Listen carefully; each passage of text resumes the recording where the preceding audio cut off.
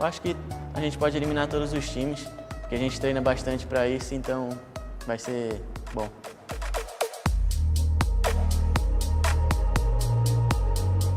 Eu sou muito confiante porque o modo CS é um modo que a gente troca bastante tiro toda hora, então sou bem confiante para jogar esse modo e eu colocarei meu time em primeiro.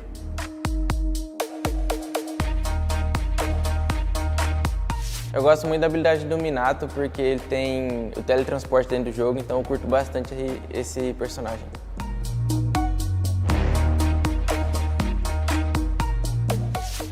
Eu acho que o competitivo é feito de altos e baixos. Nosso time vem não performando tão bem, mas nós estamos bem confiantes para esse campeonato e sabemos que o competitivo é isso. Uma hora você está no topo, uma hora você perde, outra hora você ganha. E estamos confiantes e empolgados para ganhar novamente.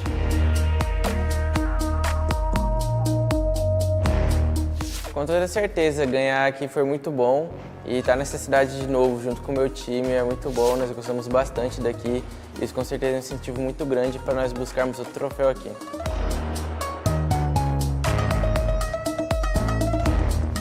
Eu acho que todos os times, todas as regiões, todos os times estão num nível muito alto de Free Fire. Então eu coloco a região tailandesa como a mais forte, a CIA aqui, né? E a região mais fraca eu acho que não tem, porque todos estão em alta performance no Free Fire.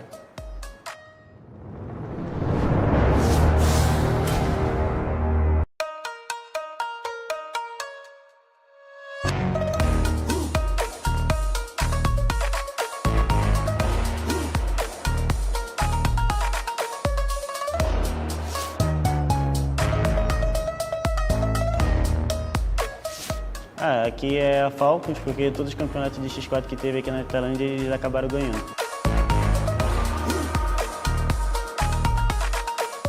Bermuda, porque é o mapa mais antigo do jogo e sempre que vem esse mapa a gente ganha.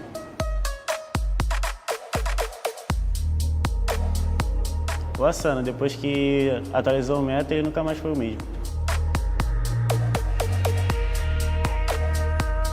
Meu personagem favorito do Naruto é o Itachi, porque desde o anime, como no jogo, a skin dele tá muito da hora, as habilidades dele estão muito da hora também, e é isso que faz ele meu favorito.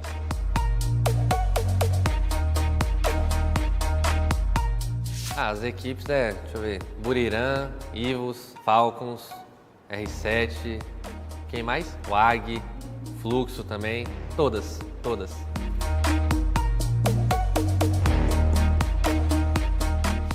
Um jogador que não deveria estar aqui era o The Cruz, da Buriram, porque, querendo ou não, já tá aposentado, não joga há muito tempo, então, mano, já deu, né?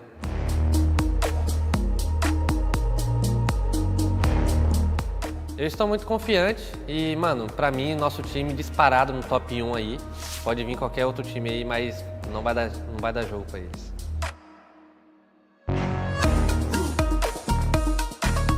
Eu acho que talvez tenha um pouquinho de dificuldade, porque é um modo que a gente não é acostumado tanto a jogar assim. Mas creio que a bala, a mecânica e tudo vai surpreender todo mundo aí.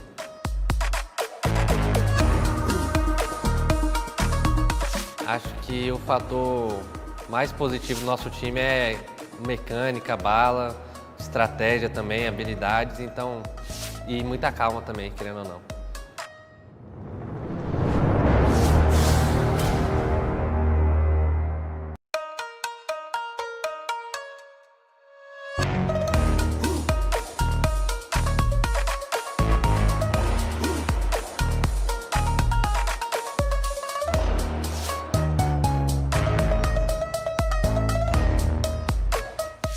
Mi personaje favorito es Naruto porque creo que la historia que tiene es muy motivadora.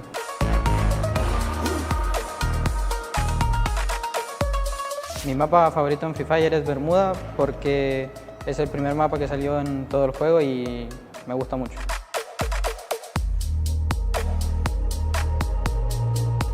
Yo creo que el oponente más complicado para nosotros es Evos porque vienen de salir campeones mundiales y la confianza de ellos yo creo que debe estar muy alta. Los oponentes más complicados para nosotros son Team Falcons, ya que tienen muy buenos jugadores en su equipo.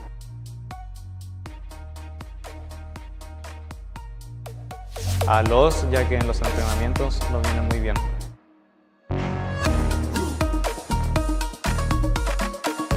Buriram, por favor, nosotros no estamos asustados ni un poco. ¿Ustedes nos tienen miedo?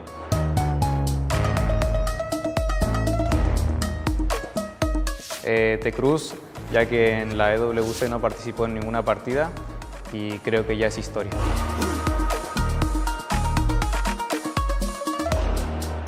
Sí, me siento muy confiado de poder barrerlo nuevamente. Podemos salir campeones.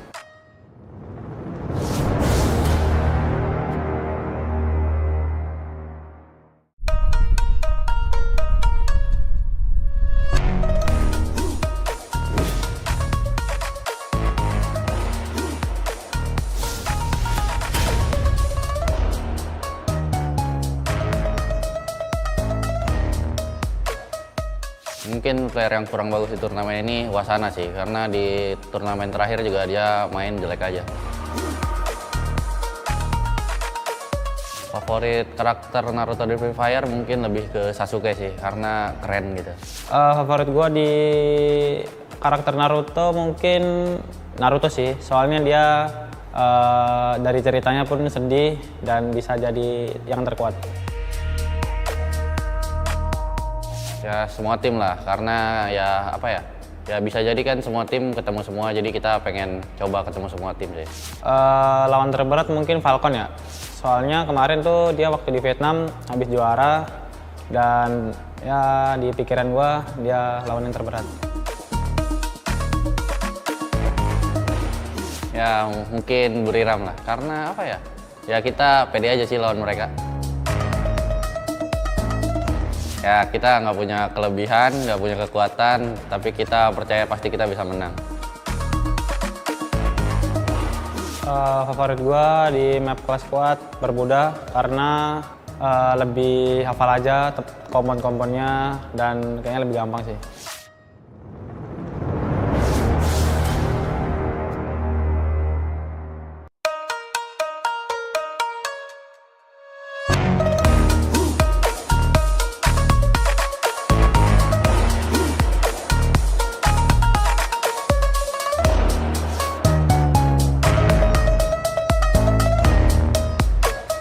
นารูโตะครับเพราะว่าผมอยากแยกร่างได้เหมือนนารูโตะครับ มีนาโตะแล้วกันครับ ตัวละครคาแรคเตอร์ดูฟูลเท่ดีครับฟินิเชอร์ภายในเกมก็ไม่ได้แนว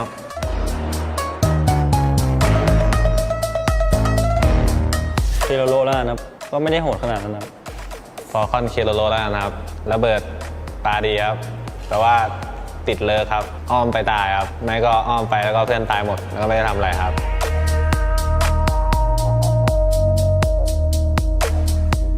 เซเว่นครับเพราะว่าดูจากการซ้อมแล้วก็ไม่เท่าไหร่ครับ คิดว่าไม่มีนะครับชนะสบายๆเพราะว่ามันระดับเวอร์นะครับถ้าได้แชมป์ก็อยากได้แชมป์ให้มันสมศักดิ์ศรีครับ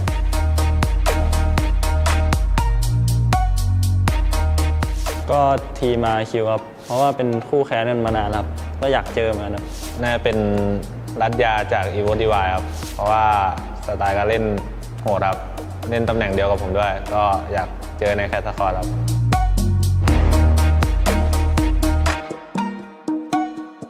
ก็อาจจะไม่ง่ายเหมือนที่ผ่านมาครับเพราะว่ามีทีมจากบราซิลมาด้วยครับ คิดว่าไม่น่าง่ายครับเพราะว่าทีมเป็นทีมระดับสูงทุกทีมครับน่าจะยากอยู่แต่ก็จะพยายามให้ดีที่สุดครับ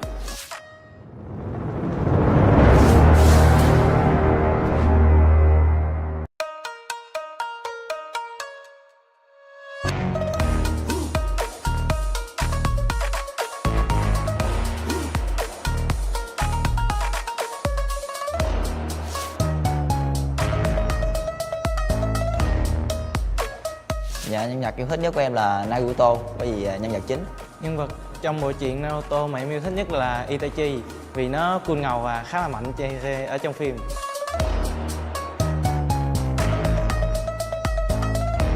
Dạ là Falcon, tại vì tụi em đã thất bại với họ trước 2 lần. Đội tuyển mà em muốn đánh bại nhất là Evot bởi vì em đã thua họ ở mùa giải trước.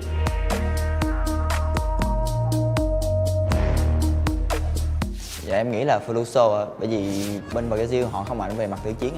Em nghĩ đội dễ đánh bại nhất là RW bởi vì em không đánh giá cao tay tỉa của team RW.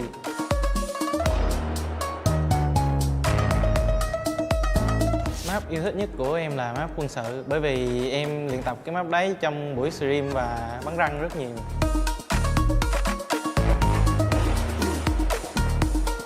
Dạ, em rất tự tin về kỹ năng của mình. Em nghĩ là đội mình sẽ đứng top 1 và trở thành nhà vô địch.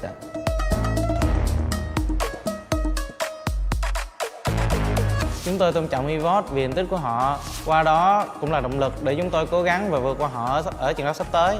Họ mạnh thật, nhưng không thể bị hạ gục. Tốt nhất các bạn đừng mắc sai lầm, vì mục đích của chúng tôi đến đây là để chiến thắng.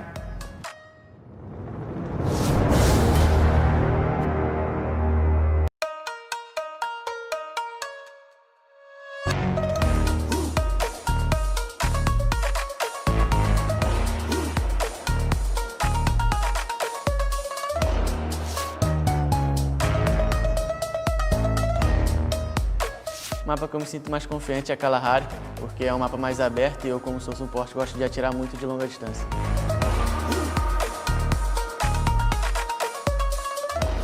Eu acho que a gente pode eliminar todos os times, porque a gente treina bastante para isso, então vai ser bom.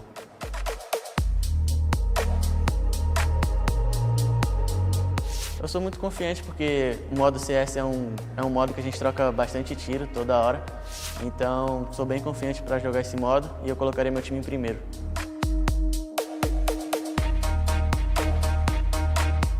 Eu gosto muito da habilidade do Minato porque ele tem o teletransporte dentro do jogo, então eu curto bastante esse personagem.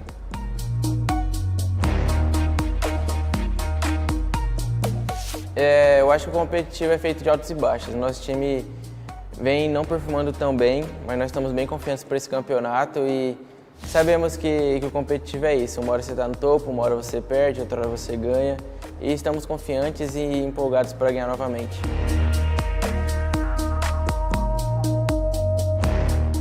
Com toda certeza, ganhar aqui foi muito bom e estar nessa cidade de novo junto com o meu time é muito bom. Nós gostamos bastante daqui. Isso com certeza é um incentivo muito grande para nós buscarmos o troféu aqui.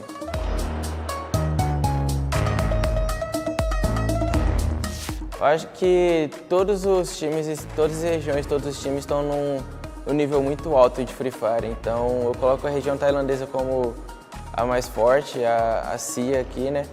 E a região mais fraca eu acho que não tem, porque todos estão em alta performance no Free Fire.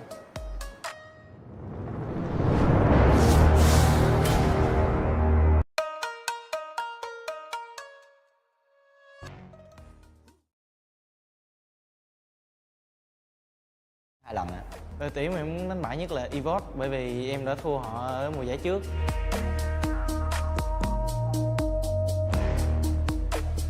Dạ, em nghĩ là Fluso ạ, bởi vì bên Brazil họ không mạnh về mặt tử chiến ạ. Em nghĩ đội dễ đánh bại nhất là RQ, bởi vì em không đánh giá cao tay tỉa của team RQ.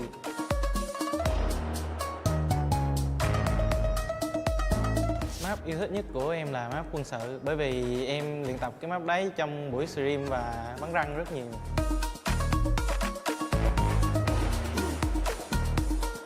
Dạ, em rất tự tin về kỹ năng của mình. Em nghĩ là đội mình sẽ đứng top 1 và trở thành nhà vô địch.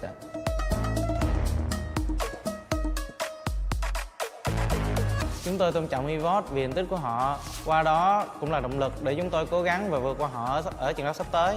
Họ mạnh thật, nhưng không thể bị hạ gục. Tốt nhất các bạn đừng mắc sai lầm, vì mục đích của chúng tôi đến đây là để chiến thắng.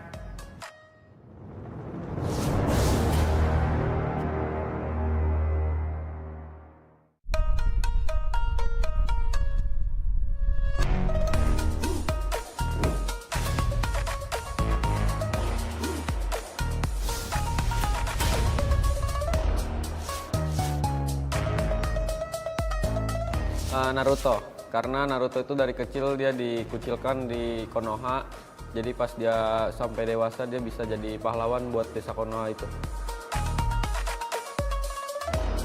Tim Falcon, karena dia berturut-turut jadi juara di turnamen Clash Squad.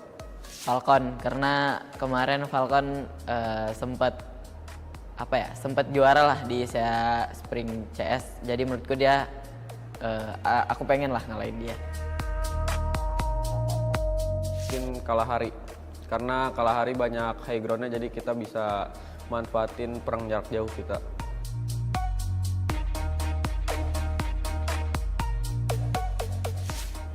I think I'm good because I'm good is so bad in FF Spring. Yeah, he's so bad. He cannot play. I think he should practice.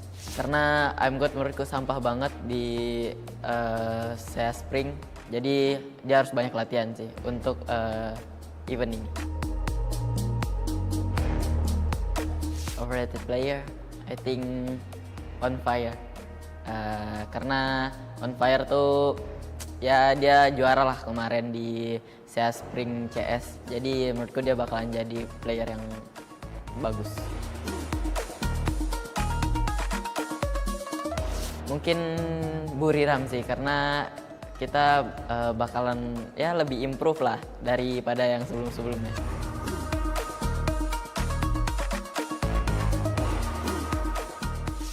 Kalau dari aku kayaknya ya sih karena dari role yang terpenting juga aku, jadi tapi it's okay lah.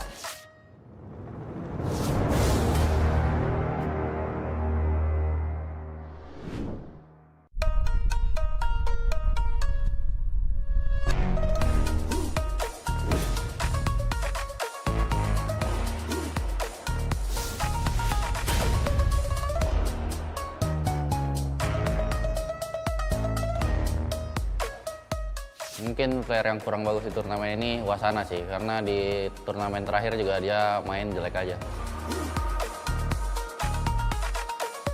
Favorit karakter Naruto di Free Fire mungkin lebih ke Sasuke sih, karena keren gitu. Favorit gue di karakter Naruto mungkin Naruto sih, soalnya dia dari ceritanya pun sedih dan bisa jadi yang terkuat. Ya semua tim lah, karena ya apa ya, ya bisa jadi kan semua tim ketemu semua, jadi kita pengen coba ketemu semua tim sih. Lawan terberat mungkin Falcon ya, soalnya kemarin tuh dia waktu di Vietnam habis juara dan ya di pikiran gua dia lawan yang terberat. Ya mungkin Buriram lah, karena apa ya, ya kita pede aja sih lawan mereka. Ya kita nggak punya kelebihan, nggak punya kekuatan, tapi kita percaya pasti kita bisa menang. Favorit gua di map kelas kuat Bermuda karena lebih hafal aja kompon-komponnya dan kayaknya lebih gampang sih.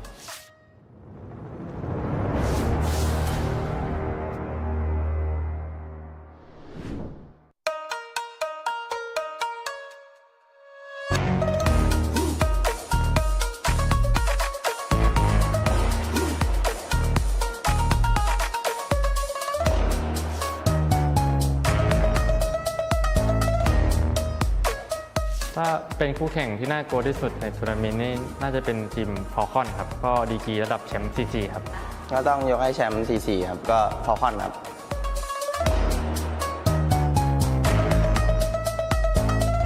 ทีมที่ผมอยากจะเอาชนะมากที่สุดก็น่าจะเป็นทีม R7 ครับเขาสร้างบาดแผลไว้ให้ผมในรายการก่อนทีมไหนที่อยากจะเอาชนะมากที่สุดก็ในทัวร์นี้ผมให้เป็น R7 ครับเพราะว่าทัวร์ที่แล้วเขาก็เล่นเจอกับผมแบบป่วนผมทุกแมปเลยก็ทัวร์นี้มาเอาคืนครับ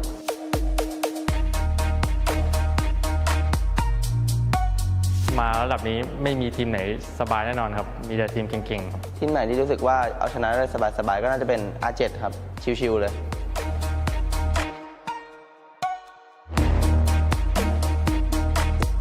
ผู้เล่นที่ผมไม่ชอบมากที่สุดนะครับน่าจะเป็นทีมผมเองครับไอเบียร์ยูวาสนาเลยครับเขาชอบขี้โม้ครับชอบบอกว่าเดี๋ยวแบกว่าเป็นแชมป์สรุปที่ผ่านมาไม่ได้แชมป์เลยครับโมชีครับคนเมื่อกี้เลยชอบติดแอคชอบยิงหัวโชว์ยิงไม่โดนหรอกนะแต่ชอบแอคเฉยๆนะอย่าให้หยุดฝั่งตรงข้ามมันยิงให้ร้องเลย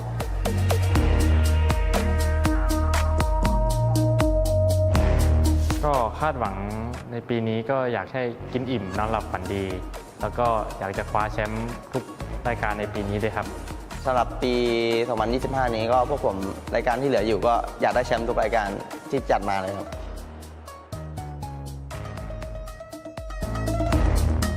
ทุกคนคิดว่าบุรีรัมย์ไม่เก่งแคสสคอร์นี่ก็เป็นเรื่องจริงครับผมฟุกครับเน้นฟุกโดยเฉพาะไอ้วาสนาก็อันนี้ตัวฟุกเลยครับ ก็สำหรับทัวร์นาเมนต์นี้ผมก็ซ้อมกันมาหนักครับก็อยากเป็นแชมป์ในรายการนี้มากๆครับก็ที่เห็นกันก็แค่ซ้อมกันไม่พอครับรอบนี้ผมมาเอาแชมป์เลย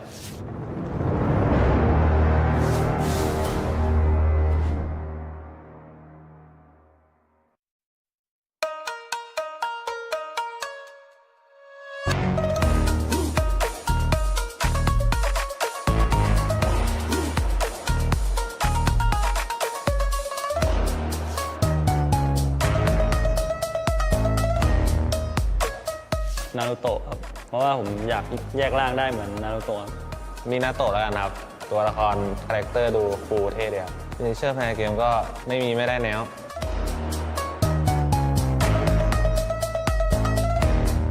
เคโรโรแล้วกันครับก็ไม่ได้โหดขนาดนั้นครับ ฟอลคอนเคโรโรแล้วกันครับระเบิดตาดีครับแต่ว่าติดเลิกครับอ้อมไปตายครับไม่ก็อ้อมไปแล้วก็เพื่อนตายหมดแล้วก็ไม่ได้ทำอะไรครับ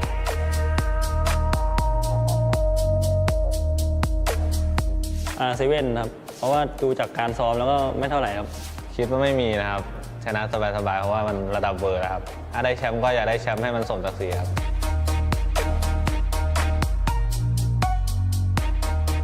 ก็ทีมมาคิวครับเพราะว่าเป็นคู่แข่งกันมานานครับก็อยากเจอเหมือนกันครับ น่าจะเป็นรัตยาจากอีโวดีวายครับเพราะว่าสไตล์การเล่นโหดครับเล่นตำแหน่งเดียวกับผมด้วยก็อยากเจอในแคสคอร์ครับ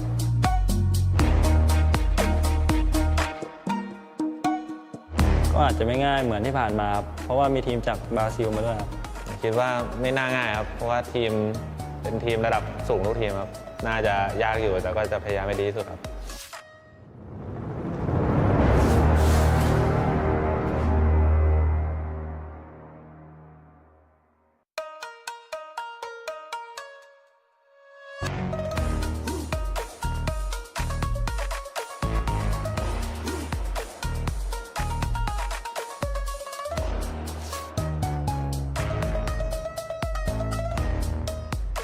O mapa que eu me sinto mais confiante é Kalahari, porque é um mapa mais aberto e eu, como sou suporte, gosto de atirar muito de longa distância.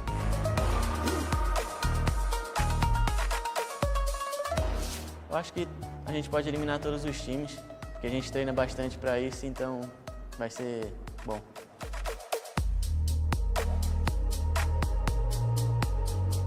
Eu sou muito confiante porque o modo CS é um modo que a gente troca bastante tiro toda hora, então sou bem confiante para jogar esse modo e eu colocarei meu time em primeiro.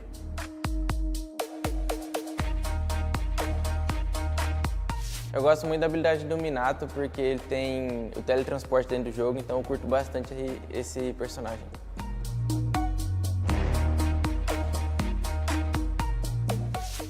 Eu acho que o competitivo é feito de altos e baixos. Nosso time vem não performando tão bem, mas nós estamos bem confiantes para esse campeonato e sabemos que o competitivo é isso. Uma hora você está no topo, uma hora você perde, outra hora você ganha. E estamos confiantes e empolgados para ganhar novamente.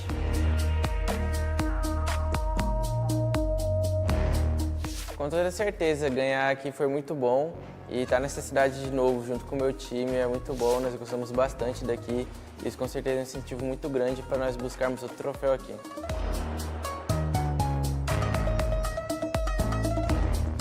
Eu acho que todos os times, todas as regiões, todos os times estão num nível muito alto de Free Fire. Então eu coloco a região tailandesa como a mais forte, a CIA aqui, né? E a região mais fraca eu acho que não tem, porque todos estão em alta performance no Free Fire.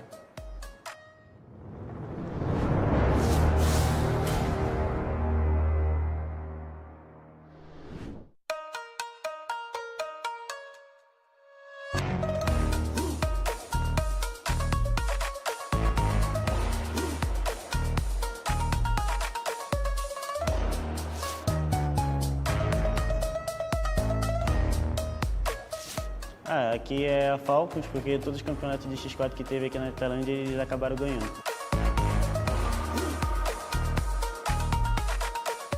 Bermuda, porque é o mapa mais antigo do jogo e sempre que vem esse mapa a gente ganha.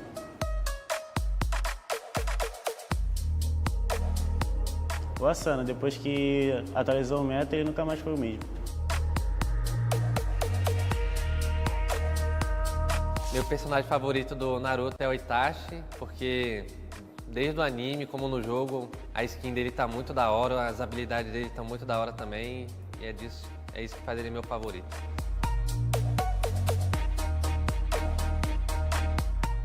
As equipes deixa eu ver, Buriram, Ivos, Falcons, R7, quem mais? WAG, Fluxo também, todas.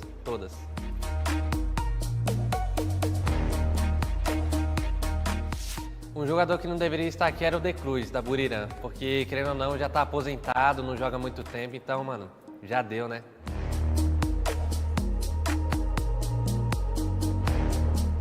Eu estou muito confiante e, mano, pra mim, nosso time disparado no top 1 aí. Pode vir qualquer outro time aí, mas não vai dar jogo pra eles.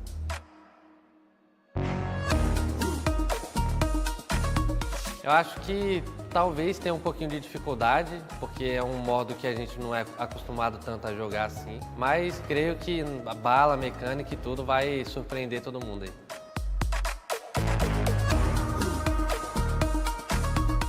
Acho que o fator mais positivo do nosso time é mecânica, bala, estratégia também, habilidades, então, e muita calma também, querendo ou não.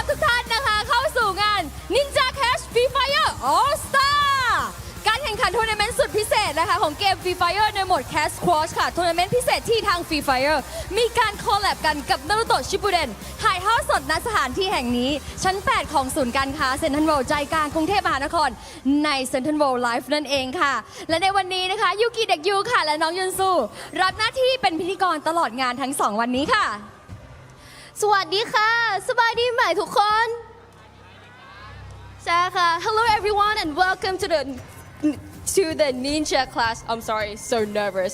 Free Fire All-Star Tournament, and this is a special Free Fire Clash Squad tournament, a collaboration between Free Fire and Naruto Shippuden. มินาซันชอบนารูโตะไหมใช่ค่ะทุกคนชอบนารูโตะไหมคะ And this is the broadcast live from Central World in Bangkok, and me, Yunso and Yuki Dekyu, we will be your host for two-day tournament today.ซึ่งตอนนี้ต้องบอกเลยนะคะว่าเป็นการร่วมมือกันครั้งสำคัญสำหรับ Free Fire แล้วก็ Naruto Shippuden นะคะก็เรียกได้ว่าอย่างที่บอกกันไปเราเดินทางมาสู่บทที่2แล้วของศึก Ninja Wars หรือว่าสงครามนินจานั่นเองค่ะทุกคนจะได้พบกับคาแรคเตอร์ขวัญใจหลายๆคนอย่างแก๊งวิลเลียนแสงอุตสานั่นเองค่ะซึ่งบอกเลยว่าวันนี้พี่กิขนมาแบบแน่นๆไม่ว่าจะเป็นโอบิโตะเพนอิทาจิมาดาระโอโรจิมารุแล้วก็ยังมีฝ่ายดีๆนะคะอย่างแบบพ่อพระเอกของเราพ่อคุณสามีนั่นเองนั่นก็คือโฮคังเงะรุ่นที่4อย่างมินาโตะนั่นเองค่ะโดยผู้เล่นทุกคนสามารถติดตามรายละเอียดของนะคะกิจกรรมในครั้งนี้ได้ทั้งหมดในเกม Free Fire เลยค่ะAnd now the collaboration between Free Fire and Naruto Shippuden has reached its second chapter, Ninja Wars. In this event, you will encounter characters from the villainous Akatsuki, including Obito, Pain, Itachi, Madara, and Orochimaru. But don't worry, the good side is represented as well. With the fourth Hokage, Minato, players can find all the details about the in-game events and items within the game. ซึ่งแน่นอนว่ากิจกรรมในวันนี้เนี่ยอีกหนึ่งไฮไลท์สำคัญนั่นคือกิจกรรมนะคะการแข่งขันค่ะไฮไลท์ Free Fire CS Elite นั่นเองค่ะที่เราจะนำเหล่า KOL นะคะทั้ง 4 ประเทศมาประชันกันในโหมด Cast Squad เลยแบบ4 ต่อ 4นะคะนั่นก็คือประเทศไทยลาวเวียดนามและอินโดนีเซียบนคอมพิวเตอร์ถ้าเกิดทีมไหนแพ้เราคัดออกทันทีค่ะและในวันพรุ่งนี้เราจะหาแชมเปี้ยนกันว่าใครคือที่สุดของที่สุดนั่นเอง And today, Free Fire has prepared 2 special tournament formats for everyone to follow along with. The first is the Highlight Free Fire CS Elite Tournament. This event brings together top killers from Thailand, Laos, Vietnam, and Indonesia to compete in a 4v4 mode in PC. It is a single elimination bracket, so if a team loses, they are out. We will crown the champions tomorrow as well. และแน่นอนค่ะว่าการแข่งขันของเรานะคะยังไม่จบแค่นั้นมี KOL แล้วก็ต้องมี Pro Player สิคะเพราะว่าเรานะคะจะจัดการแข่งขัน Ninja Clash Free Fire All Star โดยเรา Pro Player จากทีม e-sport ชื่อดังถึง 8 ทีมด้วยกันแล้วก็ยังมีในส่วนของ Lone Wolf มาป้าเดียวดายแบบ 2v2 จาก KOL 8 คนจากทั่วโลกด้วยค่ะAnd the second tournament, which is the main highlight of the event, is the Ninja Clash Free Fire All-Star. Here, 8 professional teams from famous esports club will battle it out to find the ultimate ninja team in this tournament.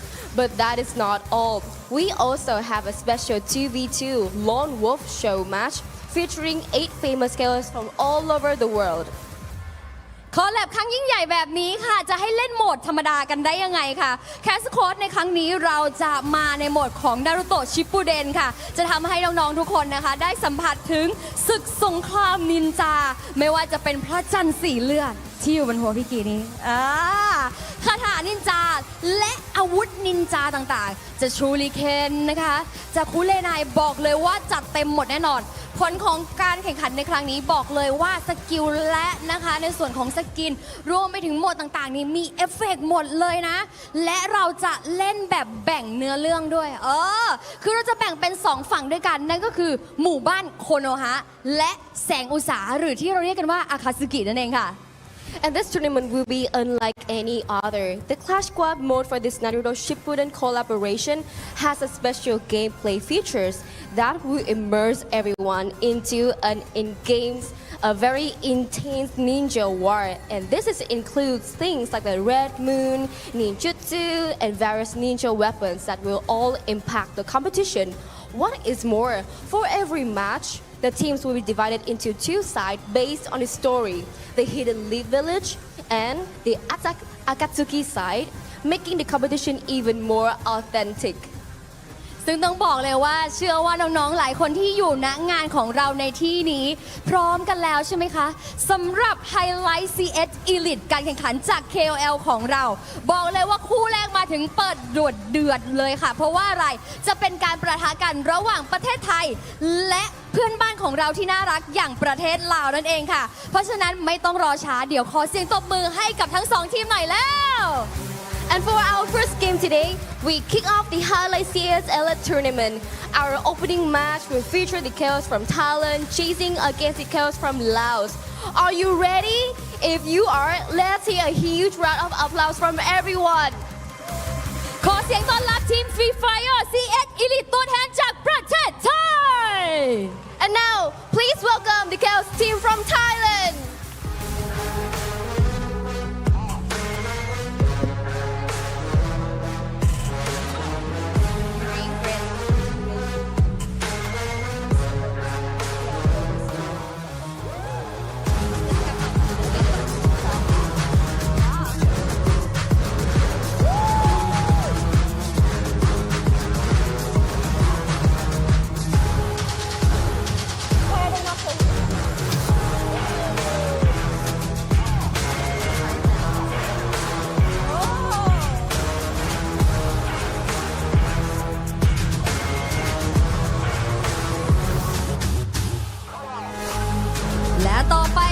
Free Fire CS Elite ตัวแทนจากประเทศลาว The representing from Laos, please welcome to the stage.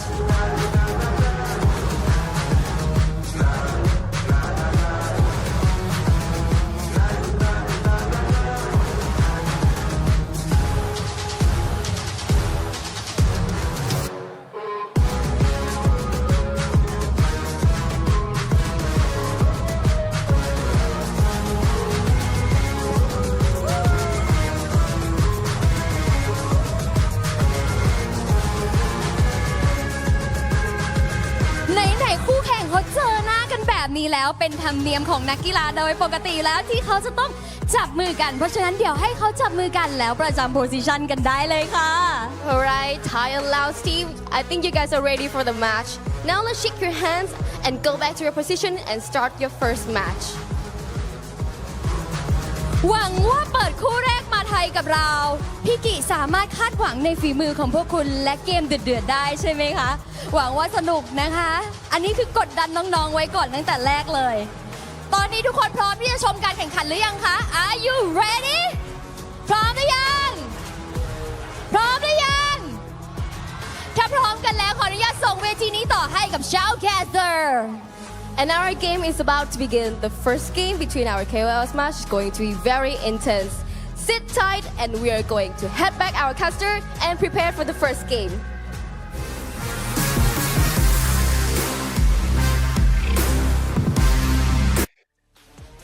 Ladies and gentlemen, welcome to the show and thank you very much Yuki and Yoonsul. This is a gathering at the Golden Stars under the blazing red moon, and today we're going to witness Free Fire like never before. This is the Free Fire All-Stars Ninja Clash 2025. We are the Jonin of commentary from the Shoutcatsuki clan. I am Neptune the Gentleman Garcia, and from the Hidden Mic Village, I give you Husky. Thank you very much. It's exciting. This is like my childhood dream come true, right? Naruto and Free Fire, you know, video games are my favorite anime, and we get to witness it firsthand of all the new mechanics and features that this has introduced to everyone. I think we're in chapter 2 right now. I've been dreaming all day. I've seen so many collaborations across the aeons of animes and video games, but this is the first time I see them include the villains and the protagonists. I just can't wait to get started and see what creativity that these guys have.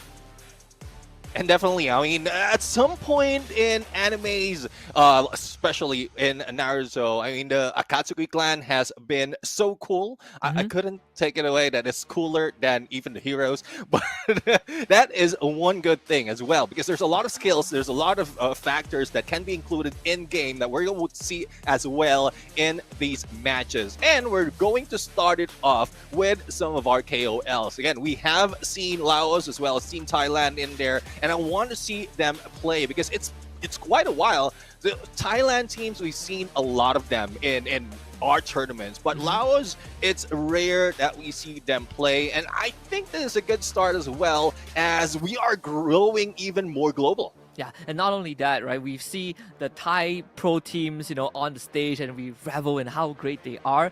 But another question, the burden kind of shifts onto the KOLs, right? How good are the people? How good are the key opinion leaders from that region? Are they as marvelous as the pro players, or is there a big gap in between? They gotta be able to lead a community, and sometimes you gotta lead by force and power, skill.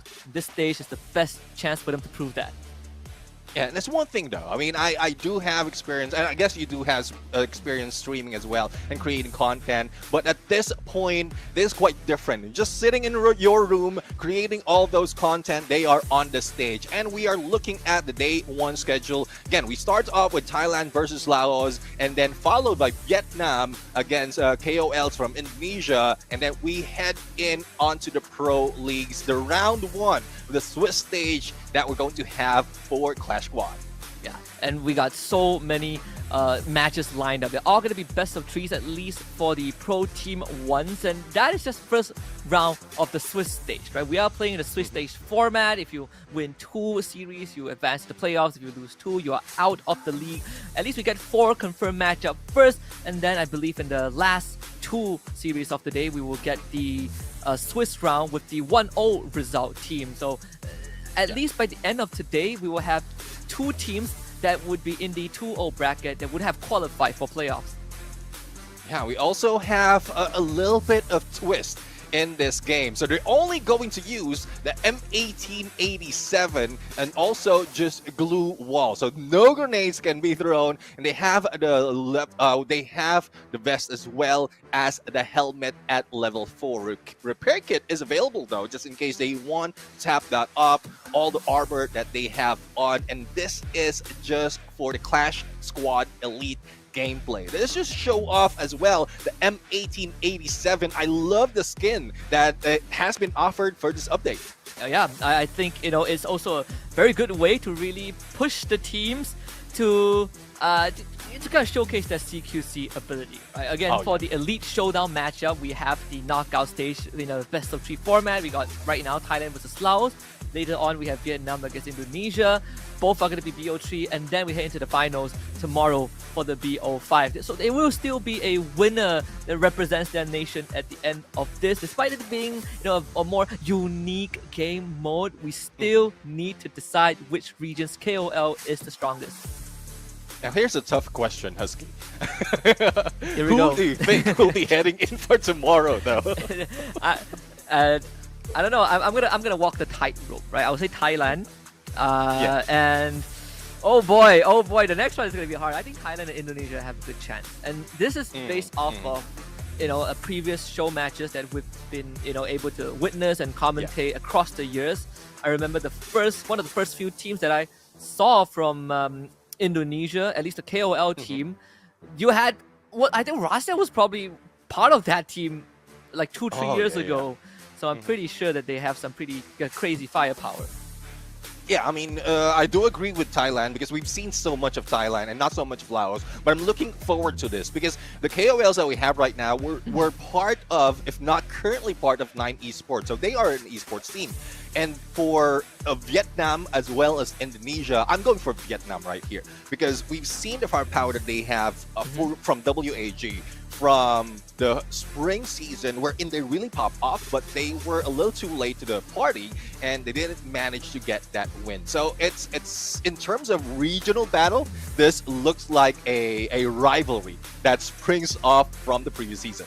I tell you, this is sick. I wish I was there. I would take photos of every single cardboard cutout that is shown on the screens. Even the theme makes so much sense, right? Like you say, under the red moon. This whoever is attending this show match right now at the venue of Central World Bangkok, Thailand. If you go home tonight and you realize that you're under the Genjutsu of Infinite Tsukiyomi, I think that is a blessing, right? Breathe Free Fire for the rest of your life. It's gonna be a lucid dream, but I don't think I want to wake up from that. That's so I'm getting goosebumps right now just looking at like everything that is showing up on the screen. And that's one thing. What more if we were there? What more if we are experiencing all those fun, all those pressure as well coming from the players and the fans? Because I'm pretty sure it's not just those coming from Thailand that's in there. There's a lot of fans as well from other regions that is supporting their representatives right there, the KOLs that they have. And you know how KOLs are. They have plenty of fans that goes around the world, that not just from their own country. So we'll have to find out though on how much they're going to bring it on. Again, we know the experience of streaming, and for me personally, I fail when I stream. So I'd rather play off live because I play in better. But this is something else. If you're a content creator and you're already performing on your content, this is a different level for the KOLs that we have right here. Yeah, it definitely is. I think you also factor into the case that some creators, like, they are more on the entertainment side, right? You farm those social media reels, those TikTok clips. But when you're in a tournament and there's stakes and there's pride and the world is watching, your fan base are supporting you, they gas you up the whole way. It's different, right? When you have to start working with other people who might not be from the same clique as you usually are used to when you're playing on live stream. That's another challenge to work with. And I heard that it's a full house today. This is just day one, and it's a full house at the venue. So talk about pressure. Yeah, definitely. I mean, a lot of pressure, a lot of excitement being built right now.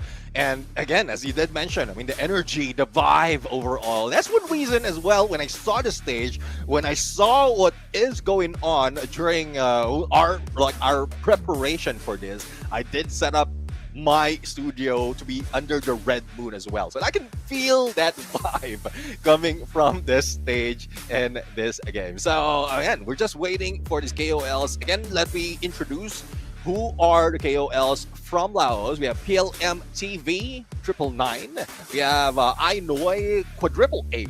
I'm not sure with the numbers. Lapad 888, 1437 Noob, and 7 Up. And for Thailand as well, we have HP1 2804, we have Copper, we have Ijerd, we have Anang Tui, and we have Onamo. So these are the players, not specific to who's playing right now, because we did see that there's only 4 on the mix. Oh yeah, and I think I saw Copper. That's like he's the more recognizable KOL. Gonna see them settle in for now, and I was gonna say whoever thought of this set is a genius, right? All the references are done just right. Although this would be cool in an alternate universe where the man, what's the mountain called again? The valley of legends? Something. I gotta figure that out. Yeah, I mean, to be honest, I'm too old to remember all this stuff. you might have been like he grew up with Naruto. I'm already grown up when Naruto came out. So it's called the Valley of the End. Yes, Valley of the End with the 2 statues of Hashirama and Madara, then with the waterfall in between. And, okay, I'm not gonna go ahead with spoilers, right? But I feel like if you're watching this, you probably already know how the story goes down. Both the main characters lost one of their arms, and that's sort of the end of at least one of the major plot lines of the Naruto Shippuden saga. Well, I guess it goes with the team as well, because by today, this will be the Valley of the End, because we are going to see as well a few of the teams, the pro teams that will be ending their reign. And I guess the KOLs as well, because from the format that we had, 2 of which are 2 teams will be taken out of this 2-day tournament for the KOLs and the pro teams as well. And oh, I love this. That's real. That's life size that you will see on the venue. So if you haven't checked out, and if you're in the area, if you want to fly in, go ahead and check this out. I'm already seeing a lot of things that will make you love Naruto as well as Free Fire even more. Yeah, we have Akatsuki emote. So if you are a fan of doing some quick bits and dances, you could refer to that at the booth as well. If you are fans of the Akatsuki clan, as a life-size cardboard cutouts that you can take photos with, and I'll do you one better. If anyone out there could name who is missing from those 5 cardboard cutouts, like which members are missing, you get a free cookie, right? You get compliments from me. You know your lore well. There you go, the Akatsuki emote, as you did mention. That's tough though. I tried doing not even like this emote, but other emotes in the game for content, and well, I guess my old body is not bodying anymore. So. Yeah, I gotta check back. I gotta check back the 500 episodes of Naruto to find out which episode and who did that dance. In my memory, no one did that, but that looks pretty cool. That would, in a canon, universe, that could be the case. Yeah, definitely. And speaking of emote, we also have the Susanoo emote that is available in the game. So for those of you who haven't checked it out, there's an update that has been released. I just checked it out earlier. There's an update that has been released, and some of the skills, the jutsu, has been opened up right now. So go ahead and jump in game as well, especially if you're in the comfort of your home. But if you're in the venue like these survivors out here, go ahead and check out. I guess they are not listening to us, but go ahead and check out what this venue has to offer, what this event has to offer, as we wait for the teams to get all set. Oh, that's so cool. They even have the Mount Rushmore for the Hokages. All the way until the 5th Hokage. So name me the 6th and 7th for anyone who knows the anime. The 6th and 7th one, which is, I think, go ahead. Yeah, go ahead. The question is pretty easy, right? They already named me the 5th one, which is Tsunade, the granddaughter of Sarutobi. I've always wondered how did we have Sarutobi and Minato exist in the same timeline? I thought you only get promoted to Hokage if the previous Hokage, passes on. Is that alive? Yeah, it's not alive, as the people like to call it. I always wonder how that's possible. Maybe I gotta read back on the lore. But I know that for those who are enjoying Chapter 2 collaboration of the Shippuden, of the Naruto Shippuden collaboration, Tsukuyomi loot zones now appear, which is great. Oh, yeah. Like the visuals are amazing. Enhanced ninjutsu theme items. But my personal favorite is the Akatsuki Keepsake, because that only spawns post Tsukuyomi, and the best part is you get strong abilities at the cost of revealing yourself to the enemies. I think it's a great trade-off, right? You put a target on your back, but also you make yourself a whole lot stronger if people come for you. Yeah, exactly. I mean, the keepsake, we have the detonating claybird, we have the Amatera's flame, we have the water style shark bomb, which I would say would help me a lot. Even the detonating claybird, we have the universal pull as well as Shikigami dance, and we have the cursed jutsu possession. So those are the 3 or 6 rather keepsake, that Katsuki keepsake that is available, that has opened up just today, and I am hoping that you check it out. I played Clash Squad a lot, and even before this, I am loving the update, especially the new character Rin Yagami, the younger sister of one of the, I would say, the pillars of characters in Free Fire, Hayato, and that is one thing that I use a lot. The extra damage with those, the passive skill can get me so much of those knockdowns even from afar. Yeah, the younger sister of Hayato. She's also quite an old character at this point in the game. I got hit by ult. Don't worry, Andrew has existed longer. Yeah, I mean, compared to Hayato and Andrew though, Hayato has a gray hair like me, or like us. I would say. like us. I think that's the best description of it. Yeah, I think like we even have a new attachment now available, right, for the M60, the M249. The AC80 got buff, higher fire rate and damage. It's so great for everyone who likes that gun. The M590, I think that one is interesting. Slower reload, sure, but higher minimum damage. So the threshold gets raised. So you still, as long as you're accurate, you still pack a punch. Yeah, I mean, with that update, with that nerf, I don't know, balancing, I would say, I think for the M590. Yeah. It's matches how they did it, or what they did with Tatsuya.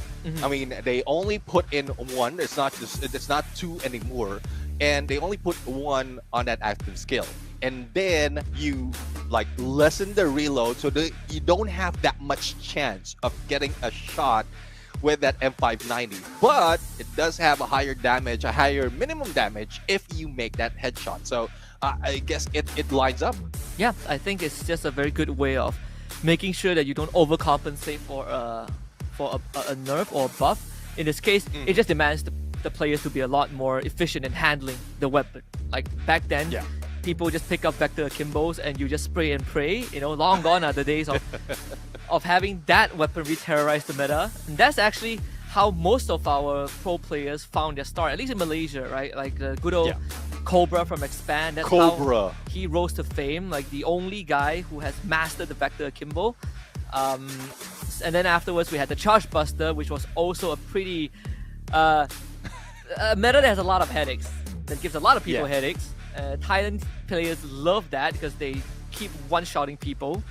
We moved on from that to shotguns now, the M590 being one of the primary ones. But I think overall, that's also the time where active ability started becoming a lot more prevalent, right? And then it changes the whole dynamic of the game.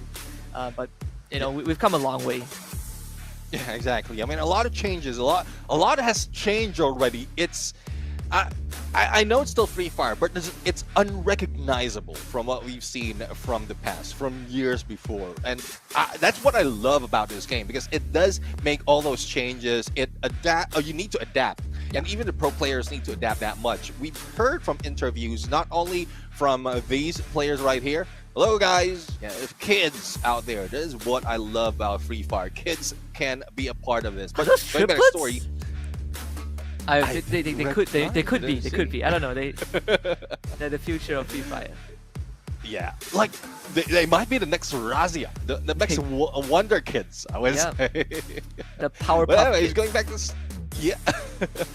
Going back to the story, I mean, there's a lot of changes that has been done into the game that really makes it even more exciting. And even the OB50 update is aligned with the Clash Squad that we have. Not only are we going to have the show match, we also have more days of it in the fall season. And we've seen so much of that AN94 that has improved in accuracy. There's a change as well. There's a tweak in damage for the M1917, which I often use, especially if I lose out on the pistol round. So I still go on a pistol round with a stronger weapon, but I am having so much problems right now making all those knockdowns because of the nerf, which is good, because if you're going in against a team who made you fail the pistol round and you still have a powerful double revolver in your hand, it doesn't look like you lost that round. So that's the factor, that's the changes, the balancing, I would say, that Free Fire is doing in all these weapons. Yeah, and it's helping teams that win pistol round get a proper leg up, you know? Like you don't win the pistol round and then you think to yourself, man, I'm not getting enough of the lead. So I do like the leverage it adds onto it. Also, quick shout out to Buffalo, one of the only revolver mains out there. I don't know how he does it. Good old legends from Vietnam, from Heavy. But let's jump into round number 1 of this best of 3, Laos and Thailand. And I'm already excited. Again, only shotguns available. Very limited kit. Tons of glue walls laid down. Holy cow, they are moving fast. I mean, they're moving fast. They're also laying out a lot of glue walls, and they have set a boundary already amongst themselves. It's a 1-4 split for Laos, and similar to Thailand, but Copper is a little too close, so they might be able to take down Kai Noi if they can push through all those glue walls. But that is the problem right now. They couldn't just rush in because they're only using the shotgun. The moment you shoot a 2, they can easily put up a few more glue walls. That makes it difficult, but the stairs that's being done by Thailand at this point might be help them to push through. And they're just trying to establish as much presence as they can, right? Using the glue wall as a means of shoving the opponents closer to the blue. We're just going to eventually close in. It seems like I'm surprised that both teams are extremely patient, right? I'm expecting maybe the Thailand team like Copper to make the call and they just go for the rush. But this is a very deadly double stack from Laos, and I don't think Thailand has enough information yet. Let's see though, I mean, they are just breaking through glue walls as Laos is just keeping their glue walls safe. That boost and another set. It's just like them building a tower of glue walls at this point to like throw off the gameplay of Laos. And there goes the push. Copper already pushed through. Racha Mong with only a few HP remaining, match back away, but Copper is still into it. And there goes Copper for the knockdown. 1 down already and 2 down already, and Laos is all on the way to the other side as the circle is shifting. Yeah, Copper with the breakthrough. Onamo does get traded. Double kill. So it is even, but very quickly Thailand just swarms Laos. Triple kill. And led by Copper himself on the copy ninja, Thailand takes round 1.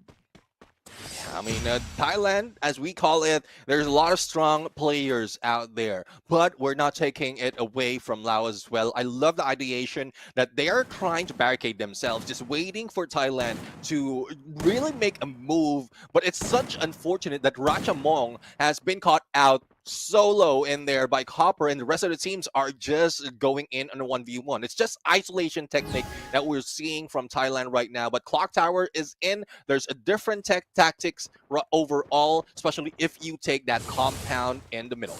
Oh yeah, and you can see the direction that the Thai team is taking. A 3-1 split, and usually that's the case if you have a long-range weapon, but it seems like Thailand are going to try to go for a long flank towards the southern side. Again, they've already established their presence against the Laos team, who are more huddled up at this corner, which gives Copper some room to work with if he does wish to do so. Let's see know, the boost already up for VLMTV. They managed to see how positioning of Thailand is right now, but VLMTV will try to go in for the flank. Copper already in, and Onamo as well. LOB almost down. There goes PLM being taken out, but Copper has been knocked down as well. Pickup can be done. Onamo is down as well. Only 2 remains for Thailand. And there goes the confirmation, but LO8 has been knocked down. Onamo does get picked back up. Not can't say the same for LOA. So Rachabo and Kai Noi, last 2 alive. Onamo gets time to recover. 3v2 in favor of Thai team. HP1 brings it down to 3v1. Thailand wins round number 2.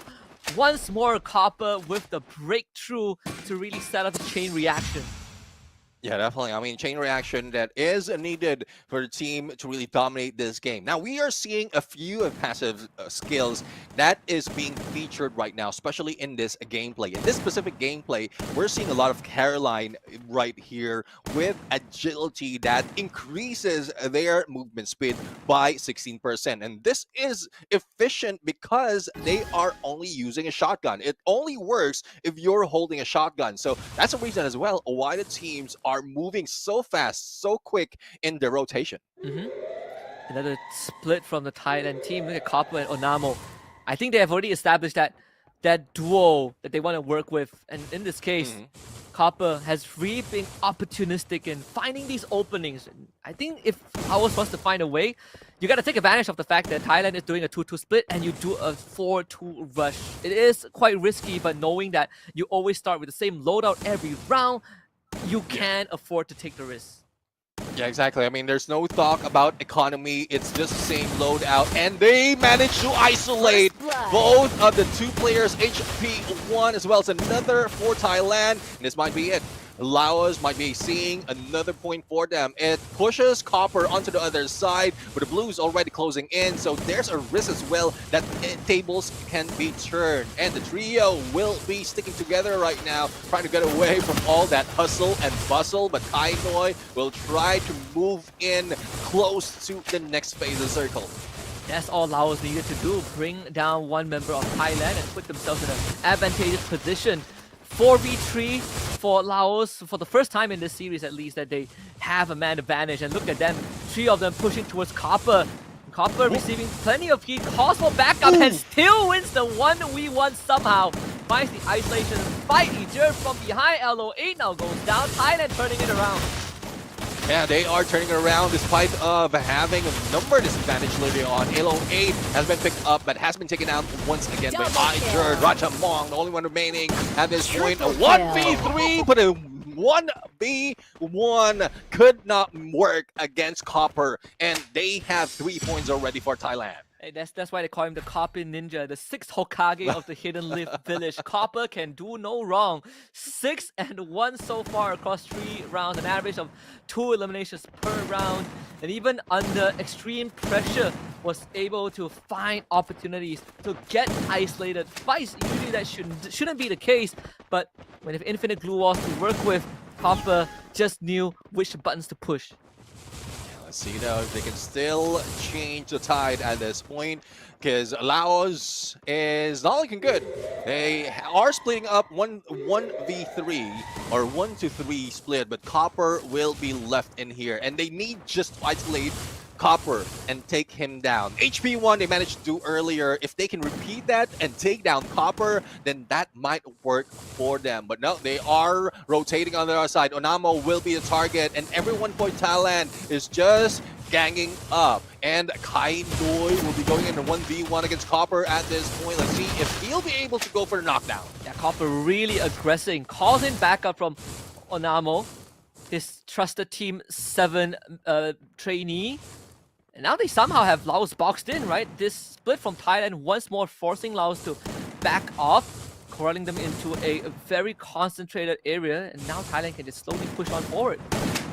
I love the placement of Onamo at this point. I mean, taking the high ground, if in case he jumps and sees one, he will be able to jump and take down another player with a headshot. The same goes for LO8 right now. He's using glue wall, stacking up against each other, making sure that they have a higher ground advantage at this point with less on a range with those shotguns, but let's see though, they are being pushed over onto the other side, just waiting for the blue to close in and shift as well. If it favors Laos, then they might be able to do it, but no, it is favoring Thailand at this point, and Namo is just silent and still waiting for that opportunity. Yeah, Laos tried to go for a spot with the jump spot with the boost, but Thailand just puts up a glue wall and puts a veil over their eyes, so they cannot get enough info. But with the circle moving, of course, Thailand gains priority again. It is shifting towards their location. LOA and PLMTV, they do take point in front, and they might end up making contact with Onamo, who ambushes PLMTV and brings the number of Laos down again. Thailand springs into action as PLMTV gets removed from the fight. Copper and Egypt does get down low. LO8 with a knock onto Copper. They still need the confirmation, and Copper is still yet around. LO8 finally finds it, but an instant exchange for both teams, 2-2. Kainoy and LO8 need to make it work. HB1 has been taken down. Onamo right now, almost a 1v1, but no! Onamo managed to go for the clutch, and that is 4 points for Thailand, leaving Laos with a donut. And that's his ninja way. Date bayo, Onamo. A 3-0 deathless. So, well, not two. He's 2-1 so far in this series, this match. Obviously, in terms of elimination counts, he's the lowest on his entire team, but when push comes to shove, he got that MC plot armor energy to really win out against Laos, which in that situation felt like it was beneficial for the Laos teams. They had the numbers, they had the health bars, but they just could not close out the round. Yeah, the thing is, the Blues also closing in, and that is what changed the tide for Thailand. I mean, the additional damage plus a knockdown on one or a takedown on one, that will really help you on that situation. But for Thailand right now, they are just playing around, finding a good rotation, finding a good position to just chase against. But Onamo being the bait at this point, pulling in 3 players, will they be able to go in for a takedown? Alok has been triggered, but not so much of engagement happening, waiting for the Blues to close and probably take advantage of that once again. I just saw the comments. Someone called Madara Uchiha is in the chat. Okay, I think all these characters are starting to show up in the live stream. But Thailand now going for a wraparound once more. Like, if we just look at the radar itself, Laos, they are not getting enough ground for themselves, and that in of itself is a disadvantage, right? You want to have space to navigate, but I guess with the circle closing in, Laos, they're comfortable holding this area for now. And now another attempt to break through from Thailand. Onamo leading the charge, but those blue walls are making it really, really hard. Yeah, it's very difficult right now, especially with the compound covering it. So there's not so much of a rotation that you can do. PLMTV is down. Archer is also being taken down. Ratchamong eliminated, and we are left with only one. There goes 5 points for Thailand. Laos being left behind. Only LO8 as well as Ratchamong is putting in on all those KDs, and we'll have to see. We'll have to see Kainoy as well as PLMTV to move up, but it's tough, especially with all those glue walls blocking your way. And if you're not used on the CQZs, then that would be the loss of this game. Yeah, once more is Onamo and Copper with the backstab. So final round of this map number 1 before we come to a conclusion, at least for this map win. And I think for Laos, gotta start thinking about how to really drag this back, because Thailand, they are so far ahead. They have so much leeway to work with, and the all the compounds we play like here at Peak, this is not gonna be the best and most comfortable area for Laos to work with. Yeah, definitely. I mean, apart from not having any movement or space to move, the glue walls makes it a trouble. And once that blue closes in, it would be more troublesome. And we're seeing Namo and Copper, as you did mention, for backstab, and they are already slowly creeping in. And with Copper alone, that can get a knockdown, that would be very, very crucial for Laos to take down, or take them down, be able to take the lead at this point. And another jump spot on LO8. A good opener. As IJ removed from the fight before it even began. Laos pushed themselves in a position once more, just like I believe round number 3, where they had a numbers advantage. The MTV ambushed by Onamo again. as Onamo gives him a knuckle sandwich to even out the playing field. It's down to the 3v3. I was saying, I mean, Onamo is using a silent jutsu. He's just staying in one corner, waiting for the opportunity, similar to what we've seen in the beginning, and he just goes for the takedown. Now, it's a 3v3 situation right now. Kainoi has received a little bit of damage, and Onamo will try to go and push through. The shift, though, is favoring Thailand, and the glue walls might help them just trap Laos at this point. Otherwise, they might go, or on the other hand, they might just go in for the flank, but again, this zone will definitely hurt. So hopefully they can open up that middle of peak and get outside of the compound. They already lost like half their health bars just to the blue zone alone, and now Thailand is just gonna try to hold them back. Look at where Copper is almost getting a jump shot onto the Laos players. Doesn't get the damage in just yet, but Copper, he is still playing in this corner, and once that blue wall goes down, Copper is going to have a clear shot, and Kainoi smells this. He's going to not let Copper have the advantage, but he doesn't have the health bar to play up against Copper, and somehow Onamo finds another hit on the back line, and just like that is Booyah for the Thailand team. Map number 1 of Bermuda goes over to them 6-0. Yeah, booyah for Thailand, and I'm loving how it's turning up right now. Thailand just showing up, and the position, the adjustment that they are doing are just prime. First off, they were just waiting, priming, finding out what the rotation is being done by Laos, and then once they caught a glimpse of how they rotate, then they just take advantage of that for every round. Thus, it is a 6-0. Yeah, it is. Well, the Laos team left scratching their heads about what happened, right? It was just not just mechanical brilliance, but also good strategy, good planning, and how to approach the rounds. I think the Thai team, just like we expected, has shown that experience over time playing the game. And I think the craziest thing is the fact that you mentioned before the match started, Thailand, we have a bunch of the biggest KOLs come together, but this Laos team, they also are at the same time a pro team, right? And this is going to be a good place to gather experience for themselves, but also really check out the big league, because that map 1 did not go as planned.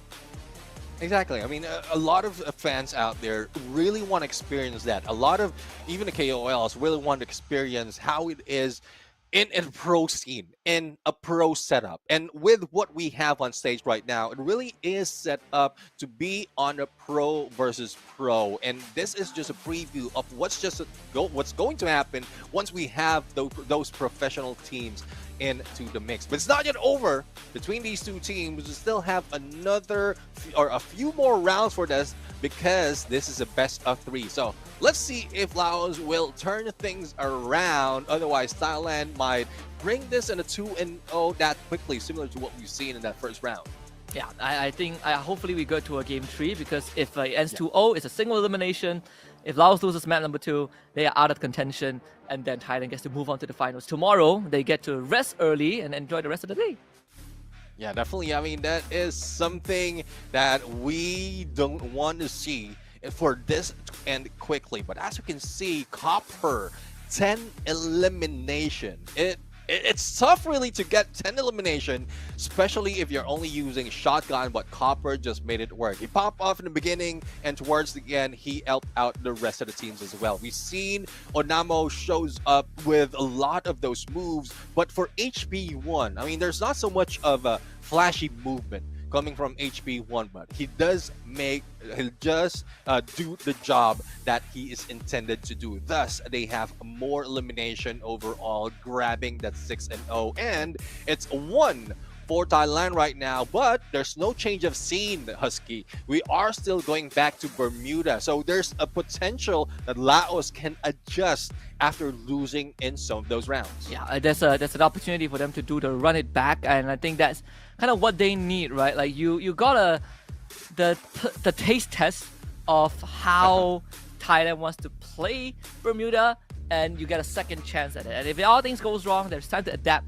to a match number 3. I think that's the best case scenario for the Laotians right now, is just to do a rerun and then see if they can use what they've learned in the first match to go up against Thailand, and at least end it in a more competitive manner. Yeah, definitely. And there you go, our MVP. We have Copper with 10 elimination. And the Misfits did mention in the chat that it's not difficult to get 10 elimination. Well, it is difficult for me. It is difficult for me. That's why we are wowed with what Copper from Thailand has to offer. But we'll see now. We'll see. Probably someone will beat this record. But again, Copper is just bringing the bar to a different level at this point. KOLs versus KOLs, Laos versus Thailand is still in play, and that was just the end of game number 1. Yeah, just the end of game number 1.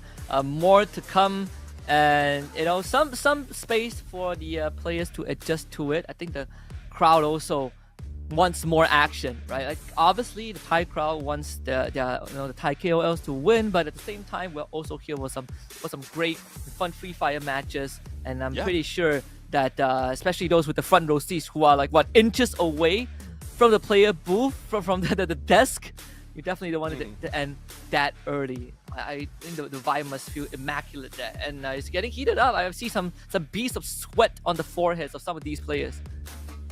Oh yeah, I mean definitely, especially from Laos, who was trying to formulate a plan to take it again, to take 1 point away from Thailand. And yes, for those of you asking, they are playing on PC right now. Thus, we have the monitors in play. That makes it, for me, again, I'm using myself as a reference because I don't know so much of people really playing that, but it makes it difficult for me as well if you're used to the mobile or playing in the mobile phone. So as you can see as well, not only stage, but also what's happening around the area. Those emotes, those dances being shown. I love it. I love the energy that's being thrown out here on all corners of the venue. So I really hope to be there. Yeah, I really like how all these fans, like I remember back then there was a period of time people were saying that Free Fire, Free Fire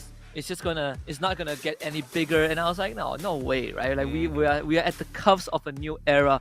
Fast forward 5-6 years later, this is a global phenomenon. We're getting more and more regions and getting the grand finals. Every tournament gets better and better. We just hit our peak at EWC. I don't know how we're ever gonna top that, even in the upcoming global finals, to be honest. But we also had Saudi Arabia, the MEA region, for the very first time in history, have a chance to win an EWC trophy, right? They were ranked top 6 at the Esports World Cup like less than a month ago. You tell me that 5 years ago, I would not believe you. So we have come a really, really long way. Yeah, exactly. I mean, that's why, like, it's not just the usual teams that we see that's really popping off. Even the other teams, even the other regions that we haven't seen perform are showing up, and I am loving it. Even as we speak, I think there's a few more regions being activated or reactivated to be in tournaments or to have their tournaments. I'm talking about a few that I featured on my content. We have Bangladesh that we've seen already in EWC, and I believe they will be part in more tournament in the future. And we also had a Free Fire Max Indian Cup that is happening right now. So there's a lot of activation being done for Free Fire. So for those of you waiting, I won't say which region. Those of you waiting, there might be a chance that it will happen. Maybe not this year, but next year, because we're just waiting for the roadmap. The beginning of this year, the roadmap has been introduced. They did say it is going to be big. It is going to activate more on a global scale, and it's happening right now. Yeah, when they say, I've got the global takeover, I mean, they literally have a Naruto collaboration, right? I don't know if there's anything that symbolizes a takeover more than the fourth Great Ninja War. We head back to Bermuda once more. This time we have the privilege to be at Rimnam Village. Let's see if Laos has adapted to this, right? Like we know that Thailand, they have been playing this 2-2 split, this 3-1 split, and they have been really efficient in taking up space and really just putting Laos in a stranglehold. We're seeing the same thing again. Onamo just, holy cow, he is running straight forward, and Kai Noi has to give up space.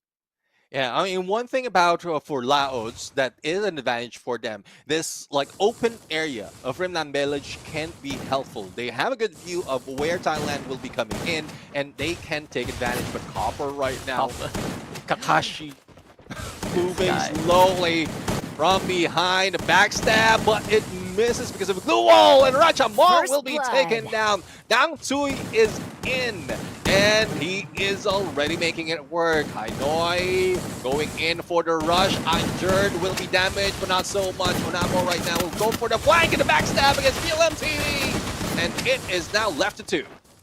Yeah, LOA and Kai Noi not really in the healthiest of position, as Kai Noi needs some time to really heal himself back up. The rest of the Thai team parked themselves in front of his glue wall. He's trying to chase him down. His back is turned. Unfortunately, the strongest ninja in the history of the ninja universe cannot stand up against 4 main characters. And Thailand once more scores first blood. All right, first blood, first round. And, well, we are going into a different area right now. And, again, shotguns overall, for those of you asking. There's no other weapons. There's no other equipments that they can equip. Only the M1887. And I guess that's what's making it difficult for Laos at this point. Because they not only they have that potential damage from long range, but with the glue walls being laid out, you have to break through it. And for Thailand, they're just putting up as well as taking it down as quickly. So that's the movement that Laos needs to do to be able to take one against Thailand.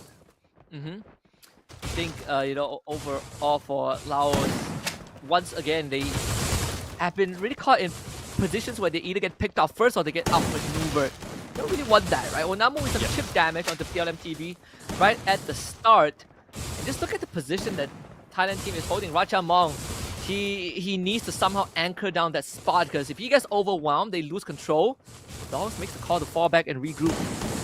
Let's see, the Copper slowly creeping in. That ledge, though, would be very, very crucial for them. If anyone falls down on that, that would mean everyone will move, or a knockdown or takedown might happen. So let's see if they'll be able to maintain their position on that higher ground, and as well as the blue closing in. But there goes Ratchamong being caught out. Onamo being taken down by Kai Noi.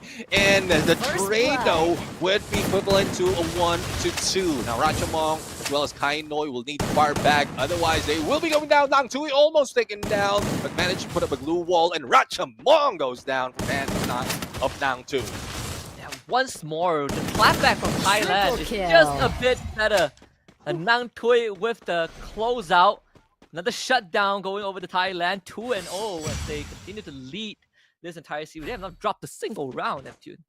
Yeah, definitely. I mean, they did switch a player right here. Dang Tui has been introduced, and he's just taking the spotlight away from Copper. He is getting 4 already. Not only 4 in elimination, but also 3 in assist. So he is all over the place, and that is in a good way.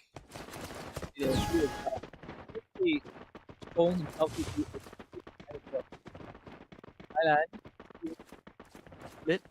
2-2 split again. And I think for Laos, they are going to try to gang up, right? Last time they did this, they go for a 4-2 push. They were able to get first blood, just not able to close out the round. Trying to look for Namo, who somehow slips past the cracks, and Ratchamong now in danger. Ejir from behind. LOA takes contact, but Ejir somehow stays alive, and Laos calls for backup. Ejir managed to buy time to keep himself safe. Dang Tui also escapes Thailand, somehow disengaged. And they disengage, still manage to stay alive. Ijerd will be the next one who might be going in, but Dang Tui is all just waiting, healing up inside that blue wall barricade. Ratchamong just pulling some space for him or between him and some of the players. And this is what I'm talking about. The quick reversal that's being done by Thailand after the isolation that is being attempted by Laos right now is just pristine, and they couldn't take an elimination at this point. Dang Tui might be next, but there's just so much of opening for Thailand to be able to take down one player from Laos. Yeah, MTV with the first ever knockdown. Dang Tui is officially eliminated. PLMTV is hanging on by a thread, but still delivers Get the second one with the Ijer, and Thailand now Double for kill. once is put on a back foot. Onamo now third to get knocked down. He's down to Copper. Can he get a 1v3 clutch? That will be the question of this round. If Copper pulls it off, it will be historical. Kainoi gets fish with him. Copper around the corner. 1v1. Copper with 1 HP. Kainoi finally gets the first ever round for Laos.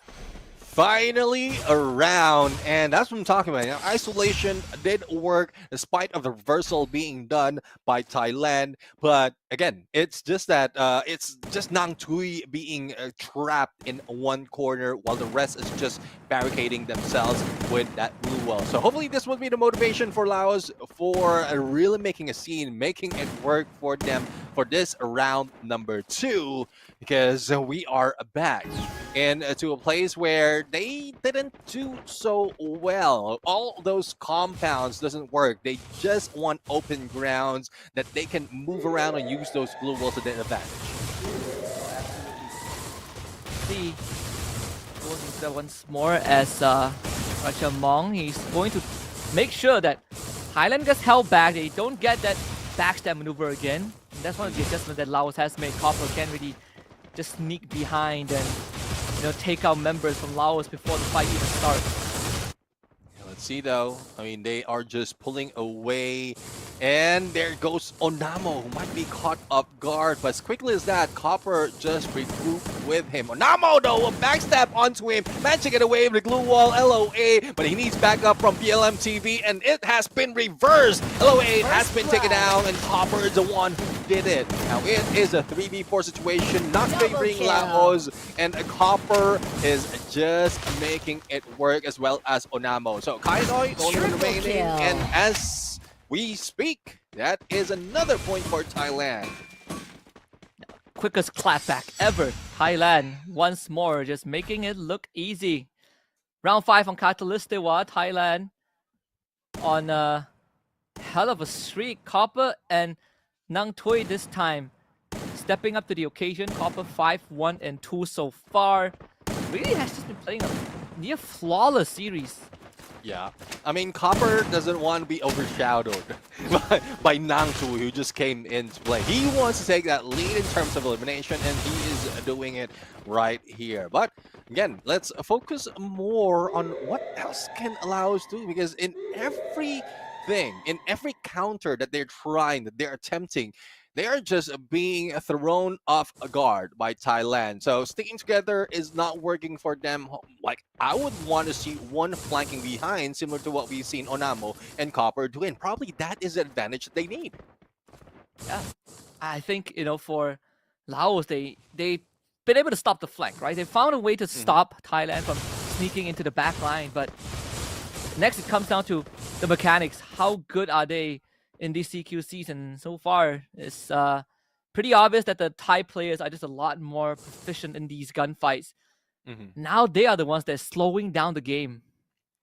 Yeah, let's see though. I mean, slow down will really throw off their gameplay, their rotation. So let's see if there's something that they can take advantage of. Copper already on a long flank as Onamo provides as a distraction for 2 players. So let's see if Nang Tui and Ijer can take down Ratchamong to give way for Copper right there. Copper already on the backstab, and there goes Ijer taking down Ratchamong, and it's now back to a 3v4, and this is where Thailand just steamrolled.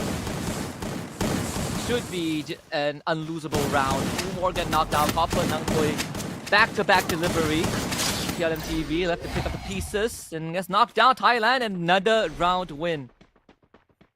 Yeah, another round win. And again, Copper still lead in terms of elimination, followed by Nang Tui, but Onamo making it work. But for Ijer, I mean, he did manage to go in for a first knockdown earlier, and that is a huge assist coming from this guy. But I'm loving what Onamo is offering right now. He's just being that tank. He's tanking everything, being the distraction to give an opening to Copper, and we're not seeing that kind of chemistry from Laos at this point. I mean, Laos at this point, they're just like sticking together. The moment that a call is made in one direction, everyone just rushes in, and that is giving a way for Thailand to really put them in one position and box them out. Look at the strategical depths too from Thailand. Even from the player camp, our KOLs are having a lot of fun, maybe too much fun. Another round where the silence is deafening. And it is a lot more stressful for Laos, right? They feel like the onus is on them to make a move. Attempted jump spot from LO8. It does saw the crossover from Thailand, but they don't have a plan for the next move. Yeah, I mean, no plan at all. Probably just staying in there on above everyone else. BLMTV, though, will try to go in full flank. Active skill, Alok already activated, but that only gives them an opening to pull away. Nang Tu might be going in for a backstab right now.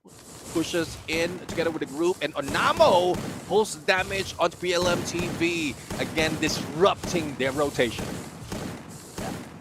And this is starting to get a lot more tensed up. PLMTV really deep down in the red. Nang Tui able to take him down and across the wall, give him a one-punch man effect. Of course, in this case, LO8 concentrating on the Ijer, get a equalizer, at least in this case. Laos finding some response, but Thailand disengaged again. Yeah, let's see. Kainoi is trapped in one corner, and the shift is happening that Thailand's already taken advantage of. So Nang Tui is already in the lead of backing off and backing away and probably taking this point, but good rotation by Kainoi as well to make sure they have an opening on the next phase of the circle. Glue walls after glue walls being laid out, a 1v2 might be happening, but Onamo needs to recover, and Kainoi is already waiting for it. LO8 a little bit too late for the party though, and Ratchamong is quite too far, so 3v3 will need to be pristine. All shots need to be done on one player first before they go in for the rest, and that is what Copper has received. Same goes for LOA. Ratchamong somehow able to get away from Onamo, who's literally trying to track him down. And just like that, his great escape allows Laos to get a second round. I mean, the great escape. I mean, Onamo is something else. The movement overall, he's just fast. These guys are fast in terms of movement, and this is what we love in Clash Squad. That is what is needed in Clash Squad. Other than mechanical skills, as well as accuracy, that movement. How quickly can you get away or get in and away from battle, as well as respond to your teammates' need. So that is what Onamo and the rest of Thailand is offering right now, but Laos is just coming back slowly, and hopefully this is surely, because there's still a lot of catching up to do. Plenty of ground to cover if you are on the side of Laos. It seems like Thailand, they're not slowing down. Now they're going to switch it up a little bit, right? Run straight at Laos and see how that response is going to be. Onamo parks himself very far in front. Seems to have an angle to actually get an ambush off if Laos moves any further forward, but they do end up deciding against it.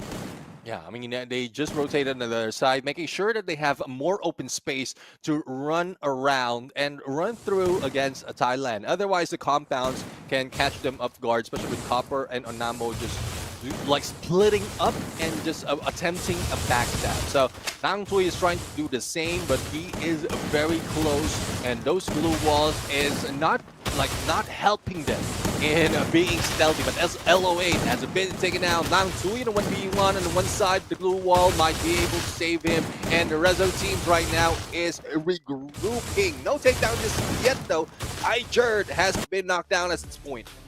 Yeah, and I think, so far it's just been a crazy turn of events. I think the Laos teams, again, we're seeing the adjustments from them. We're seeing the, how do I put it? The adjustment, and then they are starting to ramp up the aggression a little bit, right? We see here Nang Tui and Onamo, only two of them left standing. So without Copper, maybe Nang Tui can make another recovery as the latest substitution for the Thailand team. They still have a decent spot to work with, of course, outnumbered, but we've seen these two handle tough situations. Yeah, definitely. I mean, Nang Tui is one of the guys that can really put in the numbers, and Onamo is just like stealthy, but also a guy that can distract the overall gameplay of Laos at this point. Ratchamong potential for the backstab, but Nang Tui managed to get away and just chasing it against LO8. And there goes a takedown against Kai Noi, but a trade on Onamo. Now there goes a victory. Another point to Laos to close the gap. Yeah, Laos needed a hero, and Ratchamong is that guy. Really showing up when the Hidden Leaf Village needed him the most. In fact, he is the hero, lore-wise. Everyone only sets their eyes on Naruto, but they forgot that Itachi was the reason that the Great Uchiha Massacre happened, but also prevented a war between the clan and the Hidden Leaf Village. So Ratchamong really, giving Laos a second and third chance, making this match a whole lot closer compared to the first one. Yeah, let's see though. I mean, if they can turn it around. We've seen them play in this specific map, and then it didn't work quite well for Laos. So there's not so much of opening as well because of the compound, as well as all those cars spread around. It gives Thailand more chances to go in on a drop and literally drop on a jump shot against Laos. So they will need to do the same play as well. They have those crates. They even have one platform to work with, but they're just pulling Thailand and to make sure they have that opening as well. But it's tough to call though. It's tough to call because the slowdown is being done by Thailand at this point. So Thailand tried to go on the aggressive. Didn't really work out, so they fall back to default plans. This time it's Laos that's taking up a lot more space compared to Thailand. Though Nang Tui has a very powerful position to work with. This boosted up glue wall continues to be able to jump spot, able to do some chip damage from afar as well. Even though with this close range weapons, you still can, bruise your enemies a little bit. So it's between him and PLMTV, who will be making close contact, but Nang Tui playing on the low ground. PLMTV does not see him, and the breakthrough. Oh, Nang Tui fishes for it, doesn't get it. Yeah, I mean, why just pull away? You still have another chance to be able to go for the takedown, and it's not like you don't have the movement. But Nang Tui, I would say that is a missed opportunity, but, well, not overall for Thailand. There's still a chance for him to go in for the takedown. The Blues closing in. Laos right now will be trapped into one side. A shift is favoring Thailand at this point, and they're just barricading themselves. LOA will be first to go down. We thought it would be our turn. I thought the same too. Nang Tui now springs into action and finds two in a row. The triple takedown. Thailand 1 round away from finals. Yeah, match point to end it. And a 2-0. So Laos, we're loving adjustment. There's more chances really for them to bring it up, but it's tough though. Again, the terrain that we have right now in this dam is not very helpful for the tactic of Laos. They need open ground. They need places to move around with, and this is not that place. This is the first round of our earlier match, and yes, it might have slowed down earlier, but everyone is warmed up, and I think Thailand just wants to end it. Back to where the very first round of the last match started, where they drew first blood. It'd be poetic to end here. Of course, this time Thailand starting on the other side of the location. Laos all hands on deck, but Thailand, they are making so much progress. So much ground has been covered already. Not sure if Kaino is ready to receive this, but they will be able to barricade themselves for now. Yeah, I mean, they just pushed Laos away outside the next phase of the circle. PLMTV will be taken down. Kaino! Reversal against Onamo. And there goes a trade as well. Nang Tui, the only one remaining at this point, but still managed to survive. And a pickup or elimination will be done. Now, let's see if Ratchamong can recover that quickly to take down Nang Tui. Otherwise, it would be a chase on the next phase. And no, Nang Tui, only a sliver of health, slowly recovering and covering his fat as well with those glue walls. Not so much of opening for him, and this might be it. And another point might go to Laos. He just needs 2 seconds to heal back up. Has he really bought himself enough time? It seems like that is going to be the case. The three great sages of the Hidden Leaf, Nang Toi on the Jiraiya, somehow surviving the pursuit of the two biggest villains from the Uchiha clan. If Nang Toi clutches out, it would be a heck of a way to end this first series. Nang Toi once more finds time to heal back up. And Laos are giving him the respect that I don't think he deserves in this case. Run him down 2-1. But Nang Toi now back to full health. They're gonna try and play the circle, play safe and slow. Nang Toi needs an isolated fire. Here we go, finally the double up. And Laos keeps themselves in it for one more round off the back of Ratchamong. Yeah, the dream is still alive for Laos at this point. Again, 1 point difference between them as Thailand is a match point, pristine movement. And when we thought that push by Thailand would cause Laos to lose another round, probably the entirety of this matchup, they are still in play. Now, let's see though if they can turn things around one more time to tie it up and Brawl bring this round home. See if they can max out the rounds to be played. Copper once more on the eastern side. This time has a bit more backup. Nang Toi and Ija, they're walking with him. PLMTV quickly realizes that he's gonna get outnumbered. Thailand continues to run at them. Copper leading the charge, makes the call to push on forward, and the rest of the Thai team, they spring into life. And Laos, they're quickly getting forced back. Yeah, they are being forced back, but this is how, or what happened earlier as well. But let's see if this, or they can make this work. Now, the split is still 2-2 for Thailand as they converge into a 3-1. Copper, another style to move onto the other side, but there's not so much of opening. There is those containers that he needs to work with, and glue walls is not helping them make it that fast. Yeah, I do like the Laos senses something wrong and immediately backs off from where the exit of where Copper came out of. Now they have that high ground. They get to constantly boost themselves up and jump spot the members of Thailand. Thailand is still attempting to get some damage in, but this time unsuccessful.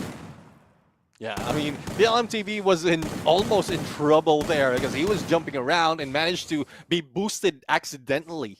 And if he could have fallen down on that tower of glue walls, that might have been the end of it. But Thai Noi right now will need to deal with a 1v2, but also PLMTV and LOB miss the opportunity to take down Copper at that point, and they are just going in for the shift the circle. Ratchamong being taken down, no pickup will be happening, and Thailand will be going in around everyone else. PLMTV will try to go in fight against 1v2, will not survive, and there goes Thailand, winning another game as well as the series.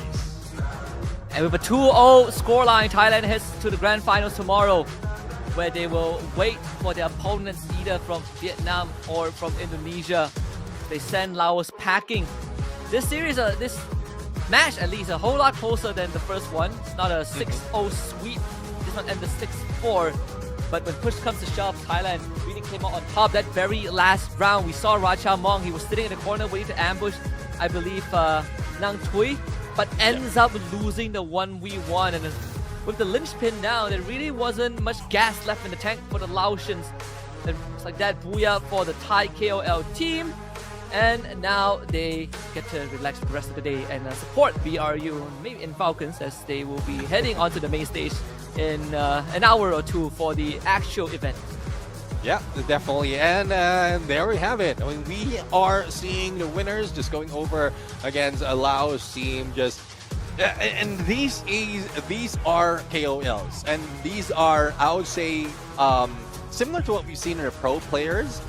Opponents in game, but still friends off game. So that is what they have to offer right now. But there ends the first match, the first KOL match that we have for today, and Thailand is still on top. But what follows, what, as you said, is tough to call. Vietnam and Indonesia would be in the mix.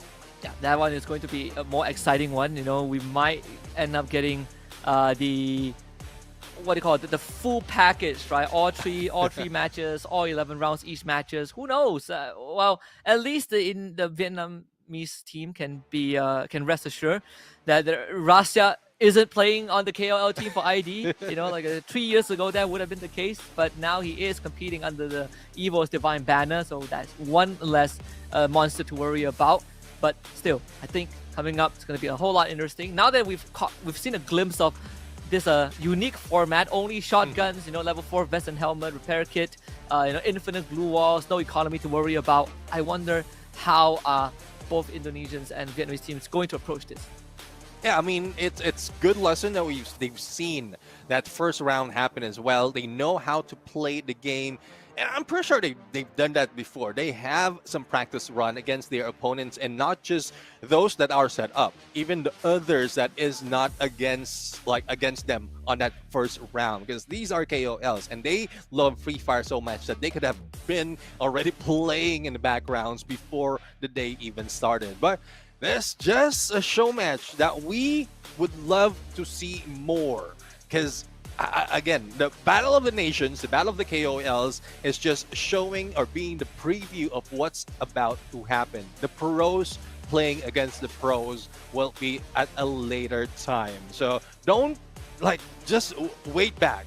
Don't be, I would say, don't rush things, because there's a lot more preview that will be happening, especially when Team Aimfob as well as Dominators, and I guess that is a team name of the two KOL teams that we have to wait for before the pros really get into play. Yeah, we have so many things lined up today, right? We start off with this, where we have, you know, the KOLs from different nations go up against each other, you know, Thailand against Laos, and then with Indonesia against Vietnam, and then we get 3 sets of official matches between our invited pro teams, and then we get the lone wolf matches between the KOLs, and then we go back to our pro teams and check out who advances through the finals. So there's a lot of series lined up for today. If you guys haven't grabbed your coffee yet, if you guys haven't gotten your energy drinks or whatever to stay awake, you should do so, because we are going to be here all day, all night. Yeah, definitely. I mean, I'm pretty sure they will be awake, because there's a lot of excitement that is happening. We haven't seen so much of all those skills, of all those jutsus being put out, all those keepsakes being used. So that is one thing that we want to see as well, especially of those who are missing out from the update that happened. But this time around, our MVP, again from Thailand, Nang Tui. 10 elimination, but more damage compared to what Copper has offered earlier, 38-57. So going back to the misfits on the chat, yes, it is tough for me to get 10 eliminations. So, wow, props to Nang Tui and Copper. Yeah, I can't get 10 eliminations myself, but I can contribute 10 eliminations to the enemy. I think that's my special skill set. Not really the most useful in a Clash Squad environment, but I digress. You know, it's a matter of perspective, right? The numbers, they stand out either way. Congratulations once more to our Thai KOLs. They advanced to the grand finals, but I'm pretty sure that they're going to stick around at the venue. So if any of you guys are right there and you guys spot them, just approach them. I'm pretty sure they're pretty friendly, or maybe you might even get a game or two in with them and take photos with them. Remember, enjoy the venue, enjoy the games, enjoy all the booths that Garena has to offer. Exactly. I mean, there's a lot of opportunities to meet up with all survivors out there, Free Fire fans, especially on that venue, and a lot of activities as well. So those who are fan of posting social media, that is like a treasure trove at this point. So many photos, so many personalities that you get to meet. And again, like me and Husky is saying, we would love to be there, but right now we are there in spirit and in voice as well. Yeah, we are always there with you guys, one way or the other.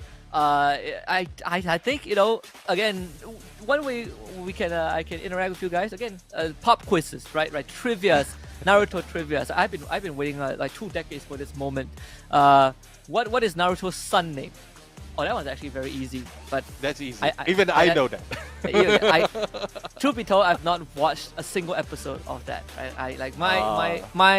My journey ends with the Shippuden folks.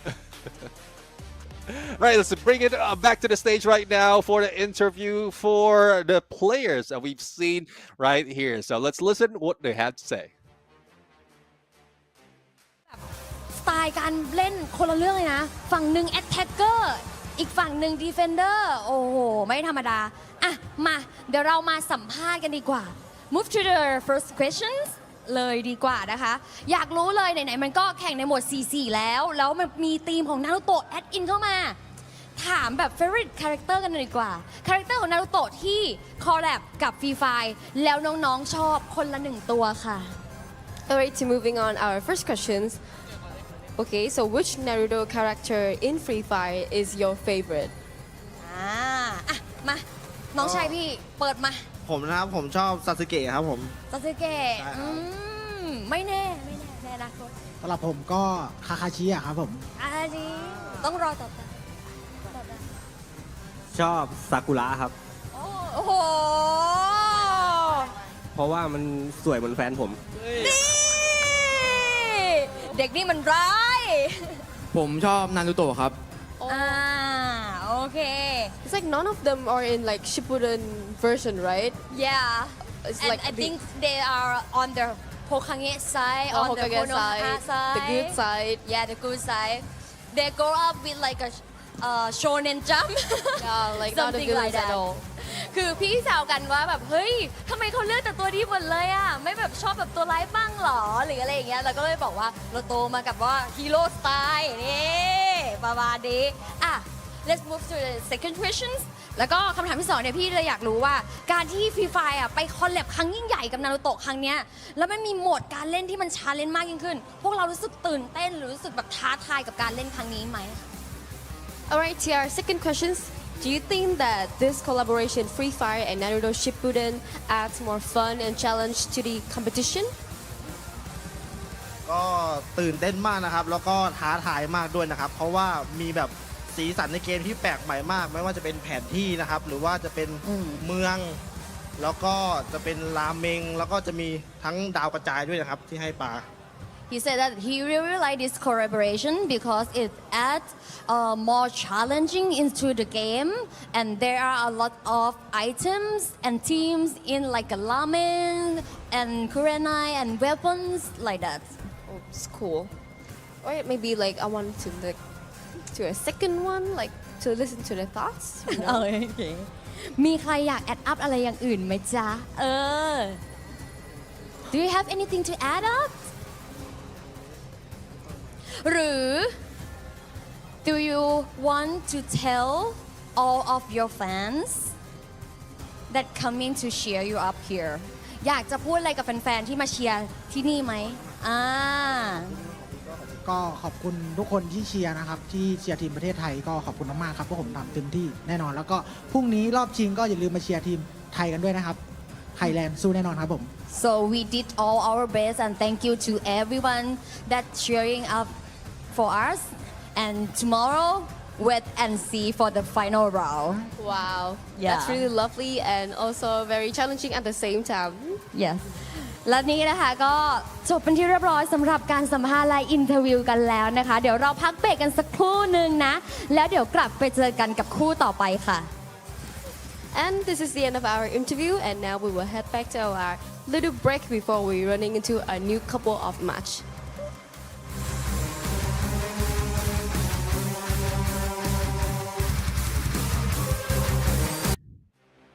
Thank you very much to Yunsul and Yuki as always. You heard it from the folks of the Thai KOL teams. Very different preferences and characters that they like. All of them liking the protagonists. But I'm gonna be the guy. I like the Akatsuki. I like Uchiha Madara the most. And let's see if the next upcoming series from the Vietnam and the Indonesian KOL will bring us more action-packed Free Fire actions. We're gonna go for a short break, and when we come back, more Free Fire action in this collaboration show match continues. We'll be back.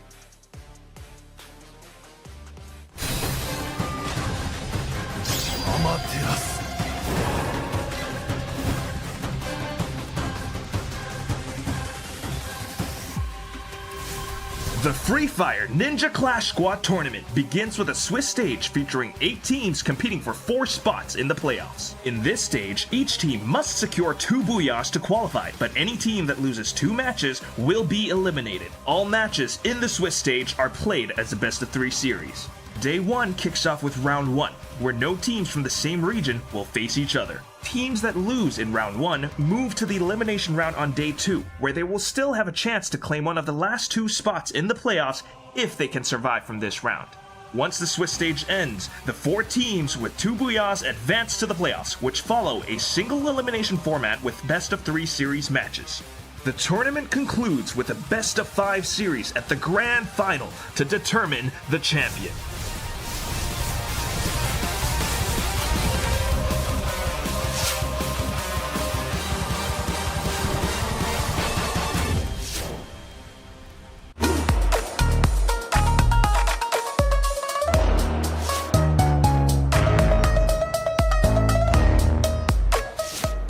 Aqui é a Falcons, porque todos os campeonatos de X4 que teve aqui na Tailândia, eles acabaram ganhando.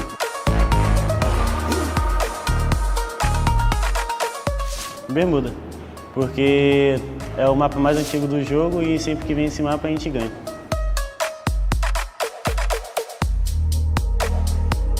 O Asana, depois que atualizou o meta, ele nunca mais foi o mesmo.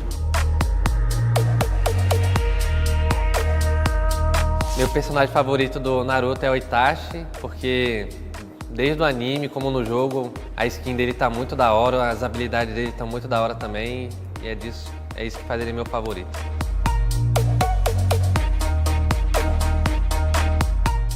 As equipes, deixa eu ver, Buriram, Ivos, Falcons, R7, quem mais? WAG, Fluxo também, todas.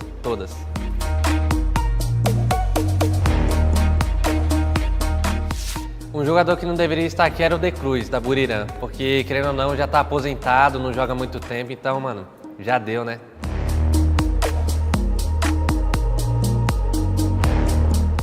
Eu estou muito confiante e, mano, pra mim, nosso time disparado no top 1 aí. Pode vir qualquer outro time aí, mas não vai dar jogo pra eles.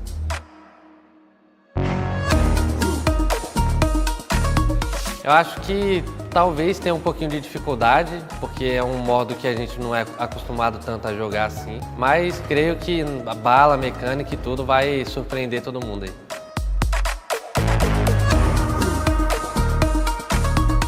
Acho que o fator mais positivo do nosso time é mecânica, bala, estratégia também, habilidades, então, e muita calma também, querendo ou não.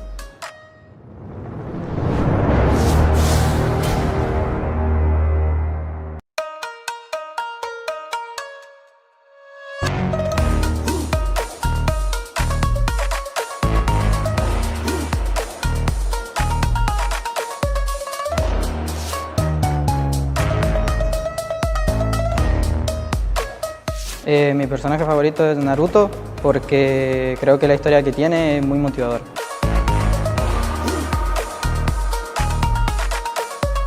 Mi mapa favorito en Free Fire es Bermuda porque es el primer mapa que salió en todo el juego y me gusta mucho.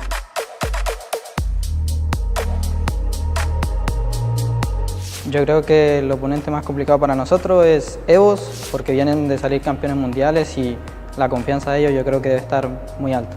El oponente más complicado para nosotros son Team Falcons, ya que tienen muy buenos jugadores en su equipo.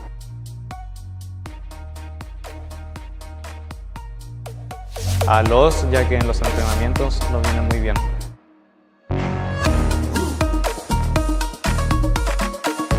Buriram, por favor, nosotros no estamos asustados ni un poco.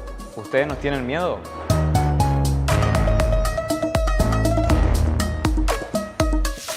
Cruz, ya que en la EWC no participó en ninguna partida y creo que ya es historia.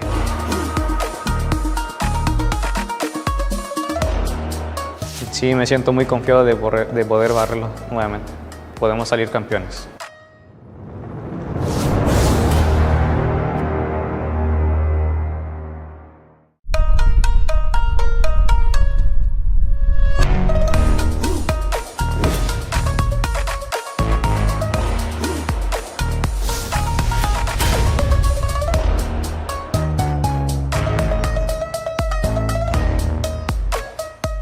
Mungkin player yang kurang bagus di turnamen ini Wasana sih, karena di turnamen terakhir juga dia main jelek aja. Favorit karakter Naruto di Free Fire mungkin lebih ke Sasuke sih, karena keren gitu.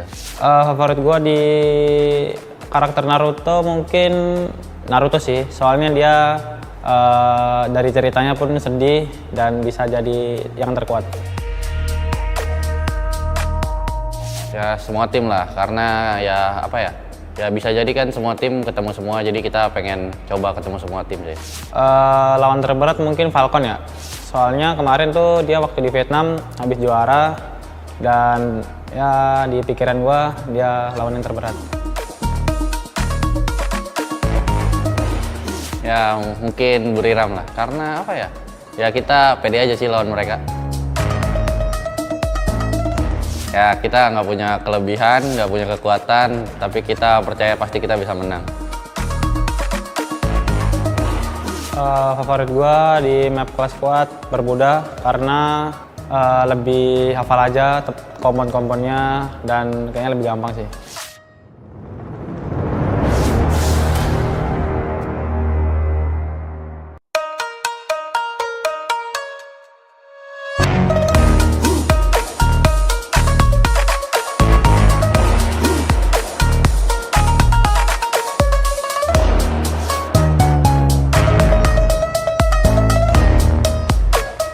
นารูโตะครับเพราะว่าผมอยากแยกร่างได้เหมือนนารูโตะมีนาโตะแล้วกันครับตัวละครคาแรคเตอร์ดูฟูเท่ดีครับฟินิชเชอร์ภายในเกมก็ไม่ได้แนว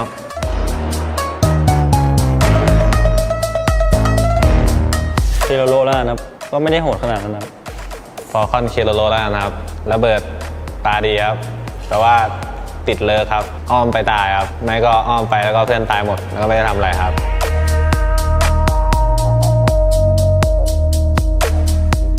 เซเว่นครับเพราะว่าดูจากการซ้อมแล้วก็ไม่เท่าไหร่ครับคิดว่าไม่มีนะครับชนะสบายๆเพราะว่ามันระดับเวอร์นะครับถ้าได้แชมป์ก็อยากได้แชมป์ให้มันสมศักดิ์ศรีครับ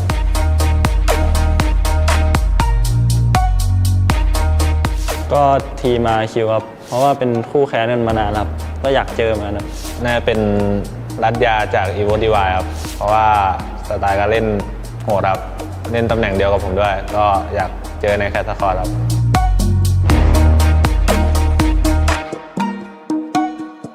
ก็อาจจะไม่ง่ายเหมือนที่ผ่านมาครับเพราะว่ามีทีมจากบราซิลมาด้วยครับคิดว่าไม่น่าง่ายครับเพราะว่าทีมเป็นทีมระดับสูงทุกทีมครับน่าจะยากอยู่แต่ก็จะพยายามให้ดีที่สุดครับ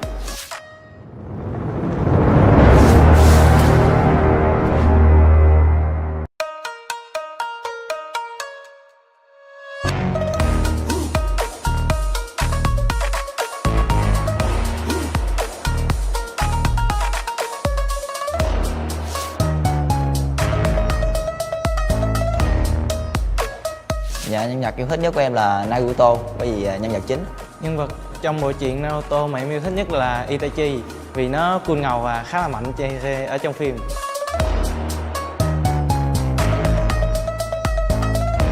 Dạ là Falcon, tại vì tụi em đã thất bại với họ trước 2 lần.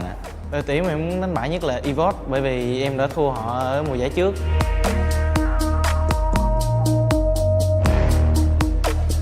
Dạ em nghĩ là Fluso bởi vì bên Brazil họ không mạnh về mặt tử chiến. Em nghĩ đội dễ đánh bại nhất là RW bởi vì em không đánh giá cao tay tỉa của team RW.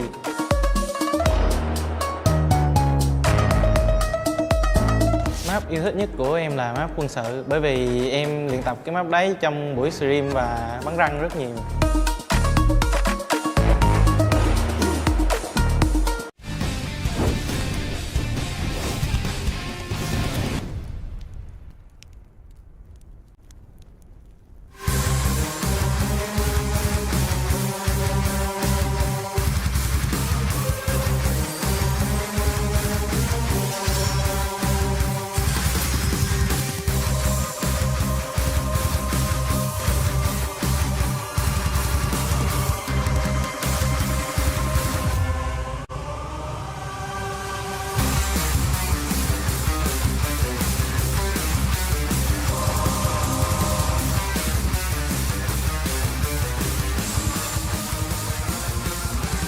กลับมาแล้วค่ะทุกคนค่ะโอ้โหเปิดมาคู่แรกก็มันขนาดนี้เกือบเต็มกราฟต้องมาลุ้นต่อไปค่ะว่าคู่ต่อไปนี้จะเต็มกราฟกันขนาดไหนนะคะและนี่คือการแข่งขัน CS Elite ค่ะซึ่งคู่ต่อไปค่ะจะเป็นการแข่งขันระหว่างทีมเวียดนามเจอกับอินโดนีเซีย Welcome back to the Clash Squad Elite Tournament, and our next match will feature the KOLs come from Vietnam clashing against with KOLs from Indonesia. So I think it's time to welcome them to the stage right now. และตอนนี้ค่ะได้เวลาต้อนรับพวกเขากันแล้วเพราะฉะนั้นขออนุญาตขอเสียงต้อนรับทีมจากอินโดนีเซีย First of all, let's welcome our Indonesian team to the stage.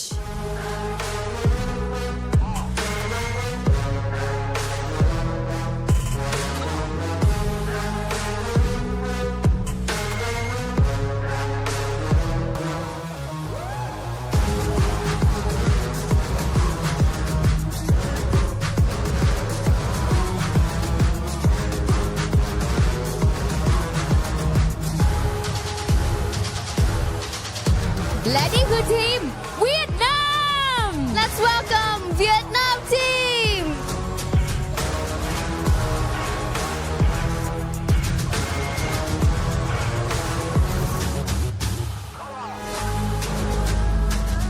และต่อไปนี้ค่ะคือคู่แข่งของทีมเวียดนามจะเป็นใครไปไม่ได้นอกจากทีมจากประเทศอินโดนีเซีย And that is the Vietnam team on the stage. And now it's officially the Indonesian teams on the stage.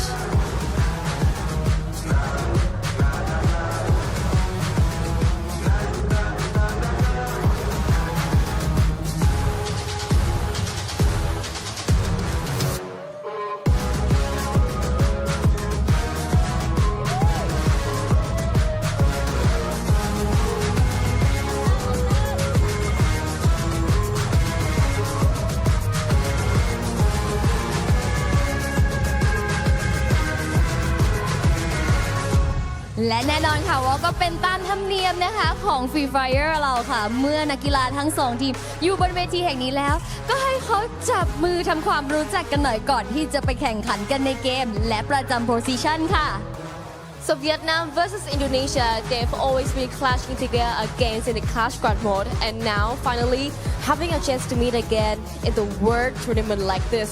So it's your time to shake your opponent's hand and get prepared for your first match.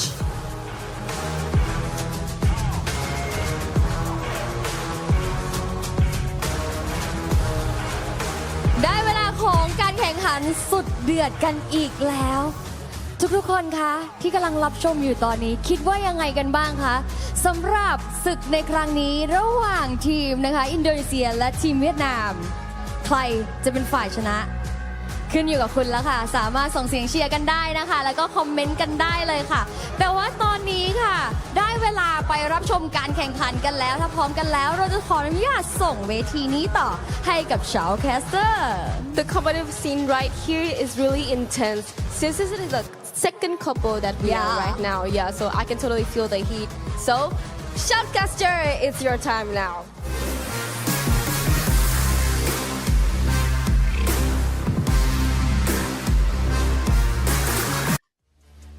Welcome back, survivors, to the hidden mic village. As you guys witnessed at the Valley of the End, a showdown between two big regions, Indonesia and Vietnam, in this Free Fire All-Star Ninja Clash Squad tournament. It's me, Husky, alongside gentleman Neptune Garcia. We are getting ready to head into this best of 3, and I think the atmosphere is already getting pretty tense. You know, you can feel the rivalry between the two teams, even though this is just their KOLs. Yeah, it's just the KOLs, but the region has brought in a lot of rivalry overall from the past. And this is where we want to see more of an even matchup. We were expecting that in the previous one, but we know how Thailand is in terms of playing Free Fire. So let's see if these two teams, though they are influencers, but they also have teams. So from Vietnam, that's Team Aimfob, if I got that correct. And we have Dominator Esports from Indonesia. So one has won a battle or went into Battle of Stars Season 3. The other one is also part of the 33rd SEA Games Vietnam qualifiers. So let's see if this is the spicier KOL matchup that we're going to watch up. You did mention that they can bring it all through toward the end of a best of 3 as well as of those 11 rounds.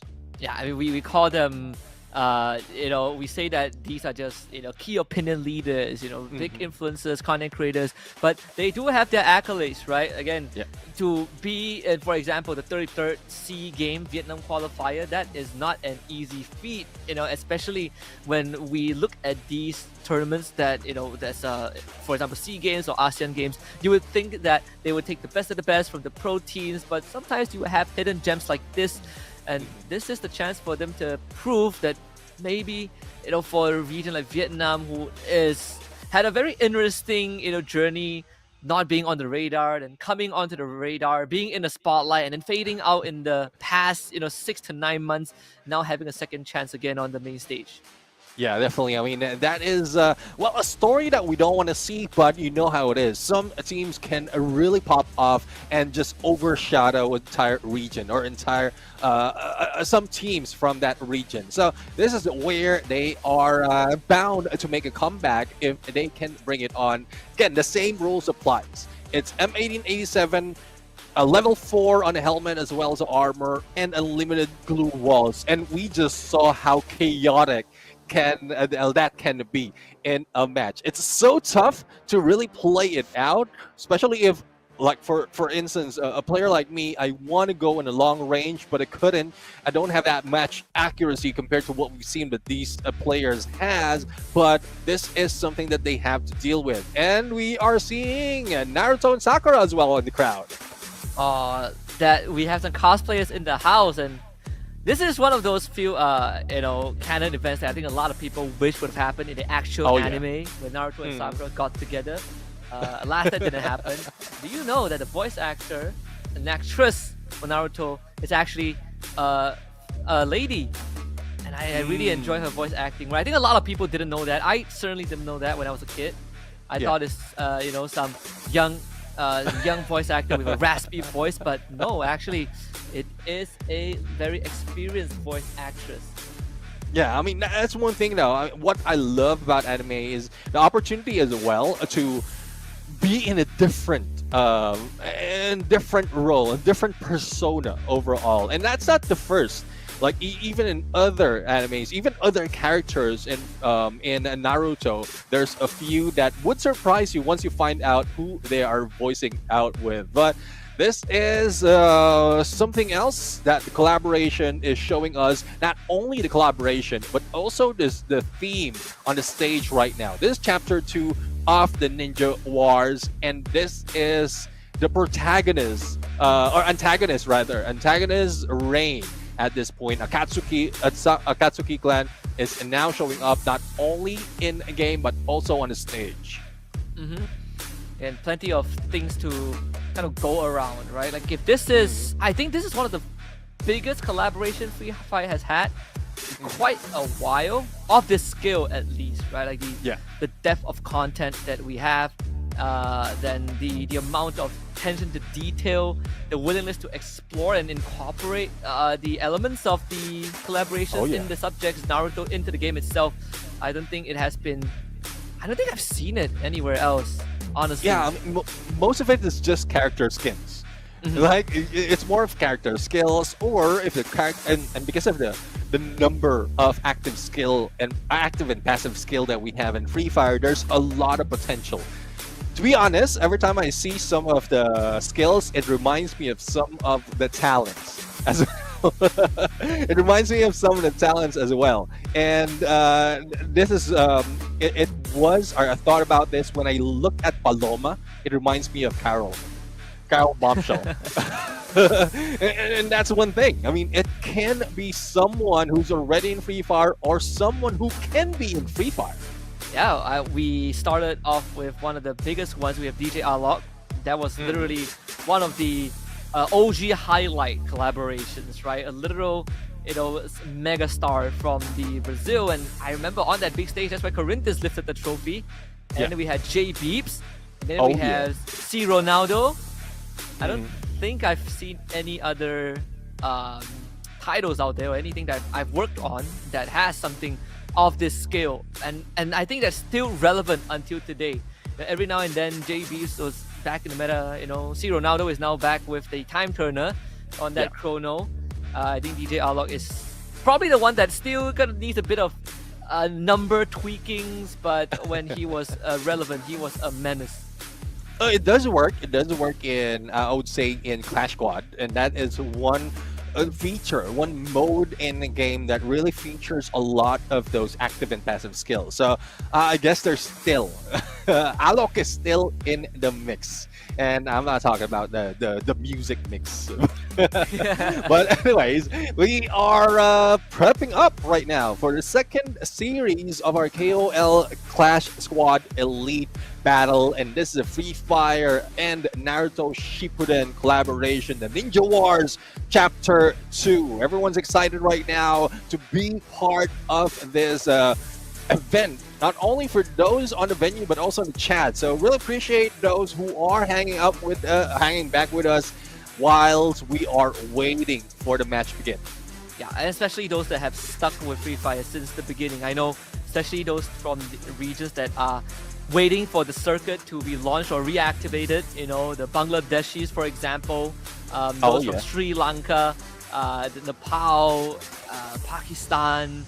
They've been with us for a long time, and with the recent emergence and recent attendance of Red Hawks at DWC, at least we are seeing the region slowly get revived.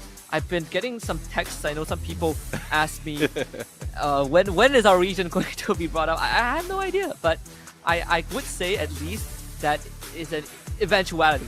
It's inevitable. Yeah. We just have to be patient and wait for it. We had Sri Lanka in FF.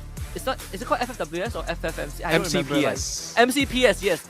MCPS, 2022, I believe.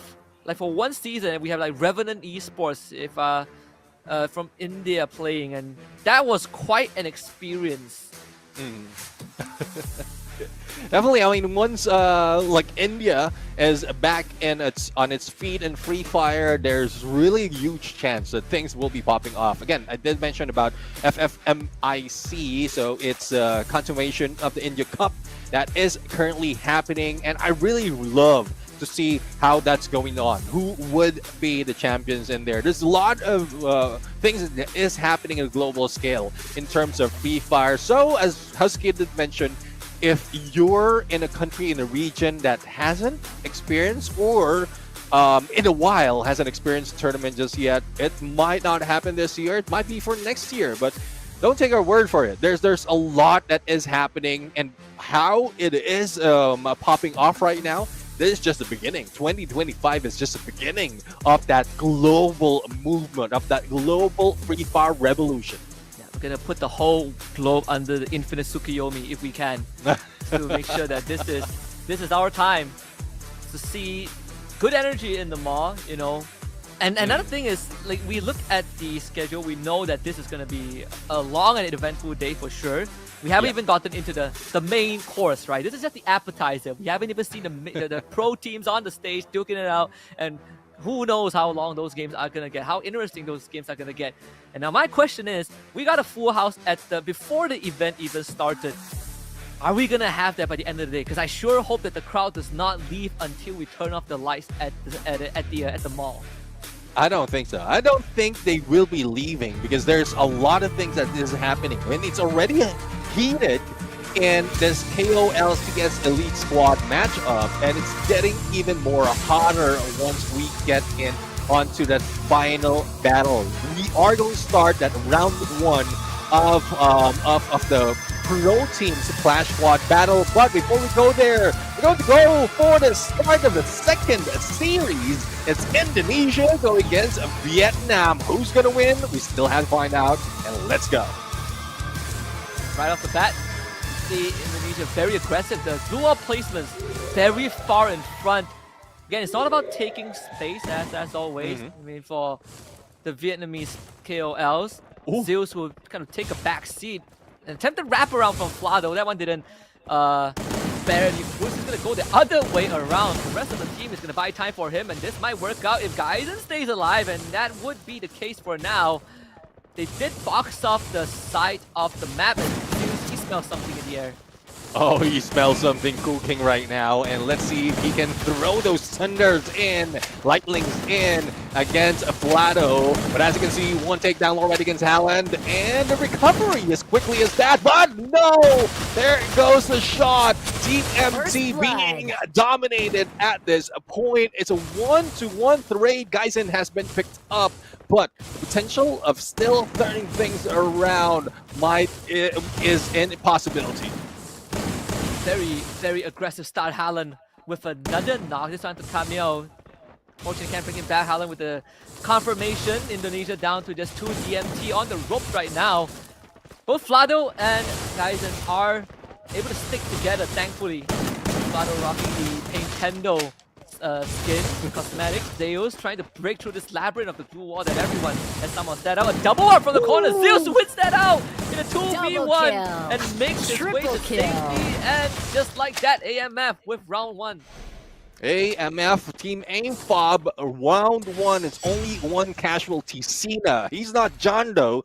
He has been seen and he has been taken down. But let's see if Indonesia can turn things around. Again, Vietnam is showing up a little too passive and aggressive, especially in round number 1. But later on, once everything gets heated up, I'm expecting to see what we saw from Thailand earlier. Everyone will just be rushing it. So Indonesia, DMT tried to rush it early on, but it didn't really work out the way that they wanted, right? This time they are taking a lot of precaution to check the flank. Flado probably heard all of that footsteps and Camille, he's going to be receiving flag. That's why he just straight up backing off. AMF though, not slowing down. Roxy ends up taking the punishment. They box in Haaland, Geisen with the knock. Vietnam getting ambushed from behind. They play ring around the rosy and they somehow ran into their own trap. Zeus with another knockdown and a confirmation, and he is the one that comes alive. Yeah, let's see if Cena will be able to recover, but I don't think so. Emil's already guarding him, and the chase on to Flado. He will be flat, and he will be taken out. Only a few HP remaining, and they're still trying to recover. Still alive and clicking with Zeus right now.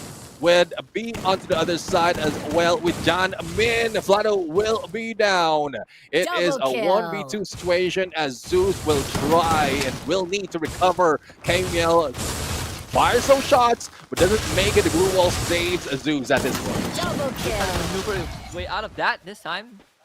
Unsuccessful as DMT finds the quick equalizer in that round. Pretty messy.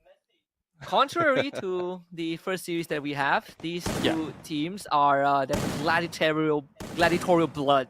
They are out for action. They are full steam ahead. You know, the gate swing open. They just run at each other with no regards at all. No regards to human HP.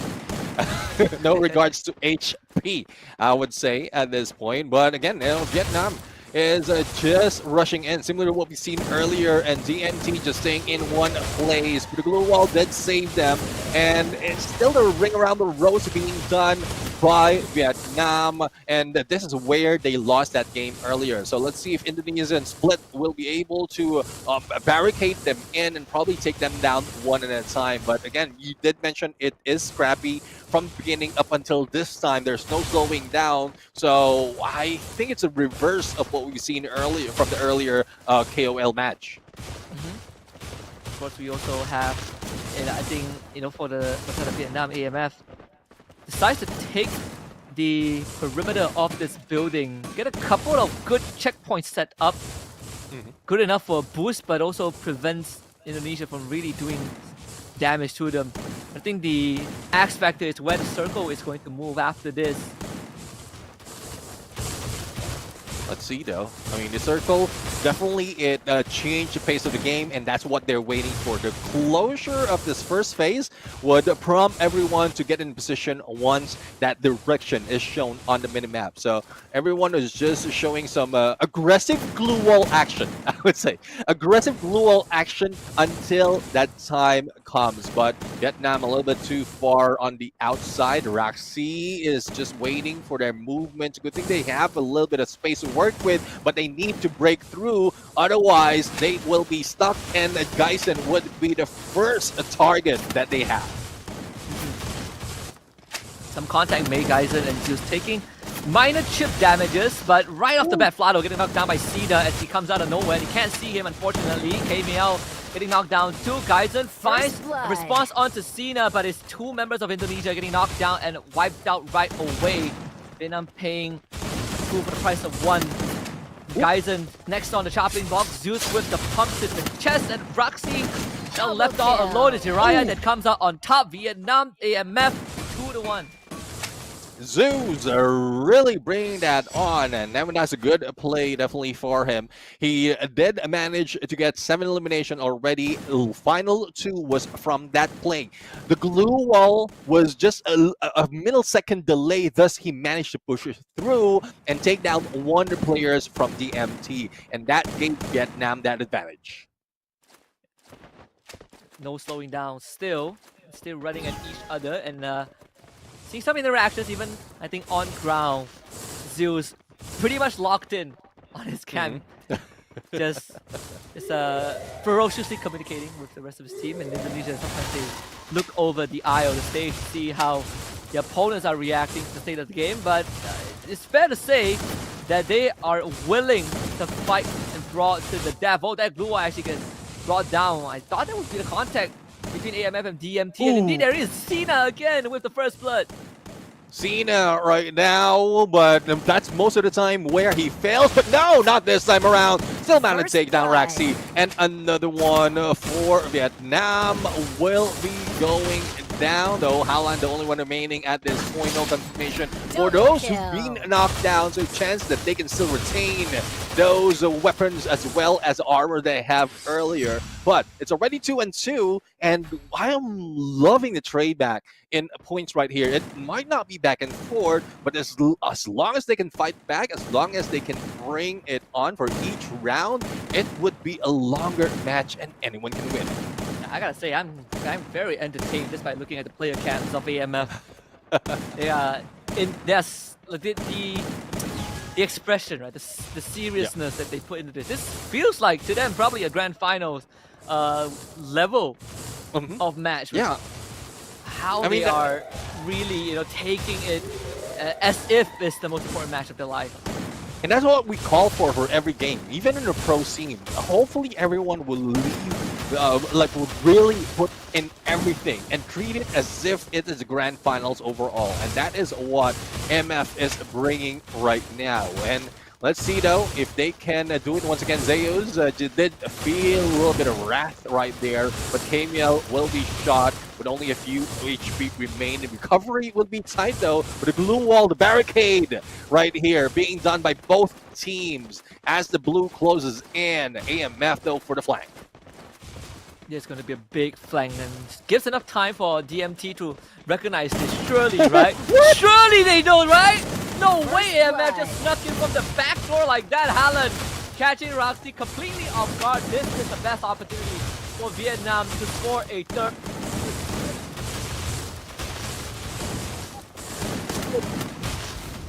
Forward from Zeus, finding a second knockdown in elimination. Flado and Geisen on the run, but they are split apart from one another. Flado getting surrounded by Haaland and Zeus, chasing him down.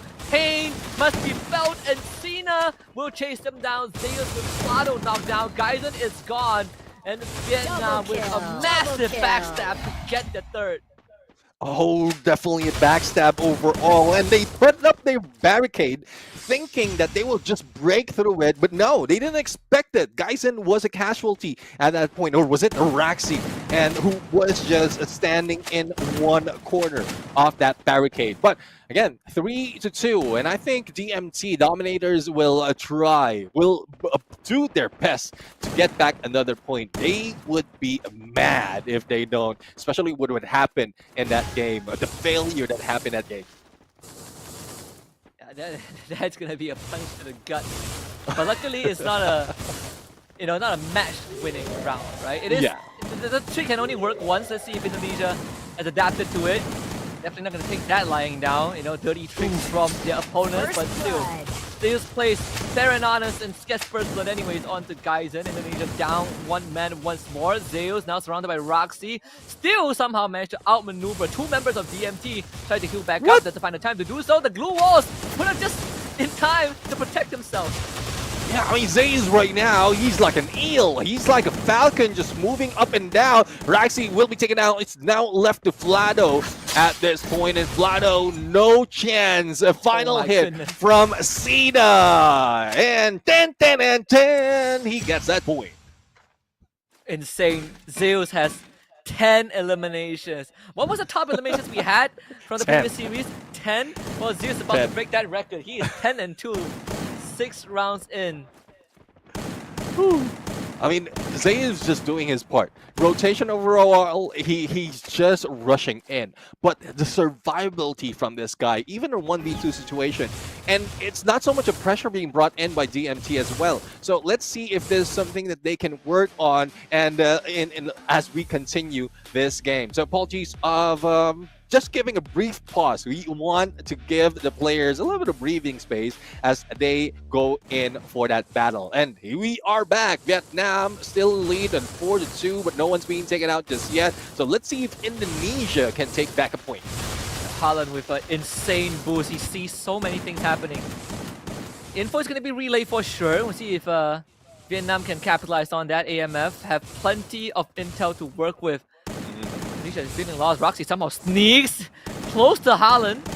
Not getting any conversion yet. Kamiel now makes contact. Haaland now in the low and somehow survives. But they do get Zeus. So that's what DMT needs. Yeah, definitely. I mean, Zeus out of the picture. DMT can take over this, but the tower of glue walls being put up and no one's breaking through. It's DMT making that work, but Haaland managed to squeeze through one shot onto Vlado, but the reversal has been done onto Haaland. Now it's still a 3v2 situation and AMF is in trouble. Haaland was picked up, but is there time for him to recover? Even Xena has trouble recovering and getting away as well, but still managed to do so despite of all the pressure. And Kamiel, he's trying to chase from behind and finally get the takedown. But I mean, AMF, they bought so much time for themselves. This round should have been won by DMT long ago. Yeah. And somehow we end up in the spot 2v2. Both teams having time to heal back up, but DMT is backed against the wall for them. Unfortunately, Vietnam's are the one that have control of the circle. They're not afraid to just take up the space and try to block off Indonesia as much as they can. Kamiel and Vlado splitting up. They're gonna run into a double stack. Cena takes the fight onto Kamiel, blocks it over the glue wall. No boost for you on top of the container, sir. And Vlado finds an entry in, but again the glue wall from Haaland is just perfect. And now they make contact. Cena around the corner. Haaland now sees Kamiel somehow. No one from DMT damage. Oh, there goes Haaland going down, but Kamiel in trouble because of blue. But Xena right now is in way to take down Vlado at this point. Glue wall after glue wall, but the blues closing in, and all DMT is waiting is for that extra damage to come in that gives them another point. It's now 1 point in difference as Vietnam is 2 points away from winning the game. Extremely scrappy round where sure, Indonesia, you know, DMT still ended up winning the round, but it could have been so much cleaner. Oh, yeah. That's the spirit that we like from these two rivals. A rivalry that extends beyond just the pro teams. Vietnam, see if they can recover. I mean, I think statistically, at least from what we've seen so far, AMF still has an overall more solid performance in these late rounds, this mid to late rounds. Yeah. Even in terms of just surviving itself, like individually, they have been able to hold their ground pretty well. Four-man rush from DMT straight into the face of Vietnam. Yeah, exactly. I mean, survivability overall, AMF has it. When Cena as well as Haaland surviving at only a few HP, they manage to get away. But DMT right now, it's still scrappy at this point. The position is questionable. Not quite sure why they're still stacking up all those blue walls a little bit far from the border of this team because they don't have a long-range weapon. So probably it's just getting information, but Haaland will try to push through onto the other side, but the same goes with a DMT at this point. So they're just barricading Indonesia onto the outer side of the blue until it closes in. And I guess it's a plan of Vietnam right now.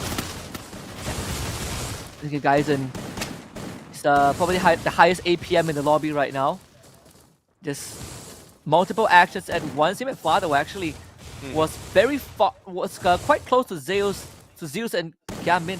Still not able to find much contact, but they get to slowly corral AMF into a very tight spot. But I think if AMF, they want to make a move, it's going to be right now. You got to get rid of the glue walls, maybe start running at some of the DMT members. Let's see though, I mean the blue shift or the circle shift would be favoring them, and DMT would just be running in their crosshairs. If Cena can get into that rooftop, he can put a drop into any players. Camiel is one example with only a few HP, but with that Alok being pulled out, it is working for the recovery, and he is still back in play. Zeus though, it's a different story. He needs to recover that quickly, but Camiel as well as Raxi is very close. A good thing that Haaland and Cena as well as Jiaming is pulling them to that area to give space for ZUs to recover. So that is still a good play for Vietnam, but no one's going down and the blues closing in. Most of them able to hold back the onslaught for now. Now the circle closing in. Gamin making first contact. Instant 1-for-1 trade as pandemonium ensues. Gamin gets knocked down. It's Zeus in the 1v2. Not able to hold on. Cameo with the clutch at the very end with a sliver of health. Indonesia ties it up. Yeah, I mean, that was like a scrappy beginning, but a solid ending for Indonesia. The way they positioned themselves as well as take that high ground to stay in the middle of the blue. And they didn't need it at that point, but that is a good backup plan if in case all those engagement fails. But tied up right now, and one chance for either team to get a match point. We'll have to see if Peak gives them that problem, because we are seeing a lot of questionable calls that is probably not working for them in each phases of this rounds. The closest we get to an urban warfare. Until the circle forces us out into the open, we are going to have to be working with this for now. But right off the bat, again, AMF, they're going to wall off key entry points. We see an attempted flank from DMT, Cameo. Oh, that one gets walled off. Timing could not have been more perfect, but there is a gap that Cameo can slip through. And he does see a couple of members. He sees Zeus. Is this one of them? I think Haaland also was spotted as well. When does he need to pull the trigger?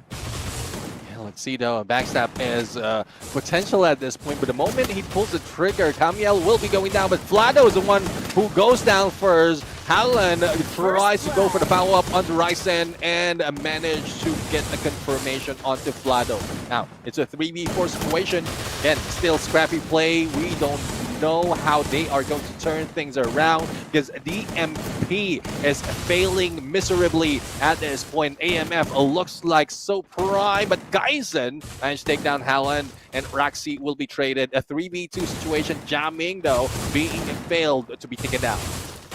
Another 1-for-1 trade. So it's just Geisen left up against Gamin and Stina. With Zeus still having a chance of being picked back up, this could turn into 3v1 pretty quickly, and that will be the case for now. Geisen either deal with the gun barrels of AMF or the blue, and they choose death by shotgun. So Vietnam up to match point. Match point indeed, and up to Clock Tower. So similar tactics might be happening, but they don't have that much open space in that building. So they might pull like a good flank and the lower ground close to that compound, or just go straight ahead for both teams and then battle around where the face of the circle will be shifting, because that's what we've seen in the past 3 rounds of this first game. Yeah, it's I think for DMT, Clock Tower, I think the goal is still going to be the same as what they have done in the winning rounds. Zeus is less of a threat right now, right? In this late round, I think Indonesia, they have adapted to it for sure, but the main struggle is still in these tight moments when Vietnam was able to clutch it out with just pure survivability. It's not that they're outgunning Indonesia by a mile, but they were definitely surviving long enough to have their numbers make a difference. Yeah, they know what to when to rotate in that perfect timing, just to make sure that they have plenty of time recovering. But Zeus will be taken down, and I don't think there's any waiting for them. DMT just bring it on as quickly as that, tying it up to 5, and it's anyone's game at this point as we head into Nurek Dam. Even tidier space for them to work with, and again, this is anyone's gameplay. This was almost the end of the previous series, but let's see if this is the end of this one. And that's the perfect time to get a wipeout like that, right? To give yourself that morale boost heading into the last round. And if Indonesia wins this, that is going to be a big boon going into the second match. But if they drop this, it is going to swing that pendulum over to AMF in a blink of an eye. So emotional stakes could not be any higher, and we started off with Haaland taking some chip damage, and that's already not what you want. Indonesia, the ground that they covered, they got that small bridge that Camille is holding, and that is going to give them enough room to work with, just enough to edge out and start chipping away at Vietnam's health bar. And Roxy attempts a breakthrough, not able to find it, but they are doing enough just to push AMF back. Yeah, IMF is being pushed back. Zeus, like, no opening for him. He can't even go in onto the other side to go for the backstab. And I don't think that is, I think that is a questionable play if you try to go around. But Geisen will try to do that and probably get an opening at this point. But he's backing away together with the rest of the teams. They don't want to pull away from the group. They just want to go heads bashing against these teams. So we'll have to find out where they will be going once this next circle shows up. You don't see this getting a bit too tight for comfort for AMF. Look at, they barely have space to work with. Oh yeah. 4 members sleeping in a small dorm room with two double-decker base, and Camille is going to take advantage of that lack of space. Zeus gets knocked down instantly, but Haaland responds in time. Roxy is the victim, but Gamin gets traded back. Indonesia losing health bars, but not members. Vietnam, they are the ones on the back foot. Roxy finally leads out, but Gamin and Zeus, they both get eliminated at the same time. It's down to Cena. Can they see him in this mess? And they will. Recovery for Indonesia, and DMT scores the first point. Yeah, DMT, the Dominators, dominating this game, and it was a great comeback, a great turnaround being done by Indonesia. Though Vietnam looks a little, I would say, a little stronger from the beginning, but that slowdown coming from Zeus, that really slowed down the rest of the team. So let's see though, if they can turn things around. It's just the first round of the series. Still have another to show up. Husky. Yeah, you know what they say, it's not how you start, it's how you finish. Zeus got off what? It was 10 and 2 6 rounds in, but when the series ended, he was what, 11 and 5, 11-6. So again, fortunately not the ending that Vietnam needed. We talk about the morale boost that DMT got in round number 10, that full instant wipeout, just enough to push them over the edge and get the first match of the series. Yeah, I mean, like Zeus, if he still managed to break that record, but the rest of the teams really needs a lot of adjusting. Zeus right now just slowed down, probably a lot too much of gas in that beginning of that first round. So let's see on how they're going to work it. There's not so much of difference in terms of terrain though. We're still going back to Bermuda. It's just dependent if they can outsmart DMT once again, or probably survivability would be their main factor, because we've seen that from Cena as well as Haaland for several instances, but not just for the final round, wherein they could have survived and probably turned things around to their favor. Yeah, and even you look at this scoreboard, right? In the end, it is a Camille that have like a 10-5 scoreline. Yeah, Zeus 11-6. Underperformers definitely Gamin in this case, not really able to do too much, you know, for the overall scheme of things. I think a lot of it, like you said, was Zeus having a lot of gas coming into the series, but you know, not able to really pull them over the finishing line. So 6-5 scoreline is going to be the case with ID taking match number 1. Yeah. I guess this is just the beginning of what you called before this match. They're stretching it to 11 rounds. How close it is? Very close. And I think Vietnam would or might take it on the next round. But let's bring it over to our match MVP, DMT Kamiel from Indonesia. 10 elimination from and 39.51 in damage, and I believe this is quite similar to what we've seen earlier from the MVP. But again, let's not take it away from Zeus, because he did break the record of the highest elimination from this day. So can anyone take that out or can bring that back? Let's see if Zeus can take it again, as well as the rest of the team. It's going to be a tall mountain to climb. Now that Indonesia, they have the leverage, they got the morale boost already after that match 1. Going to match 2, it's time for Team Vietnam to start adjusting, right? We go back to the same map Bermuda, we play the same rounds, same loadout, same rule set, but mentality is going to be a bit different for both teams. Yeah, exactly. I mean, one managed to win, the other one would be hungrier. So let's see who will take this next round. Round number 2 of the series between Vietnam and Indonesia. But again, still locked in overall compared to what we've seen on Dominators. And this brings a question, which one is a more pressured or less pressured, I would say? Is it Dominators? Is it Indonesia, who is just looking at their teammates, communicating with their teammates, not really locked into their screen, or the ones who really are in the zone, which is Vietnam? I don't know, I mean, they look pretty in the zone. They definitely look in the zone. A lot more than they were when game 1 started. And I think that was just off of the intro, right? Like when we had to do the handshake, you can feel the friendly animosity. I don't know if that's even the right word to describe it, but it definitely felt different, right? Lesser smiles and laughter between the rivals, and even amongst them. AMF starting to feel the pressure a little bit. Round 1 of match number 2 now kicks off.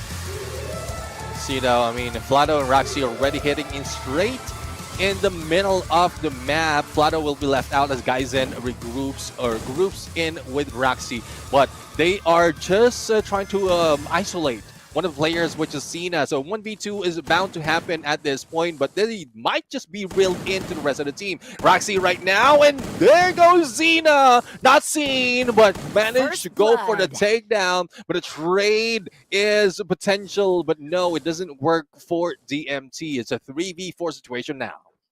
Unseen, unfortunately. Vietnam, see if they can.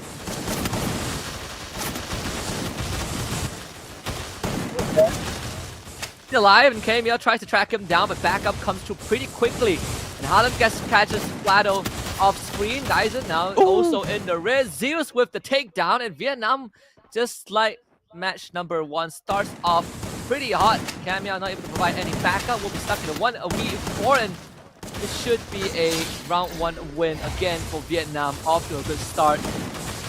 And emotions are flaring on the Indonesian side. KML clearly not happy with how that round turned out.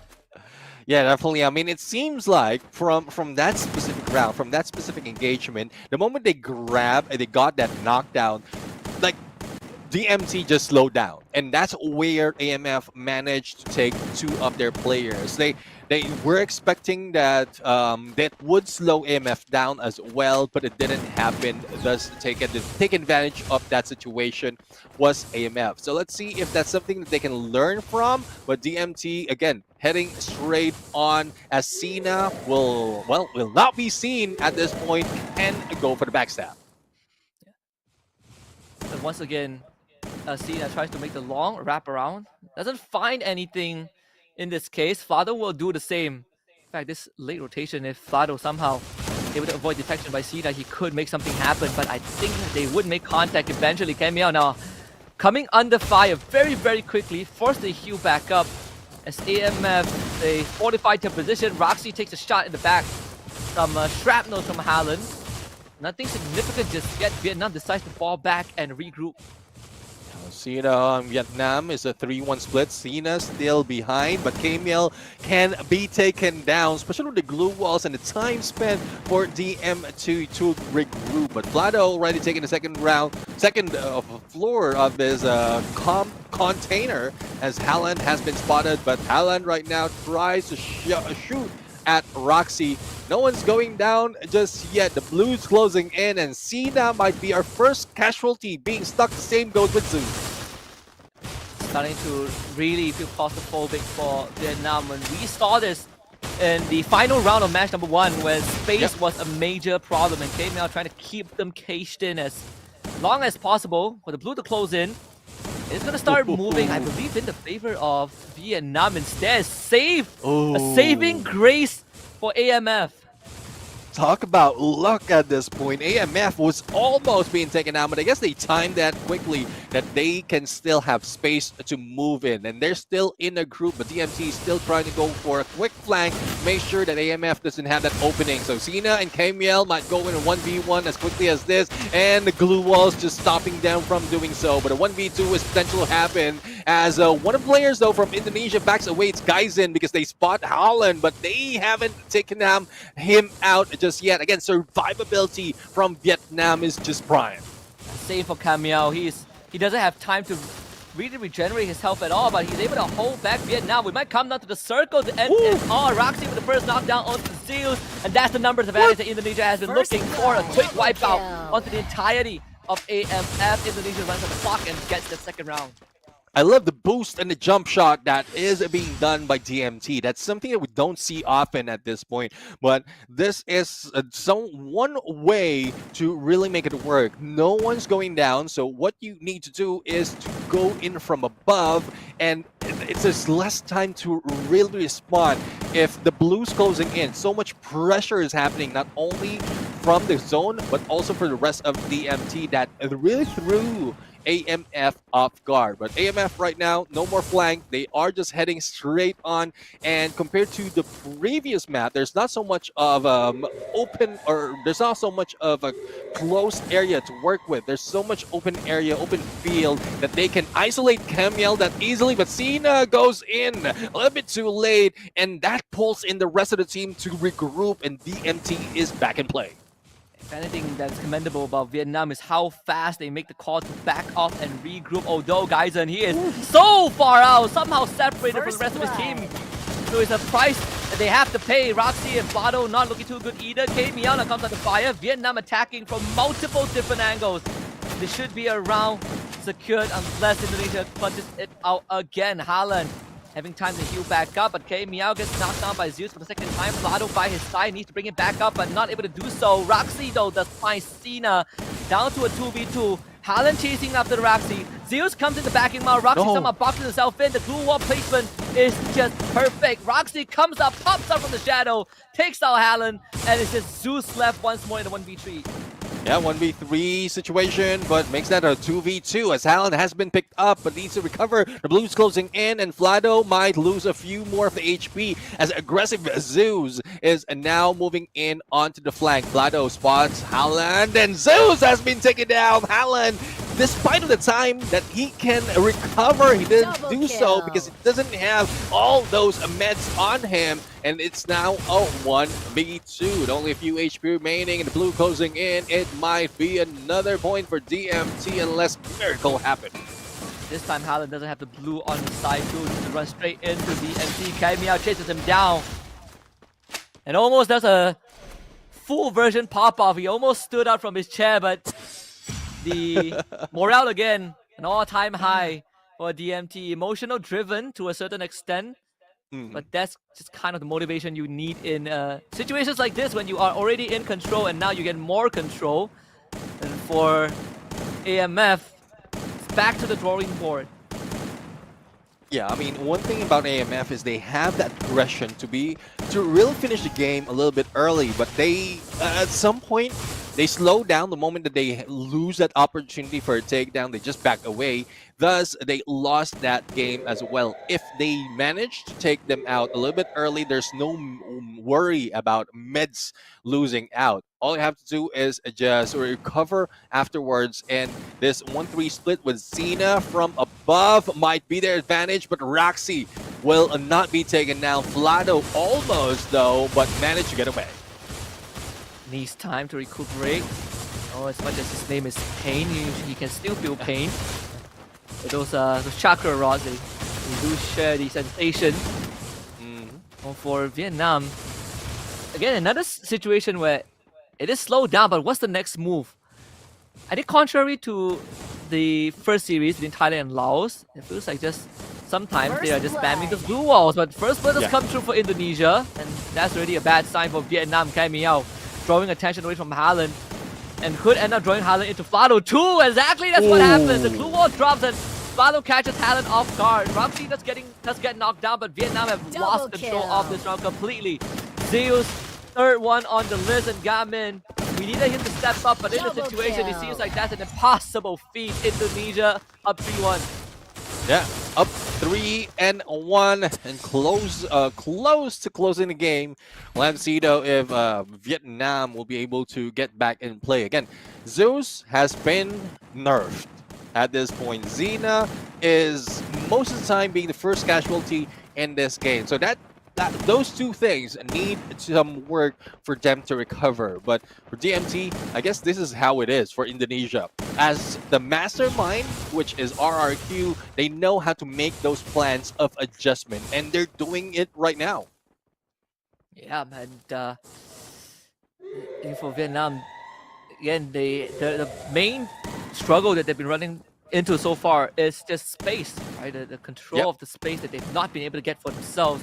And we saw that even from the opening round of match 1, where Indonesia, the way that they place the blue walls is not right in front of them, it's miles ahead of them. Knowing that Vietnam is not contesting for it. They were testing the waters, and that litmus test came up with a positive result. And Flado trying to make contact. Plenty of windfall. Here comes the drop down. Gamin able to find Roxy, and a punish comes through, but Flado instantly responds. So still a 1-for-1 trade, boxes himself away. Geisen gets picked up by Haaland off screen, and Vietnam strikes back with Cena from behind, and K-Mail left to pick up the pieces.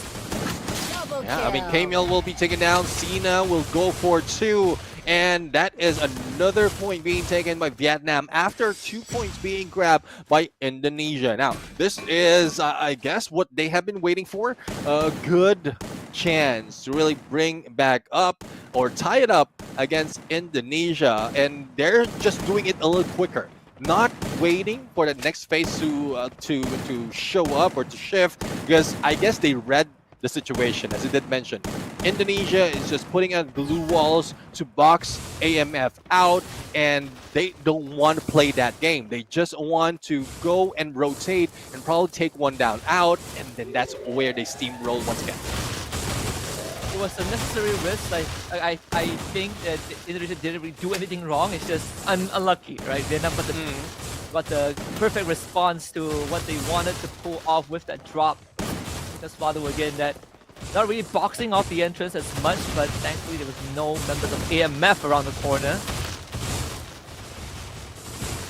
Yeah, there was still a risk though for Flado at that point, because the moment he get that elimination or knockdown, there's like 2 other players that has been knocked down as well. If he was not in a safe space to go for the pickup, then that could have done, or that could have been taken by that could have been taken otherwise. But DMT right now boxing themselves in this time around, and not just AMF being pushed away from the safety of the circle. With Vlado for the flank into the midst of it, and managed to take down Zeus, but the trade-off is just pristine. But DMT still in the lead, but Roxy needs to recover. Wait, they forced Haaland out of the building. And Haaland couldn't provide any support until it was too late. Indonesia making it work out again. Haaland 1v4, impossible situation to be in. Indonesia, brilliance in that round. I thought that they wanted to take control of the stairwell, because that would give them a bit of a leverage to work with, which they weren't able to do so, but it paid off in the end with how they were able to box off Haaland from the rest of AMF. And that's one thing though, I mean, usually isolation is isolate one from the rest in the beginning. But what they did is they isolate the three, leaving Haaland behind while they take them out, and then Haaland's the only survivor just to secure, to make sure that they secure that win. So let's see though. It's a 4-2 on the points right now, and Indonesia is still on the roll. And AMF will need some sort of a plan to catch up with the point, but KML a little bit too aggressive, but Roxy might be able to go for the backstab. Jamin is first one who goes down from the hands of Dyson, and this pulls everyone in. This round already looking worse for wear unless Cena can pull a rabbit out of the hat. Gets Roxy down, but they need confirmation. The guys instantly calls for help. Brings Roxy back up, and Vietnam once more on the back foot.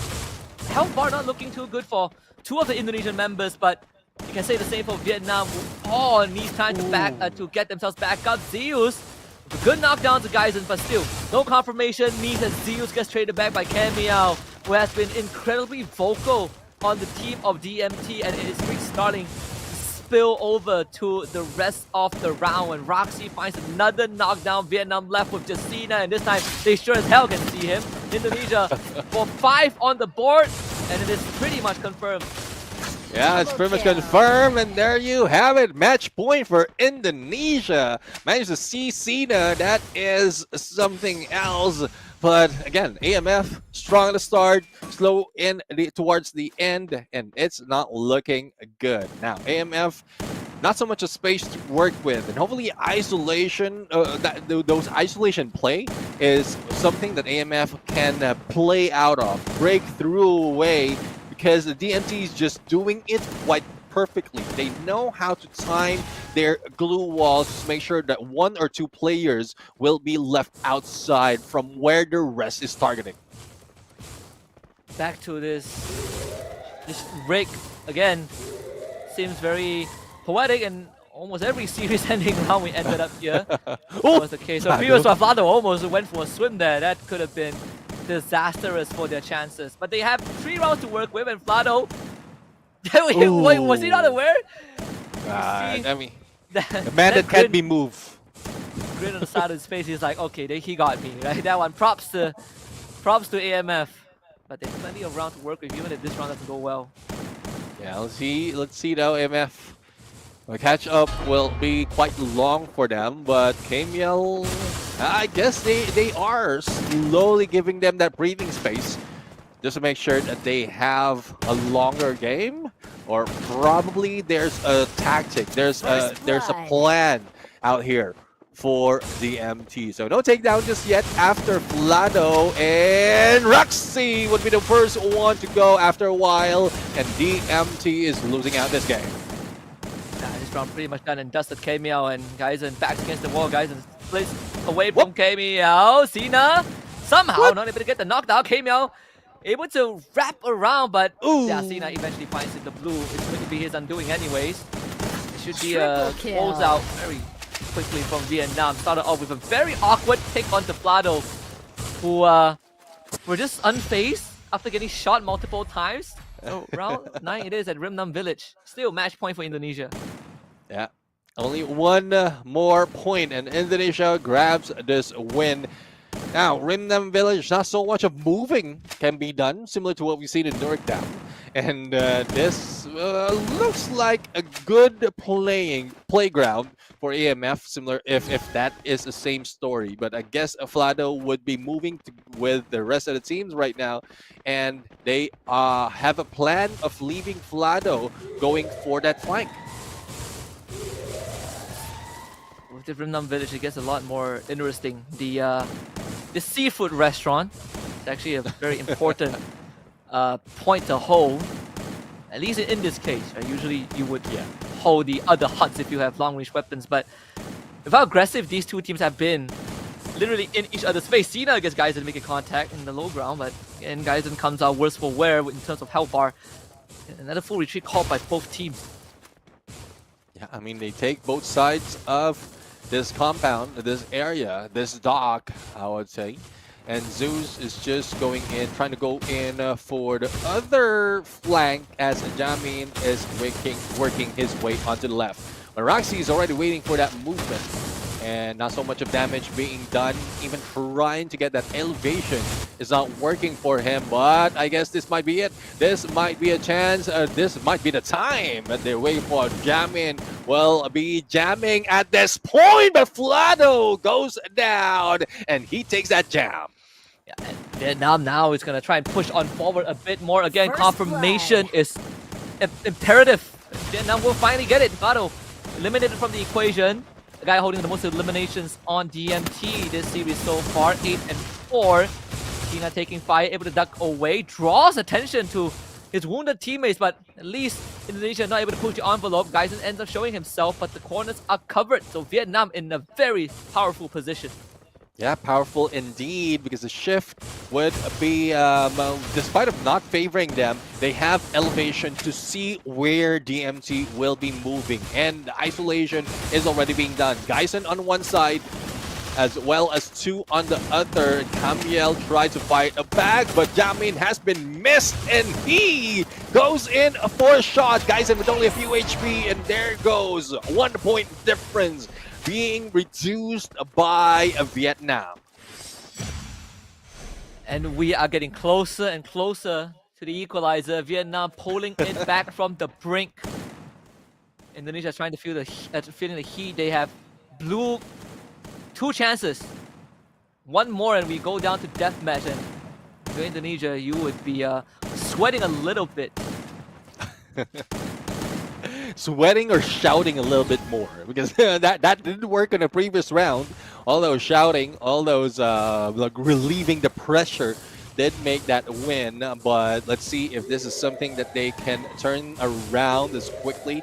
No, they don't have the momentum, but it doesn't like give them any advantage because they have economy for both sides, and it's just left mechanical skills as well as strategy. So Flado getting information, seeing 3 already, but there's no movement. There's no way for them to squeeze themselves outside of those blue walls. Yeah, slow burn this time. It's been quite a barn burner of a series. We've maxed out match 1. We're 1 round away from maxing out match 2 too. Again, it's just the appetizer. I think a lot of our survivors who tune in, they thought that we are deep, you know, into the tournament, but no, this is it's not even the entrees yet. We haven't even brought out the actual pro teams that we saw on the silver screens. But this is the slowest this entire series has been between these 2 squads. Yeah, definitely. I mean, they are slowing down. I guess this is one thing the AMF has been waiting for DMT to try and move onto them, and that's where they take advantage because they have isolated Camiel already, but Cena, as well as the rest of the team, is going in for the flank. It's a little risky because they're still outside of the zone, and once it closes in, that would spell trouble for them. But no, they have advantage of the shift of the circle, and both sides has been covered. AMF right now doing the impossible in surviving against DMT just because of the blue, and let's see if this final clash will ensue in a few seconds. Inevitable, for sure. Looking at the Indonesian squad, feels like it is by their own volition to slow things down. Valo tries to attempt a crossover with the amount of boosts. He's hoping for AMF to lose track of him, but they've been keeping track very well. In fact, the circle, if this is going to be how the game ends, Vietnam better pray that they play this perfectly. Cena jumps through and forward. Okay, mid-contact with Vlado first. Here comes the glue wall now. It is just a hot mess. Vlado and Camiel getting the first blood, and this is not looking good for Vietnam. They will try to stand. And a tie-out, a blowout. Somehow, Geisen with just a sliver of health survives the end game, and Indonesia wins 6-4 and a 2-0 over Vietnam. Yeah, I mean, they just ended that with, I would say, precision. That precision of taking that middle of the final circle, making sure that they have more time to spare before the rest of the teams of Vietnam pushes through against them. And, well, there we have it. Vietnam would be the ones being eliminated, and Indonesia pushes through to another region rivalry against Thailand. Yeah, the Dominators, I wouldn't say they dominated that series, but they sure as heck made it entertaining. 6-5 in match 1, 6-4 in match 2. And, well, what do you know? Both match ending round came down to the circle closing in completely on both teams. But Vietnam, they put up a pretty good fight. It's just, for match number 1, they gassed out at the end. Match number 2, they came online too late. That sadly wasn't any in between. Yeah, I mean, it's tough though. We're not quite sure what happened, if there's any breakdown in communication, probably strategy, or is like Indonesia just that great in adapting into the gameplay? Because we've seen them try so many tactics, techniques, and some of it fail, but they don't stop in trying it again. And that's where we see the dominance of masterful gameplay coming from Indonesia once again. It's not coming from the usual pro teams, but this KOL match really is exciting. Yeah, and that's how entertaining this is, right? I mean, again, just a show match, but the rivalry is going to continue. Indonesia and Thailand, they got a best of 5 tomorrow, but I'm pretty sure they will stick around and enjoy the festivities over at the venue right now. What was the last show match we had that has such a big collaboration? I don't remember exactly, but this is definitely one of a kind at Central World. Once more, congratulations to Team Indonesia or the Dominators with this booyah. We're heading to the grand finals tomorrow, and that concludes our, at least, nation show match for today. We still have KOL show match coming up in between the official matches, but I think at least for now, we are almost ready to bring out the entrees in just a little bit. Yeah, definitely. I mean, in where everyone, or the part where everyone has been waiting for. Before we head there, let's take a look at some of the stats right here. Vlado would be, I would say, our MVP at this point, especially with how well he did it from that second round. He was, most of the time, from the first round of match, the first one who goes down, because he's just flanking in and flanking blind, and he goes down. But it's just the rest of the team's adjustment that made it work for them. But in terms of elimination, it's also quite balanced between them. It's just the closure that has been done by Indonesia that well. Yeah, and I think that's what separates them from Vietnam, and that kind of is a statement in the overarching growth of Indonesia as a region. They've been getting better and better at this close quarter combat. They've been able to incorporate the fundamentals, the foundations set by RRQ back in the days during the good old Legolas Empire. And right now, they are having a heck of a year. All 3 tournaments so far have been won by Indonesian teams in 2025. Pre-season by RRQ, spring season by Onyx Olympus, and then EWC by EVO's Divine. And it doesn't seem like it is stopping anytime soon. Yeah, let's see though. I mean, there's a lot of promise really that is being done right now. But again, Vlado from DMT, damage-wise, it's like not even, well, it's very close, but not even topping what we've seen earlier, as well as elimination. But Vlado really made that play, like that game, to really make sure that Indonesia gets those wins. So there you have it. The second series of our KOL Clash Squad Elite Showdown is done, and we have the teams that will be going into the finals best of 5 for tomorrow. Thailand against Indonesia, a tale as old as time. Even historically, it took Indonesia 6 years to finally beat Thailand again on one of the biggest tournaments in the world.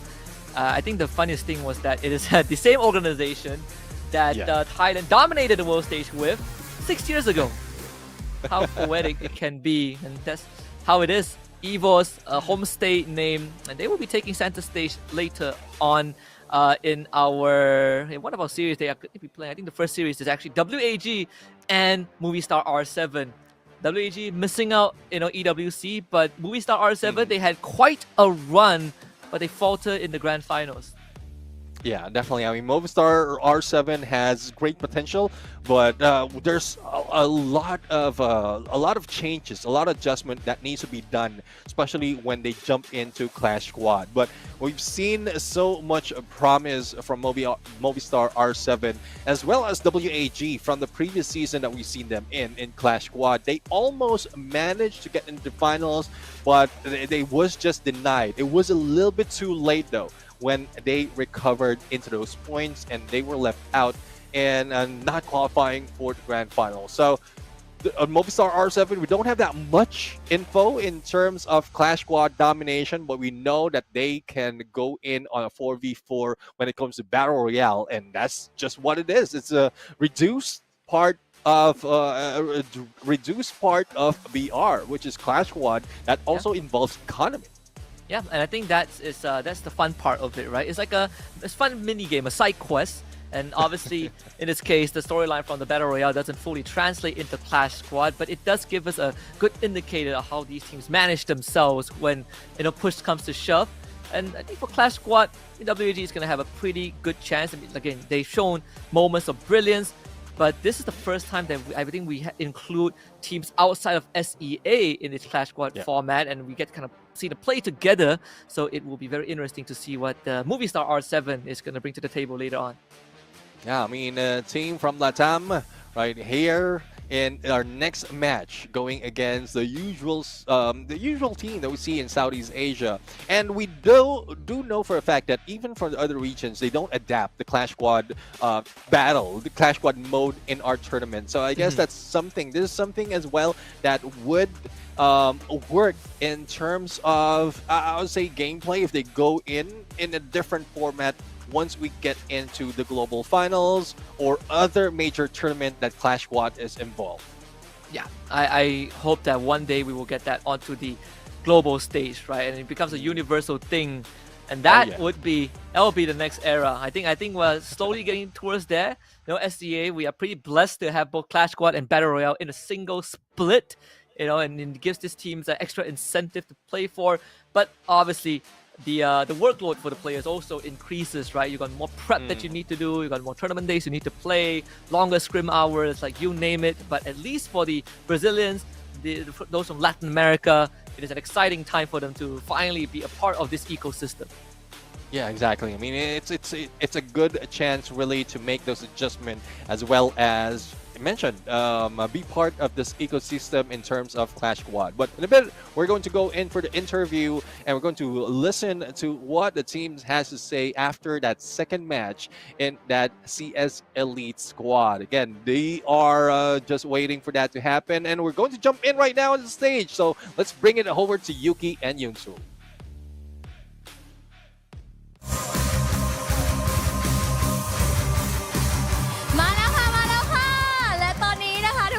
พี่กิกกำลังอยู่กับทีมจากอินโดนีเซียเพราะฉะนั้นก็ต้องสลามัสซาเลall of Indonesian นะคะแฟนนะคะ I miss you guys โอเคค่ะตอนนี้เดี๋ยวเราจะมาอินเทอร์วิวกันแล้วนะคะคำถามแรกเลยแล้วกันนะอยากรู้มากเลยว่าในเมื่อเขาเป็นตัวแทนของทีมอินโดนีเซียแล้วก็จะเข้าไปชิงแชมป์กันแล้วแน่นอนว่าเขาต้องเจอกับทีมไทยรู้สึกยังไงบ้างคะ Jadi dia tanya perasaannya kalau sekarang kita menang gitu harus pasti menghadapi dengan Thailand. Bagaimana perasaannya?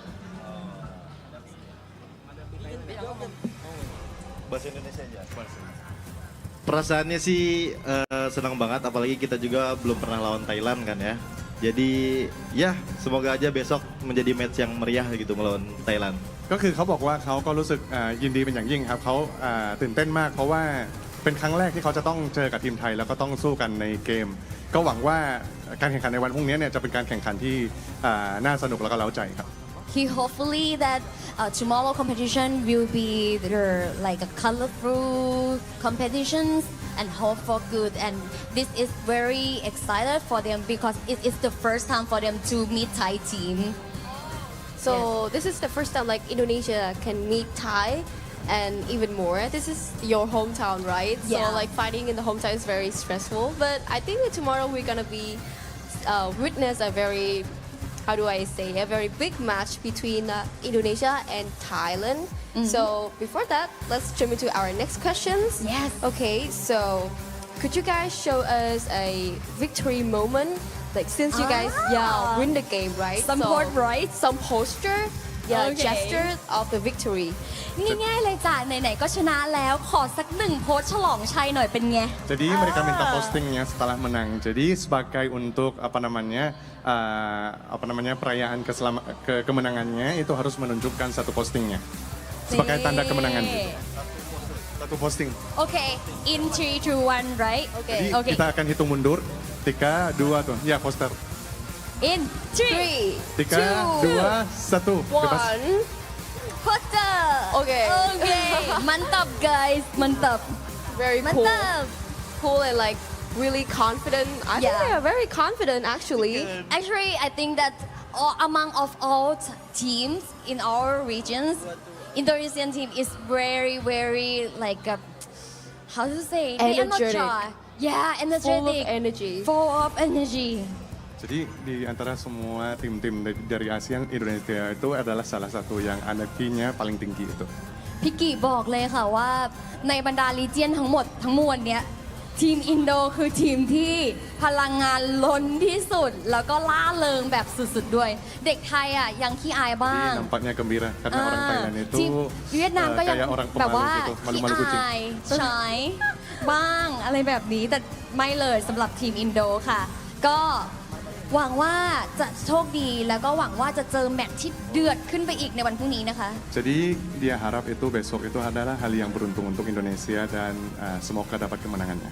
Thank you. Thank you Alright very much. then, thank you so much and again congratulations to you winning and we hope to see you guys again in tomorrow. Terima kasih that ya, is the end of our interview and now let's come to a little break before we start our real match between like professional players. ค่ะเดี๋ยวเราไปพักกันสักครู่หนึ่งแล้วเดี๋ยวกลับมาค่ะเจอกับโปรเพลเยอร์ไฟท์กันดีกว่าไปพักเลยจ้า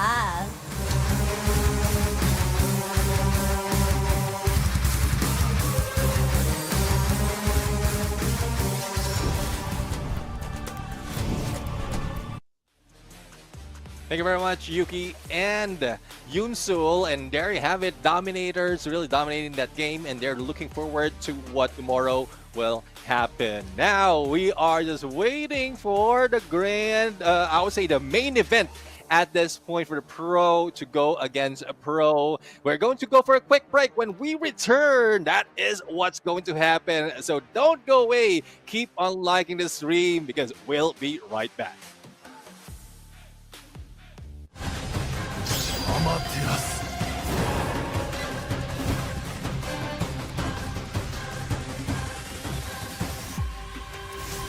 The Free Fire Ninja Clash Squad Tournament begins with a Swiss stage featuring 8 teams competing for 4 spots in the playoffs. In this stage, each team must secure 2 booyahs to qualify, but any team that loses 2 matches will be eliminated. All matches in the Swiss stage are played as a best-of-3 series.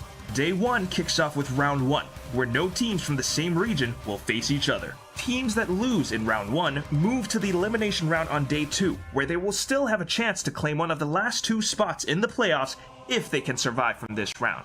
Once the Swiss stage ends, the 4 teams with 2 booyahs advance to the playoffs, which follow a single elimination format with best-of-3 series matches. The tournament concludes with a best-of-5 series at the grand final to determine the champion.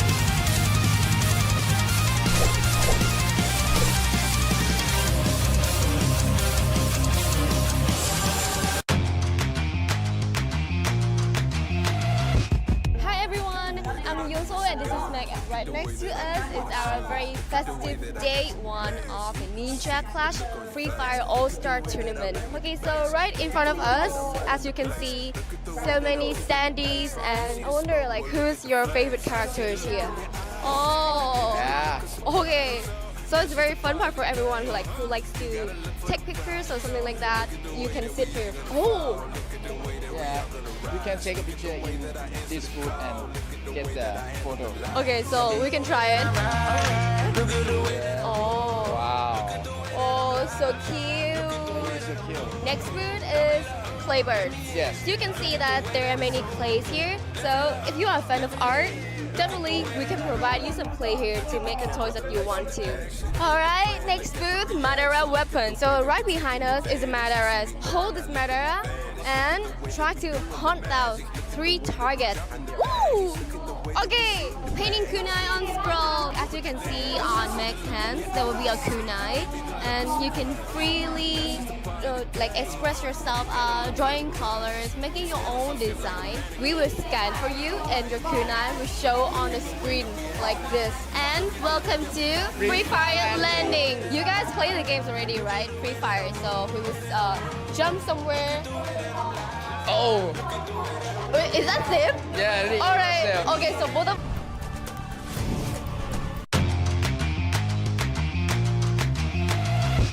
Hi everyone, I'm Yusul and this is Meg. Right next to us is our very festive day one of the Ninja Clash Free Fire All-Star Tournament. Okay, so right in front of us, as you can see, so many standees, and I wonder like who's your favorite characters here?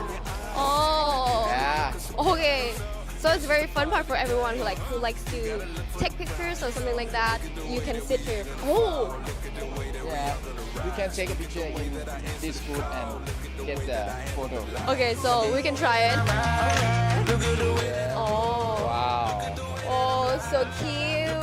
So cute. Next food is Playbirds. Yes. So you can see that there are many clays here. So if you are a fan of art, definitely we can provide you some.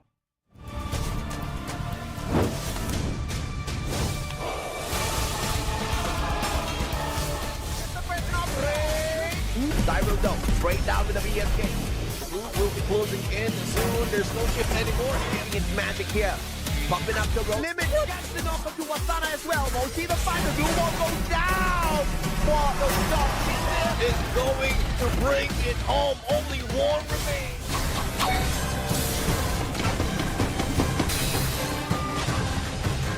Amaterasu.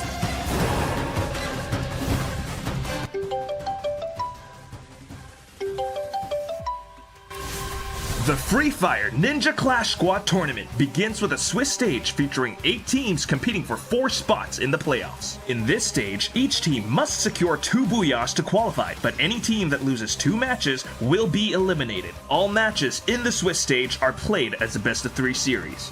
Day 1 kicks off with Round 1, where no teams from the same region will face each other. Teams that lose in Round 1 move to the elimination round on Day 2, where they will still have a chance to claim one of the last 2 spots in the playoffs if they can survive from this round. Once the Swiss stage ends, the 4 teams with 2 booyahs advance to the playoffs, which follow a single elimination format with best-of-3 series matches. The tournament concludes with a best-of-5 series at the grand final to determine the champion.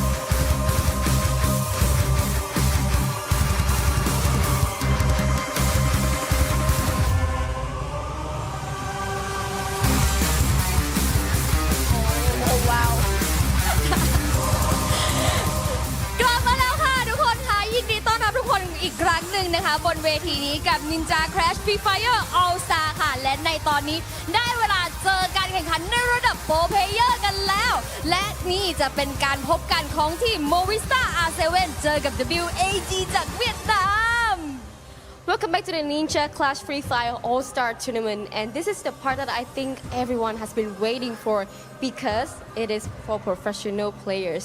And it is also one of my favorite match is because the only team of my bringing the color of my flag here. Yeah, but WAG is in the house, you know. Yeah, of course. WAG is the prize of Vietnam. It is. They are the pride of Vietnam. So, welcome to the match between WAG and Movistar R7. เพราะฉะนั้นค่ะขอให้ทุกคนต้อนรับทีมแชมป์จากรายการ Free Fire World Series ลาตินอเมริกา 2025 EWC Qualifier และนี่คือทีม Movistar R7 ค่ะ Please welcome Team Movistar R7, the champions of Free Fire World Series Latin America 2025 EWC Qualifier.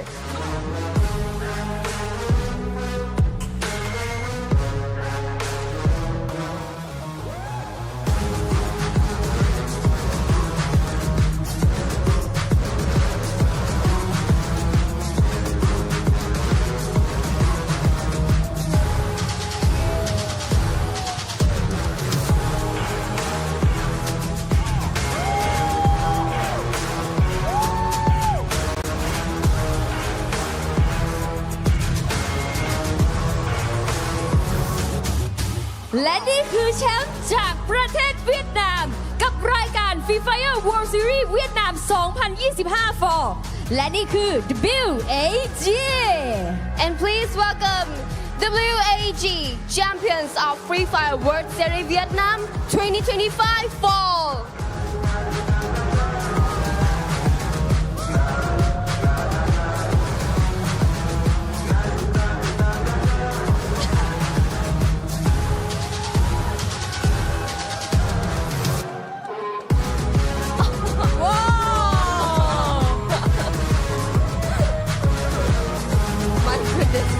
They're coming with a ninja running pose ไม่น่าเชื่อเลยค่ะเป็นการเปิดตัวที่เรียกได้ว่ามาถึงปุ๊บก็ว้าวเลยว้าว Ninja running ทำอย่างนี้ได้ยังไงคะทุกคนคะเปิดมายังสีสันขนาดนี้ energy พวกเขามาเต็มมากๆและแน่นอนค่ะทุกคนคะได้เวลาให้ทั้งสองทีมเช็คแฮนด์กันหน่อยดีกว่าแล้วค่อยประจำโพสิชันกันค่ะเชิญค่ะ For today, our Ninja teams and Movistar R7, please kind of shake your hands and get ready for your first match.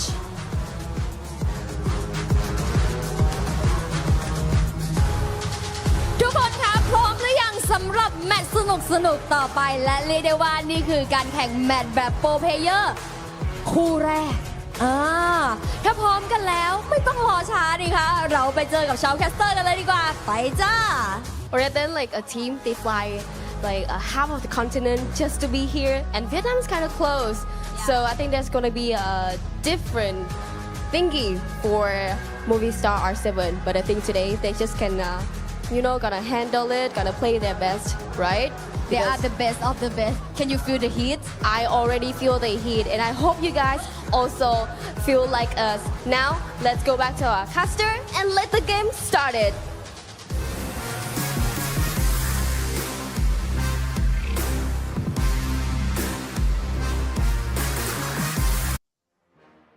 Thank you once again, Yuki and Yunsul. And again, this is Neptune, the Gentleman Garcia, together with Husky. We are your casters for today as up until the end of this tournament. And really, this is something else that everyone has been waiting for, and as well as I am. I think this is the first time that these teams will be going in, meeting each other. There might be some instances in Battle Royale, but Clash Squad, this is the first time we are going to see Movistar R7 play. So hopefully they learned a lot from watching the VODs from Southeast Asia, because that's where it started. From preseason up until the previous spring season, they are already bringing in the Clash Squad into play.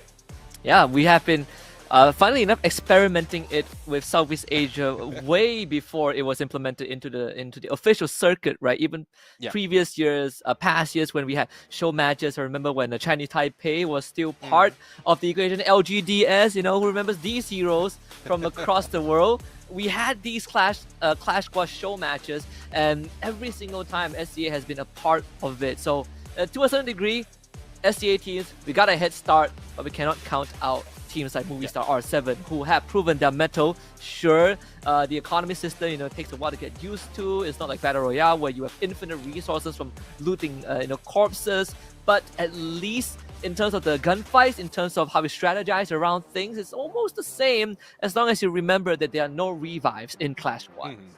Exactly, no revives, only pickups just in case you get knocked down, and that's one thing that they need to play with. Also is the ban and pick system that the teams will need to deal with. What meta are they going to take out of the board in case of using those unique active skill? And I think the same still applies though. They are going to have unique active skill, and the passives would help them make all those works. And you did mention about economy, so those pistol, or no, I mean not pistol rounds anymore, it's shuriken rounds at this point because of the update that we have for this collaboration. The shuriken rounds would be a difference, especially with their accuracy as well as the range that they have to fight in to get all those cash to buy more of the weapon that they need up towards the end of the game.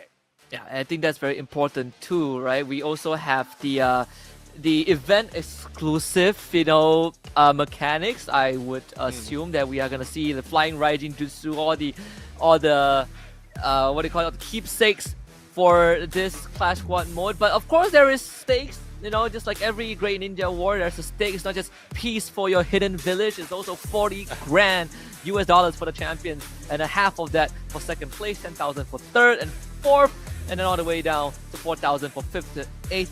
And if you are the grand final MVP, you get an extra 3 grand to your name.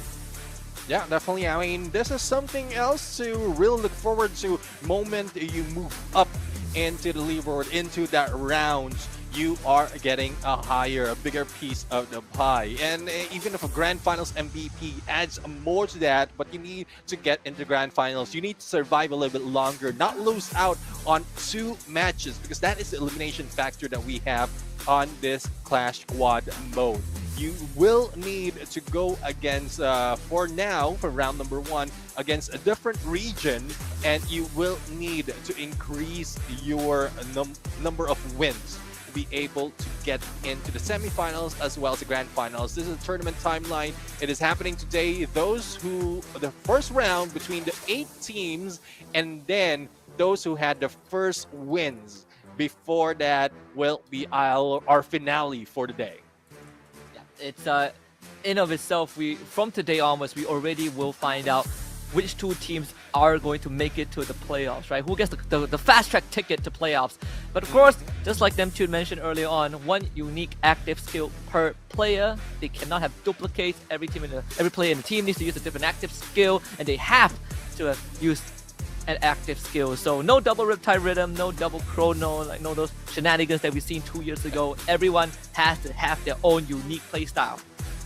Yeah, I'm real excited on what the teams are going to bring in the active skill department, because we do have a few updates in some of the characters right here. So we'll have to see if that is something that they can adjust to, or they've adjusted to.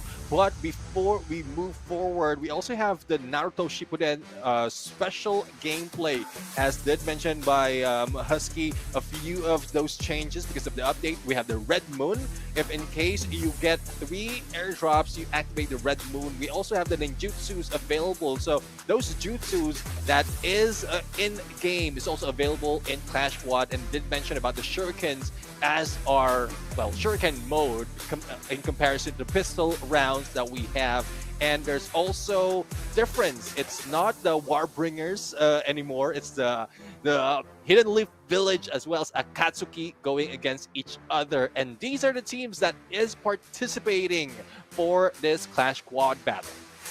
got Lost, RQ Kazu, Budoram United Esports, EVOS, Fluxo, Falcons, WAG, and Movie Star R7.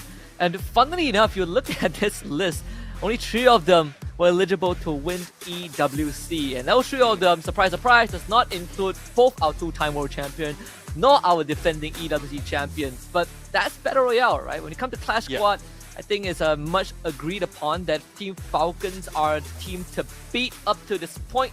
We'll see if that's going to be the case.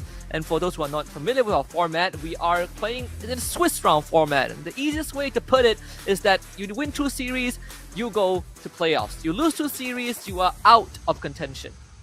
Yeah, definitely. I mean, you will be eliminated and you will not be proceeding in tomorrow's matches. Thus, the first round would be very crucial to make sure that you will get that 1-0 and also end it to the final 2 series that we have for today. But you did mention about Team Falcon, who is, I would say, Clash Squad champion for Southeast Asia, but they're going against Lost at this point, and we know how Lost is. In Battle Royale, they have put in so much aggression, and how do they put in all those aggression, all those points, is with those CQCs, and this is the name of the game of Clash Squad, CQCs overall.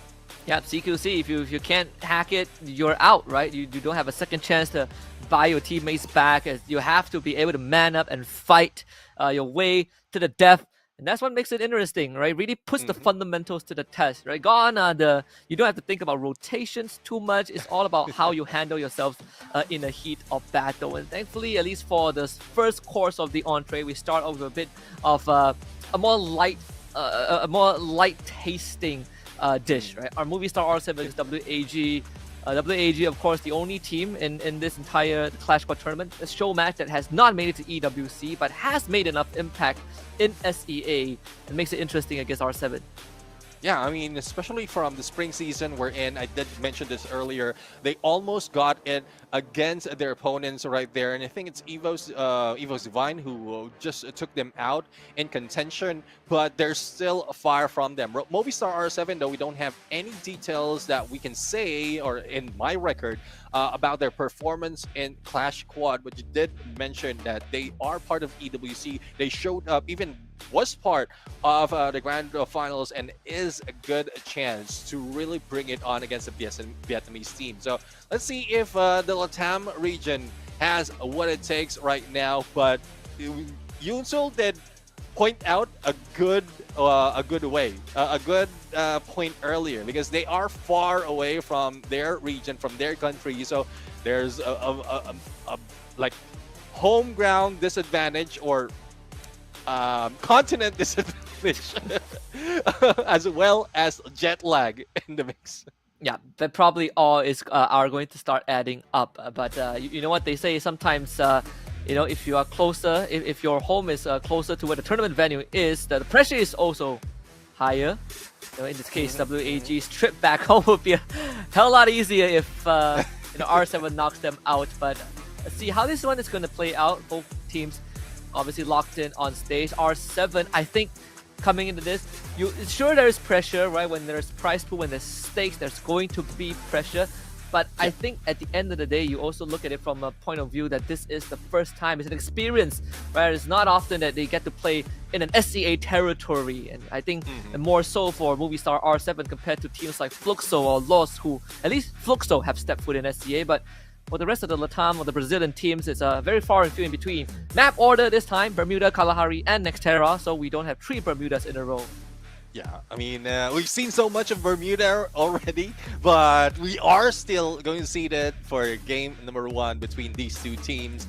And I would love to see which or what active skill they are going to take out, as well as use in this game. And that surprised me, the mentality of some of the teams, especially in this Clash Squad, even in Southeast Asia, how they choose their active skill can spell them winning this battle in, I would say, in multiple rounds. So that can also give a preview of what needs to be taken out on the next series. So that is something that they need to think about, and we are seeing some discussions as well between the players as well as their coaches, just to make sure they don't make a mistake in picking it out And of course, for those who only saw the show match earlier on and don't are not really familiar with how the proper Clash Squad format is, we do have a draft. We do have abilities that people are going to band out. The draft, the compositions of the lineups that we are going to see. So a lot more depth is included. Then afterwards, we have the economy, the management. If you're bad at finances, this is where it's really going to start to hurt. If you, all in all your chips at round 2 after losing, you get a heavy buy and then you end up losing again somehow. That is going to bite you in the back. So I think that management is going to be a lot more important for both squads. And the venue still continues to heat up. It's like what? Time is an hour behind us, right? So it is 4:20 p.m. there. Still early though. Still early, yeah. Yeah, and you know how it is. It's a weekend though, so there's a lot more of survivors that will be joining them right there, and they're just in time. If in case they missed out the KOL match, they're just in time right here to watch the pro match. But we're seeing so much more, but let me take a peek on what WAG did use in the Sea Spring against Team Falcons the first round. They took out Steffi. They used Zane, Koda, Iris, and Homer into their active skills. So that's one thing that we might expect, especially, and that is same in Bermuda. There's a lot of usage of Iris at this point, especially for the sniper. Just make sure that you get all those information in against your opponent and just time their movement to be able to take them down as quickly as that from a distance. Yeah, I remember like Steffi was a huge deal. Steffi and the Iris were a huge deal in Clash Squad, and there's a lot of emphasis. Santino also, I think, was introduced into the equation when he was released. Like, sniper players love that. I know Limit was a big fan of Santino in his debut day. Russia too, yeah.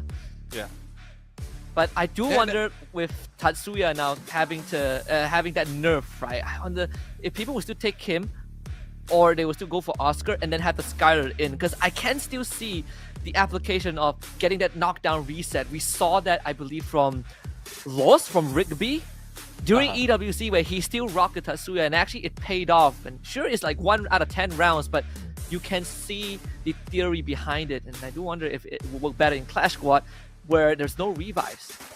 Yeah, there's no revives. There's really no chance of losing out. But that would depend though. If like accuracy, if that is the case for Rigby, he does have the accuracy. So if he rush in, get that knockdown, he still has the refresh, and that's the good thing about Tatsuya right now. If you get a knockdown, the Rebel Rush will refresh, and you have a chance to like pull away or go in for the next target. But if you fail, especially with M590, the reload would be quite long. You might not be able to follow it up that quickly. So let's see if that combination specifically will be used at this point. For your point at Santino though, there's a change that has been done, adjustment that has been done. There's a limit on the distance, especially in the vertical distance, that Santino can be used. So I think it's 10 meters above ground that you won't be able to trigger that recall. So for those, especially for those guys, specifically in Solara, playing Santino in TV Tower, that is for you. Because you keep hitting me so much from above, and they just go back. Yeah, it's a necessary change, for sure. I remember back then, like, people just send the clone, and it's like, it goes so far away. Oh, yeah. Of course, we also have our on-site commentators. Oh my goodness. Is that you, Madara? Dude. Don't destroy the venue, it's just day one. No almighty push, no almighty attraction, okay? Don't use any of that. No shenanigans this time. Be a good boy, Madara. Wait until not Madara, closing. sorry, it's Pain. What am I talking about? Pain, that's Pain. I mean, wait for a closing. At least he can take out, like, clear out the venue, clear out the mall. He's gonna clear out the mall if we gotta find out which team he supports, and then we can avert disaster. Because I don't think the great sages will be there to help us this time. The Gate Stage and the Great Stage, I would say. Well, we're seeing a few more doing that, and a few fans. I love the emote booth. I mean, I would love seeing all of those people energized, because you know how it is. In a place just like this, there's a few games, but you don't see those energetic vibes, and that alone just gives you that vibe that everyone can catch up to. So, like emotes overall, especially if you know the emote and you will love to try it out, that's a place that you want to be. Yeah, makes me feel young. Well, we had a good time at EWC. Though I wish that there was more time to explore around, because I realized that after I came back, after we left, and like I talked to my friends who were still there, and I realized how much I've been missing out in Riyadh. So hopefully you get more time next year. Hopefully. Which part? Outside the boulevard or no, like the even within the boulevard itself, there's so many things that actually was happening. I didn't know that they had a full museum of all the evolution of gaming devices. So like your Atari into your like the whole museum, and there's so many things that was on display. But the crowd, I mean, this is like what? It's Saturday, right? It's the weekend. It's Saturday. Lively place in Thailand. Yeah, definitely. And I guess we are set. I mean, fist bumps overall. They are ready, and there we have it. The bans. This is what we want to see. Which active skill do they want to take out, and who is getting the first ban? Because you know how it is in draft. Like you go for a counter pick or counter ban based on your prerogative, and Sane will be taken out. So none of those buff, none of those extreme encounter that will be coming in, and A124 from the side of Movistar R7. Yeah, so no Sane. So not much difference from I think the last time. I know that Sane was also pretty popular. We get the A124 ban, and Oscar instantly picked up. Would have been Tatsuya pre-nerf. Right now it's going to be the Oscar. So we're going down to kind of the basics, right? We still have someone that can rush. Tatsuya gets picked up by Movistar R7. This is what we're talking about, the counter. the counter picks. I wouldn't say it's a big surprise, but it definitely is something that I can see being an option, right? You need someone to match the quote-unquote aggression of Oscar, because back then people would open both Tatsuya and Cassie, and then they would see if you can win the gamble and get it on second pick. In this case, we get Oscar, Cassie, and then the Coda, which is also a huge commodity. But without Sane in the equation, those blue walls aren't as reinforced, and you're not taking down blue walls as fast, and you're not as tanky, which was a big deal back then when people were just first picking Zane and Cassie in the same rotation. Yeah, definitely. I mean, that's one thing that would really help a team get a little bit tougher in those CQCs. But on the other side, Clue. So again, another counter to Coda. Coda with that information, Aurora Vision, wherein Clue has that tracing step. So both of them have a chance to get information of the location of their teammates. Chrono, though, with Time Turner, as you did mention, this is something that has been coming back, especially in Clash Squad, because of those CQZs. If you want to survive a little bit longer, especially if you're down on HP, you would pull out the Time Turner, and it gives you 10 seconds to recover, or probably target the opponents, or find a way to target the opponents before you head out. Yeah. And we immediately are seeing one of the advantages that WHE have with this composition is that they have ways to destroy glue walls, right? We're talking about the Oscar Valiant Dash, but at the same time, you also have great intel gatherers with Coda, Iris to a certain degree, and you have that regeneration from the Cassie Electrotherapy. Movistar R7, they have Clue to trace footsteps, sure. They have Santino and Tatsuya to kind of reposition. They have Chrono as a defensive mechanism. But taking down glue walls is going to be one of the struggles that they might have to brute force through. And a part of me is thinking that WAG, because we're going on to Bermuda, if we are starting off at peak or somewhere like on the shipping rig, they could pop a Coda, get the intel, and then have Cassie Oscar just go right in for attempted first blood. Yeah, exactly. And well, Iris right there also with, I think, if I'm not mistaken, this is often for X4 because he's a sniper. But I did mention, we talked about this earlier, that X4 might be trying a different role at this point. So let's see if that was just a fluke from what we've seen in their skirmish from before this day. But usually the sniper is the one bearing that iris that gives him the advantage. So there we have it. It's PLS 1 right now. Who would be sniper? And surprise, surprise, Oscar will be used by X4. So I guess it is true. Yeah, so it is true. And then we see Turbo coming in from Movistar R7. He was not feuded at EWC at all.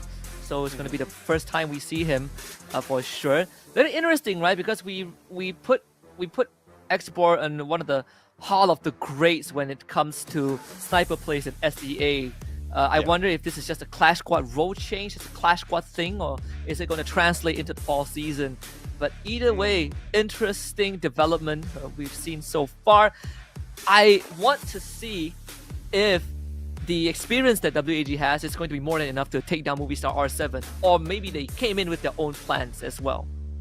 Yeah, let's see though. I mean, these adjustments, especially in terms of role, we've seen this before. We've seen, well, not really role, but like adaptability. We've seen this from Buriram United. We've seen them just wear a sniper, use a sniper, even if they're a rusher. So it's quite a reverse right now for X4 because he has been a sniper overall, but he needs to go for survivability if he's stuck going solo. I guess this is a good way as well to use that, or good avenue to use that as a training ground to make sure that he can fight back even if he's not the sniper of the team. Yeah. Of course, the WAG players probably spotting fans in the crowd. I like the vibe. You can see that big change. We just had monitors and PCs on the stage and now they're all removed. We're just back to the good old Free Fire. Good old mobile phone gaming. Imagine it's only a few minutes though. A few minutes break and they just managed to take it out. We've all witnessed teardowns before, or at least, you know, like changes in the equipments when you make some changes on stage.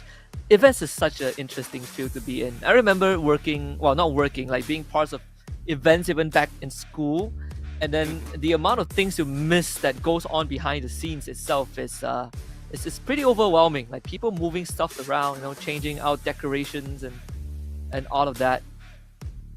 You gotta really give respect to the staff. They are definitely giving it their all for this event. Yeah, definitely. I mean, given the fact as well that they have not just those equipment, but also like everything in the scene that is, I would say, different. Like the LEDs. You need to be careful with those as well, but I mean, how they set it up, how they make sure that everything is set up overall. Production design, I would say, they've done so much in here. Kudos to the production design at this point for putting up this stage as well as clearing it out that quickly. It's something that we have been repeating so many times. I think like since 2021, since like MCP, like every season the graphic keeps getting better, the stage keeps getting more and more grand. They keep one-upping themselves, right? Like this is pretty crazy how much work is being put in. I remember there was this show that I watched before, and they had performances in between, and something unfortunate happened. A dancer did a backflip and landed on an LCD TV.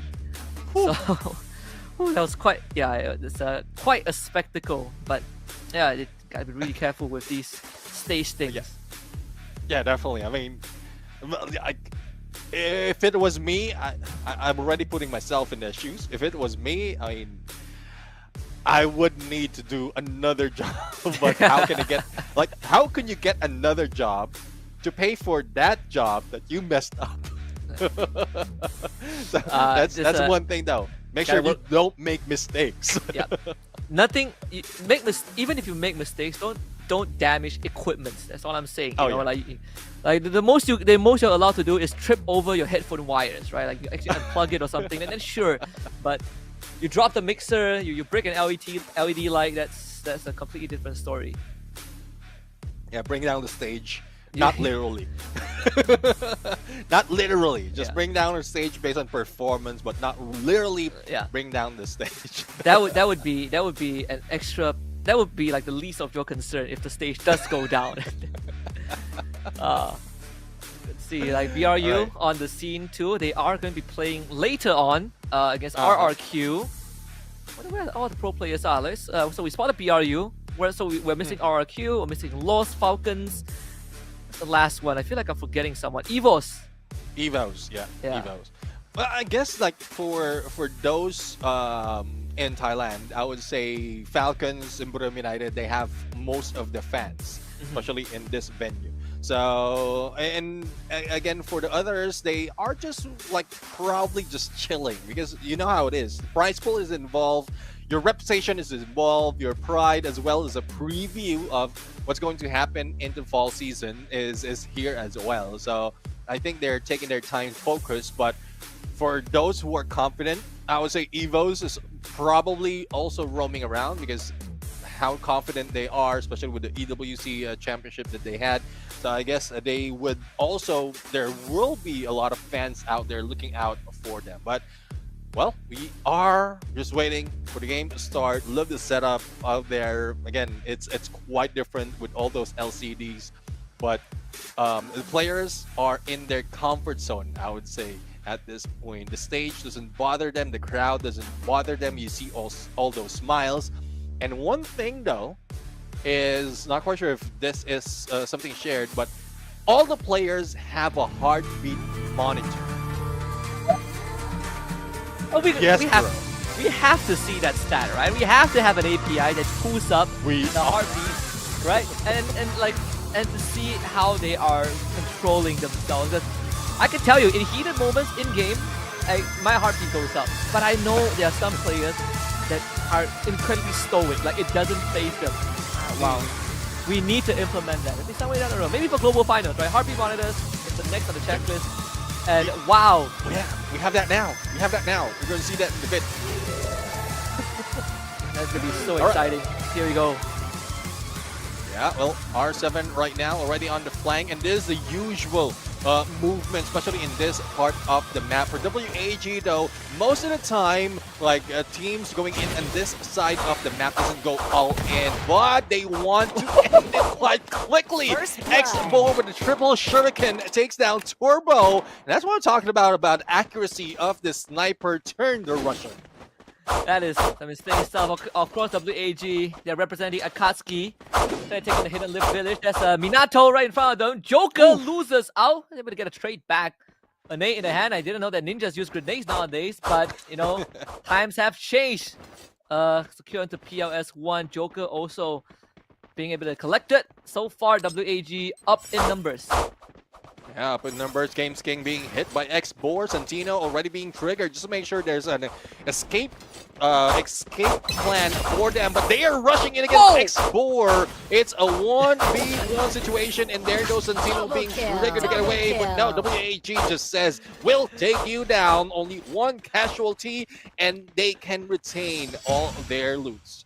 And this is why Sasuke hates Naruto, because the Santino bailed. He bailed on his teammate when they went in from a two-man rush. That is quite a funny start. But WAG getting the first round, Mini Uzi in hand. They finally bring out the big pistols, and Joker with a hero rifle.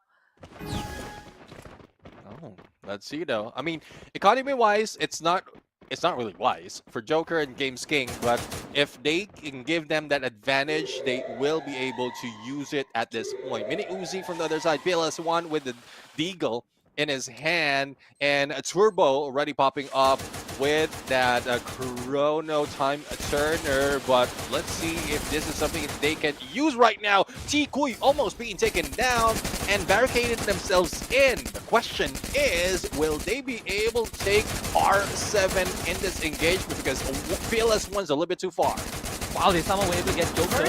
Because of Cyrus, Turbo I think getting knocked down too. Games King needs to make use of the rifle that he got, and so far it hasn't been paying off. They lost Joker, so one of that hero rifle is already removed from the equation. T-Kui, another Mini Uzi to the body of Della, and Games King left alone. And Not an economic Double kill. investment. Double Did kill. not pay off at all. WAG up 2-0. Yeah, I mean, WAG won the first round, but they went in for the 800 just to get those mini Uzis, and they still have a lot in their pocket. So they can really switch it up right now. Turbo with a P90, and, well, let's see if that would work for them. Same goes with Games King, and we have the Pyrophile on hands of Joker. Great on long distance, great damage as well, but this is, unless you flank onto those silos or onto the bridge, that's the only time that you can get that opening. Well, at least they do set themselves back slightly with that forced buy. Whereas for WAG, they definitely put themselves in a more comfortable position. In the previous round, we see them use a lot of the clay bomb to try and force WAG into a rough spot. And for a moment, they did in the containers. But again, no capitalization on that was the undoing. The mini Uzi fire rate at close range was just a lot more effective than those rifles that that R7 brought out.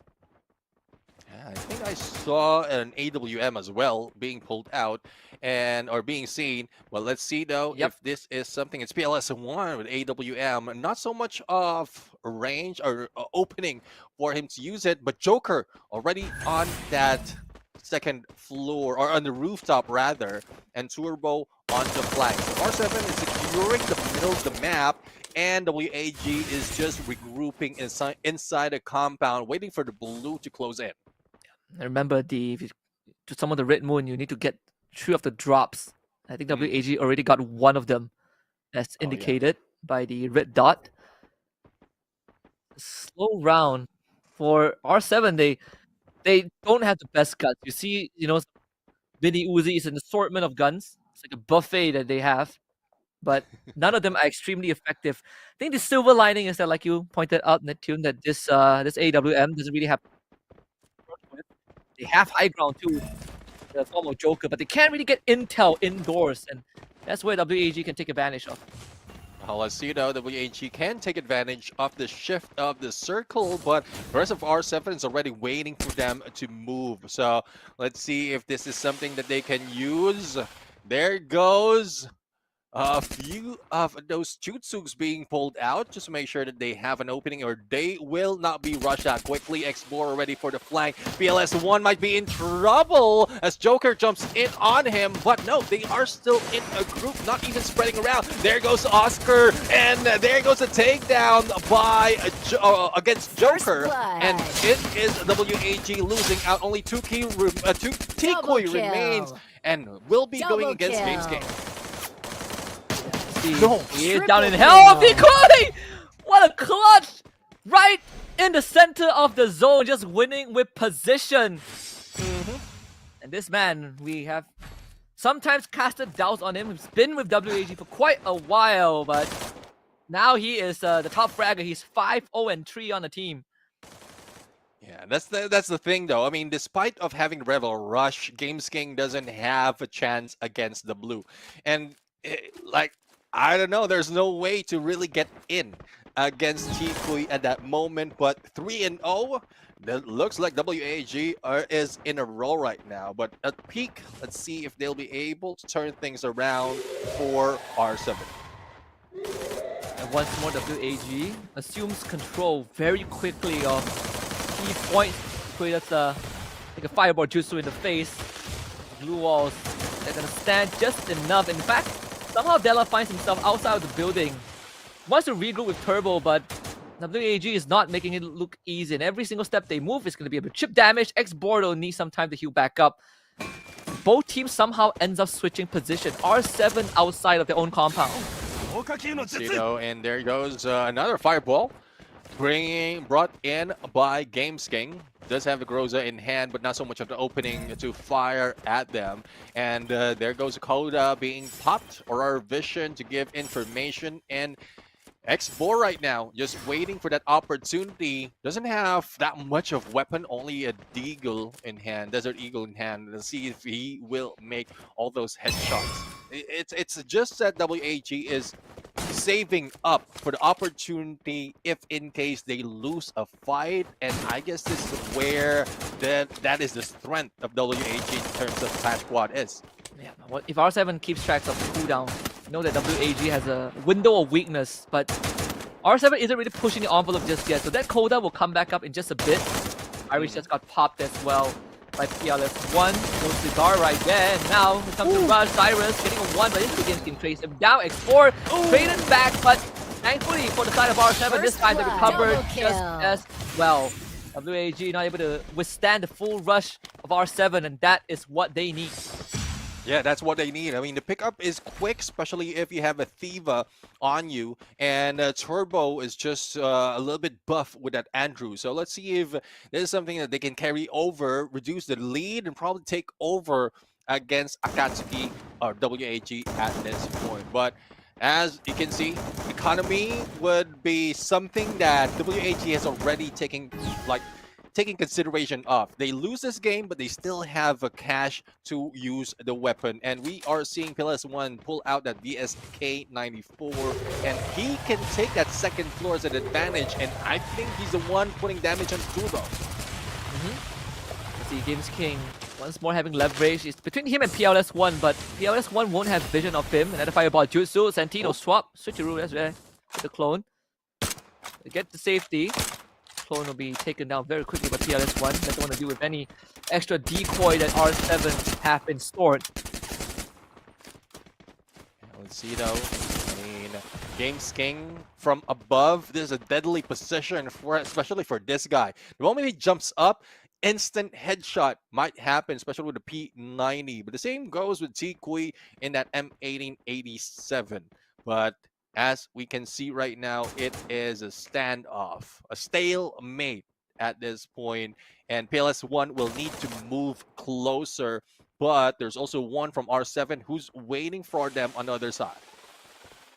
Yeah, another slow round that might just end with the circle being the deciding factor. Once more, I believe the second drop has been claimed by WAG. We see 2 dots already on the screen. Joker taking some chip damage. And WAG so far hasn't really been putting much emphasis on taking the high ground. Maybe no need to do that as they continue to chip Joker's health bar away. X4 is the one that's making life hard. And Joker is now pinned down. Here comes a full rush. Tikui getting punished by Games King. Was waiting for this moment his entire life on top of the roof. Cyrus also gets punished. The movie star R7. Patience paying off. They lose 2 members in the process, but no confirmed knock just yet. To the window, Della finds the knock and converts it to number 3. Tikui left alone to his own devices. Movie star R7 recovers and finds the second round. Again, Games King is deadly at this point. Accuracy overall, 8 elimination already, plus Adela on the backup. Both of them has a P90 in hand, and with this win, they can afford to buy a Groza X, especially for Games King. MP40 for Games King as well. Now up close and personal as well as the long range, this guy would be deadly, especially with Joker on the AWM already. So let's see if WAG can bring this in.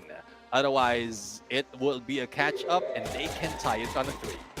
We're seeing some similarities from when Falcons play in Clash Squad, right? Where you have Limit always posted up on the high ground, and you gain so much leverage just from that alone. So early on, Tikui taking some chip damage. Getting healed back up very, very quickly by the Cassie electrotherapy. Again, they have a lot of Intel gathering tools, but it's also about timing. So when you press the abilities, are you going to commit to it? Because there's a long downtime in between. Games Kings now is going to be under threat. They want to flush him out. X4 dashes forward, looking for Della. Was able to make his way around the corner to escape. Tikui holding the back. Games King somehow still alive. Yeah, still alive. Games King doesn't have an opening right now. He needs to recover, and that time would be the downfall for Della. But Della slowly recovering from those damage, and R7 moves away. These fences will be saving them, and Tikui takes advantage of the high ground. Mag 7 in this high ground, not really viable because you don't have that distance, you don't have that range capability. But X4 will be taken down by his kill, and Santino will be popped. Della and Turbo is gunned down, but Games King will be followed up by PLS1. It is now a 1v1 situation. Let's see if PLS1 can bring this on. It's a BSK against BSK. Yeah. battle of the snipers. It was Minato against Madara. Who's going to take this one? Of course, Joker does have a bit more health to work with. PLS finally getting to recover. And Joker retrieved Della. Decides to not go for it. Takes the fight straight on. Takes the initial shot. PLS with the outplay. 2 accurate shots to the chest is all it takes. WAG out 4-2.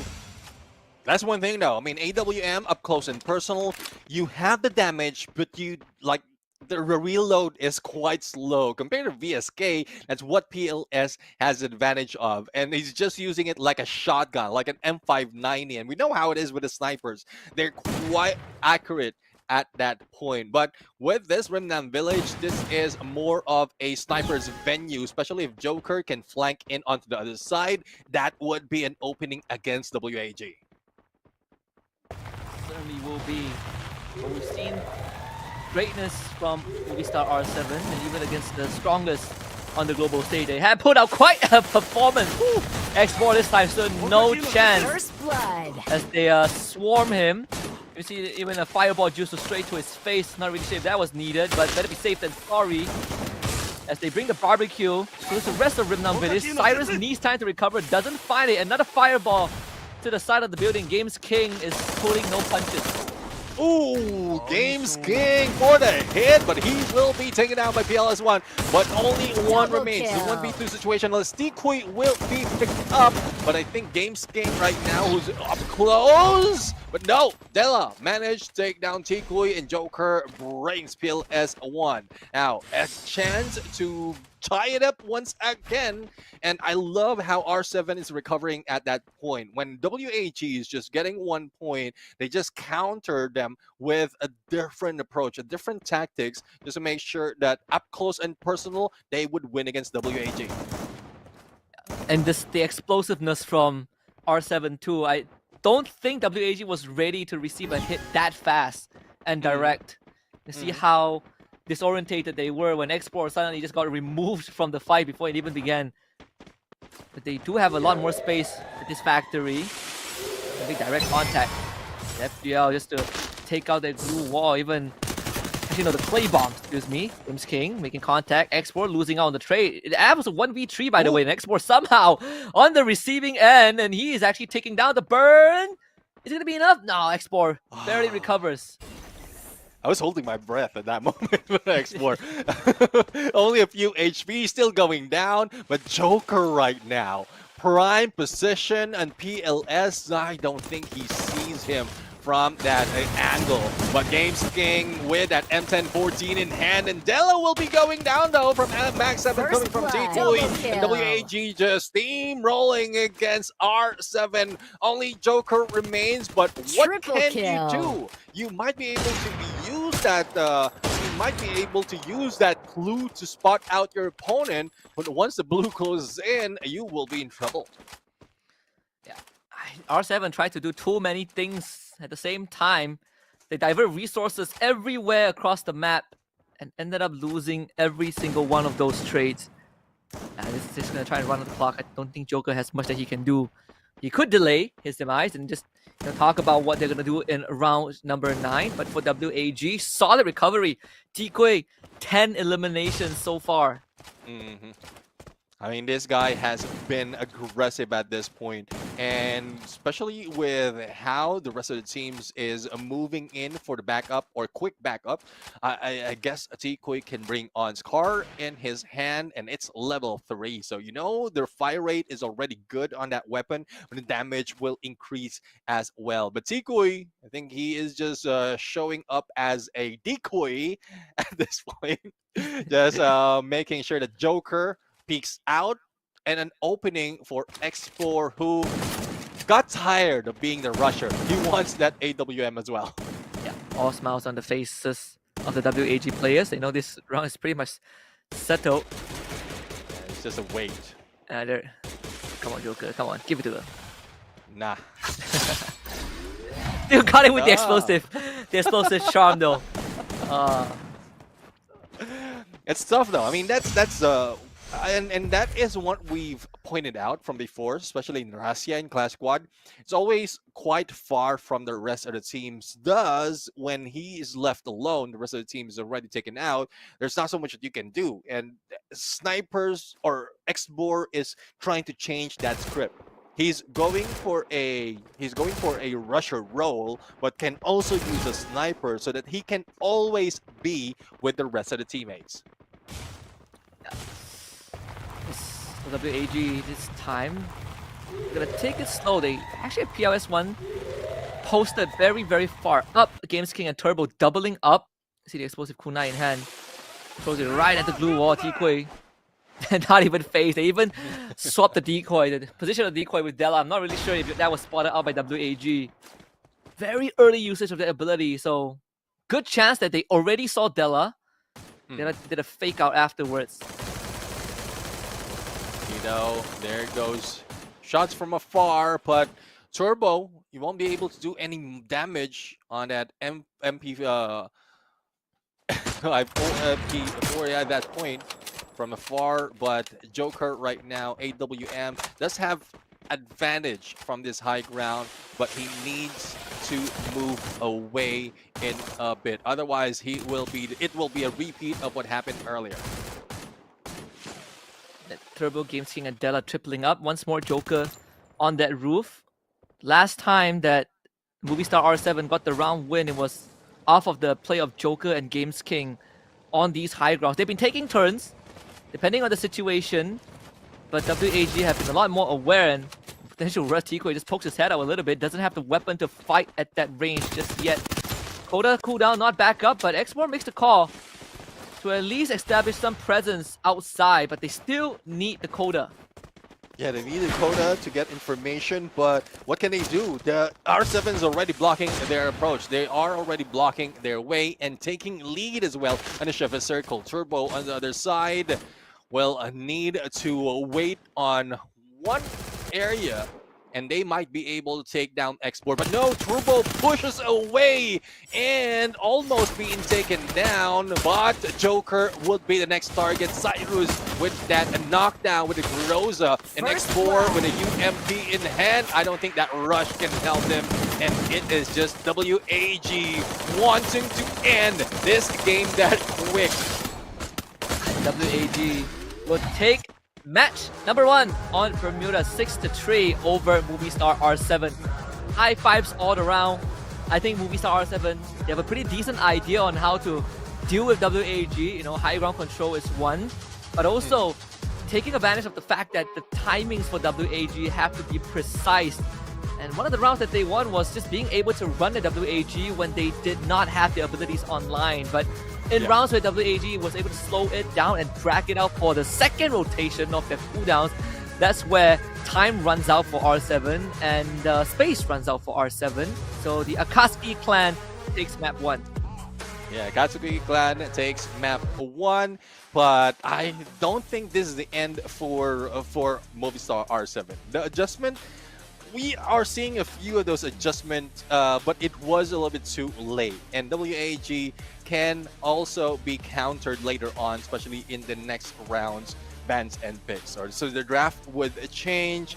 I'm quite sure though what they need to take out, because there's a lot that has a potential of a clutch potential for WAG that wins, or that made them win that game. Yeah. Like Tikui, I definitely came online. You know, this guy was all gas, no brakes that game. PLS 1-2 putting out some incredible clutches. 1v1. We did see some pretty funny moments in the opening round where I feel like, Movistar R7 could have had a decent round 1 and then they bailed on each other. But again, we saw the idea on how they could recover into the game. They just were not able to constantly pull it off. And maybe it's the understanding on the timings and all, but for first time, I think it's not too bad for a debut. They did put up a fight against WAG. Definitely, I mean, especially with Games King putting in so much of elimination and damage as well, but it's just like still needs a little bit more of tweaking at this point. But there's still more chances because it's best of 3, similar to what we seen in the KOL match earlier, but they need to make those changes real quick. And we do have a change of scenery at this point, because done with Bermuda, we're going to switch it to a different map. So hopefully this is the advantage that Movistar R7 is waiting for. Yeah, and the map switch also, if if anything, these high ground controls are going to be a lot more important, right? I believe we're going to Kalahari next, and if my memory serves me right, it's going to be Kalahari. It means more open ground, more high ground control needed. Yeah. And that's where the tag team between Games King and Joker is going to pay off a lot more.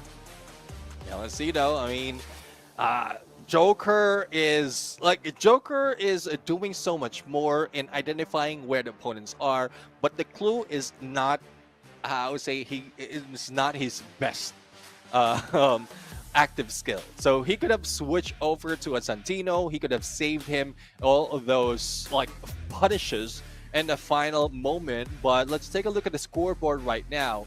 And I guess our MVP would be Tikui with that 11 elimination. But looking at Games King, 13 elimination, and they didn't even put in like they had only half of the game in this series. So if in case they are giving that chance, I think Games King can bring a lot more. Yeah, I mean, Games King has been really just hard carrying the team that game. Joker is the one that needed to step up. Joker and and Turbo both not really contributing in the elimination department, but you can kind of see the playmaker that game, right? Games King was really hauling the weight of the team. In the first map, Bermuda, 6-3 in favor of WAG, representing the Akatsuki clan. And we're going to head to Kalahari and see if Movistar R7 can reel it back and bring us to a map 3. Yeah, definitely. I mean, that is one thing that they need right now. And hopefully this time, this break time would help them really identify what needs to be worked on. Because there's only 7 points in Kalahari that they can work with, and only some of those will be favorable for snipers. But PLS1, speaking of a sniper, he will be the MVP, and it's not because of the elimination, it's because of the damage. He had helped so much more in those fights and managed to get 32-73 in the damage with only 4 elimination, always in the distance, and he is the bomber in title.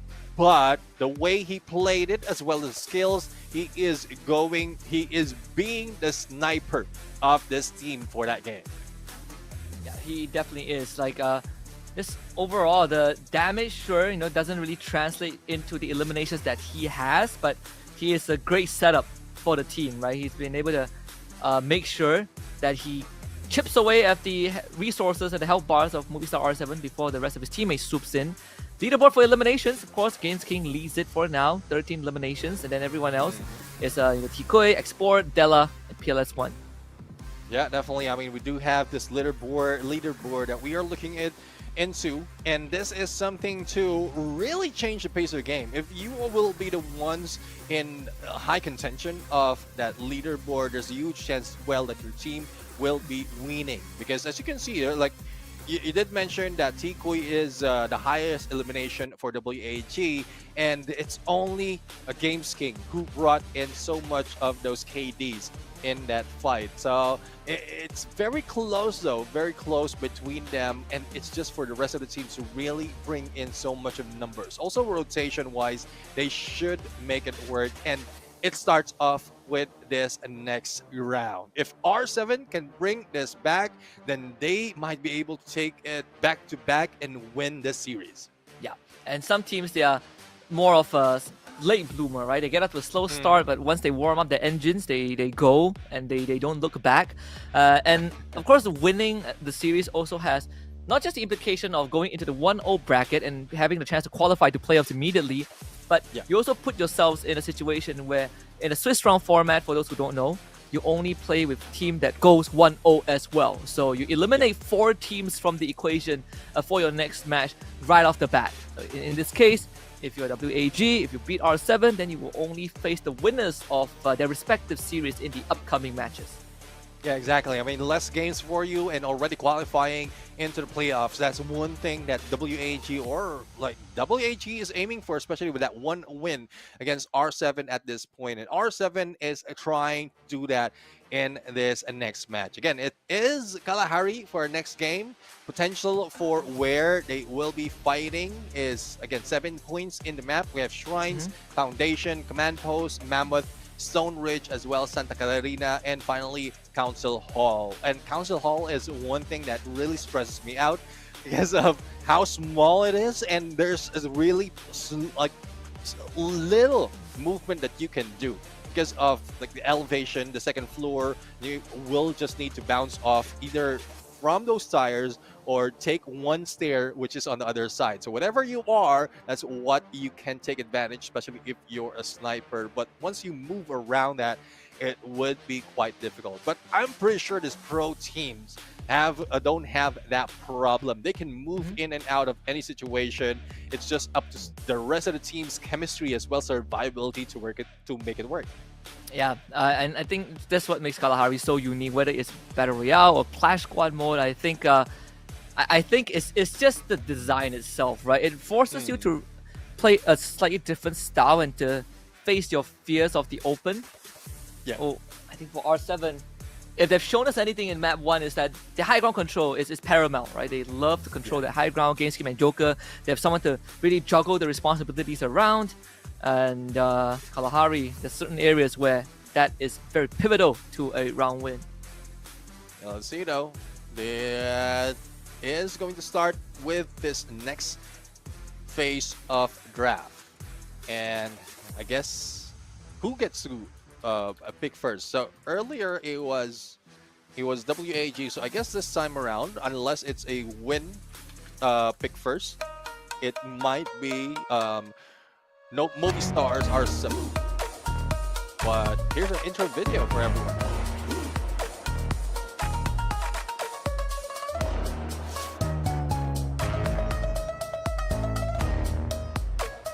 Dạ, nhân vật yêu thích nhất của em là Naruto, bởi vì nhân vật chính. Nhân vật trong bộ truyện Naruto mà em yêu thích nhất là Itachi, vì nó cool ngầu và khá là mạnh ở trong phim.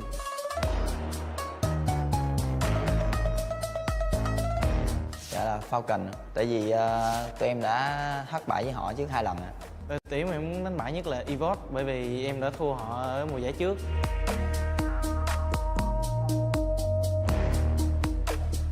Dạ em nghĩ là Fluso, bởi vì bên Brazil họ không mạnh về mặt tử chiến. Em nghĩ đội dễ đánh bại nhất là RQ, bởi vì em không đánh giá cao tay tỉa của team RQ.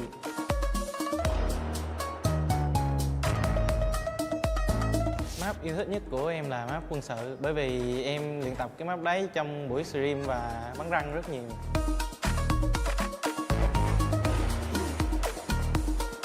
Dạ em rất tự tin về kỹ năng của mình. Em nghĩ là đội mình sẽ đứng top 1 và trở thành nhà vô địch.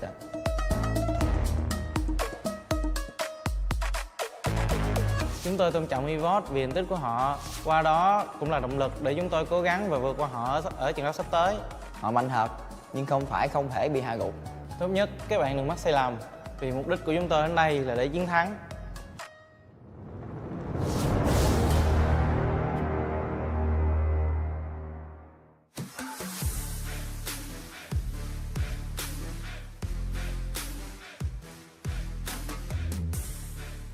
WAG as we prepped for our next game between them and Movistar R7.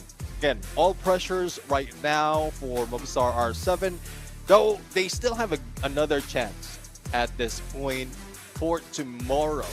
But at least, as you did mention, you want to get that win first in day number 1 and then follow it up through by the next game within the end of this day.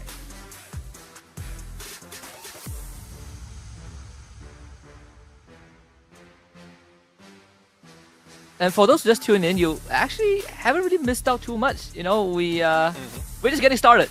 We got 5 more series, including 1 show match. So there's 6 more after this. 6 more best of 3s lined up. Into the draft we go.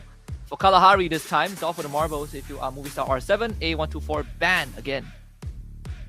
Yeah, A124 will be taken out. They really don't want that A124 because of how it damages their potential of rushing, especially using those skills in the crucial moment. But on the other side, Oscar will be banned as well by WAG.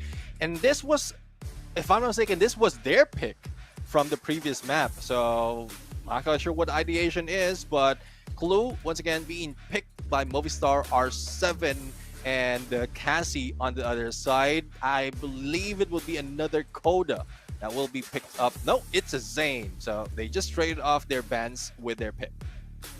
Yeah, so they could double down on the Clue Coda for Movistar R7. We have seen that before. But you do end up sacrificing, you know, a bit of that aggression, right? You're playing very util heavy. They take the Santino once more, which was what worked for them in the previous round. Tatsuya again.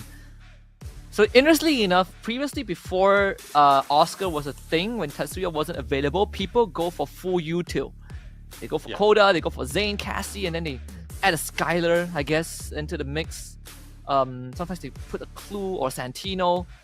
So Movistar R7 still wants to bank in on more of the aggressive ability. And this time the Homer comes out for WAG, and that is going to be a big problem for Movistar.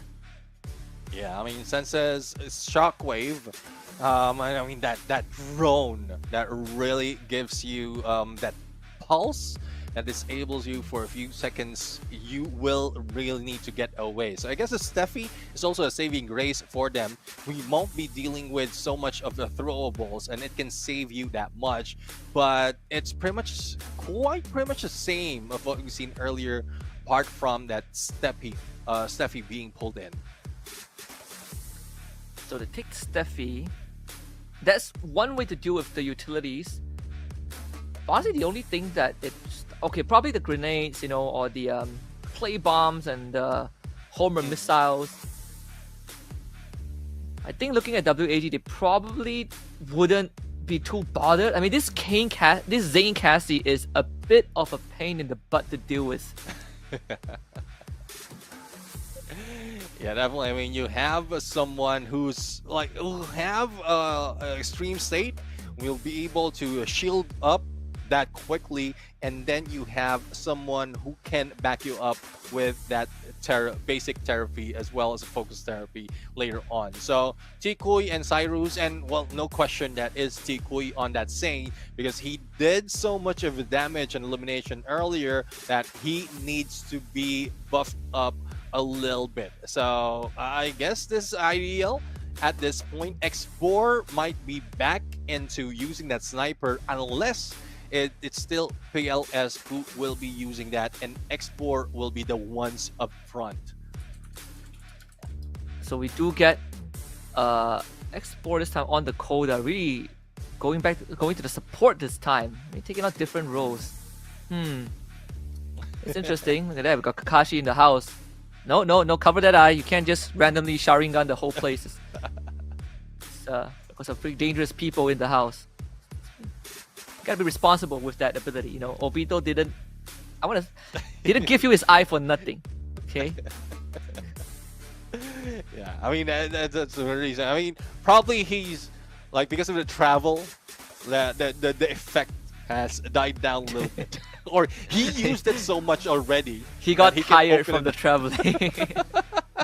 He used it so much already against so many people is on the venue, and he can open it up at that moment. Yeah. All right, so there we have it. We have all those picks and bans, and we're just waiting for the team to be set up. Once again, Movistar R7, they banned out A124, pick Clue, Santino, Tatsuya, as well as Steffi. And for WAG, they took out Oscar and picked Cassie, Zane, Coda, and Homer. This is interesting though, because well, for Movistar R7, I think what they're looking for is not a change of skills or active skills, it's more of the change of rotation and strategy. That's why they're sticking with most of what they used earlier. But for WAG, they want to ensure that they get this next round so that they can secure their spot for that 1-0 series. Yeah, and they get quite a break before the next one too, and obviously one step closer to playoffs. Is that the is that the Ishan Ramen? Is that a ramen shop? Well, it certainly looks like it with the banners. So many fun activities. What is this? So we saw is a clay bird. Oh, area. Okay. So they have clays and they're going to use it to make mercs, and hopefully it doesn't explode in the venue though. Yeah, I don't think it will. Right? The one that explodes are imbued with chakra from Deidara himself. It should be safe. It should be safe play. Let's see, we are just waiting for the game to begin. And for those of you in the chat right now, I'm pretty sure you're excited as well. But for those of you who have been playing Clash Squad, what do you think? Would this change of picks for WAG give them another win? Or with the retention of Movistar R7 make them secure another point and head over to the next round, to the next game? I know it's too early to count, too early to say, but this is something that you can put out in the chat right here as we wait for the games. Oh, I love this game that we're seeing right now. Taking it out with a fan, and we're talking about fans in the venue. Yep, I believe that's wait, no, that's not Tamari's fan. Which fan is that? Well, so many activities. What else have they not shown us? There's hidden gems every now and then. Now I'm excited. What if we have a ceremony tomorrow for the grand finals? Can have some more surprises. I know that they surprised everyone at the FFWS Global last year at Rio. Yeah. And there's a lot of activities really that, and it's tough to beat this kind of event. I know this is a show match event. This is a show match event. It's not, I would say it's still competitive. It's still S tier, but you know the what's at stake is not that big. But with everything in the venue, it's really difficult to top this off for the next one. So I feel bad for the organizers of the next one. Hopefully it's the same team though. At least it's them going against themselves. Yeah. I think this has been the same team for quite a while. I'm not sure. Either way, with the fact that the bar keeps getting higher every event really shows, you know, the progressive growth. Because we got a very friendly crowd at the venue. It's almost dinner time, but I'm pretty sure that I'm gonna stick around for a very, very long time. Hold on, is the red moon activating already? We're not even nighttime yet. Well, let's see though. Let's see. What we're waiting for is the game to be activated.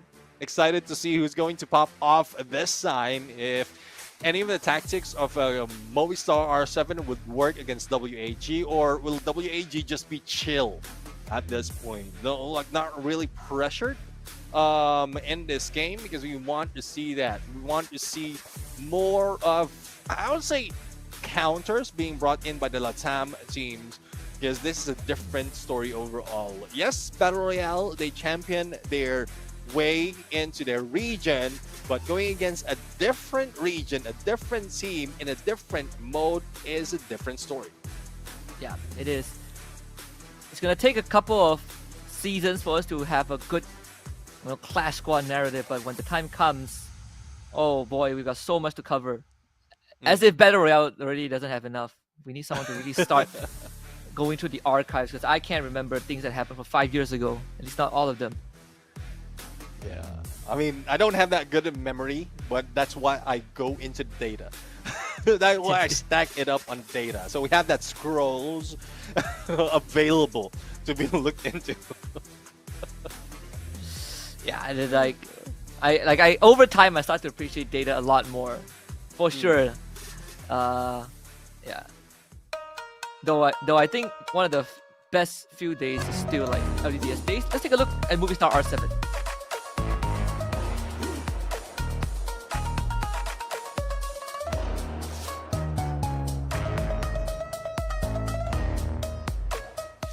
Mi personaje favorito es Naruto porque creo que la historia que tiene es muy motivadora.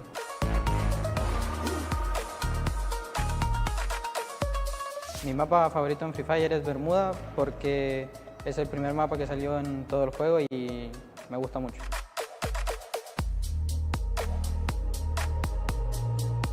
Yo creo que el oponente más complicado para nosotros es EVOS porque vienen de salir campeones mundiales y la confianza de ellos yo creo que debe estar muy alta. Los oponentes más complicados para nosotros son Team Falcons, ya que tienen muy buenos jugadores en su equipo.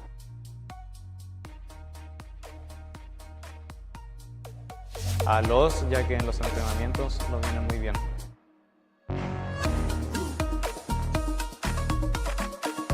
Buriram, por favor, nosotros no estamos asustados ni un poco. ¿Ustedes nos tienen miedo?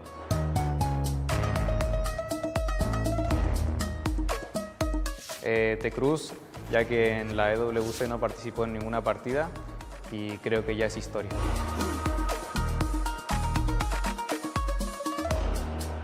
Sí, me siento muy confiado de poder barrerlo nuevamente. Podemos salir campeones.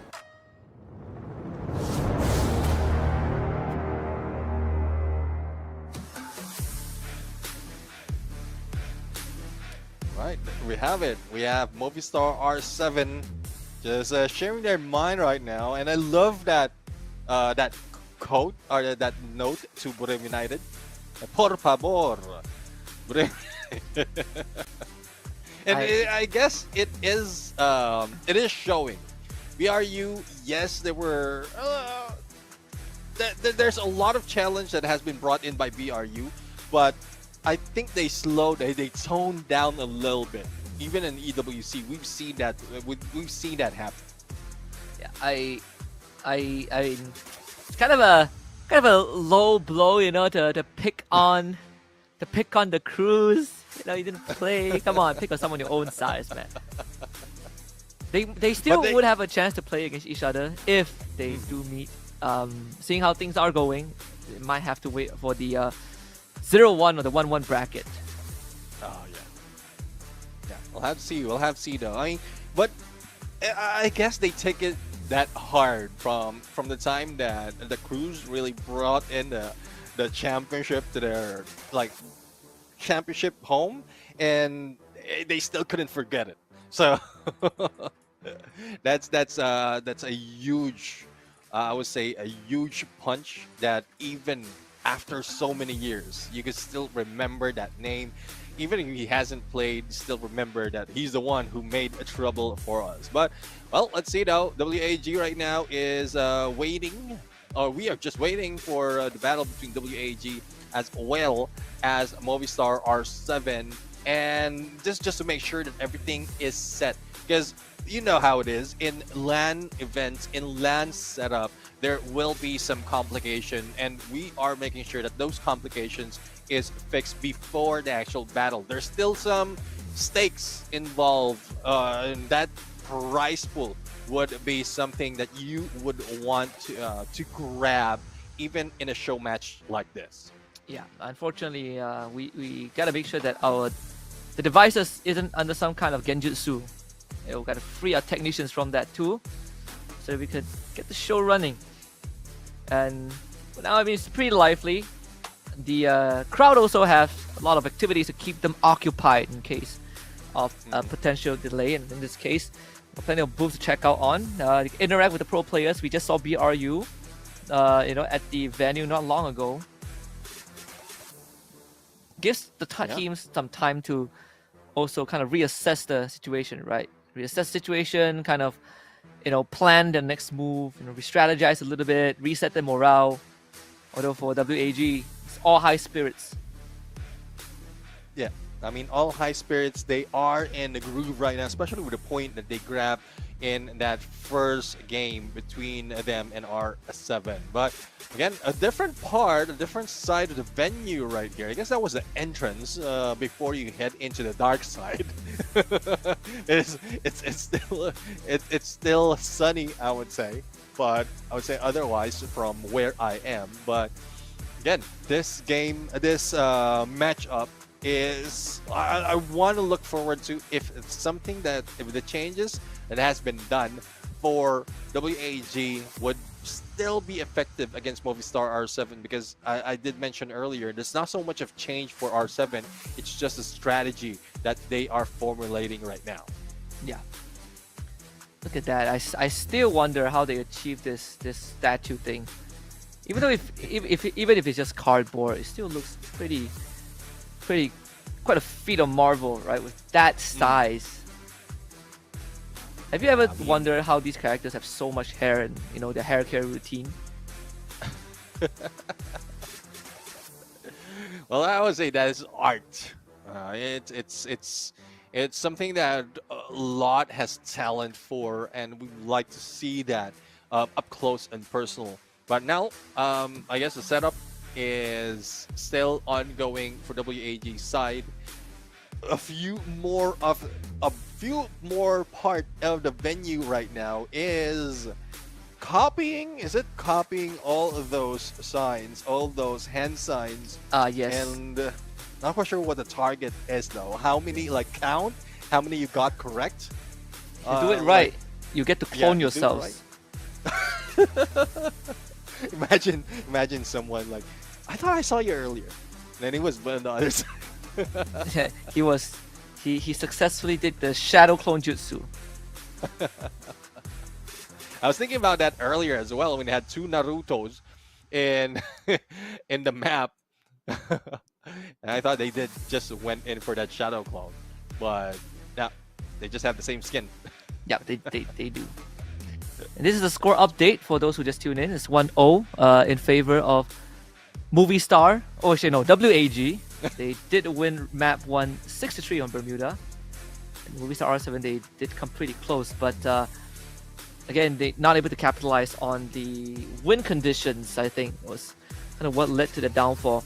Though right now, I think for WAG, I definitely am liking this match 2 draft a lot more than match 1, simply because of I feel like Movie Star R7 they were responding to WAG's draft. The first pick clue was what I felt incredibly weird, because I feel like there were a lot more power picks that they could have gone for, like the Zane, for example, which was a prime first pick back then before Oscar and Tatsuya were a thing. Yeah, definitely. I mean, Zane is something that you would want, especially in a battle just like this, close quarter combat. But I guess speaking of close, we are close to beginning our round number 2 between these two teams. WAG from Vietnam and Movistar R7 from Mexico, LATAM region. And we are off in Kalahari, and we'll see who's going to get the first point this game. Whoever wins this will determine the state of the series. If WAG wins, they are going into the 1-0 bracket. If R7 wins, we go for game 3 on Nextera. Right off the bat again, shurikens in hand, triple for all of them. PS1 even the connect with the explosive. Joker, sharp one on the Cyrus, and a quick knockdown. Instantly the convergence on the side of the Hidden Live Village Ninjas. Here comes Movisa R7, X4 now. They're in bit of trouble. Della cuts him down with a sight. And PS1 plays unfair, pulls out a pistol, ends up losing the shuriken instead. And Movistar R7 with the first point.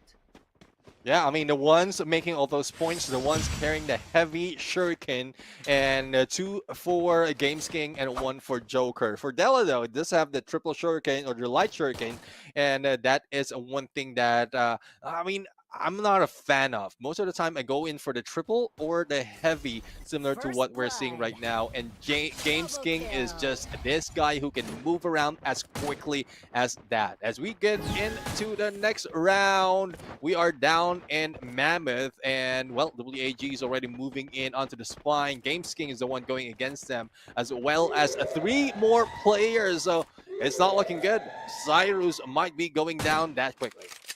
Yeah, not at all. Right off the bat, again, it's they can't reach the crate. What a place to put a glue wall. Never seen before. Never seen before. I mean, that is a glue wall and the best balancing technique ever. Doesn't even fall down. And the only question is, will it fall later once that glue wall has been shot down? And that would be a disadvantage of who or where that airdrop will be going down as well. Games King, though, Kingfisher takedown against BLS, the sniper, not doing so much of a sniper battle, and it's now a 3v4.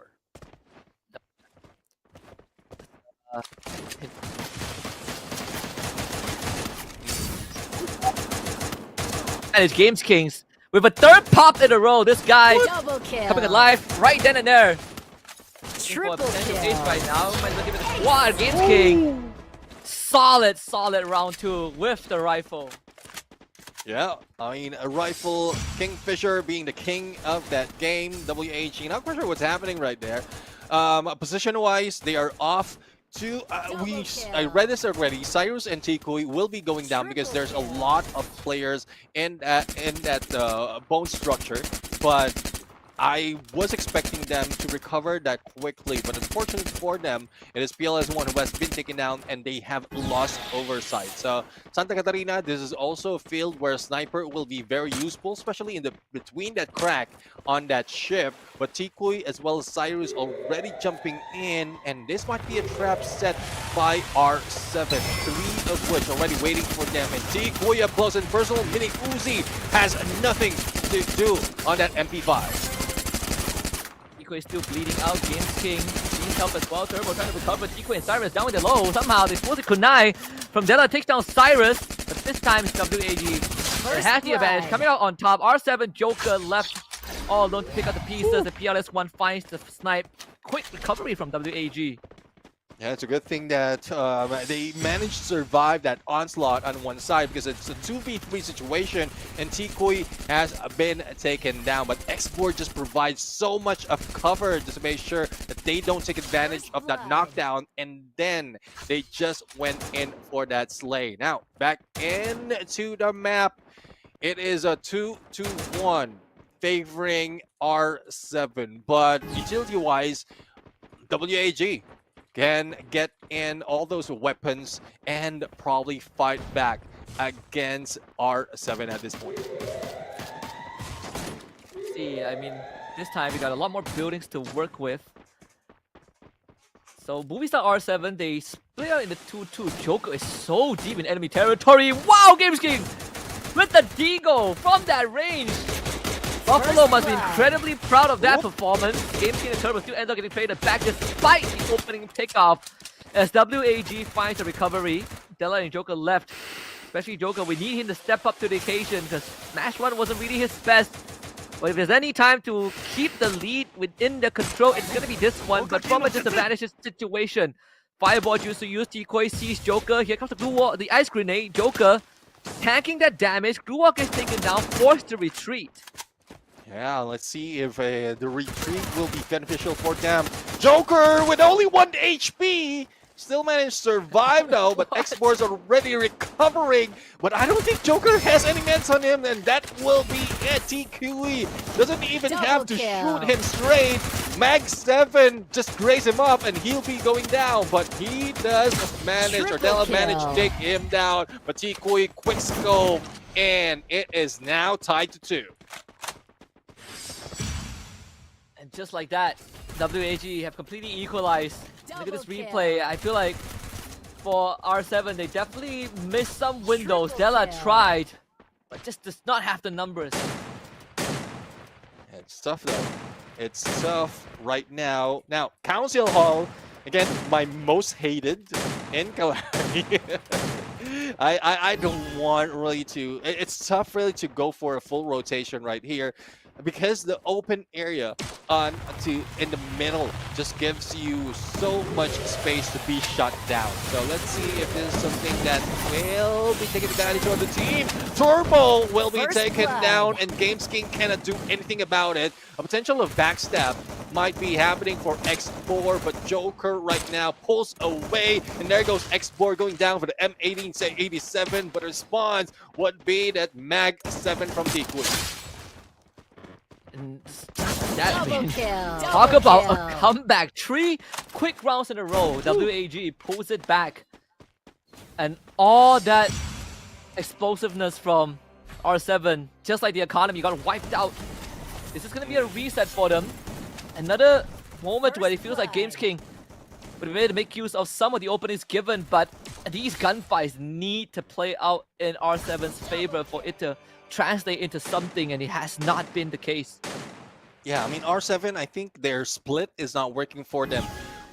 the moment that they have a potential of a chase, one will be peeling away, that is Games King, and it leaves Dela and Turbo out in the open. And even if Joker is a sniper, is just far away, some compounds, some areas doesn't have that much opening, so it's just leaving them out to be taken down. So Tikui almost being taken down, quickly recovered, and Dela for the chase. This is the bait that I was talking about, and it leaves other players to be taken out, and we're talking about Games King.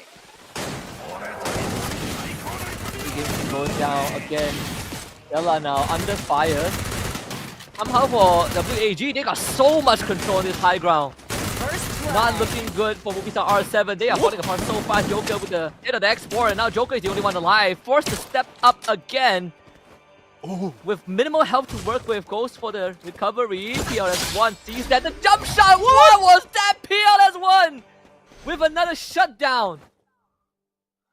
And they, like, no one has been eliminated at that point. They still remain. They still maintain their weaponry. They're still stronger, and they still have a lot to spare in terms of economy. So they can bring in a lot of glue walls. They can bring in a lot of throwables at this point. Even buff up with some of the skills that is available in that shop. And Divine 3 still open up. Well, let's see if they have... I don't think the Red Moon has been triggered just yet. So they are more focused and eliminating the opponent instead of getting that Divine 3. But I guess it's working for WAG. Tikui right now backs behind 2 players. But a back up from X4 making it work. 1 and 2. Turbo is down. Only 1 remains, and joke's on you. First blood. That's what we talked about with the competition, Triple right? We didn't really like what Movistar R7 has presented.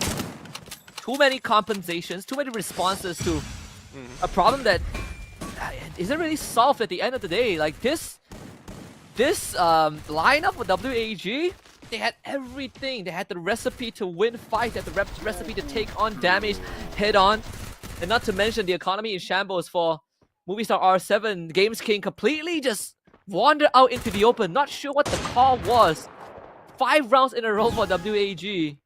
And they could close it out cleanly with 6 rounds back to back to back to back to back and send them into the 1-0 bracket. Well, let's see though. I mean, Games King has more potential to take the high ground at this point, and I don't think he's using that. Joker right now already in the flank, 1-3 split, and Tikui as well as Cyrus connected with that basic therapy might be able to take Joker down, or probably just get the airdrop, and there goes a fire jutsu just to push them away, but the deed has been done, and they managed to grab that airdrop. The only next step would be to take down 1 player. Next board is in a mission to do it, but he's very close though, despite of having that AWM. It's a good thing he does have that M1887, but Joker is also working on a PLS1 who cannot get an opening on the snipe. Yeah, PLS1, because he just instantly ducked away. Joker sees some of the hits of WAG, but oh, that shot needed to hit. Oh, that's the second miss. That is not good, Joker. You cannot miss shots like that. There's one thing though, I mean, just you ducking in spite of the head opened up doesn't give you that much of an opening, but I love the push coming from Games King. That's what I'm talking about. If Games King rush, make sure that there's enough support to back him out, and they can quickly steamroll against an opponent. Now, eyes already on them. PLS1 on one side, and there goes Tikui taking out another. And we have a win from WAG. There goes the series, and Vietnam just bags both. Oh man, they wiped out Movistar R7 in the blaze. They Amaterasu them as they were all in the building. Just like the anime. When Itachi activated Mangekyou Sharingan, that's how he burned his enemies to a crisp. The Movistar R7. They started off the second map 2-0, and WAG did a 6-round run it back. Send themselves into the 1-0 bracket of the Swiss stage. They still have to play later on, but for Movistar R7, The good news is that they have a lot more break. You know, they play tomorrow, of course. The bad news is they're one series away from elimination. So you can give and take, but it is an eye-opener for this team from the Latam region who is participating in Clash Squad for the very first time. Of course, away from their comfort zone. Yeah, definitely. I mean, we're also seeing some potential potential growth that will be brought in, especially GameSking leading the pack. But his adjustment, and that's one thing though.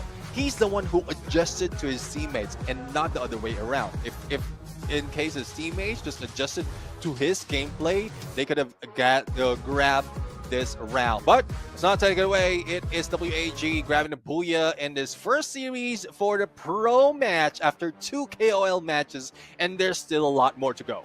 Still plenty. We still have 3 more BO3 for the opening, Swiss stage, and then we have 2 more of the 1-0 Swiss stage, and then we have another KOL match, your favorite influencers. So that's, again, we got 6 more BO3s coming up. The night is still young. If you're watching this, just get your popcorns, get dinner, get coffee, get whatever you want, and be ready to stay up for the rest of the night, because it's going to be exciting, right? We haven't had this is as the most Free Fire action we've had since EWC Grand Finals, and that was a barn burner. 10 games from evening to late night. So if you are a fan of Free Fire and Naruto, this is a double whammy for you.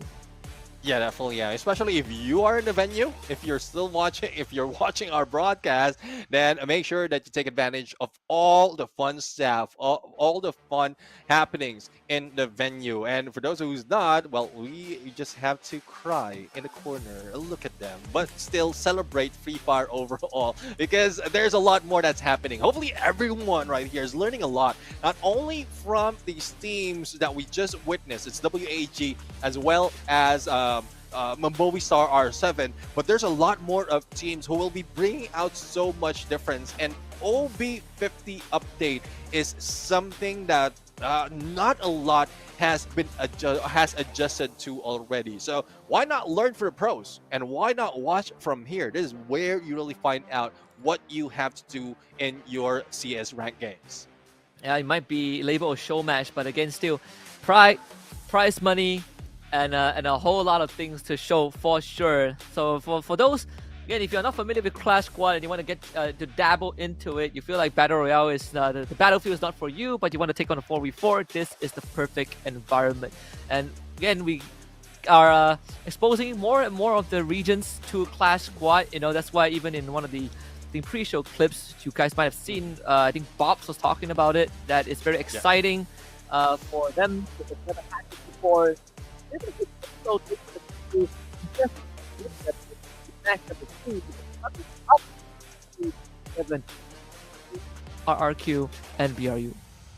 Yeah, well, let's see though. Let's see if this is something that we would see one-sided, or probably a chase of that point in terms of points, and probably stretch it over towards the 3 series for this round number 1. So next would be RRQ, Brave United. But before we go there, we're going to go for an interview to listen to what they have to say. So let's bring it over to the stage.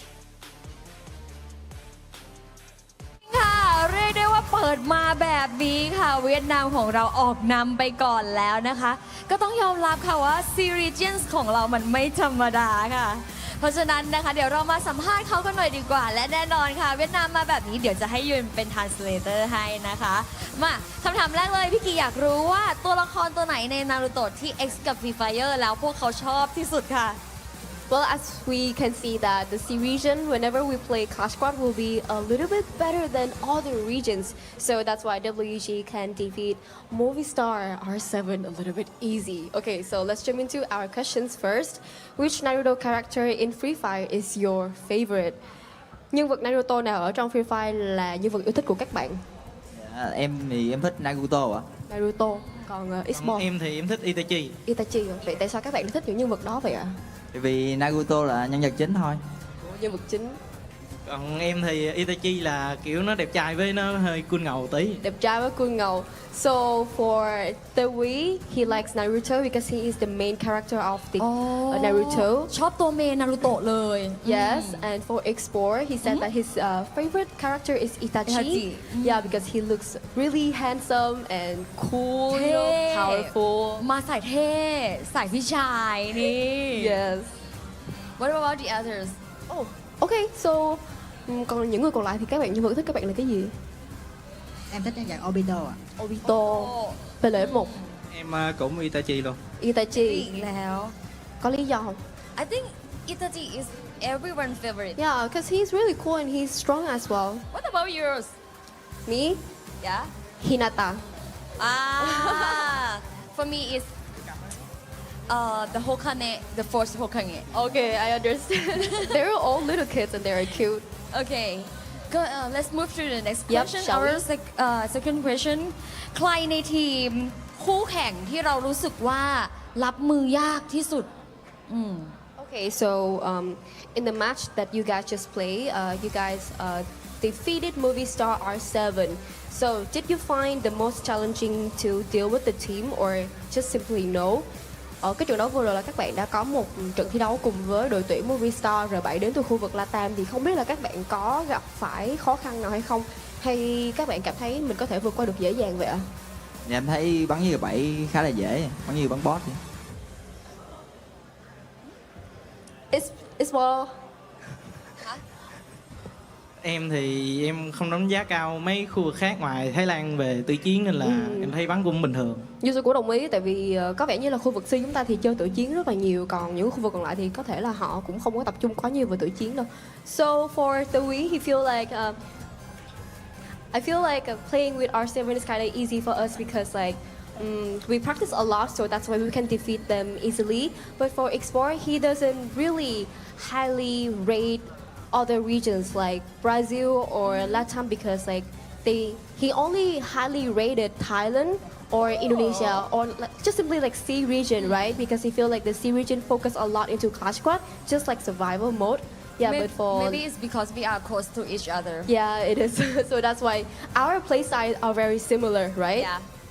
ก็ตอนแรกนะคะเพลเยอร์คนแรกเนี่ยเขาก็บอกว่าคือต้องพูดว่าจริงๆอ่ะแอบรู้สึกว่าเล่นง่ายแต่ไม่ใช่เพราะว่าเขาไม่เก่งแต่เป็นเพราะว่ารู้สึกว่าทีมเวียดนามอ่ะฝึกมาเยอะเอามากๆเลยก็เลยทำให้รู้สึกเล่นง่ายส่วนเพลเยอร์คนที่สองเนี่ยเขาก็บอกว่าเอาจริงๆแล้วอ่ะคือไม่ค่อยคุ้นกับโมวิสตาร์เท่าไหร่เพราะปกติเวลาเราเจอกันเราจะเจอในกลุ่ม C South East Asia ด้วยกันแล้วเพลย์สไตล์เนี่ยมันก็คล้ายๆกันเลยถ้าเกิดจะถามว่าทีมไหนที่รับมือยากเอาเลยจริงๆเนี่ยเขากลับระวังทีมไทยหรือทีมอินโดนีเซียมากกว่านั่นเองค่ะและนี่ค่ะก็คือ WAG นั่นเอง Congratulations for them ยินดีด้วยนะคะอ่ะเดี๋ยวเราพักกันสักครู่หนึ่งค่ะแล้วเดี๋ยวไปแจกของรางวัลกันต่อแถมใครเป็นแฟนปราสาทสายฟ้าและทีมอินโดนีเซียอย่าง RRQ บ้างเตรียมตัวรอชมกันได้เลยค่ะ Okay, so again, congratulations for WEG, and we will hope to see you guys in another match with the next team.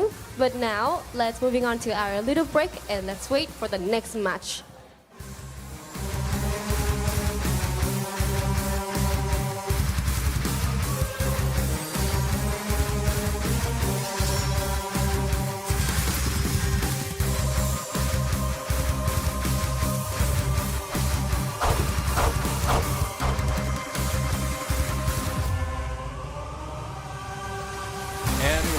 There we have it. Thank you very much, Yuki and Yoon-sul. As we look at the highlights right now of what happened between WAG and R7, the Hidden Leaf Village. And I just love, you just pointed this out earlier, especially in the second round of that game, that our game, like most R7, had 2 lead already, and then WAG just brought it back as simply as that to finish the game with 6 games in a row.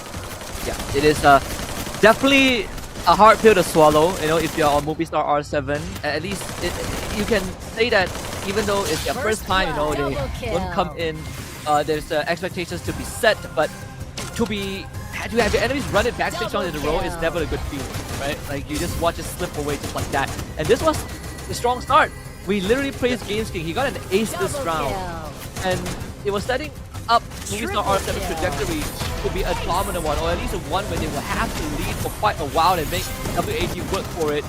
But after round 5, it fell apart. You could see that Movistar R7, it felt like they ran out of ideas, and the calls were getting a bit more messy. They were making a lot more mistakes, and the strategies, they stopped working with how strong this innate composition of WAG is. They just kept running at Movistar R7.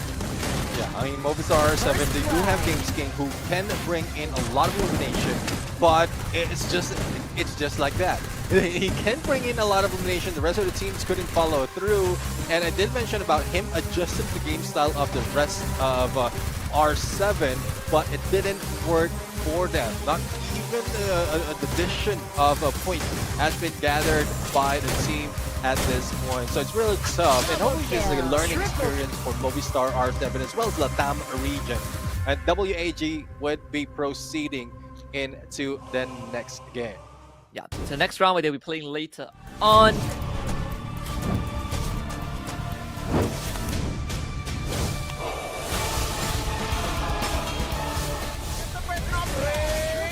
Cyber though, straight down to the BFK. Will be closing in soon. There's no shift anymore. Getting its magic here. Bumping up the road. Limit gets the knock up to Wasana as well. We'll see the final duo goes down. What the stop is going to bring it home. Only one remains.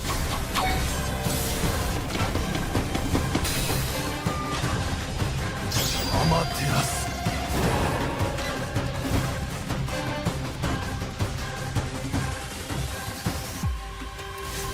The Free Fire Ninja Clash Squad Tournament begins with a Swiss stage featuring 8 teams competing for 4 spots in the playoffs. In this stage, each team must secure 2 booyahs to qualify, but any team that loses 2 matches will be eliminated. All matches in the Swiss stage are played as a best-of-3 series.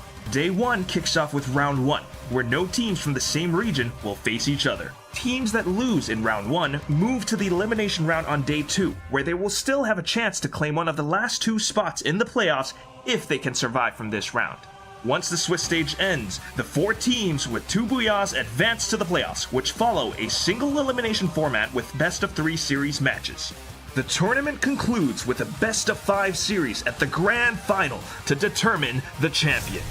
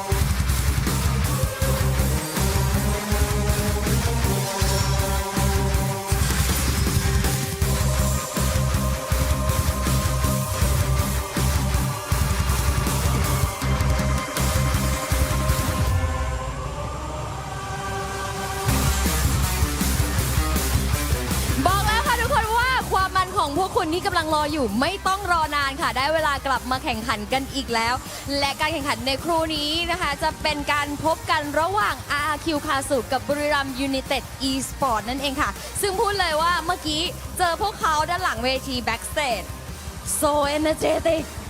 Welcome back to Ninja Clash Free Fire All-Star Tournament, and I think this is the battle that everyone here waiting at the for. offline event waiting for it. This is RRQ Kazu versus Buriram United Esport. And I think so many people love BRU right here.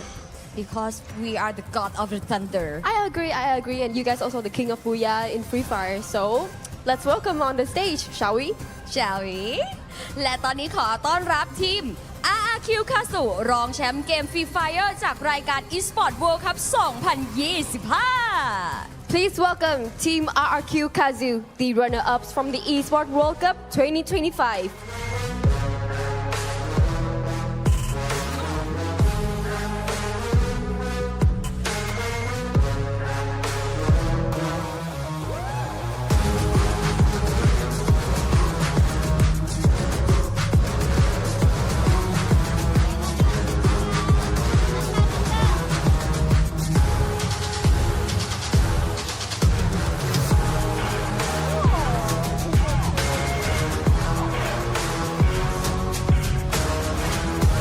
และทีมต่อไปรวมขวัญใจมหาชน ปราสาทสายฟ้ารองแชมป์จากรายการ Free Fire World Series Southeast Asia 2025 Spring และนี่คือบุรีรัมย์ยูไนเต็ด e-sport The runner-ups from the Free Fire World Series Southeast Asia 2025 Spring, Buriram United Esports.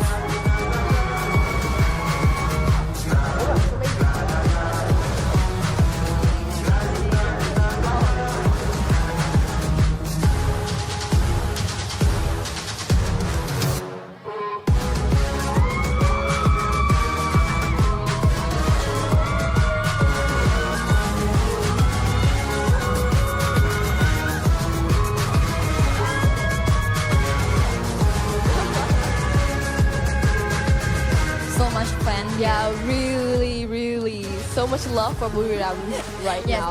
Actually, I think both team. Yeah, like everyone is cheering for both of us. ใช่แล้วก็นี่นะคะเรียกได้ว่าเป็นเวลาที่พวกเขาค่ะจะจับมือกันสักเล็กน้อยก่อนที่จะประจำโพสิชันแล้วก็ไปงัดกันในเกมเอาเลยจ้า I think you guys look at each other really like in love, so let's shake each other hands. Oh. มองตาก็รู้ใจมองตาก็รู้ใจอ้าว Oi, no! No pulling other members like that. Alright, I think they have shakes their hands, like meeting each other and prepare for the first game. ใช่เลยค่ะเพราะต้องบอกก่อนว่า2ทีมนี้เนี่ยคือเจอกันไม่ได้จริงๆเล่นกันแบบนี้หลังไมค์กันตลอดนะคะอ่ะเชื่อว่าตอนนี้ค่ะทั้งคู่พร้อมกันแล้วพร้อมไหมคะ Huh? Ready? Yeah, we're all ready. So let's enjoy the match between RRQ Kazu and Buriram United Esports. Head to Shellcaster. ไปเจอชาวแคสเตอร์กันเลย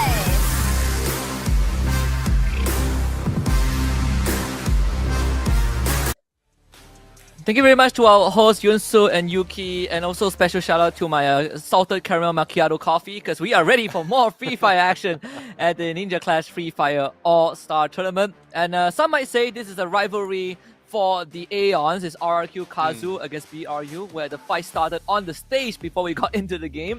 But it's Husky and the Gentleman Neptune to bring you guys more Free Fire action as we continue the Swiss stage of this event. Yeah, definitely the rivalry continues, and it might not be longer than Akatsuki and the Hidden Leaf Village, but this has been a long time running. But the previous season in spring, when Clash Squad is part of it, we didn't see them go against each other. So with this current meta, this will be something different as well, but hopefully they can bring more into the gunfight, similar to what we've seen the other teams has done. Probably not similar to what we've seen from WAG and R7. Stretch it out to 3 rounds, why not? Because we are talking about teams that has been rocking the Southeast Asia scene for the longest time. It might be for Battle Royale, but for Clash Squad, this is their chance. Bring it on. Oh yeah, absolutely. I think, you know, for for the side of RRQ and BRU. They both have something to prove, especially when you just look back at the track record of these two teams. And it's something that I wouldn't expect myself to say, if it was like 2 or 3 years ago. But RRQ's track record in the past 9 months have been better than BRU overall. EWC, second place. FFWS Global in Rio, second place. So, BRU, I don't think they're forgotten just yet, but RRQ has definitely fulfilled some of the prophecies, of keeping up and overtaking BRU. But Clash Squad is a different being. Let's see if this one really goes to 3 games. Yeah, definitely. I mean, it's different as well as the venue. There's home crowd advantage for Borem United. We heard those cheers right there. And yeah, Yuki and Yunsul did mention that they're cheering for both teams, but most of them are just cheering for Borem United. It's home ground for them. They have all that energy, but I'm pretty sure RRQ will not be that easily faced despite of all that pressure, because they have been in the pro scene for quite some time, and they have been on stage for so many years that they can, the pressure will not really affect them that much. So let's see though, in terms of gameplay as well as the adaptation of the update, because if I'm not mistaken, there's a few teams or specific players from interviews that I heard from these teams that couldn't really keep up with the update that quickly. And we just had that from the 30th of last month. ถ้าเป็นคู่แข่งที่น่ากลัวที่สุดในทัวร์นาเมนต์นี่น่าจะเป็นทีมฟอลคอนครับก็ดีกรีระดับแชมป์ CC ครับก็ต้องยกให้แชมป์ CC ครับก็ฟอลคอนครับ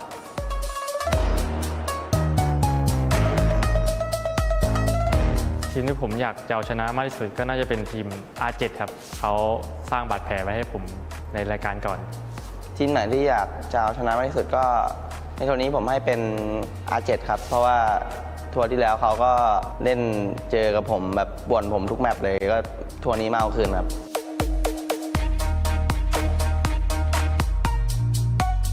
มาระดับนี้ไม่มีทีมไหนสบายแน่นอนครับมีแต่ทีมเก่งๆครับทีมไหนที่รู้สึกว่าเอาชนะได้สบายๆก็น่าจะเป็น R7 ครับชิวๆเลย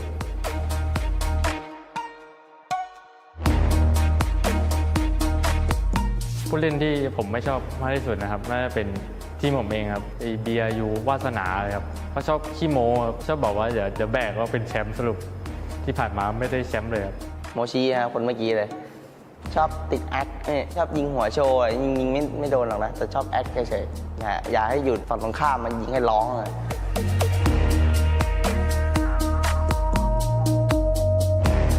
ก็คาดหวังในปีนี้ก็อยากให้กินอิ่มนอนหลับฝันดีแล้วก็อยากจะคว้าแชมป์ทุกรายการในปีนี้ด้วยครับสำหรับปี 2025 นี้ก็พวกผมรายการที่เหลืออยู่ก็อยากได้แชมป์ทุกรายการที่จัดมาเลยครับ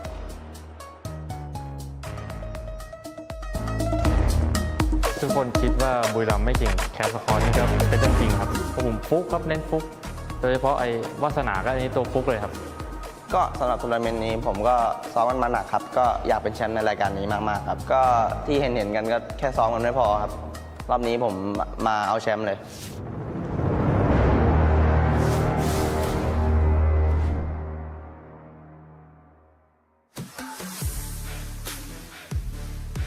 Well, different focuses from different members. Some want to win in games, some want to win in life. But winning is winning. It's still a bunch of legends on the stage. Whether you are here since the start of Free Fire, since the start of their dominance, or whether you are here after other teams overtake them, you cannot deny the fact that some of these guys have been at the pinnacle of Free Fire at some point in history. Exactly. I mean, well, if we're going to choose whether to win in games or whether to win in life, why not choose both? Because if you can win those games, definitely with a prize pool that is involved, not just for this tournament, but other tournaments as well, definitely you will be winning in life. So that's hopefully that shift in that focus motivates them a little bit more. But I do agree, there's a lot that has been done and that has happened, not only for this tournament, but only for the game, but also between these teams. Thus, we'll see some changes. I would say some teams and players being nerfed and some being buffed up. That is Borem United, who really slowed down in a lot of tournaments. and RRQ Kazu, who is really showing up even from Esports World Cup. But speaking of showing up, we have some fans who are showing up right now, and I think they are doing some challenge wherein they're playing. Hopefully that is a Clash Squad or I'm not quite sure if it's Clash Squad or Battle Royale, but they're just locked on. Oh yeah, I mean they guys show up to the venue to play the game that you like the most. It's a festival. I always see these kind of things, these kind of events, as a celebration. You know, like it's always so fun to have everyone gather under the same roof. You know, spreading that energy, supporting your favorite team. I don't really get much chances, I think, to be an audience. You know, like the work we do, we don't really get to be an audience often. But the times I do, it's a different feeling to watch a team that you support win or lose.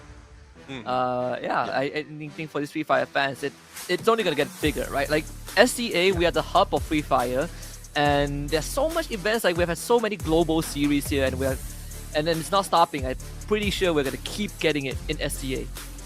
Yeah, definitely. I mean, Southeast Asia really has brought in so much change, the scene change. I would say a format overall for major tournaments that can attribute to more happenings in the other regions as well. And we did talk about some regions being reactivated towards this year, and what more by next year. I can't wait for the roadmap to be shown again, because I'm pretty sure there will be details and plans that would that would excite a lot of the teams as well as the viewers, survivors out there. But speaking of excitement, we have the map order right now of the battle between RRQ as well as Burim United. So it starts off with Kalahari, followed by Bermuda, and then Nextera. We haven't seen Nextera though from the previous map because they ended it on Kalahari, which was the second game. But it will be switched around, and we know how RRQ is.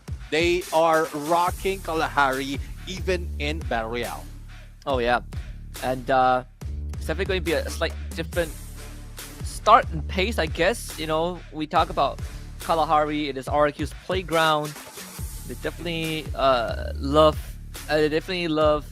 you know, being able to play like in these open areas. And funnily enough, like BRU, there was a time where they were very comfortable in Kalahari, but that's definitely not in recent times. I mentioned that the Tatsuya nerfs hit them. They're one of the teams that was hit hardest by the Tatsuya nerf too. Yeah, I mean, they're hit by the Tatsuya nerf, and then OB50 comes in, and they will be hit hard by M590 when Wasana was just getting a hang of it. Yep. It got nerfed. So I don't think it's like Tatsuya and M590 that's being nerfed. I think it's Wasana that's being nerfed at that point. The target specifically was Wasana. Sorry, Burim United. But that's how I see it. And well, hopefully they can make that adjustment. And I would love to see Burim United really get back on it and really show everyone that despite of the meta changes, you can still fight on. You can still win those battles. Oh yes, I think nothing is impossible. Like if I feel like for at least the next 6 months, if anyone brings up the term impossible, people would just say that, hey, you know what, DRG made the top 6 at EWC. That wasn't impossible. You know, there are so much things have changed. People are getting the hang of the game as well. But I think for BRU, you know, despite all these nerfs, it's definitely, I think this is one of the weakest points, I suppose. You know, it's by order of the meta changes and by the growth of other teams, but by no means eliminates them from the conversation. They still are one of the strongest that we have known, and I think without them setting the benchmark, we wouldn't have powerhouses teams like we have today. Oh yeah, definitely. I mean, it goes to the question, I think, from one of the commentary, whether it's a Spring or EWC, it's not because Burim United is slowing down. It's because the other teams are ramping up. That shows Burim United doesn't look that strong anymore, and it is showing. It is showing definitely. Even Esports World Cup, they didn't show up that much. Even Team Falcons has been left behind, in the championship, and it's Evo's Divine who did it. Second is RRQ. So there are just so much changes that has been done, and hopefully Vietnam as well as other regions will be able to catch up to that, because EWC, we love them from last year, 2024. PE Sports really grabbed that second place and then put themselves in the board on that esports World Cup. But like Vietnam not showing up, there's still a lot more that they need to work on, and everyone needs to work on, because meta after meta, update after update, tournaments after tournaments, you will need to make those quick adjustments. Otherwise, you will just be left behind. Oh yeah. And look at that. With the cameraman's doing a fantastic job. Just we keep discovering new Easter eggs at the venue every single time. I love that part though, the one that was last shown. I think that was the drop spot. So you throw your character or a toy with a parachute, and you will need to go in and land in a safe spot. But let's see though. I guess this is where the draft begins. And Brave United, I believe they will be the first one to take a ban, and they take out 8-1-2-4. So no thrill of battle at this point. Question is, what will be the response? Ignis has been taken out. So they're not really removing the damage of Ignis.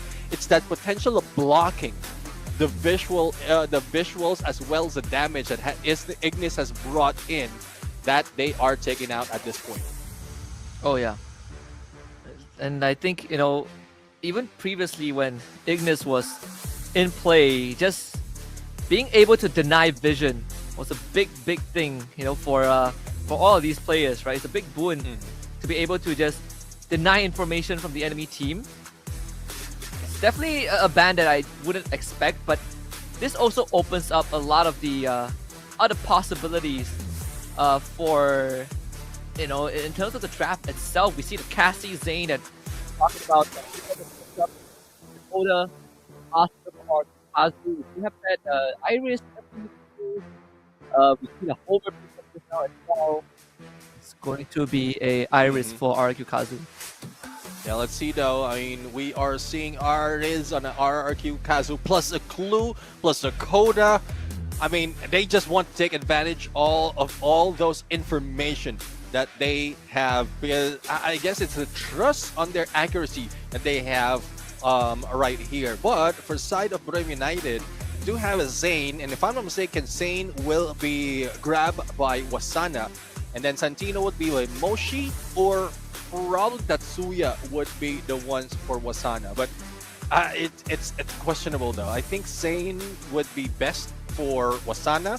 Tatsuya would be for Jonah, and then Get High would take that Cassie. I guess I got it right. Yep, it's a lot of sense. This is such an RQ draft, such an RQ pick. Very tactical, very very information driven. Some things don't change, and again, what was once a powerhouse squad led by the great Legolas, the fundamentals are still ingrained in them. Very focused on getting adequate information before they go in for the kill, and it's something that we've seen time and time again, from RQ Kazu. Though I think the difference that they have right now compared to EWC was the Kiba, I believe, was with RQ, and now we got 18 Deer coming in. Yeah, I mean, 18 Deer, like dubbed as a clutch kid in the previous esports World Cup, really didn't clutch that much though in 2025, but we know the potential of this guy. Thus, he is using that Oscar, and if I'm not mistaken, if it's not the Oscar, well, they have potential they could have taken Tatsuya, so I guess they just want to add that element of a pushback so that he can get those shots in. So Tatsuya, Jonah, not quite sure what it is that he's aiming for. I'm not sure this is for a rush build, but I guess it's more of to make sure that he has that support power to rush in and help his teammates, because he, like, Jonah is that guy who's not just a bomber, but he can also go for a rush. He can be a support. He can also snipe. So he's an all-around guy. Yeah. Was some final words exchanged between the coaching staffs. Again, gotta make sure that everything is going according to plan. Nothing, no tech issues. Nothing. Gotta make sure that the players are able to perform the most optimal condition. Okay, so we're heading down to dinner time, I believe, in Thailand. For this dinner time for some of us already. So I got my snacks ready. I'm ready to go on all night. I got 2 cookies. I got a coffee. I got more food coming up. I'm gonna get a bucket of popcorn or something. Whew. Yeah, I mean that really fills you up. Right now, I'm going fasting. I'm going fasting at this point. I did have lunch and a couple of cups of coffee, but yeah, I mean probably after the game, if I feel hungry and hungry for more, probably grab a meal, but not, I'll just jump into the game. And that's how I end my day, to be honest. I jump into the game until until I feel sleepy or until I lose a lot of games. And then I go to sleep. Which makes it difficult for the latter, because it's difficult to sleep if you lost a lot of games. Oh yeah, I mean, it is normal, right? Like you always roll the dice between, do I want to go one more because I can't end on a loss, or do I just take the loss, be sad, and go to bed? There's no winning. Right? It only ends when you win. Yeah, definitely. And there you go, D-Long as well as the coach from RQ. Sorry, I forgot the name, but they are set. They are set right now, and this is a preview of what's going to happen into next season of Southeast Asia Clash Quad. And Buriram United right now, home ground advantage. They have reputation. They have the energy coming from the crowd. And RQ, we know that there's a little bit of pressure. There's still a lot of disappointment, especially coming from Esports World Cup, but hopefully it doesn't carry over right here. It's a different day, a different venue, a different tournament overall, and all they have to do is just be the mastermind and put their minds to the game. Yeah, I mean they did they kind of were the first few teams that pioneered the whole run at your face meta. It's all about running at your face and then just outplaying you, and just they skill check you basically. There's one boss that doesn't beat you because the boss has fancy tricks. It's just because he hits you harder. That's pretty much it. Gone are the times of that. Now everyone is almost at the same level. Everyone is a lot more tactical in their approach, and RQ is the best example of that. Yeah, definitely. I mean, they study the opponent, find out their weaknesses, find out their strengths, like actually both strengths and weaknesses, and then work on that. That might not work all the time, but at least the ideation is there, and they can just tweak it and improve it overall. And it is showing up right now, especially on EWC. So that is one thing that we will give props to RQ Kazu. For Buriram United Esports, this is just something else. They might have slowed down. Oh, I love this. Sorry to cut off the trail of thought, but if I would have a chance to take my picture there, I would just do that. Not just a picture, a video of the emote as well, and then just post it in social media. Yeah, that's gonna end up being your in-game banner. That's the new profile pic. Sir. Yeah, that's insanely cool. Whoever thought of that part is a genius. I'm just surprised. Probably it's because the game is about to start. That's why no one is taking that spot, that part of the area. But once a break comes in, I'm pretty sure they will be lining up, taking their pictures when they're just taking the opportunity to be in-game literally. Yeah. Or in-game IRL, if that makes sense. Yes. We're using modern terms now. Yes, you have to lock in. Old guy using modern terms. Yes. That is something else. There was this clip. There was this video where this I think content creator, where he basically went to a college to give a speech, right, about language. Oh yeah. Right. Have you watched that? I think it was. Yeah. And then he was speaking in Gen Z. When Gen Alpha, Gen Alpha, I think. Yeah, Gen Alpha terms the whole time. It was a great speech. I love it. That was. I mean, I didn't understand most of it, but without the subtitles, no. Oh, didn't. Yeah, I'm pretty sure I read the subtitles, but like just listening to it, I didn't understand most of it. But what I was amazed of is someone like that being able to adjust, and he's a linguist, if I'm not mistaken. Yeah, he's a linguist. He's a linguist. So it's not just linguist in terms of region, country, whatever. Generation linguist. That's something else. That's something that really blows my mind. I'm on top of that. I'm also impressed at how all the Gen Alpha students understood every single word. That's how you know there's a generational gap. You know, like language has evolved. We're millennial. No, you're. I am. Here's the thing. I've checked. I've Googled this plenty of times. I've had talks with friends and I'm trying to exclude myself from the Gen Z conversation. You know, like I don't want to be in that group. But according to my birth year, I think I fall under Gen Z. Like I'm right at the edge. All right. Yeah. I understand because I fall under millennials, but I consider myself a Gen X. Yeah, right. So we're right on the edge. Like I refuse to accept that I'm a Gen Z. Like there's too much differences. You know, like I don't subscribe to a lot of the what do you call it? The brain rot, you know, or the ridiculousness that they have. I just happen to be born in an unfortunate year. But also it was the bridge between generations, right? 1997, the 1990s. We get to witness, you know, floppy disk and all, and then the big visor on your monitor before we transition to all the LEDs and, you know, pen drives and so right in the middle of a generational evolutioning in technology and society. So what was the floppy disk that you? The one that I've seen. There. Wow, I don't remember the size, but you know, like those square. The small ones, right? The smaller ones, yes, right? Yes, like I got to the point where the bigger ones, like the thin, bigger ones. So that's like, I'm 80s. I'm an 80s guy. We used to burn CDs, you know, like mix that together. All right, here we go. Time to hit into game 1 of match number 2. And the best of 3 Kalahari is where we start. Council Hall. Here we go. Between RQ Kazu and BRU.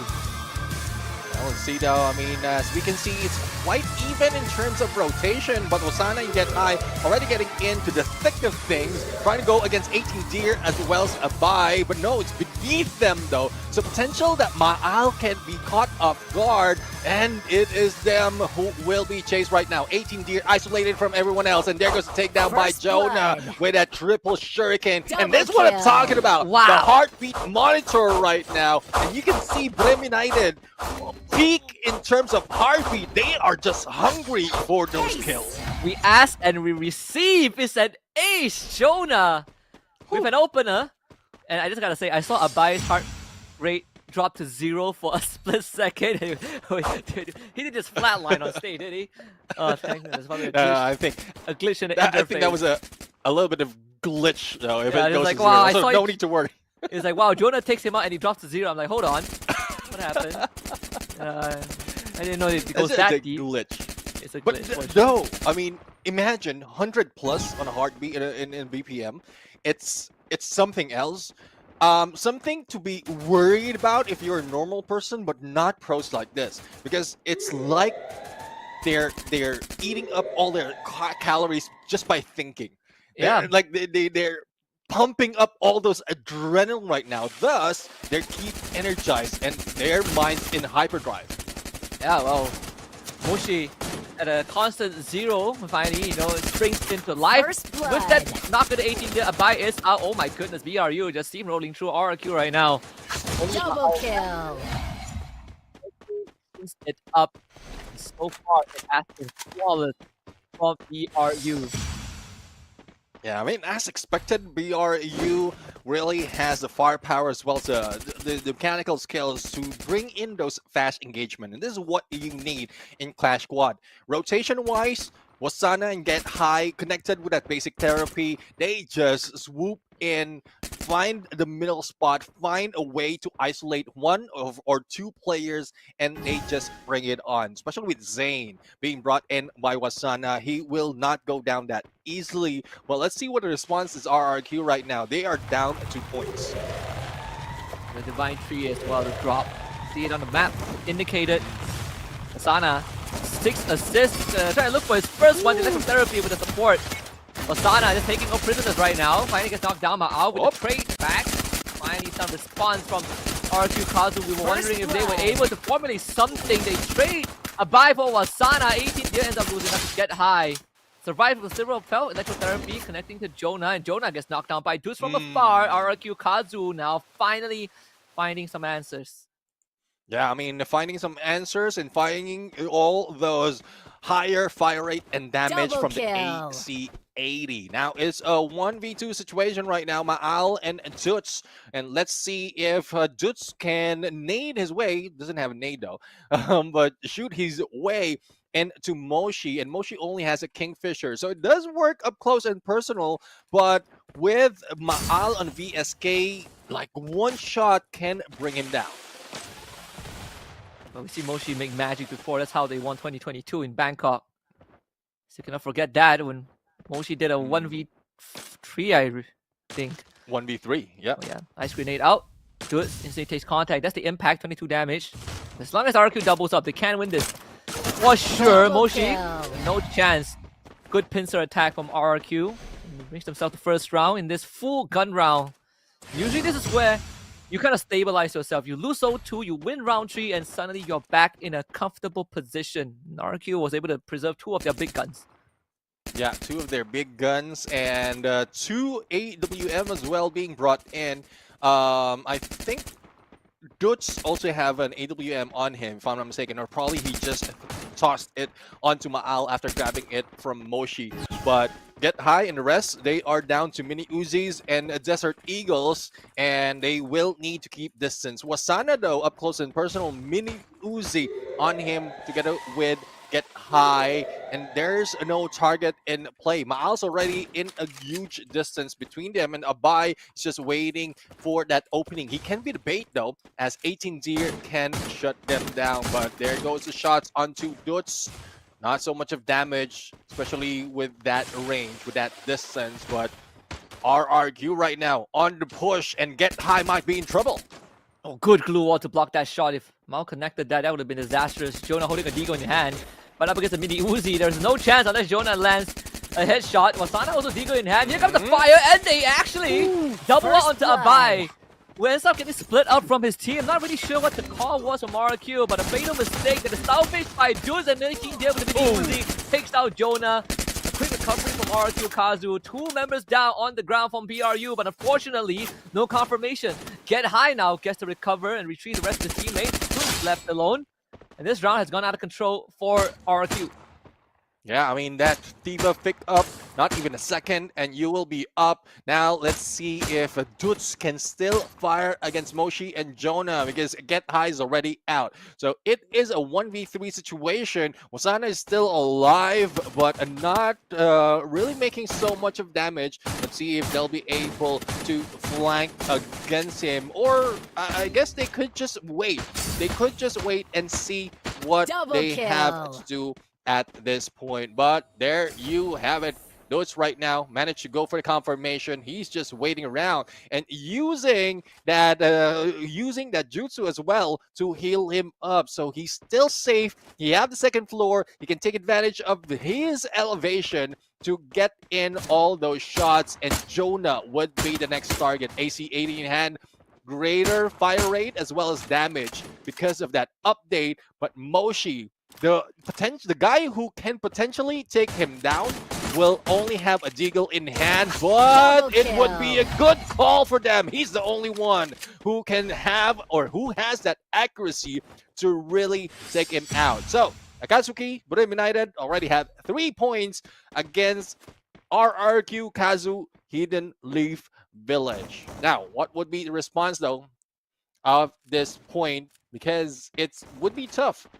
In terms of economy, they don't have that much, and Kalahari is a map where you need a long range or middle range to long range weapon. And I guess this is something that they need to work on right now because Burim United is taking it all. Yeah, absolutely. And RQ, they do have some of the guns. VSS in hand is one of it. Ma'al needs to absorb the pressure. Stretch it over to 18. Abai ends up going down. First blood. Another poor opening for RQ Kazu. None of their own doing. It's BRU really just embodying the whole identity that they introduced to us in the olden days. Just running their opponents, outfight them, and now gun them. Wasana with M1887 onto 18 tier. Ma'al gets found Double out. kill. And this is just precision in terms of breaking RRQ apart. This is a guarantee round 4 for sure. Yeah, I mean, guarantees it. Dutch right now left once again. And this time, it's not against 3 players. It's against a full squad of Burim United. And he did manage to get a few points earlier, but didn't manage to get that win into the round. And that shot will be final information that they need to get the position of Dutch. And there you have it. With that shuriken hit, Moshi gets that point, and that will give him 5. The same goes with Get High. So we hit the refinery. This is supposed to be RQ's stronghold, but in the Battle Royale sense, sure. In this case, if you hear in the faint background, I believe that's the Akatsuki theme song. Very apt timing with how BRU are representing the organization. Up 4-1. I truly believe in a alternate universe. If both the Hidden Leaf Village and Akatsuki fought at the same force, Akatsuki probably would have won for sure. Let's see though. Let's see if that is the story that can be reversed at this point. Barjutsu Get High right now, up close and personal. Max 7 for both. 18 Deer in the buy has nothing to do for Get High, and they managed to go in for the takedown. Pickup needs to be done on Dutch though, but he is in a good space to be picked up right now. But on the other side, Wasana managed to take down a buy, and it's now a 3v3, but Dutch still needs to recover. Yeah, that's the explosive charm takedown. That glue wall melter prevents any sort of a glue wall being placed up there, so it narrows down the angle that BRU needs to watch out for. As they slowly work around in Ma'al, what a shot to intercept Jonah as he makes that rotation. Ends up isolating Wasana. Moshi also playing very far away, and this is what BRU is very used to. Playing 1-for-1 for their own Moshi. Getting spotted out once, trying to jump spot Ma'al, but not really the smartest choice with the limited help he has. And with Wasana getting found out, Moshi left again in his own devices, who have time to heal back up. But 1v3, unless he repeats his Bangkok performance 3 years ago, it's going to be pretty tough. Santino Decoy sent out wins against Dutch, but now has no health to work with. Just a gust of the wind is going to be enough. This shot has to be perfect from Moshi, and it's just not possible. It is not possible right there. 100 plus, 115 in heart rate. Pressure is on him, but I don't think they're phased that much. They're still in the lead by 2 points, and let's see if this is something that can calm down RQ Kazu right now. Again, they are in Kalahari. They have a good potential of winning this game, especially as they are, I would say, great in Battle Royale. But with this win that they just have right now, it gives them all those economy to get all those snipes, and you are seeing 2 AC80 from Abe as well as Dutch, as well as the AWM and VSK combination from Ma'al, and then 18 Deer with an M1887. That is, I would say, perfect combination for the scene. It's a high roller buy for sure, and it has to work out. If not, they're going to go into match point without much to work with. Hit the fireball jutsu, chip damage onto Wasana and Get High. It's going to force out a very early medkit, at least from Wasana, so he only has 1 left. And Dude's trying to get reconnaissance on top of the mammoth skeleton. On the spine he goes. Get High actually, Moshi actually tucked in the corner. I think Abai is very aware of that. I mean, stuff though. What Moshi's position is, he will be able to get those shots, but getting away if in case someone rushes against him, against him, that will be tough. And the blue is also close to him. So if he ends up jumping out, it's just 18 Deer will be waiting him out. It's a good thing that Jonah is quite close, but AC80 on him, not very good in the CQC area. And there you go. Moshi is the first one who goes down because of his position as well as the weapon that RRQ has in play. Yeah, Abai with the aggression. Wasana getting punished. 18 Deer, just an easy shot to the chest of the Deagle. That's already 2 down. Very easily done by RRQ Kazu. It should be a done deal. Jonah really doesn't stand any chance. So the buy works out. And RRQ, they keep all those weapons. Heading into round 8, we're looking at a potential equalizer for sure. Not much that Jonah can do at this point. There goes the rush. And everything that they have to do right now is just put Jonah on to his knees, and they can get that point. Now, we are down to Santa Catarina, and it's only 1 point difference between them. Now, I love that we still have 3 snipers from RRQ, because this is where you want it. That opening that Burim United has right now in terms of their position gives them like less chance to survive, especially when RRQ gets positioned on those snipes. So they can just move to the left, get close to the ship as much as possible, and then move to the 2nd or 3rd floor. But they're on the other side, so 2nd floor, and then just deal with them in a CQC. BRU instantly taking control of the wreckage too. It's all about taking the space, but it does put themselves at risk, right? You're beelining towards these points of interest. Wasana thankfully didn't need to use any medkits thanks to the electrotherapy. So keeping track of where RQ movements are is going to be pivotal, and they were able to find good. That first blood now is going to be looking to be translated. Sadly, Jonah goes down, so no translation comes through just yet.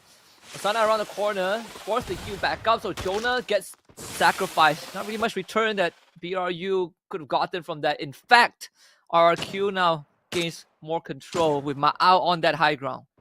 Yeah, I mean, Ma'al is prime position. Elevation could have been, can be taken by Moshi, but Abai is trying to stop them from doing so. And then 18 Deer up close and personal, like he does have an M1887 as well as an like AC80 on him. So just to secure that for Dutz later on. So they are just taking 2 steps ahead if in case they win, but also take advantage of their position just to make sure that they don't lose out.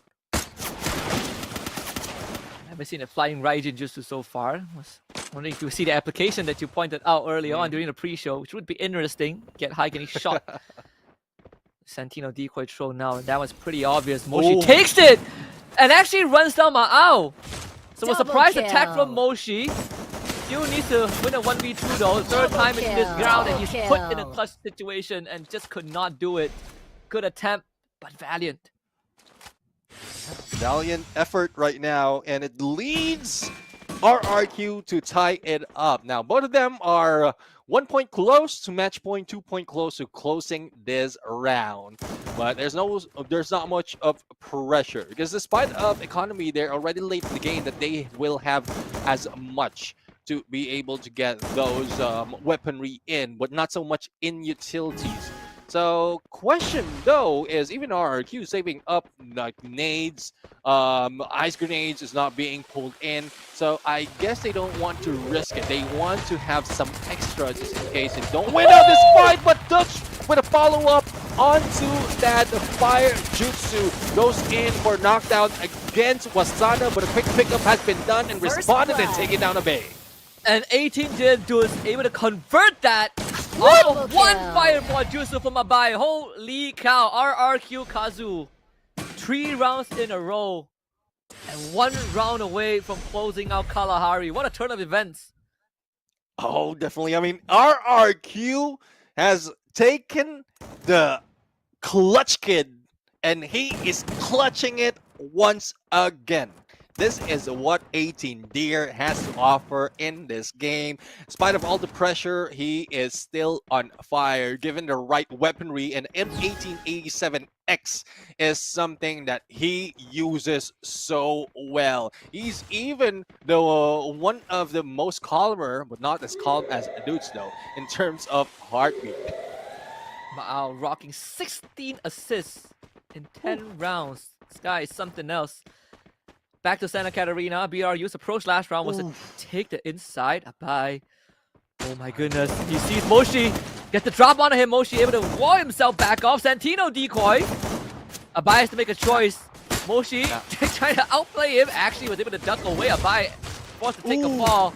But still, they end up taking Jonah out. Wasana in danger. 18 is the trade. All things considered, BRU able to scrape by, but Wasana getting knocked out by Abai. He is still on the chase. Abai is relentless. Moshi takes the decoy and puts himself in a very precarious position. Oh, that start from that flank really pops off for RRQ, and Dakota has been popped off. Tuts has idea where Get High is, but he's recovering. He's not in the field of range right now. And Bai is just going in for a chase. It is him who uses that Mag 7 to take Get High down. Only Moshi remains though, but it's tough because you will be taken out that quickly if you're in range of the sights of Moshi, the snipers. It's a 1v2 situation. As long as he has this elevation, he will be able to go for that elimination. And in this information, he has no idea what Abai is.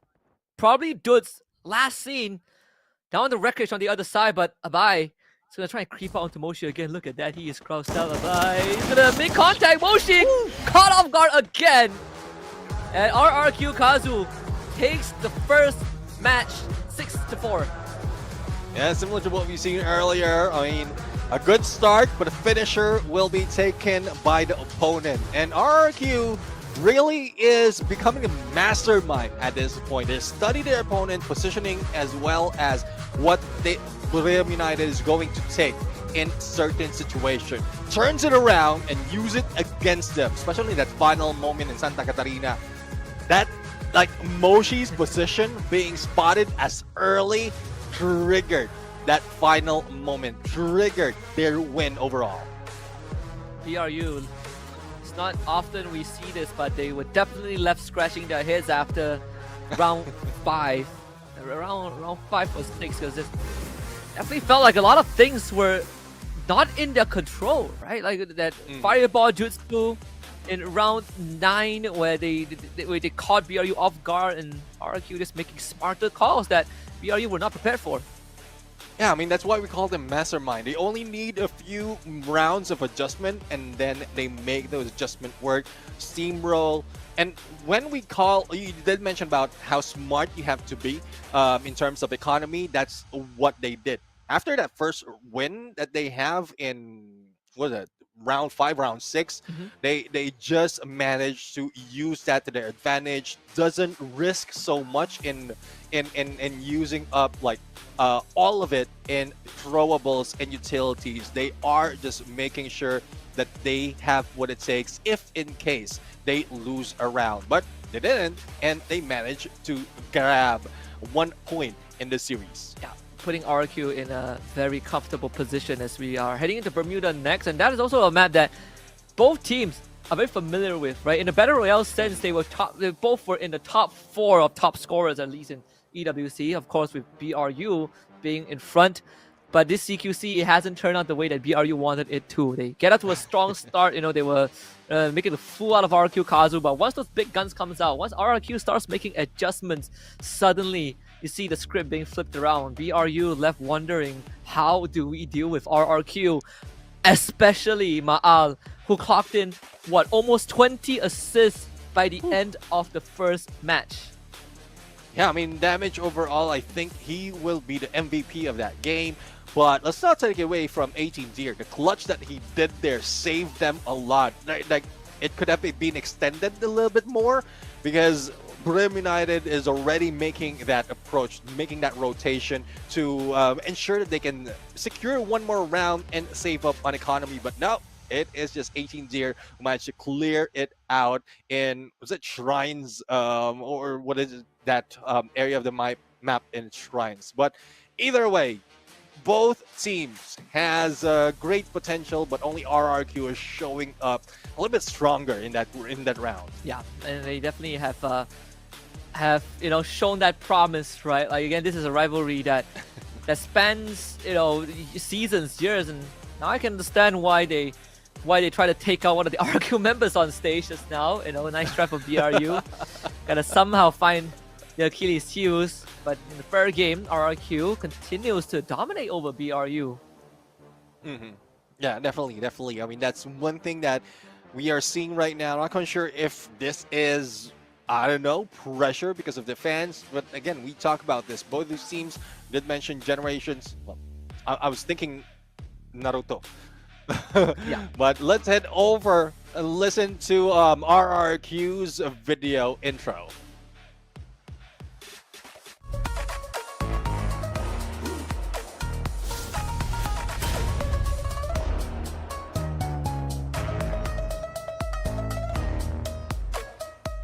Mungkin player yang kurang bagus di turnamen ini Wasana sih, karena di turnamen terakhir juga dia main jelek aja.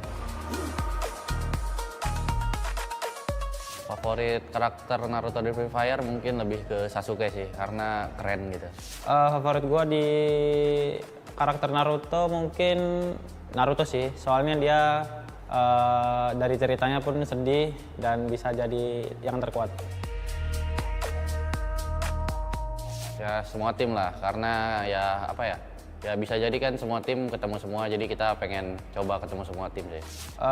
Lawan terberat mungkin Falcon ya, soalnya kemarin tuh dia waktu di Vietnam habis juara, dan ya di pikiran gua dia lawan yang terberat. Ya mungkin Buriram lah, karena apa ya, ya kita pede aja sih lawan mereka.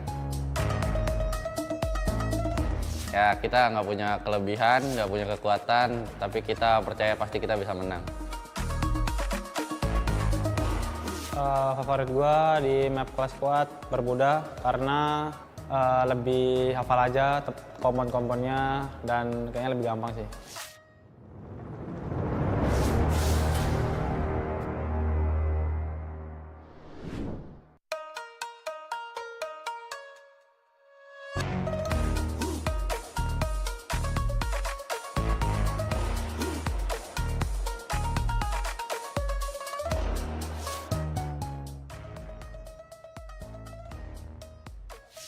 สวัสดีครับผมมีอายุวัฒนาครับวันนี้ก็จะมาสอนวิธีการสปีดรัดยังไงให้เข้าถึงศัตรูได้อย่างรวดเร็วและแม่นยำครับก็ไปดูกันในเกมเลยครับวันนี้ก็จะมาสอนอันนี้ครับวิ่งยังไงให้แบบในที4ไม่โดนยิงง่ายๆแล้วแบบว่าดักยิงศัตรูได้ก่อน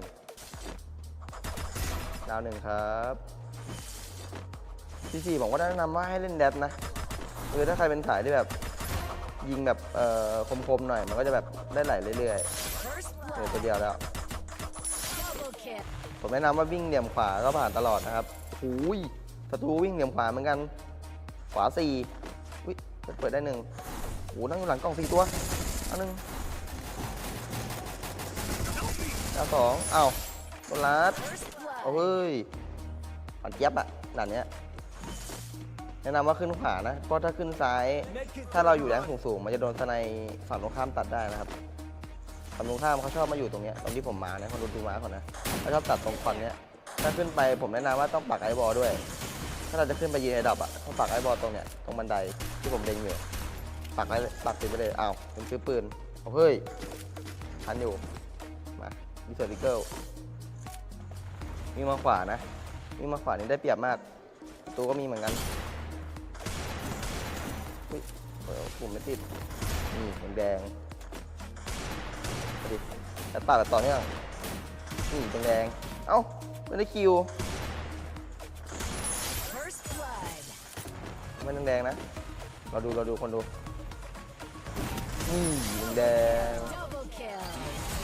เรียบร้อยครับก็ลองไปใช้กันตามได้นะก็เหลี่ยมต่างๆอ่ะผมชอบเล่นเหลี่ยมประมาณนี้แหละเพราะว่ามันสามารถตัดศัตรูได้จริงๆเพราะพี่ใช้มาแล้วน้อง นี่แหละครับทริคสปีดลัดเข้าถึงศัตรูได้อย่างรวดเร็วและมีประสิทธิภาพของผม เพื่อนๆสามารถนำไปปรับใช้ในการเล่นกันได้นะครับ ก็เจอกันใหม่ครั้งหน้าครับ บ๊ายบาย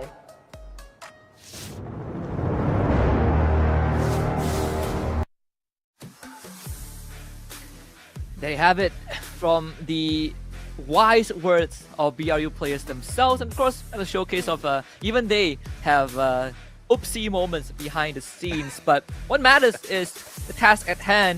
They're now currently behind in terms of the series score. They do need to win this to even have a chance to bring us to a game 3. And if not, then they are gonna join Movistar R7 in the 0-1 bracket. Maybe we'll get that matchup that we've been looking for. You know, Movistar R7 against BRU. You know, they smack talk the crews a little bit. Maybe BRU will field the crews, and that would be a storyline in of its own.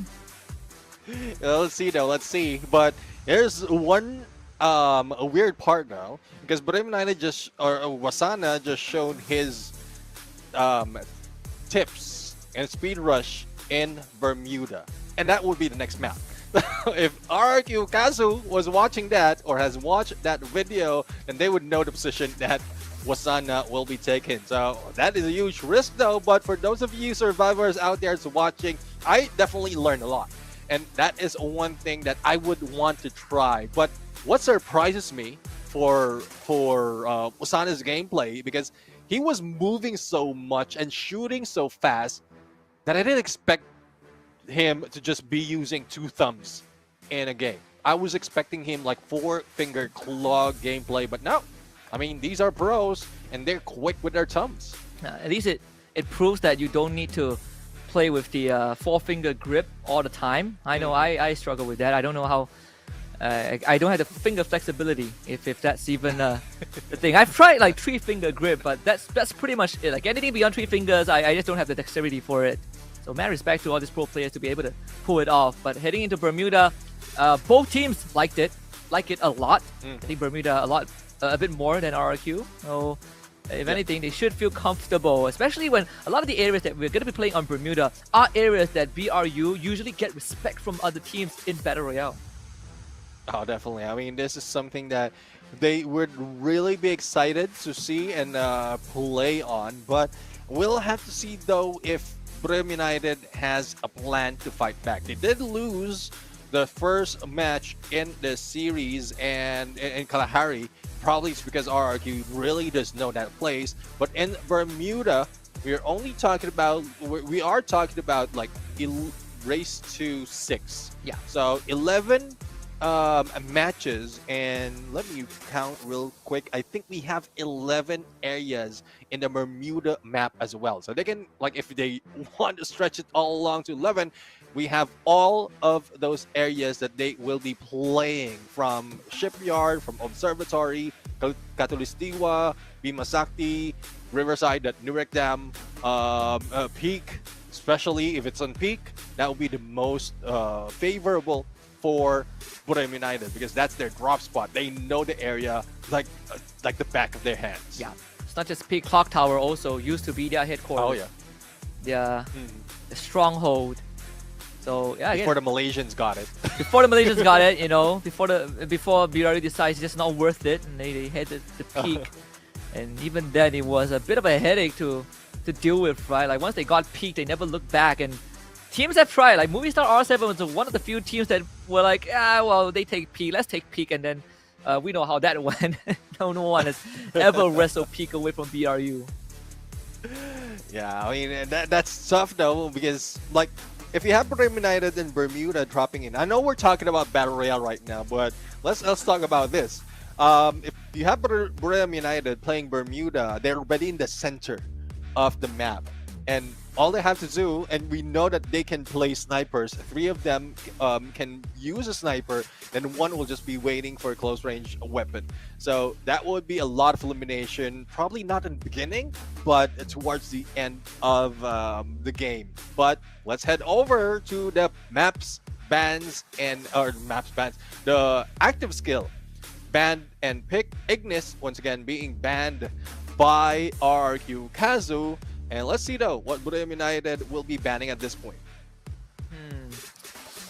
So we take the Ignis and the Oscar ban this time. It's a bit of a switch up, so no Oscar. Let's see, do they take the Cassie here? The BRU did take Cassie first pick, and then they have the Zane to follow up in second. The A124 gets let through for the first time. So RQ Kazu, they instantly pick it up. This is a very RQ pick. Yeah, let's see though. I mean, they don't want 18-0 to use that Oscar. So Sane, once again, it did work for Wasana at this point. So they will still be using that, and then as well as Get High on that Cassie. The question is, what will be the response for RQ Kazu? Would it be different from earlier? Because they already have the A124. So what they would need right now is something that would help them rush towards the opponent. But no, they're using the Iris definitely for Maal. But what would be the other one? I'm hoping at Tatsuya, just to back up that A124 still information gameplay. So they don't want to let go of what's working for them. So Zane Cassie once more. You can't. So they do still go for the clue. This last pick, it could. Santino, I guess. Yeah. So it's the same lineup, same loadout that we saw from Kalahari. They could go for Homer here if you're RQ Kazu. We've seen them do that. Steffi also left open, but I think Homer makes a lot more sense. Yeah. Yeah, definitely. I mean, the Homer would really help them. So it's a double stun and then information gameplay. They do have the potential in terms of damage with weapon, but not with the skill. So we have Clue. So it's a mix-up for Battlegrounds United. It's a mix of a combination of active skill, but let's see if that would work, because it didn't work earlier for the first map. Probably a map advantage would be what Battlegrounds United is looking forward to in this game. If anything, in Bermuda, there's definitely some incentive to go fast. We've seen the areas that, you know, we've seen like what? This is the 5th Bermuda we've seen today already. So we did have 3 Bermudas early on. Actually, no, more than just 5. I think this is like 7th, 8th Bermuda. Either way, 8th Bermuda. Oh, so much Bermuda for one day. We're not even halfway there. But if anything, BRU, they should feel a lot more comfortable. Depending on the opening map though, the opening location. If we are starting off with Peak or Rim Militant, sure, but we're starting on the shipping rig, and it's different. Oh, Yuki joining the commentary desk. Yeah. Let's see on how it's going to turn up for, because like for Battlegrounds United though, and in what they did, it was close. It was like they could make it work. There's just a few adjustments that RQ Kazu really did to isolate Moshi and Jonah from Get High and Wasana, because they know that Get High and Wasana is already rushing in front, making sure that they're in the middle. And with that, the hunger that Wasana has together with Get High, they anticipated it, and that threw or whatever they're doing to Moshi and Jonah through the tactics of Battlegrounds United off guard.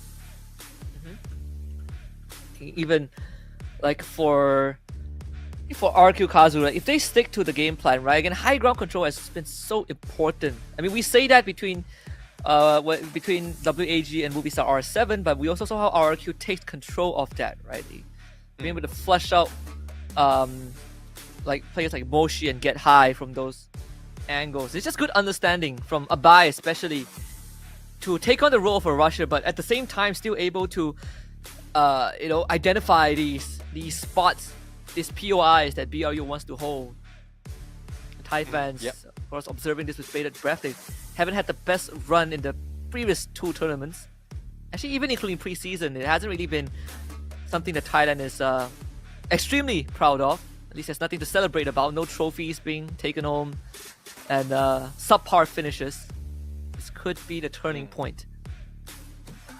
Yeah, I mean, there's a lot of assumptions as to why they don't want to show their tactics before any major tournament. But a major tournament did happen, which is Esports World Cup, and they did well in knockout stage, but like it's quite tough really to see them not perform that well as expected. So I don't know. Question remains is this like is this downfall or the slow downfall of Borem United because of the other teams really ramping it up, or like they have something in plan, probably not for tournaments before the global finals, so that they can just show up and bring home that trophy. Yes, 40K on the line again. But some of these guys are already millionaires in their own right. There's never enough money, never enough prize pool.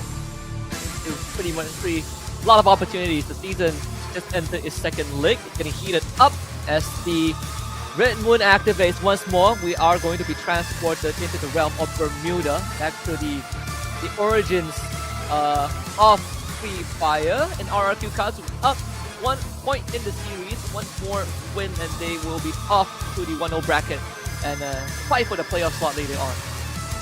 Yeah, definitely. I mean, it is happening today as well. For those of you wondering, the 1-0 series will be happening after all the round ones has been done. But we are going to start right now. Borem United against RRQ. Maal already in the flank, but Jonah will be spotted out and will be receiving a few of those skills. And I guess that threw off their tactics. Wasan is a little bit too close though. But with that, they have received that homer. Now Abe will be rushing in, but that side will be taken by Wasana as quickly as that. So you don't want to get close to Wasana. 2 hits, 2 slashes, and you're down.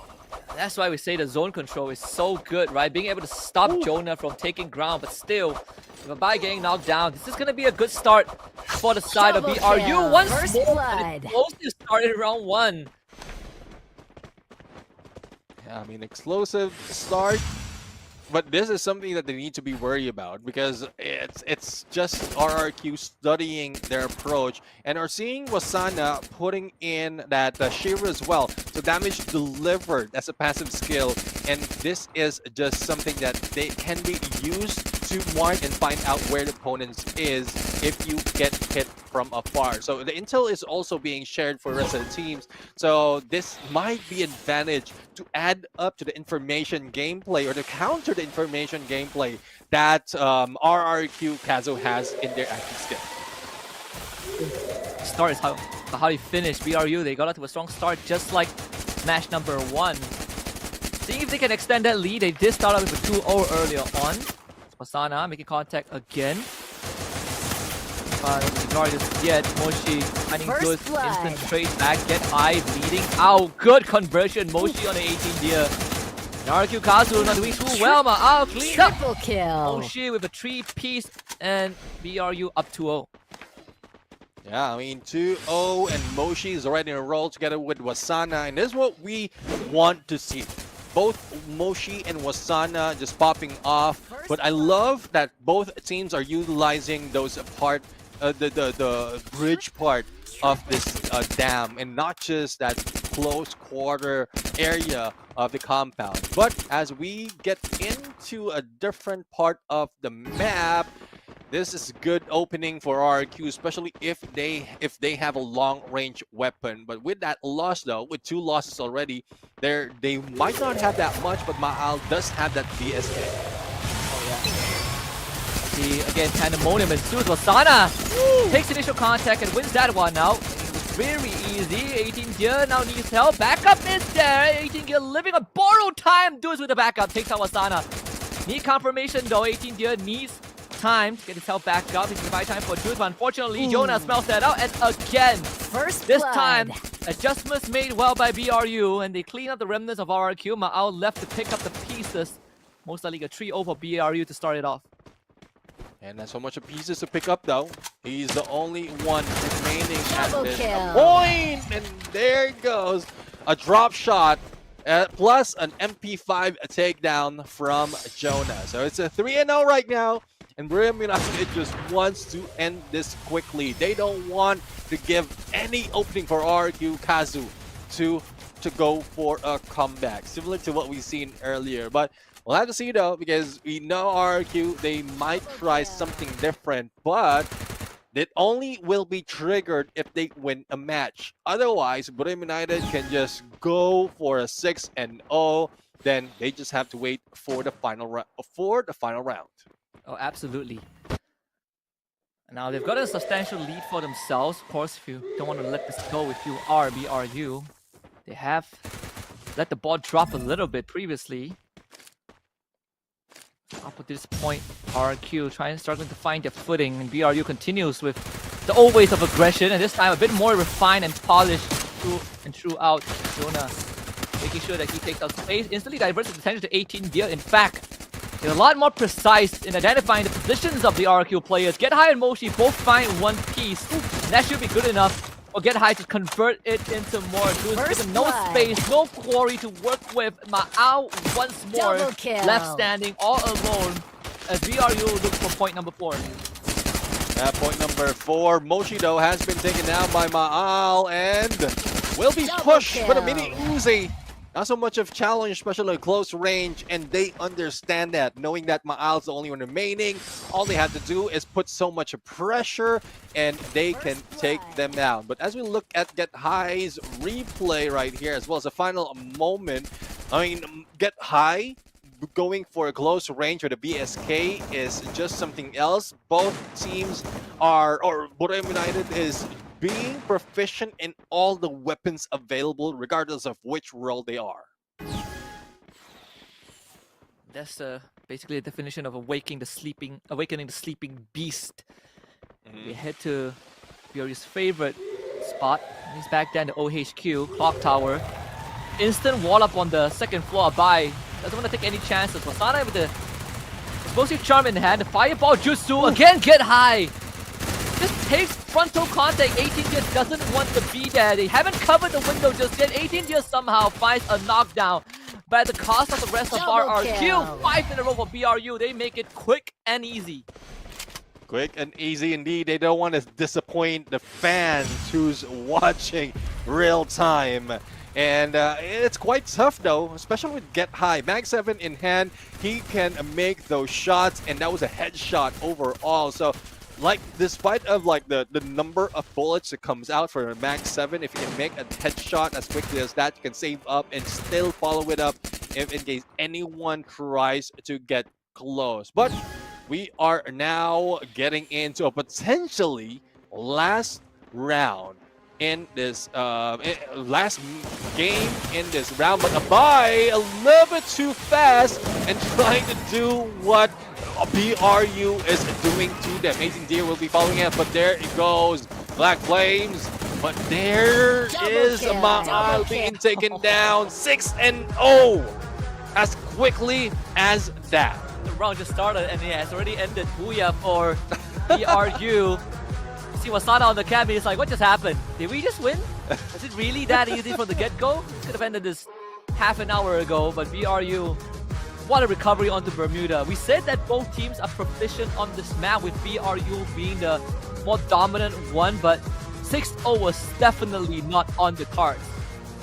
Oh yeah, definitely. 6-0 not in the card. We were expecting, because they did say in the interview that they are also looking for Bermuda at this point. So it's tough. It's tough to see, but I guess it's what's needed for Brahim United as well as the fans in the venue to have their hopes up. And it's not just like up, but they're talking about up in the skies because of what Brahim United has done. Yeah, and that is a big morale boost, right? You went from a round where a map where you could have won, or at least a map where you have a chance to win. You kind of get overwhelmed by your enemies. You come into the second map and you sweep them 6-0 in such a dominant fashion. When we head into Nextera, it will be the first time we see Nextera this evening. And that's going to throw everything out the window, because neither teams are the best on Nextera. In fact, the stats pretty much average out on the same playing field. That makes it even more interesting. I believe Graph Labs is one of the locations we get, and you were just telling me the stories earlier on about the RGS on the entirety of BRU. Let's see if they're going to mess with that on Graph Labs.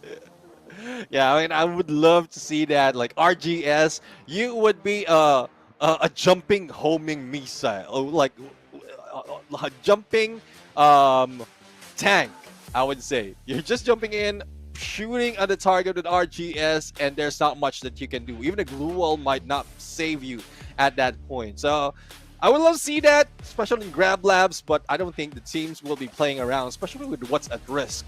Both of them has a round already, has a point already, and they just have to win another one next Terra, and they will be moving into the playoffs. And I think when you look at the 1-0 pool right now, it's actually looking pretty. It doesn't look impossible to beat, right? I mean, it's WAG. It's not to take anything away from WAG. We came with this kind of agreeing that that bracket feels slightly easier, at least for the first matchup. But when you look at this 6-0 score, oh my goodness! I mean, RQ only got 2 eliminations the entire match, the entire game 2.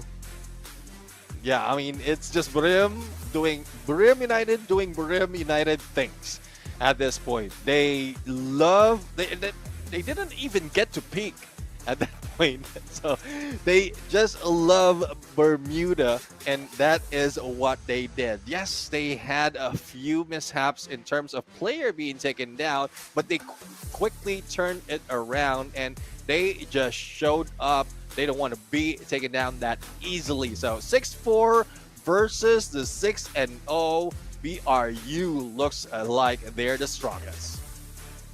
BRU formed they had 4 points. They say never count BRU out until they are officially out. And this 6-0 score is going to give the fans plenty of confidence. Match MVP is going to be Moshi, 7 eliminations and almost a 3k total damage. Yeah, I mean, 7 elimination might not be that high though, but we are talking about a player, a sniper at this point, who has limited openings, especially in Clash Quad, but still managed to get all those damage in. And they don't need that much though. They don't need that much. All they have to do is just end quickly. And the reason why it's not that high as well is because there was no recovery from RQ Kazu. So it's only 6 games that they had to play, and as well as, how much is that? 24 eliminations that they need to work with, divided amongst the 4 players of BRU.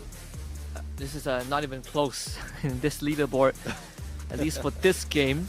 Clearly, Ma'al and I mean the rest of RQ got done dirty. If there was only a top 4 spot, we wouldn't even see Ma'al on the list. Again, dominance on BRU. I think there's really nothing much that can be said about match number 2. It's just BRU steamrolling through RQ with the same approach that they had in match 1, but a lot more refined and a lot more calculated in how they identify these pain points of RQ.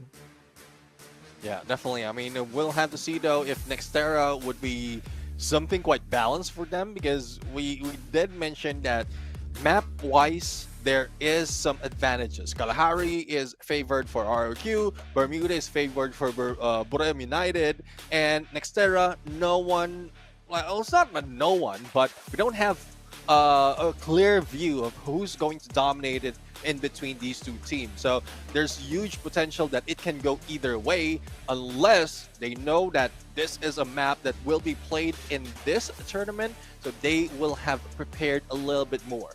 Yeah, I think that's the fun of it, right? It's full of surprises. Can't wait for the day where we have all 6 maps in rotation for Clash Squad tournament. That would be fun. Right? Maybe the 4th map. Let's just throw the curveball. Let's put Solara in.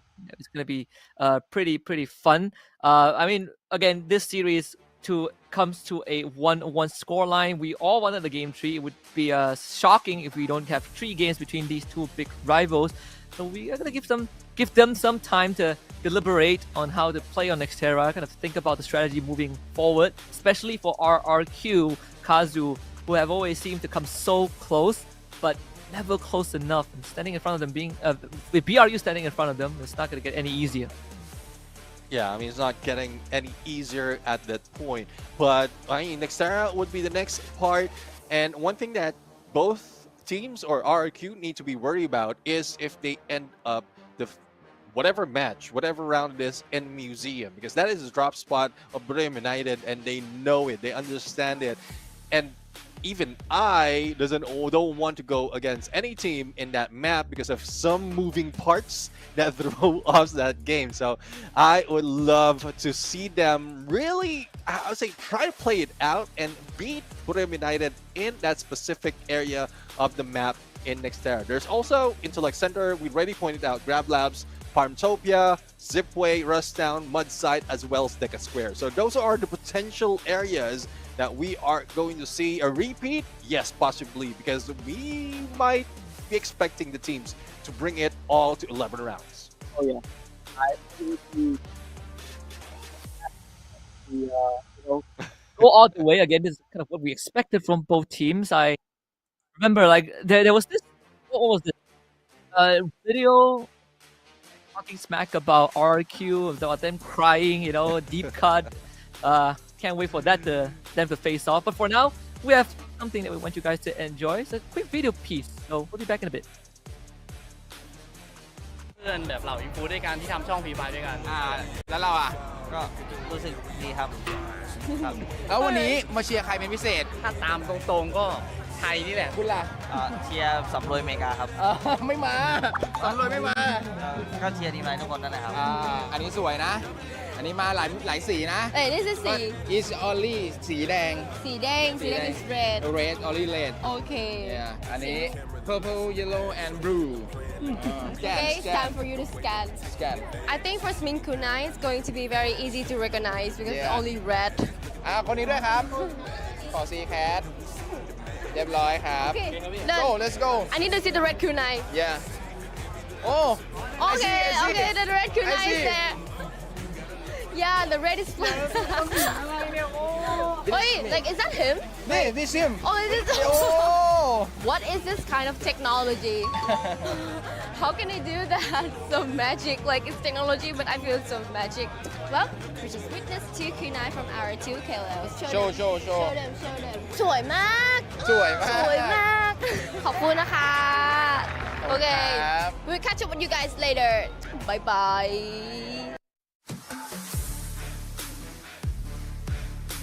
I love that, like, you get to draw your own kunai and you will see your kunai flying around just like that. I've seen that before in a science museum where my kids went for a field trip, but I didn't realize that it can be done in a place, in a show match, in a show just like this. So great idea though.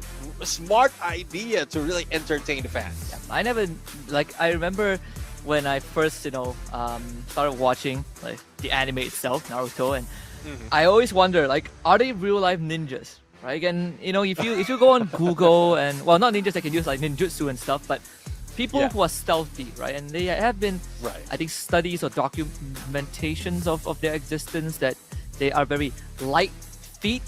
You can that you won't even trigger pressure plates or something. It's a skill. Evo's fans in the crowd. It's good to know. Is Evo's going to be taking center stage in just a little bit after this series. After we get done with this rivalry, and we'll have the Wonder Kid. They got quite a celebration, quite a welcome back to Indonesia. Party when they flew back. 1 year ago, he was standing in the bleachers and making a promise to the rest of Indonesia that he's going to be on that main stage, and then he does it a year later, wins the whole thing, and gets celebrated as a hero. What a storyline this kid has. We're going to see Rasha soon. But for now, the order of business is Nextera between RRQ Kazu and BRU, and the mood has completely changed. RRQ Kazu now needs to lock in. Yeah, I mean, they need to lock in. They really need to bring it on just to make sure that the first round will be secured onto the playoffs. But either way, I think both teams, and like, you know how it is in terms of brackets, right? You just need to get into the playoffs to have that chance. You to have that chance of a reset.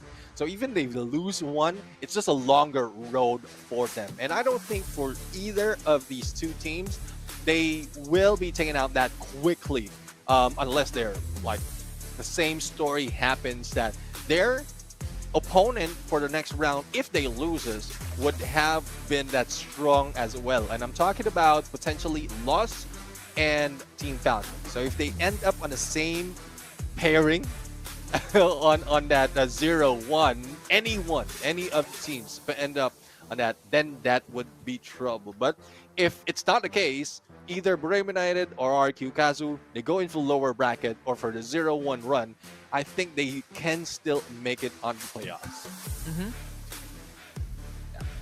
Then, speaking of fans, this is, hold on, this is definitely not from not our Thai or Indonesian fans. Wow, we have definitely come a long way. Welcome. I'm glad that they are enjoying it. You know what? I can't wait for the day when we have Free Fire Max in Sri Lanka already, but I can't wait for the regions to be opened up again, just like we have, and then we include them back in the local circuit, and then we have all these fans gather, right? Like, we see them in the chat all the time, you know? Yeah. The Red Hawk supporters, the Hot Shot supporters, but it's so cool to get more of that down the road, especially at the LAN event. It's been quite a while since we have a crowd, at least for an official league. I know we had it in for spring, for fall last year, even for global we had it in Brazil, and that was something that I don't think any venue could have beaten. The Brazil crowds are different. It's quite different. I've been in Brazil, but not in a tournament. Not in a tournament, but I know for a fact the nature as well as the spirit, the energy coming from Brazilians are something else. And we've seen that as well, like global finals, even the players themselves, they jump into a different region and you can see the energy, you can see the panache coming from these players, the I would say the wow factor that they have. Might not be all, because they are still some shy players, but they, like, in terms of talent development, they don't need that much. They already developed them before like probably jumping in the global scene. They have that energy, that confidence that they can bring to the table. See how this draft is going to pan out. BRU again, I think, getting first dibs on the ban. So the shift made was that BRU banned the Ignis, but this time they switched it up. Santino ban. So they ban Santino, and then a Cassie will be taken out. So, yep, I guess they have been waiting for this moment, especially for RQ Kazu.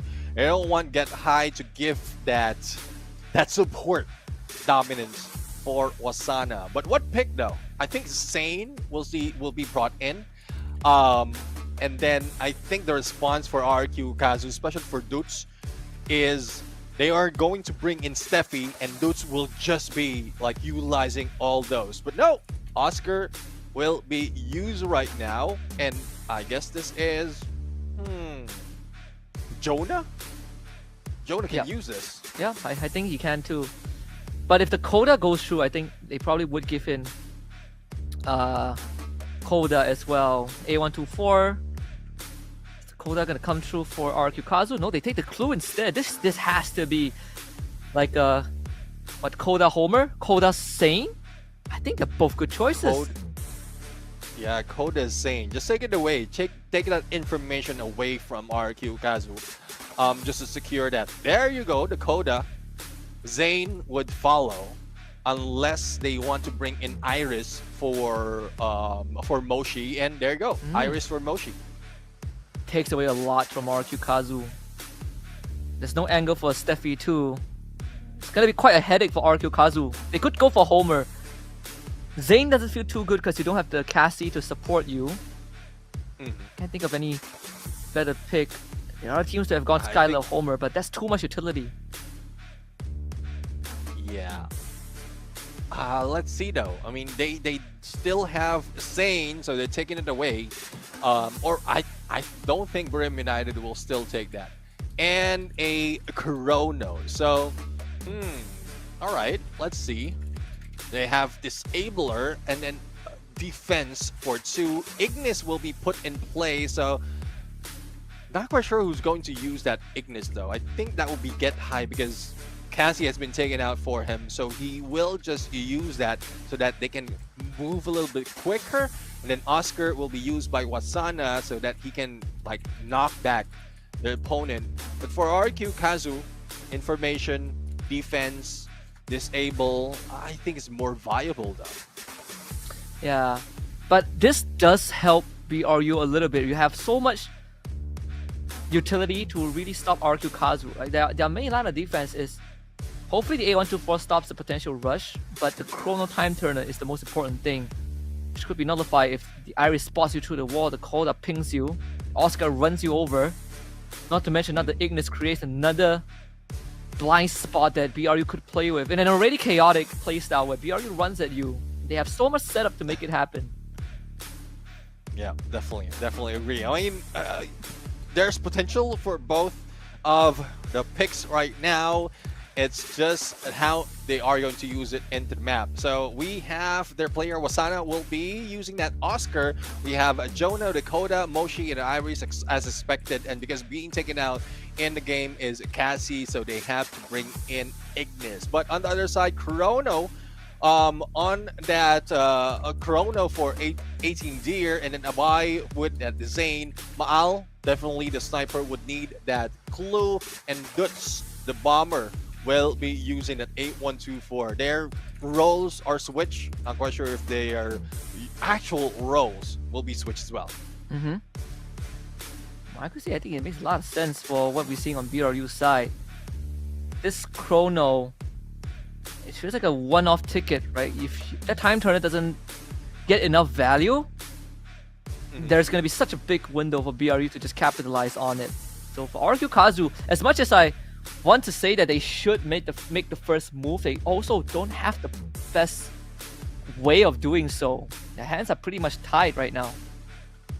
Yeah, I mean, it's like it's the timing of the skills that they'll be using right now. If say RQ Kazu like pulls out all those skills, there's a huge Ignis potential for a counter, and then the rest will just follow through. So that is like what I'm expecting from Buddhism to do.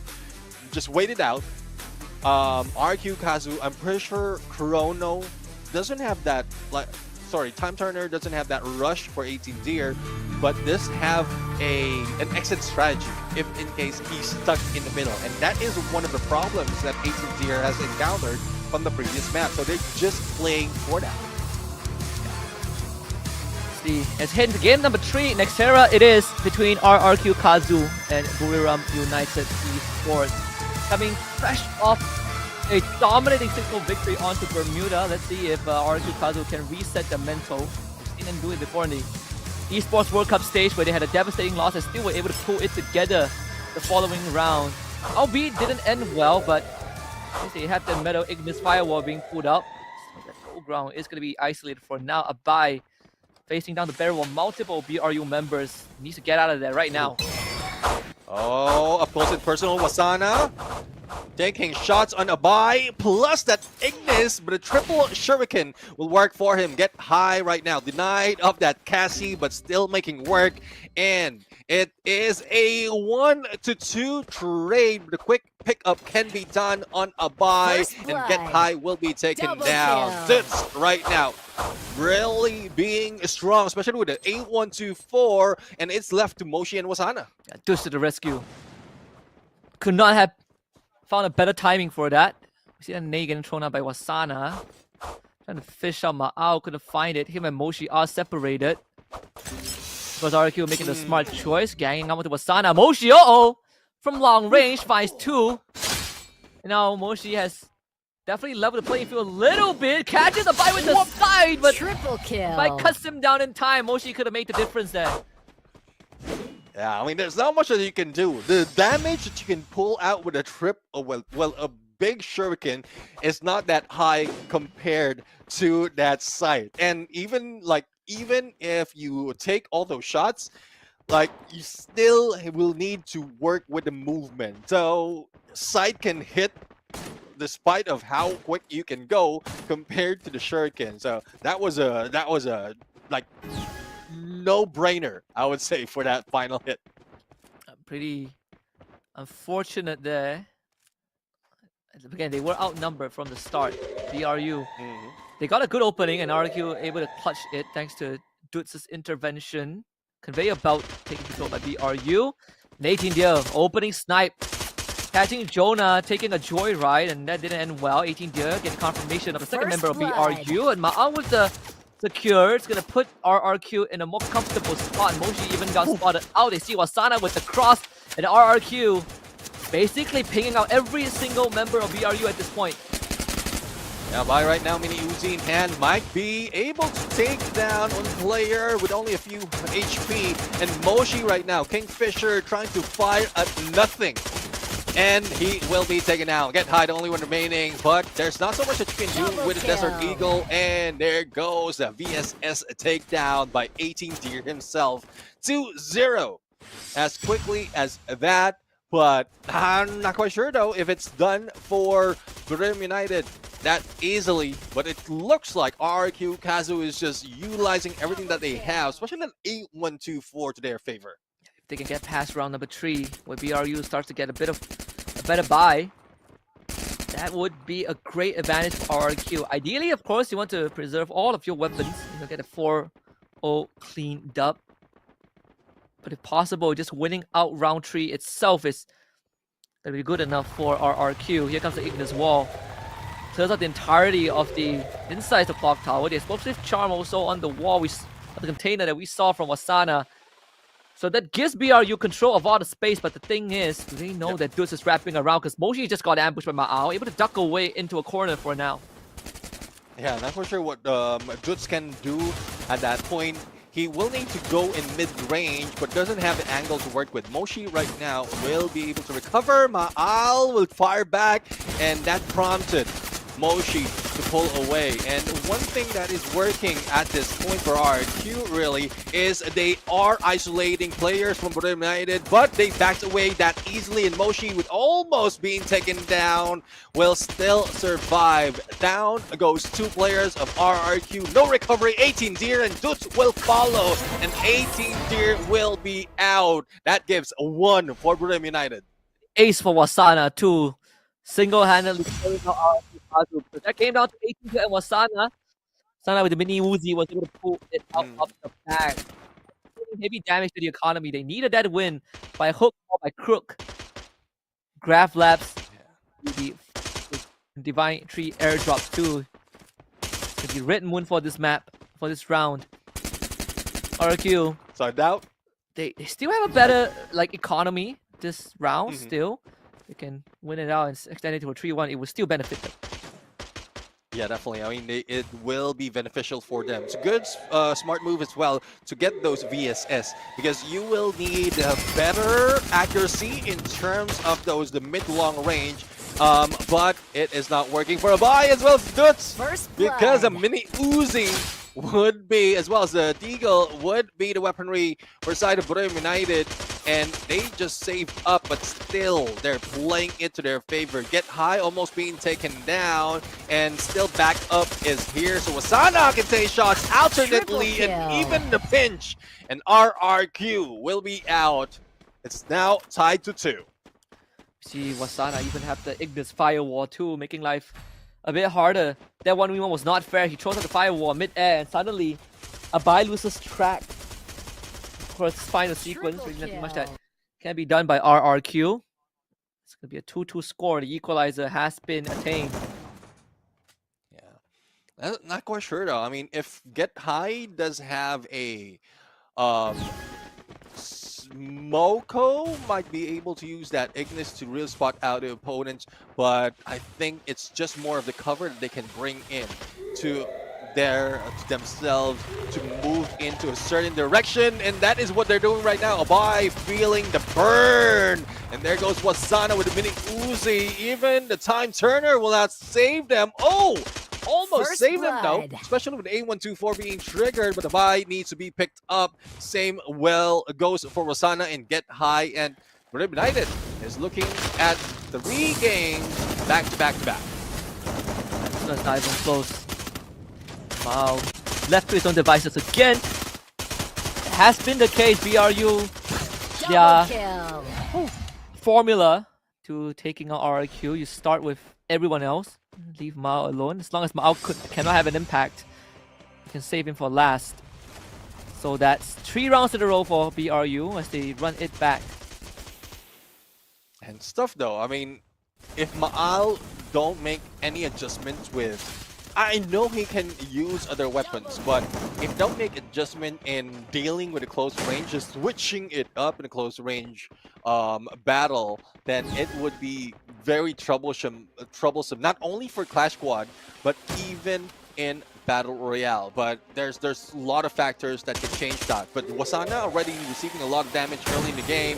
This might be a chance for RQ to fire it up. Jonah right now, accuracy plus damage with that Flam Mirage. Abai goes down, Dutz goes down as well. 18 Deer is now bleeding out, and Maal with only a few HP remaining. As quickly as that, they are going down. And that's the same story, the same situation from the previous round. And this time even tougher for RRQ to swallow. Abai going for the rush, and Jonah cuts off the rest of the offense with a glue wall, forcing the isolation. And then this Ignis firewall comes out, completely smothers whatever attempt that RRQ wanted to make. That time turner ended up being in the detriment of RRQ. Instead of helping them out, Maal couldn't provide any support from where he was.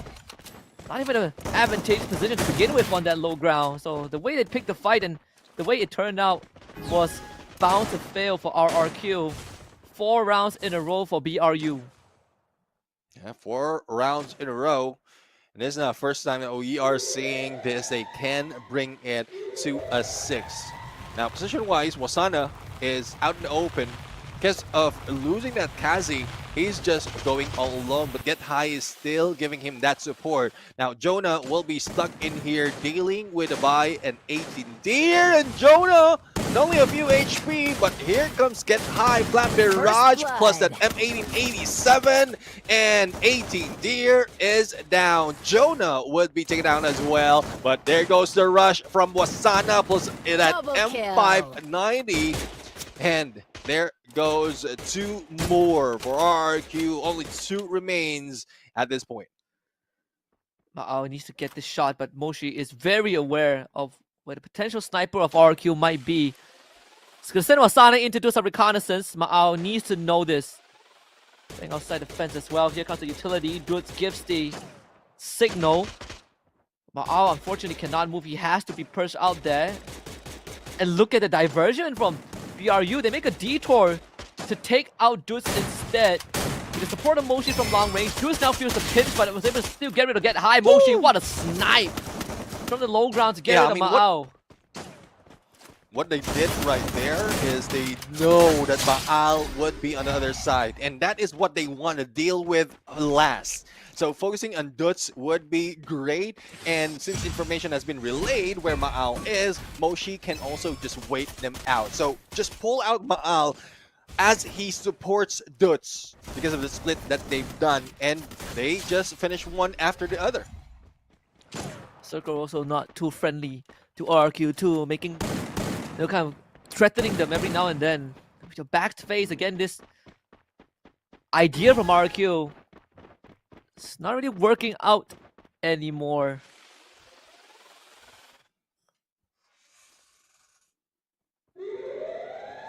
All right, let's see though what would be working out for them.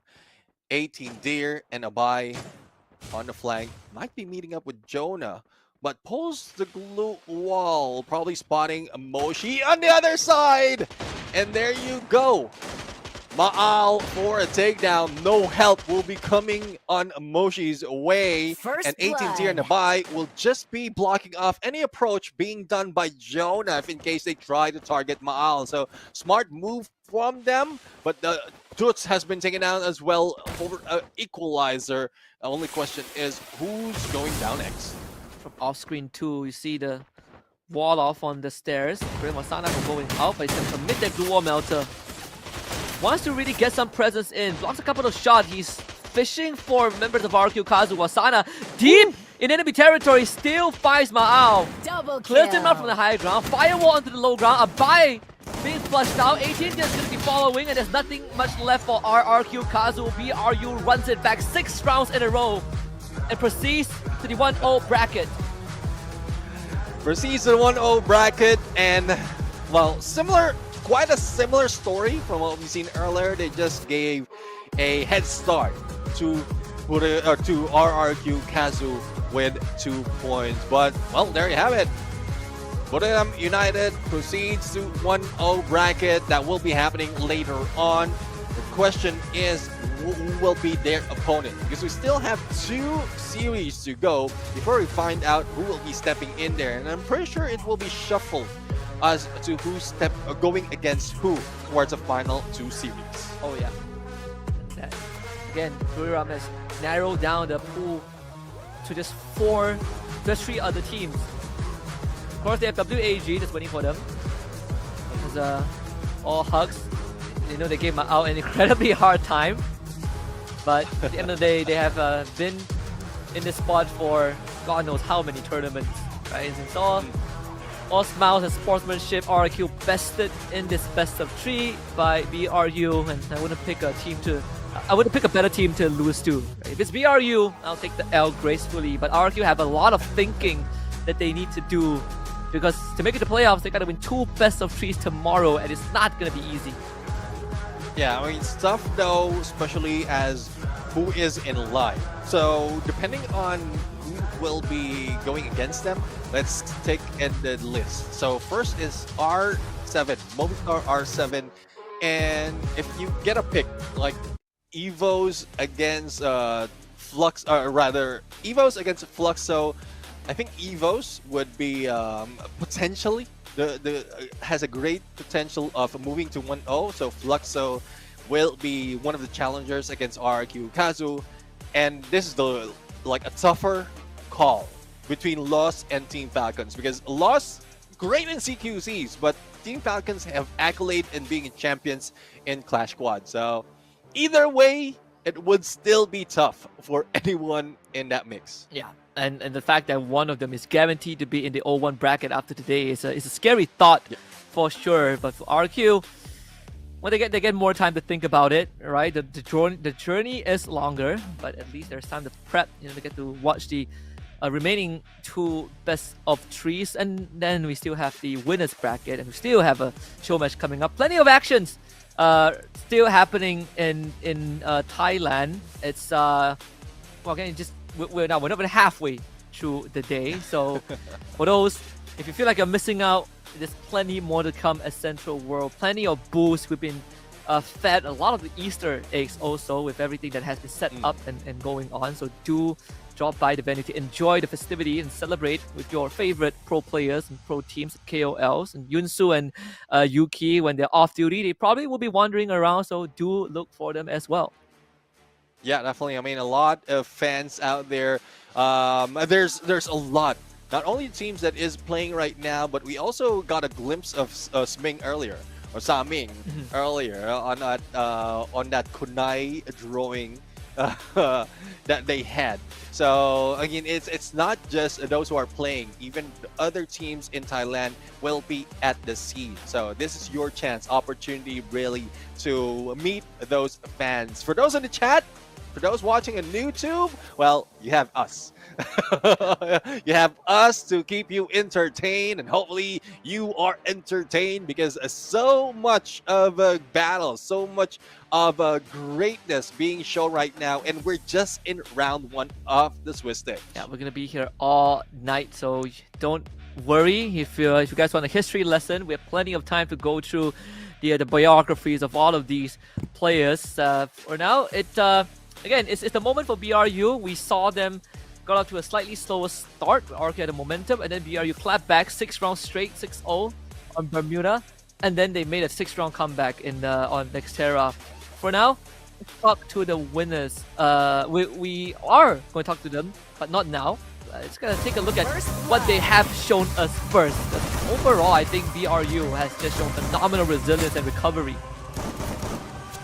I mean, this is one thing that I love, especially in the movement against Buram United, when RRQ is getting the win in Kalahari. But the moment that they got away from the map, favoring RRQ, it was just Buram United overall. So it's quite tough though, because we are expecting a huge fight coming from RRQ, especially in the final moment. But Well, it is what it is right now, and there's a few more of adjustment. You did mention a lot of thinking will be done by RRQ after this game, but in a bit we are going to hear the mindset as well from the interview that we have between Yuki and Yunsul together with Garena United. So that's where we're going to see where like how they're treating this game, because despite of the prize pool, despite of the prestige, this is still a show match, Husky. Yeah, it's still a show match, right? They're here for the funs and giggles. They're here to have a good time and just meet up with friends from other regions, right? I think it's not easy to put aside that rivalry when you are on the stage, but when they're off stage, you see it's just all smiles between the players, and even though one of them walks away defeated, they still know it's not end of the run. RRQ has made bigger comebacks than this, but again, the journey is going to be a bit longer for BRU. The journey just began. You still need one more win to make it to playoffs, but if anything, even winning this entire show match itself is going to restore some faith to the BRU fans.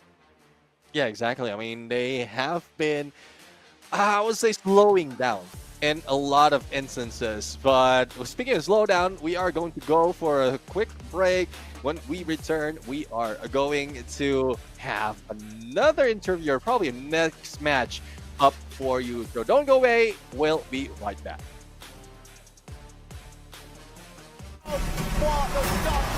Is going to bring it home. Only one remains.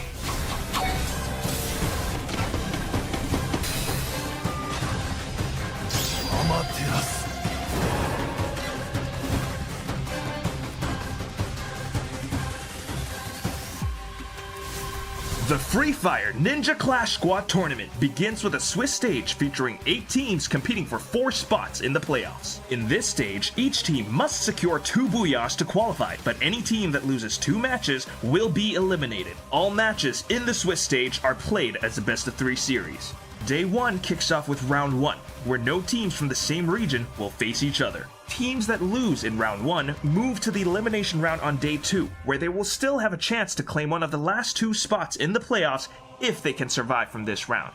Once the Swiss stage ends, the 4 teams with 2 booyahs advance to the playoffs, which follow a single elimination format with best-of-3 series matches. The tournament concludes with a best-of-5 series at the grand final to determine the champion.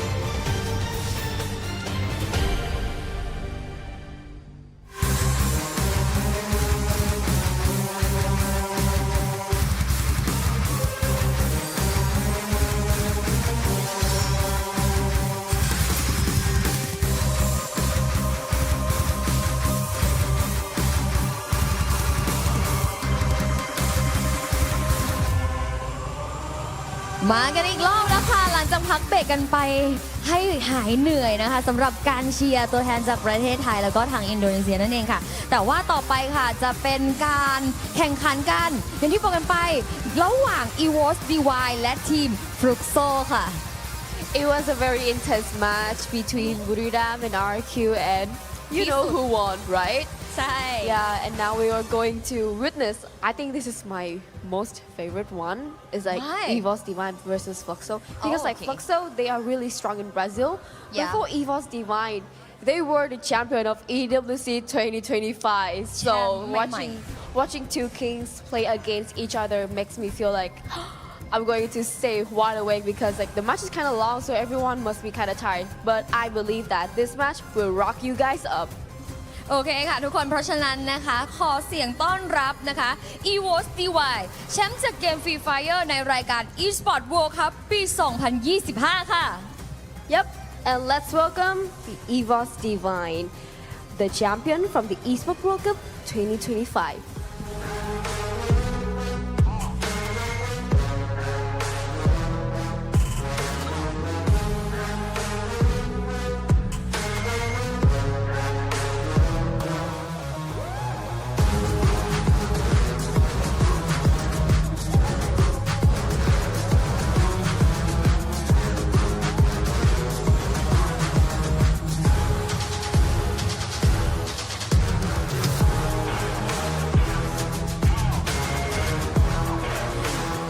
และแน่นอนค่ะทุกคนคะขอเสียงต้อนรับเพื่อนๆจากบราซิลกันหน่อยและนี่คือทีม Fluxo รองแชมป์จากรายการ Free Fire World Series บราซิล 2025 ค่ะ The runner-ups from the Free Fire World Series Brazil 2025, Team Fluxo!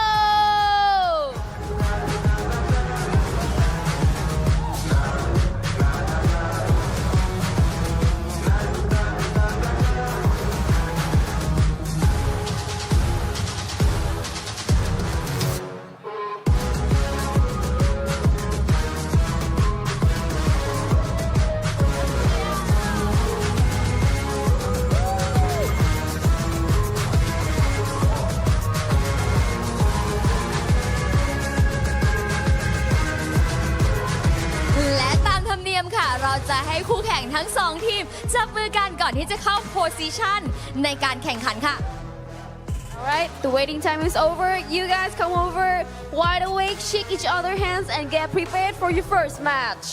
Look at that, look at that.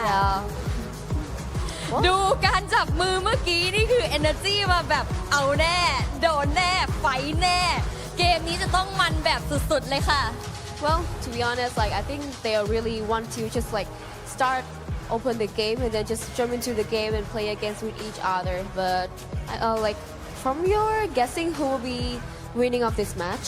Oh, it's hard because Indonesian team always be my favorite, but maybe this time I will cheer to Fluxo. Okay, if you Fluxo, then I will be EVOS. Okay, girls. So can't wait. All right. Let's get back to the shoutcaster. Yep. Everyone, welcome to the shoutcasters. ไปเลย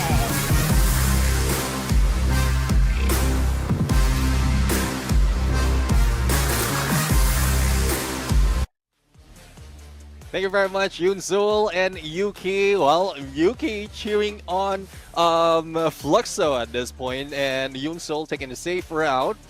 She did mention that like they have been a great potential for EVOS to be able to win this game. But I would love to see what adjustment Fluxo has done, because like Bobs did mention, they are excited to be part of Clash Squad. They don't have this in their region, their country, so it might have been tough, but I'm pretty sure they have some training that has been done to prepare for this. Yeah, I think the most important thing is, you know, when we know that Fluxo's mindset is very refined, very positive, right? Even when we see them take losses, and sure, losses, they do hurt. You look at EWC, they go into the last round and, you know, and realize that they don't have a chance to win the whole thing. But even on the cameras, they saw smiles and giggles. They're ready to still give it their all. And I think that's the hallmark of a great team, a team that has won 2 world championships back to back with the same roster,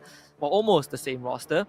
And Boss, being one of the greatest captains in the Brazilian league, continues to deliver, and hope he, manages expectations for the teams coming into this, facing off against the literal EWC champions. It's not going to be an easy Clash Squad series, but I'm looking forward to some potential upsets. Yeah, definitely. I mean, upsets that we might have seen from the spring season Clash Squad, because we know, similar to what we've seen in RRQ, Russia has been keeping distance, especially in position, going in for a very long flank. And as a sniper, that is what you need. But distance between him and the rest of the teams are quite that huge that there's no follow-up that can be done to help him. So hopefully that has been corrected already, just to make sure that they can win this fight against Fluxo. And it's tough as well. MT7 is their good snipers, so this is a good chance that we will see a battle between the snipers. Yes, the Wonder Kid is there, but MT7 is also bringing wonders in terms of that fight. Yeah, and the one critique that I think Fluxo has been receiving, not just from the devs, but also I think for a lot of supporters, was the way that they play Battle Royale, right? Very slow and calculated. But now when we throw them into Clash Squad, you're forced to fight, you're forced to go fast. I wonder how that's going to turn out for Fluxo, because I think this is a very uncomfortable environment for them. When they play loosely, when they play freely, we know that they can fight. We saw that at the closing rounds of EWC. But what happens when they're constantly thrust into that position? Like that, I think this is where we get to see and discover alongside Fluxo if this is going to be something that they themselves have not realized within them. Yeah, exactly. That is something that they will really have to work with, and I'm pretty sure they know that. They understand that that's what they need. That's their weakness in terms of Clash Squad, and we've seen them from first time I saw them doing those drills before a match. I'm pretty sure they have something planned. They are confident that they can bring it on right now, but confidence is just one part. It's more of how can you make those adjustments, because yes, they can play it slow, especially with what I pointed out and what Russia has been doing in Clash Squad, but they need to also switch it up to a quick pace if needed. Not just for this game, but if they get into the playoffs or probably the 1-0 matches, because we've seen how some teams move quickly. Buram United is one. Another is Loss. They are very good in CQCs, and Team Falcons, if in case they are in that part. So WAG, though, we've seen some similarities between them and Fluxo. So I guess that's even for them, but for the other teams, that will be tough. Yeah, it's going to be pretty tough. I think for Fluxo, they have had a very, very rough start of the year, right? They haven't won anything so far, and again, they came off of quite a struggle at the recent EWC. But we look at the caliber of the players, we know that they have a great shot caller in Bobs. They have MT7, who came in and instantly made a name for himself, right? Just able to kind of change the way that Fluxo was perceived. But I think right now, for the team itself, Fluxo, with with Prox now in the roster, the latest addition, GU still being around, I really want to see if they have learned anything from EWC. Have they really switched out their playstyle and kind of adapted to the current meta, which demands you to be a lot more decisive in these fights? Yeah, I mean, it's only a few weeks since EWC, and it's only a few days since the update. So, and I guess this is one of the teams that really are struggling in terms of adapting after each change, each update in meta. And we're not talking about Battle Royale as well. They are runner-up in their region. They are champions from the previous global finals, but Clash Squad is a different story. It's a different chapter, similar to the chapter 2 that we have in Ninja War. So we'll have to see. This is a chance for them to really prove it to us, to remove all those doubts. Otherwise, if they come to a loss, how quick can they adapt later on would be the question. That's one thing that they need to answer right now. Yeah. Let's see what they have to say to each other in this upcoming video piece. Enjoy. Naruto itu dari kecil dia dikucilkan di Konoha, jadi pas dia sampai dewasa dia bisa jadi pahlawan buat desa Konoha itu. Tim Falcon, karena dia berturut-turut jadi juara di turnamen Clash Squad. Falcon, karena kemarin Falcon sempat juara lah di Spring CS, jadi menurutku dia aku pengen lah ngalahin dia. Mungkin Kalahari, karena Kalahari banyak high groundnya, jadi kita bisa manfaatin perang jarak jauh kita.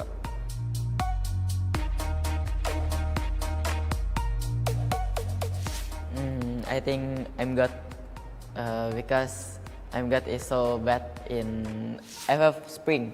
Yeah, he's so bad. He cannot play. I think he should practice. Karena MGOT menurutku sampah banget di CS Spring. Jadi dia harus banyak latihan sih untuk event ini. Overrated player, I think On Fire. Karena On Fire tuh ya dia juara lah kemarin di CS Spring CS. Jadi menurutku dia bakalan jadi player yang bagus. Mungkin Buriram sih, karena kita bakalan ya lebih improve lah daripada yang sebelum-sebelumnya.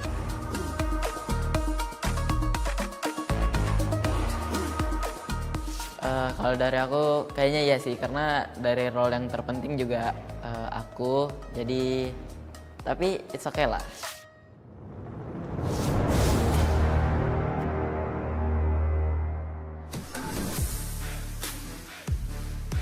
There we have it from the Wonder Kid himself. Rose to fame in public lobbies. He showed in a couple of few matches. Gets signed by EVOS while he was 13 years old. 3 years later, wins EWC, becomes public enemy #1, the most sought after investment in the entire world. His rise to fame has been second to none, but he's handling the pressure and the fame pretty well. Let's see if he can continue that with EVOS in this show match. I think they have a lot more to prove than just enjoy the show match. Yeah, exactly. I mean, this is really a wonder kid because of how well he composed himself. Again, the fame, it's not just because he's a wonder kid, he's like won the championship, but 7 million followers later, he's still a kid that you want to be, or that we hope, we as like elders would like to hope other survivors would be humble, but still has strength, still has like all of those that can be offered by a pro player. So this kid is something else, and hopefully we see more of like more survivors become this kid, also jump into the pro scene, see them like evolve differently, and a great storyline indeed, not only for Rasia but for Evo Divine overall. I think it's a maturity that at such a young age that's very rare in a young kid, right? When you have that much power, that much influence over everyone else, and you are finding success. I think that maturity is something that usually comes late, it comes lagging behind, and that's what a lot of young superstars struggle with. Right? He's the kid that most parents compared me to. You know, how am I supposed to be a wonder kid? It's not a fair playing ground, but every once in a blue moon we get a prodigy like Rasha, and able to take on the Grace as well. It's not like him becoming a champion, you know, in the community tournaments. He literally went up against people who have won world championships, who have played on the world stage multiple times across multiple years, have seen everything together, and he's stepping up against the first time, being able to be not just the grand finalist, not just the champion, but also the MVP of the entire finals. I think that is something remarkable that we'll probably never see again in the future 3 to 5 years. Yeah, I mean, it's tough though, it's tough. But let's see though if this is something that can really motivate Fluxo to bring it on, because there's a lot of like they also have their own accolades, but similar to what we mentioned in Dream United, they are faltering in some aspect. But map order right now, we are going to start off with a finisher in the previous series, which is Nextera, and we head into Bermuda, and then followed by Kalahari. So this is this excites me a lot, because Nextera is a map wherein, similar to what we've seen earlier, doesn't favor them that much. But hello guys. All the co-streamers on site. That's so fun. That's one thing as well. Like, that excites me for this. It's not just for the fans, but even the KOLs are like set to have fun, not because they need to, but because they are literally just having fun. Yeah, come on, Garena. When is our turn? Get us there, please. Please, just once. I'm not complaining, you know. We still get to enjoy it, but it'd be nice to be there in person. Maybe in the future down the road. But yeah, I think, you know, for I think this particular case for Fuxo, I think most pressure is probably off the shoulders. I feel like EVOS probably has a lot more to prove, at least from the public perspective. Yeah. Now co-streamers having tons of fun. I mean, it's so cool, right? Everyone has their own setup. You get to report on what's happening. You get to enjoy, get a fun time, have fun, get paid, party, play the game, meet people from around the globe, have fans come up to you. Yeah, exactly. I mean, and that's one thing that I'm loving, especially in this setup, especially in Free Fire has to offer right now.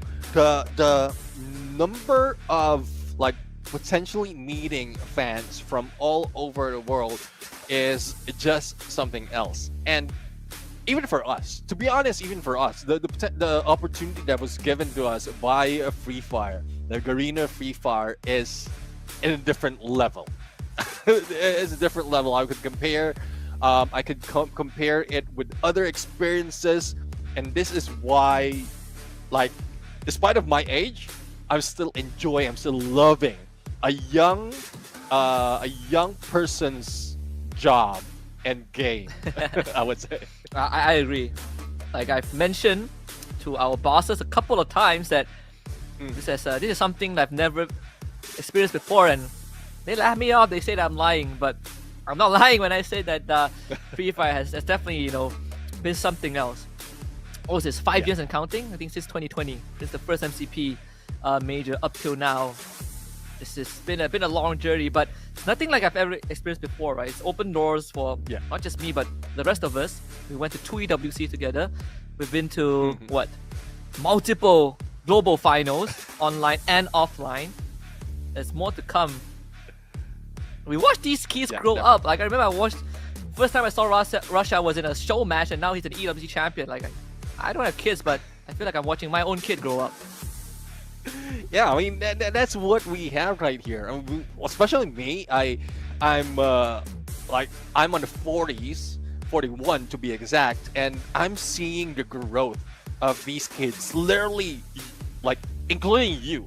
You're my kids because you're around the same age as some of the players out here, and I'm loving the evolution of everyone. The game itself, the player base, the team base, and even the introduction of the others. You did mention about like some unexpected, like Dragons, just moving up, Red Hawks being part of EWC. A lot of fans out there, like some of the tournament scene that I would say rested for a year or a couple of years is now coming back, and it just brings more excitement into the game, into the scene itself. Not just esports though, into the entirety of Free Fire scene.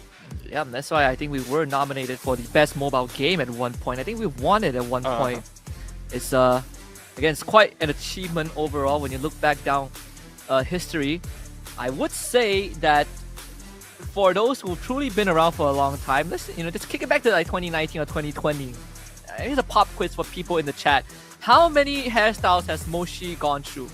I think that itself is a good enough indicator that we've been around for a long time, because this guy has been experimenting a lot. I mean, right now his hairstyle is a lot more, normal, more conventional. But there were times where his hairstyle was so outrageous that the player portrait frame could not contain it. He breaks boundaries, literally.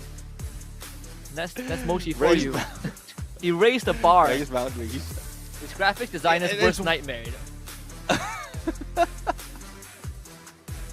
I do agree. I mean, but that's what we love. Different personalities, different approaches. But let's get back into the game. So Cassie has been banned by Fluxo and A124, especially with how deadly it is earlier.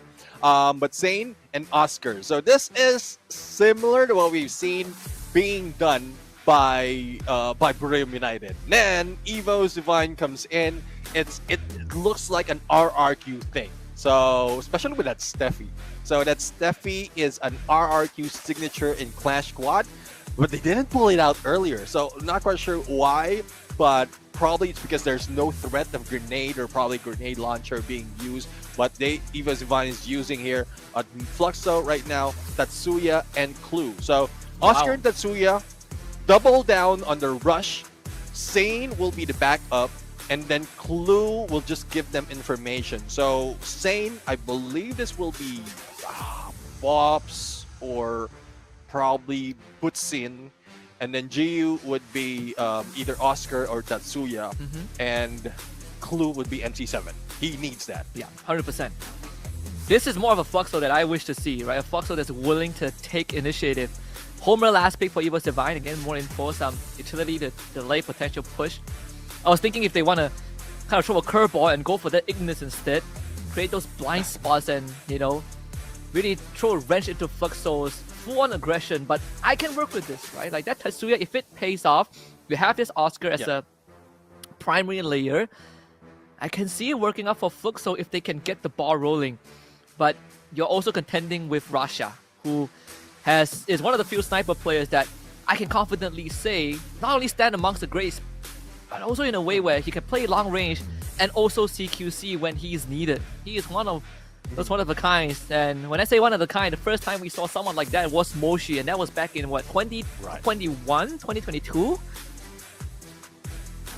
Some glimpse of it in 23, but yeah, I mean that was a prime of Moshi in that earlier year. So I do agree with you, especially that's one thing that they learned as well. But as we can see, Zane would be Bops, Oscar would be Butsin, Jiu would be Tatsuya, and MT7, as called it, would be Clue. Now I'm wondering, Ray would be the ones using that Santino, and then Abax with that Steffi, Coach Shield with the Homer, and then especially Rasia on that Iris. So I was thinking he will be sticking with that Santino, similar to what we've seen in this spring season, but I guess this is more viable for them. Yeah. And we're talking about Nextera though. So not so much of elevation, but a good chance really to give out that information for the rest to work with. Not only that, we also have Ray playing instead of Aim God, right? That explains why Aim God was kind of in a coaching staff position. We didn't see Ray play at EWC, even though he is an active member of the squad. So it's good to see that he gets some play time on his own. Technically for Fluxo, they're not facing against the full force of the EWC champs. Still 75% of it, and that itself is going to be a daunting task. But again, good to see Ray back in action. Was there... not Ray, Abax, sorry, back in action. He was there last year when they finished second at EWC, and this year, of course, having to sit on the sidelines and watch Rasha take the spot.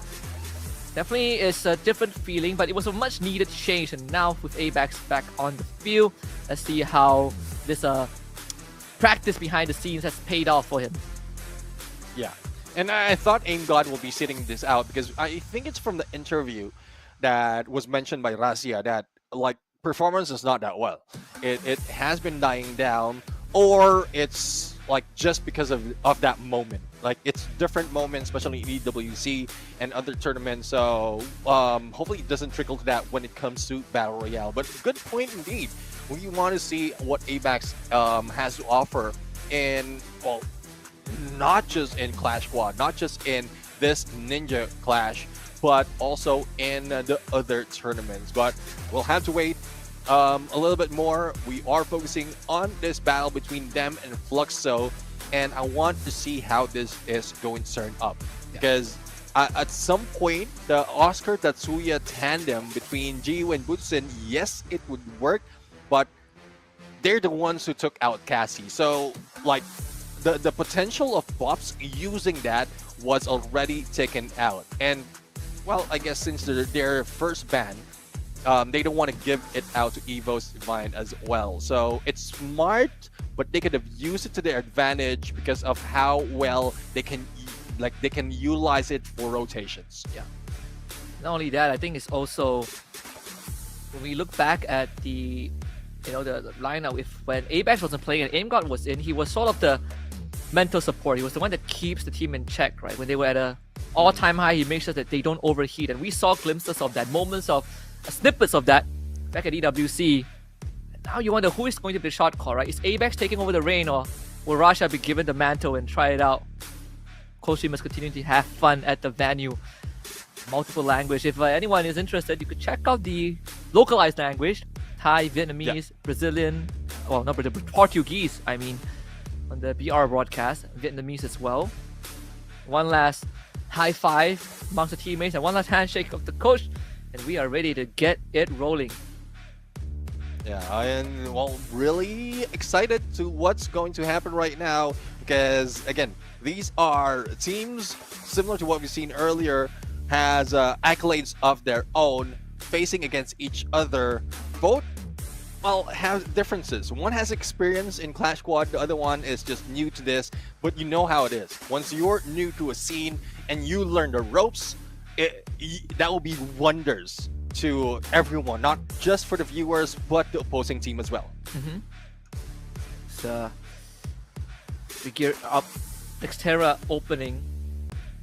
I think if I remember correctly, when we look back at even previous stats, again, funnily enough, teams that are good in Nextera actually aren't really playing in this tournament, right? Vitality is one of a good example. They're not here, sadly.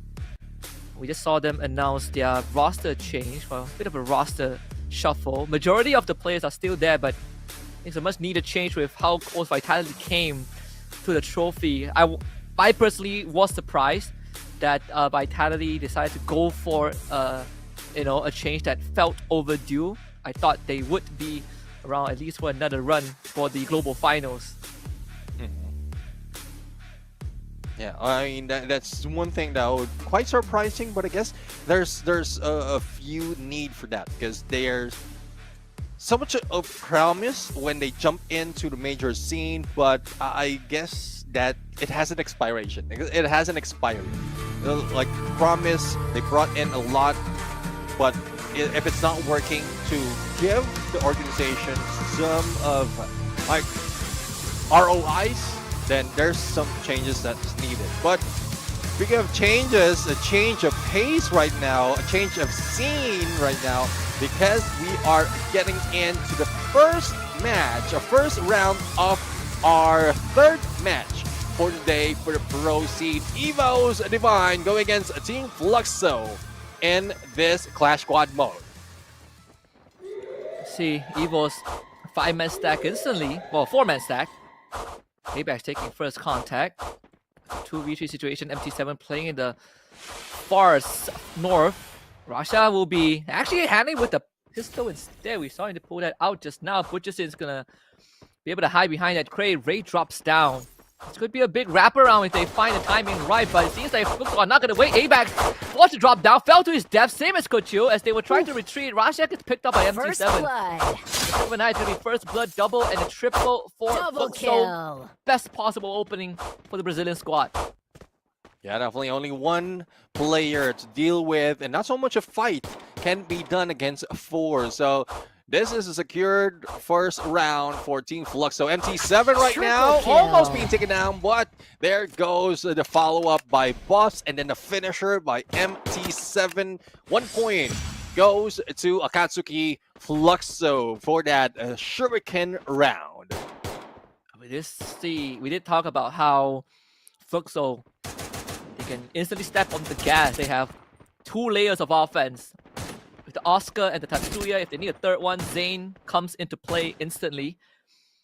And that's exactly what happened with EVOS completely caught off guard, especially Apex and Ray, who both ended up breaking their ankles. They were chipped away by the shurikens early on. Santino decoy dropped down at the start of the round.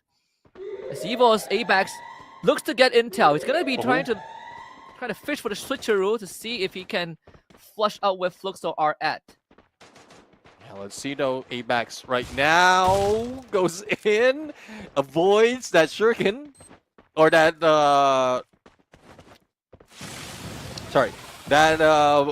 push from Butsin. Now, Mini Uzi still in play. GU is taking in on the back door as well as Bobs. But the Blues closing in. So this might spell trouble for Butsin just in case he doesn't move that quickly. But I guess that's part of the plan though. They just want to see if they can isolate one of the players and then they will be able to go for the takedown. But Rasia would be the threat to all that plan. Oversight would give them all that information, and EVOS right now might take advantage of this. Look at that Oscar, that Valen dash completely destroys the layoff defense. And Russia, being in a safe spot, was able to deliver Russia once more. Finds a twofer. Apex first going to go down, and Seven down the low. Russia collects all of them. And that's what you need from this kid. 3-piece in round 2 with that hero rifle. One of the first few rounds that force buy paid off, and EVOS finds the equalizer. Yeah, I mean, finds the equalizer. It's only one though. There's still a long way to go, but again, if they can take this lead right now, probably throw off Fluxo tactics off guard, and even work with economy at this point. EVOS can steamroll and get this, but this is one tough map, or one tough area of the map of Nextera that would throw off your accuracy. Once you start jumping off, it would probably like not give you that that target, that accuracy that you need. Payback taking a lot of pot shots. Rasha is right in the face of MT7. MT7 down less than health. Tossing back up from Bobs, and here comes Rasha. Mid-air shot. 7 goes down. Instant response to the side of Bobs. Good tonight with the explosive chance to take out Rasha. They need this kid out of the way. EVOS down to just 2 A-backs. Very much injured. Needs time to heal back up. Able to do so. The recovery is slow and steady. But Fluxo have a man advantage.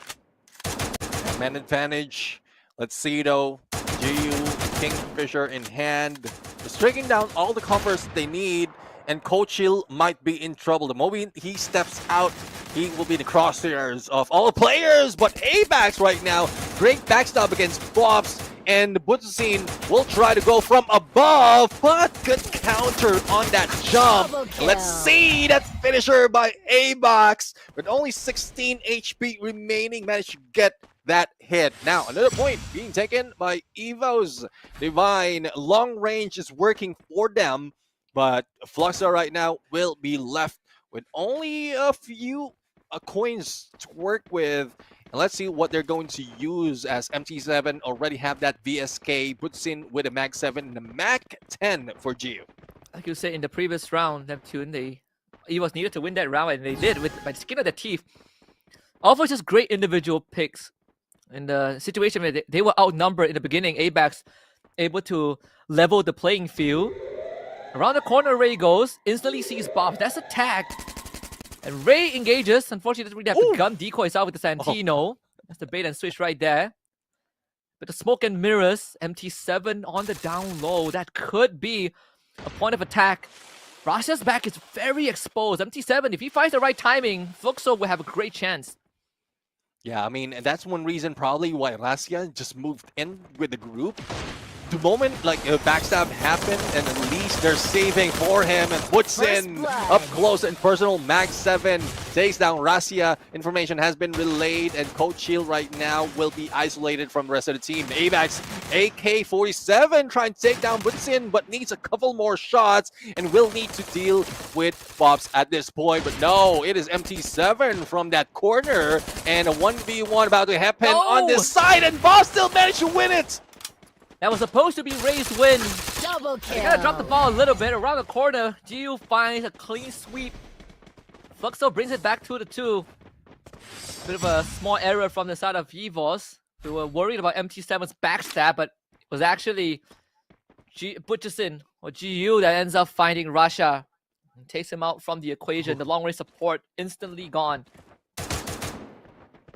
Well, not quite sure what's happening with Evos at this point, but well, two rounds back to back. Not so much of damage though in terms of how they're going to end it, but I think they will need to find an opening right now, especially in this part of the map. Russia have a good angle against GU as well as Butson, but ABAX is a little bit too aggressive though. Not even waiting for Cold Shield for the backup. Probably it's because Russia already has oversight, but skill damage onto GU. And there we have it, an opening for Evos to finish them off, but a great turnaround by Bobs. Unfortunately, it's not enough. MT7 left to wonder what happened. As the barrage of explosions from Evos instantly just eviscerates the front lines of Fluxo, leaving MT7 to reel in pain. Less than half a health bar to work with. Koju on the chase. And Evos, if they can keep everyone alive, it would be the best. And I think it is very, very achievable. Ray with the finishing touches, and Evos now up 3-2. Yeah, they are just saving up resources, grabbing what they have, what Fluxo has on their arsenal. But right now, ABAX is now going for that VSK plus Firefall. So distance overall is working for them, and this is what's needed, especially in this part of the map. That stadium or that bleachers would give anyone an opening, but it also can give MT7 a chance to take you down. So hopefully Russia can get a good spot, but I mean, despite of the distance, there's a teleport, like a portal they can use to cross over that quickly. So Evo's Divine has a good chance of moving, but Kochil already going in for the flank. That tire jump, Butsusin will be waiting for him. Back's turn, but still managed to survive though.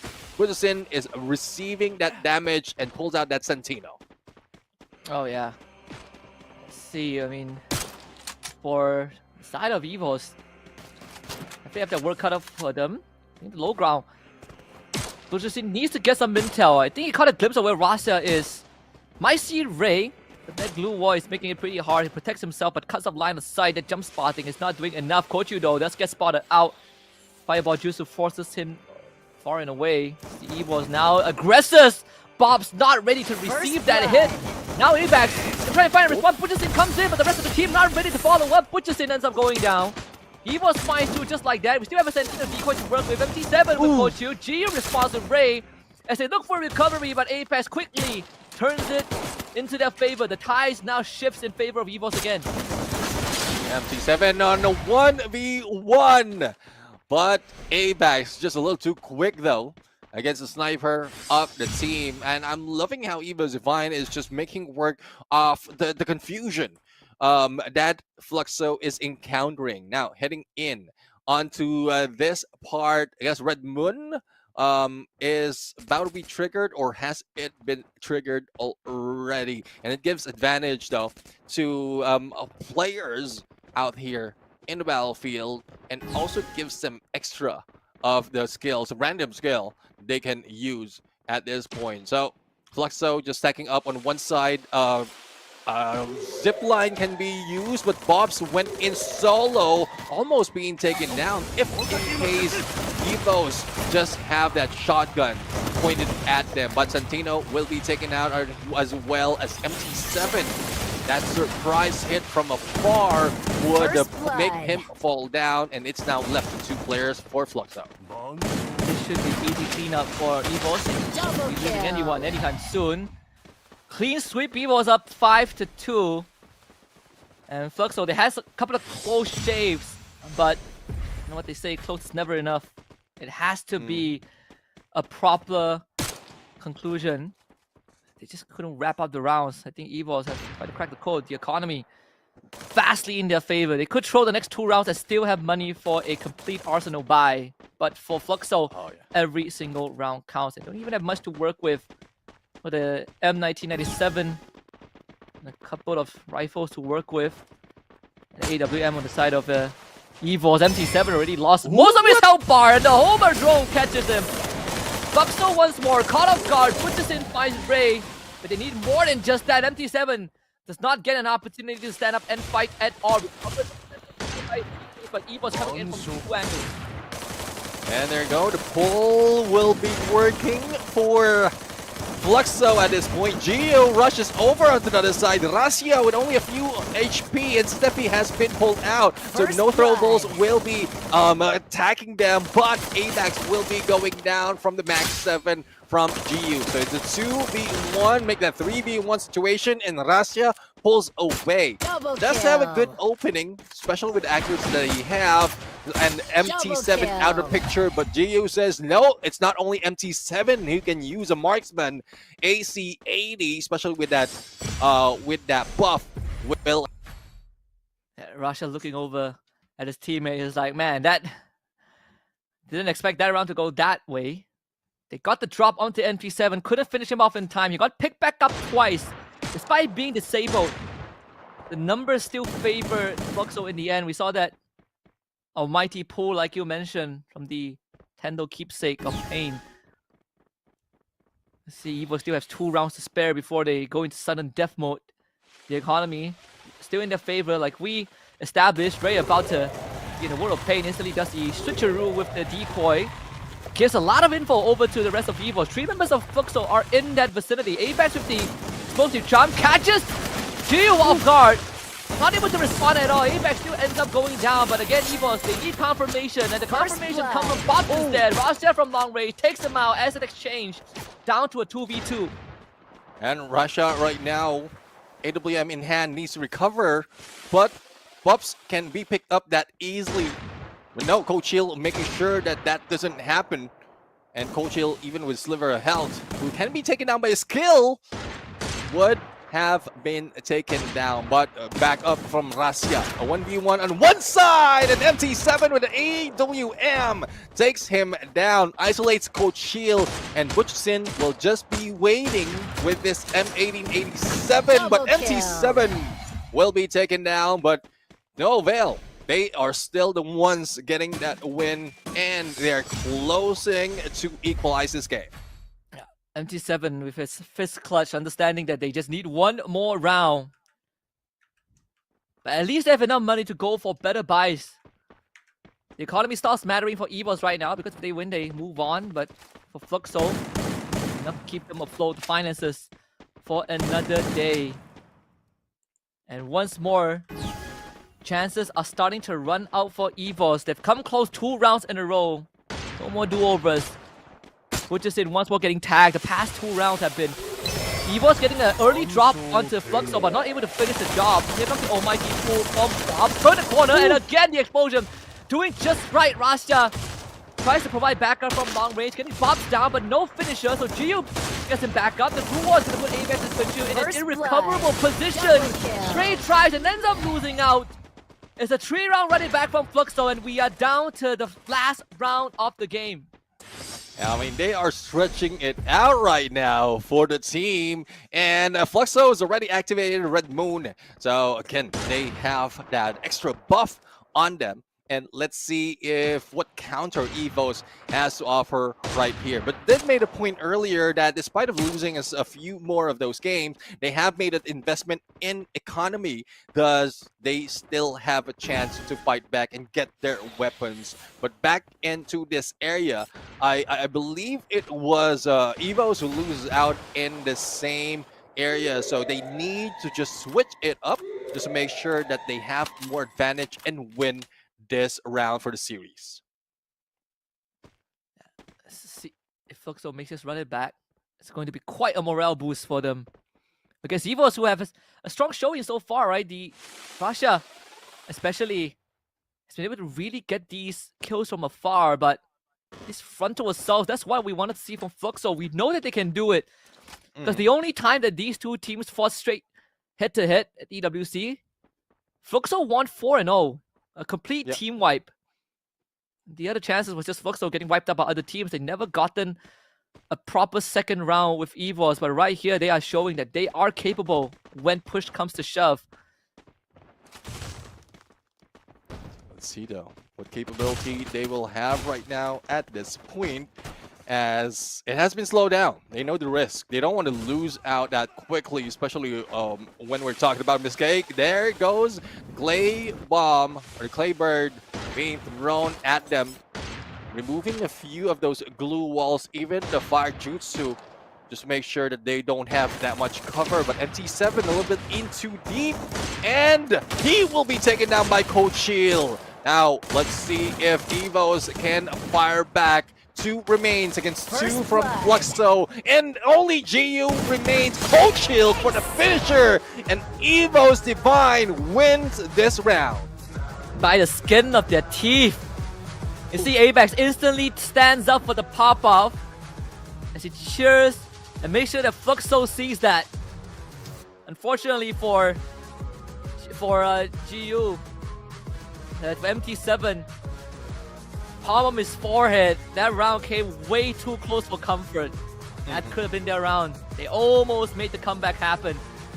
But Evo was able to clutch it out once more. And it seems like we've seen this narrative time and time again. Evos gets tested. The universe tests them, pushes them to the absolute limit, and they come out on top stronger than ever. With that, they take Nextera 6-5. One more round and they join the 1-0 bracket. Yeah, I mean, it's tough really to see, but there's a lot more that will be happening right here. But it is about to go for a different map. Now, Bermuda is something that I would say is favoring Fluxo in terms of Battle Royale, but again, Clash Squad is a different story, and Evo's Divine already has that 1-point lead against them. So they need to make that adjustment. Fluxo needs to make that adjustment just to ensure that they get another point and not lose out on a 2-0.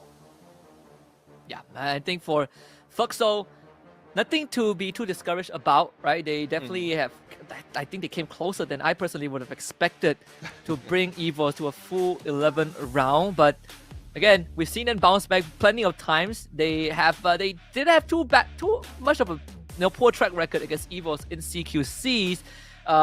The aggressiveness from Fluxo actually has been very good. The shot calling, right? The decision making, I think under Bob's leadership, we've seen, especially round 8 to 10, where they were able to really stave off Evos' assault, something that they can try and replicate in the upcoming map.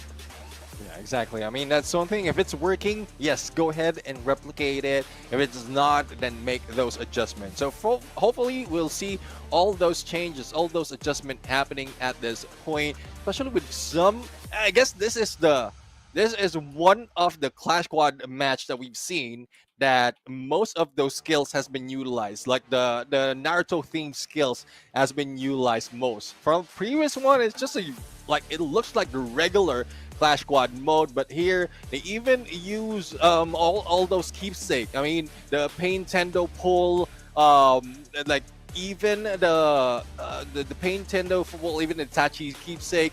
There's a lot that has been used right here, and that's what is crucial at this point. Not just don't just play with what you're used to, just play with what's available, and that's why it's very close between these two teams. Yeah, and I think Evo was able to make some last-minute adjustment throughout the rounds, even the rounds that Fluxo were able to take away from Evos.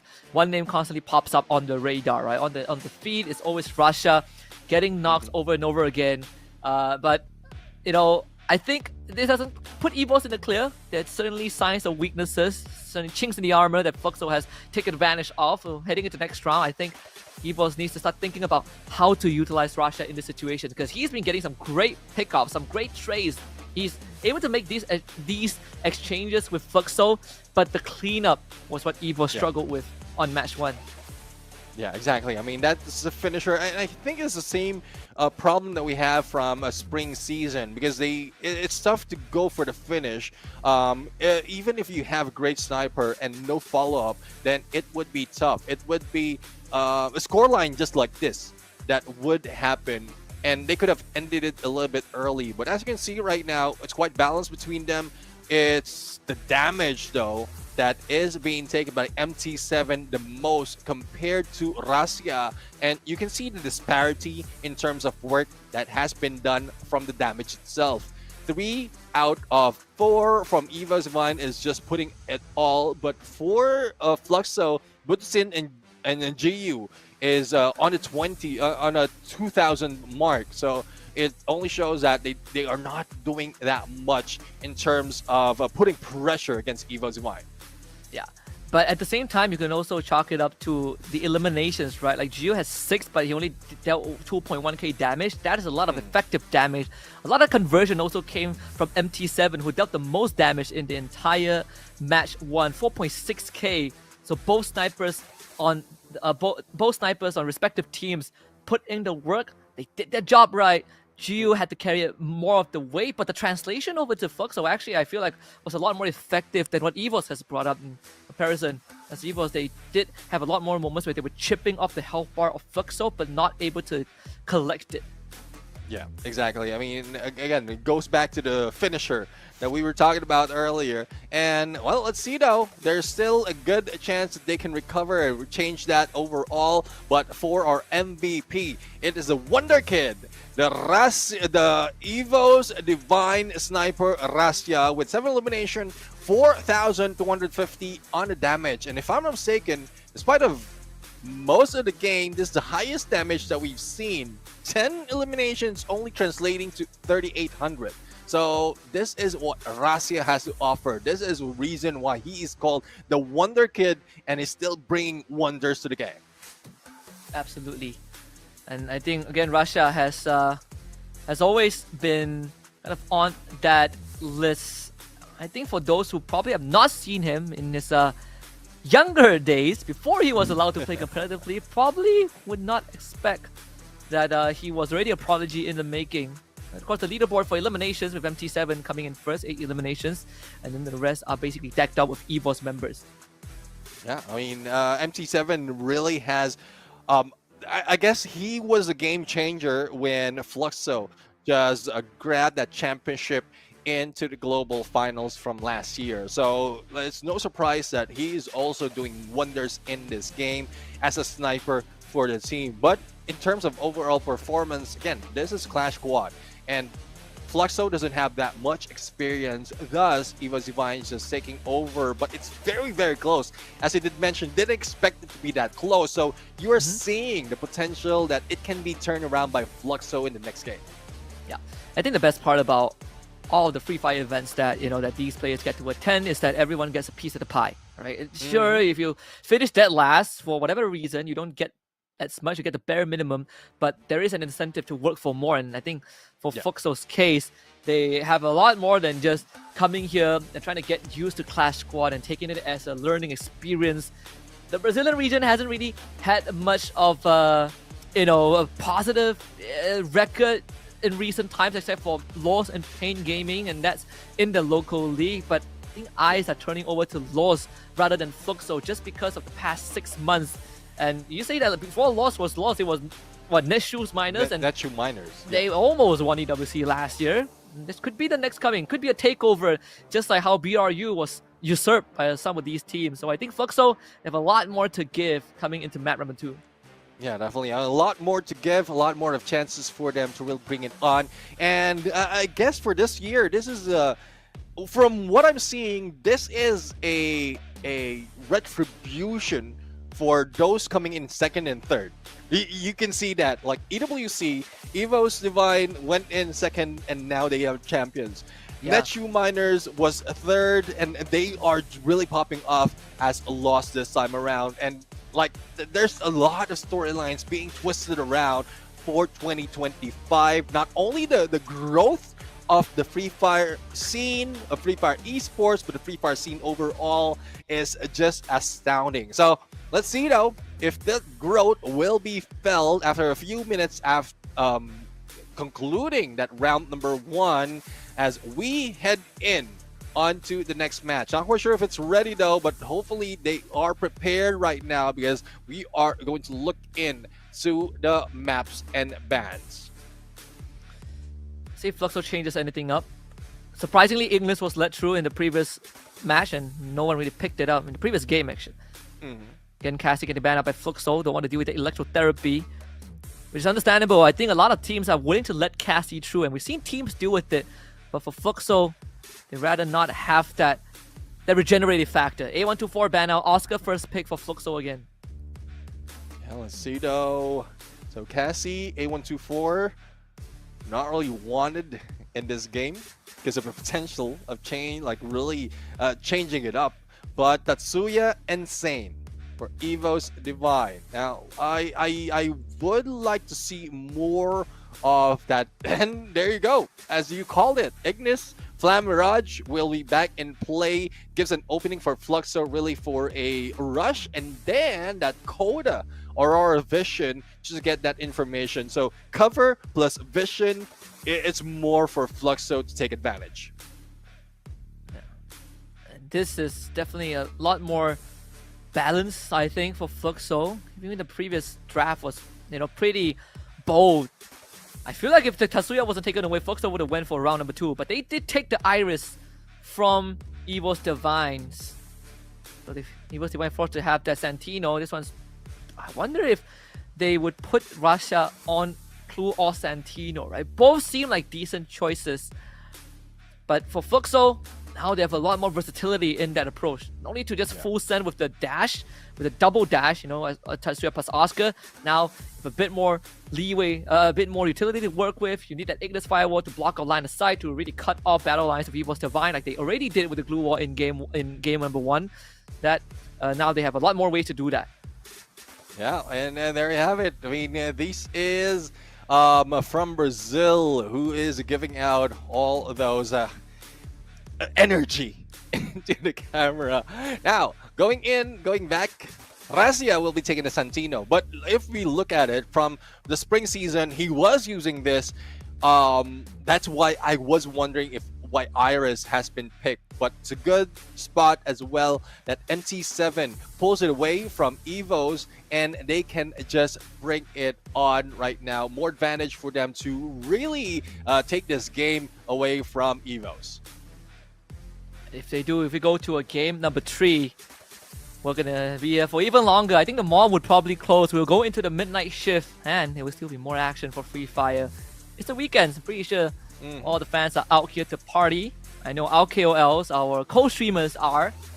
Yep. First time we're able to bring co-streamers from across the globe as well. This is, again, a celebration, right? Whether you're online or on-site, I'm pretty sure everyone is going to be energized, Grab a cup of extra coffee in the middle of the night if you have to. We still have a lot more going tomorrow where we are crowning champions, giving away prize pool, but most importantly, be under the same red moon at the Bangkok, Thailand, on the Central World. Let's see all this Free Fire action before the actual season starts. I think that's the craziest part, where we have pre-season or pre-season show matches before the actual season, and we are still rewarding people who compete. I think that's the great thing about this circuit that we have, like the roadmap keeps on getting better every year. Exactly. I mean, it just gives them so much of leeway to, especially the updates that we have in game. Because they get an update, there's not so much of a chance really for them to show up and use that against an opponent that they haven't played before. They play less. And this is a good chance to show that, though it's not Battle Royale, but in Clash Squad, it's still a viable option to use those to study how it would work for them. But before we talk about anything else, let's head over. This is the first round of this, or a first match of the second round. Or I would say the first round of the second match for the series. Right off the bat, the aggression is here. Jiu and Butterson taking so much damage. Here comes the fire orbing. So now, oh, Ray somehow slips past the bat line. Butterson confused by a little bit. Apex to take him down. Raja pulls out the gun in a shuriken fight. Not really making it fair, but the name of the battle, isn't it? Apex now against Bob. Just Bob that wins out somehow. And he gets traded back by Ray. It's now Ray and MT7 with the execution coming with the sight. Ray needs time to heal back up. Kill. Of course. Able to find that space. It's here on MT7. MT7 closing the gap. Ray sees him, dashes forward, tries to slice him apart. Ray does it in style.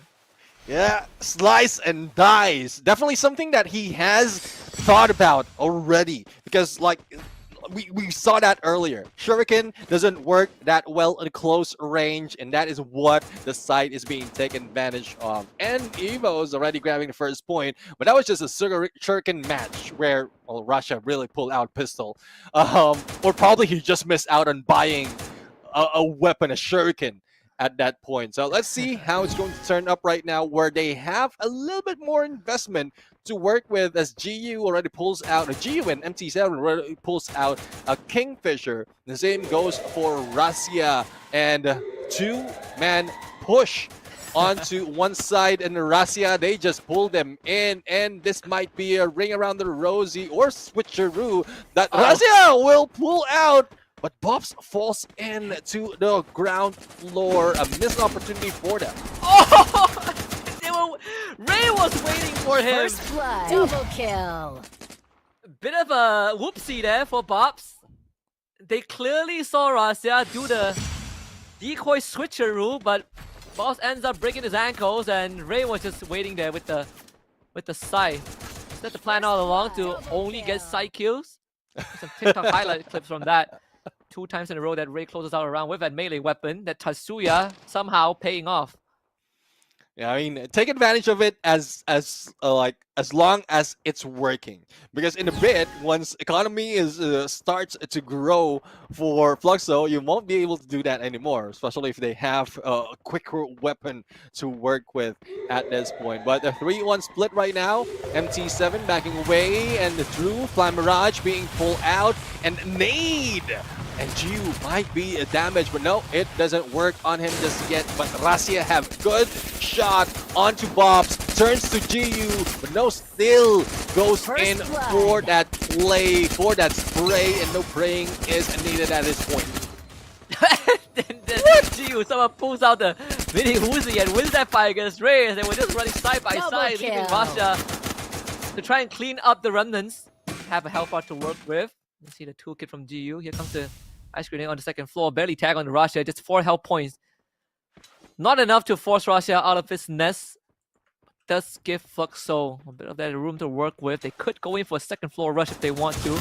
Or alternatively, go to the circle and wait for Russia to be forced back out. Russia drops onto the first floor. MT7 gets info. Russia doesn't seem to want to aggress. Just Santino decoy. Russia will try to get info. Is he going to take the switch? Nice smart move. He could have gone in for that elimination, but we are seeing a few more of the waiting game being done by Fluxo. The Blues closing in though, and Russia, it looks like, has a good chance of surviving this a little bit longer. But if he's brought into the open, then that would be the end of it. So Russia right now will need to make their work. Flam Mirage plus that kunai doesn't damage them that well. Split it into the mini Uzi. It's a 1v2 Russia. Too much to handle. GU cleans that up. So the numbers advantage. Fluxo wins round 3. They keep the AWM, which is the best part of the entire exchange. Of course, this one, with Ray going down, definitely skewed the favor of the round into Fluxo. Very funny interaction. They both run side by side in parallel. There's GU that able to come out on top. Did a quick gun switch towards the end of that sequence while Ray was reloading to find that elimination as we head into round number 4. Economy favoring Fluxo this time. Yeah, not only is Economy, but GU has the scythe, and I don't think he will be shy in using that. But we'll have to find out. A few more of the weapons being used right now, and Ray will be going in for that push onto one side together with ADAX. But Bobs and GU might take a hit on them. Back to the ADAX quickly. It's gonna all regroup to one side of the building of the garage. Of course, Apex, Ray, and Russia are gonna hold back. Here comes the firewall. Ooh, Vil over the eyes of Evil's players. Witnessing, whoa, what a rush! That was beautifully done, but Ray gets the trade-off. GU able to respond in kind. Fluxo springs the trap that he was not ready. That was the timing that we talked about. You pull a firewall and instantly a dash to follow up. He was completely blindsided. Yeah, I mean, that's something that they have learned from a lot of Southeast Asia Clash Squad that has been happening. And that is, I'm loving what Fluxo is showing right now. after that loss in previous one, very close loss, they don't want that to happen again. So they have a good chance to take this lead. Economy is favoring them at this point, but Evo's also a little bit in deep, so they can pull out a firefall as for Rasia. Not a sniper though, but Evo's Ray also has a Mag 7, so I think this is different tactics overall. Fire Jutsu being brought in by Bobs, damaging Abax plus a Flam Mirage onto the other side. Abax will go down. Yeah, forced to really give himself up there. Bobs will find space to recover. Ray getting peeked through. Whoa, what was that? Taking a challenge into Butcherson when he doesn't have the health bar. Not really sure if that call was warranted by Evos, but they definitely fell apart this round. If Kochu, last man alive, kills Pop. 3 more to go to. Unfortunately, this does not have the numbers to work with.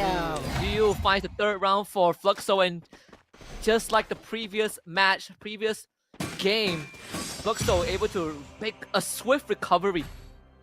Yeah, definitely swift recovery overall. And what I'm surprised with the previous, or before we switch over to the scene, was how low MT7's heart rate is. And that's what you need in sniper. I mean, literally on a sniper, you need to be calm. You need to be like not really pressured, and that is what MC7 is bringing to the table. But GU, on the other hand, like he's just going in for elimination, aggressive but not aggressive to go down that easily, and that is why he will be in the front lines with Bobs backing him up. Actually, it's a good point. Look at that MT7. He is so calm. Look at that heart rate. 82, 80. Guess a First casual blood. finish on to Rasha. Doesn't even flinch. Man, it's built different. Stone cold killer for sure.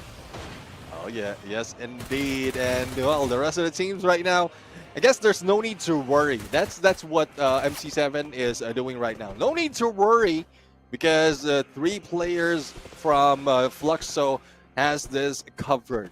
They're in the front lines right now. I'm not really worried about how Rasia is going to take them down.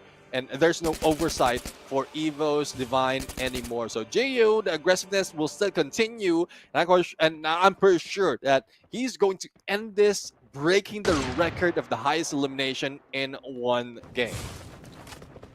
Pretty sure our heart rate cast in this game is probably higher than MT7 when he's in a firefight.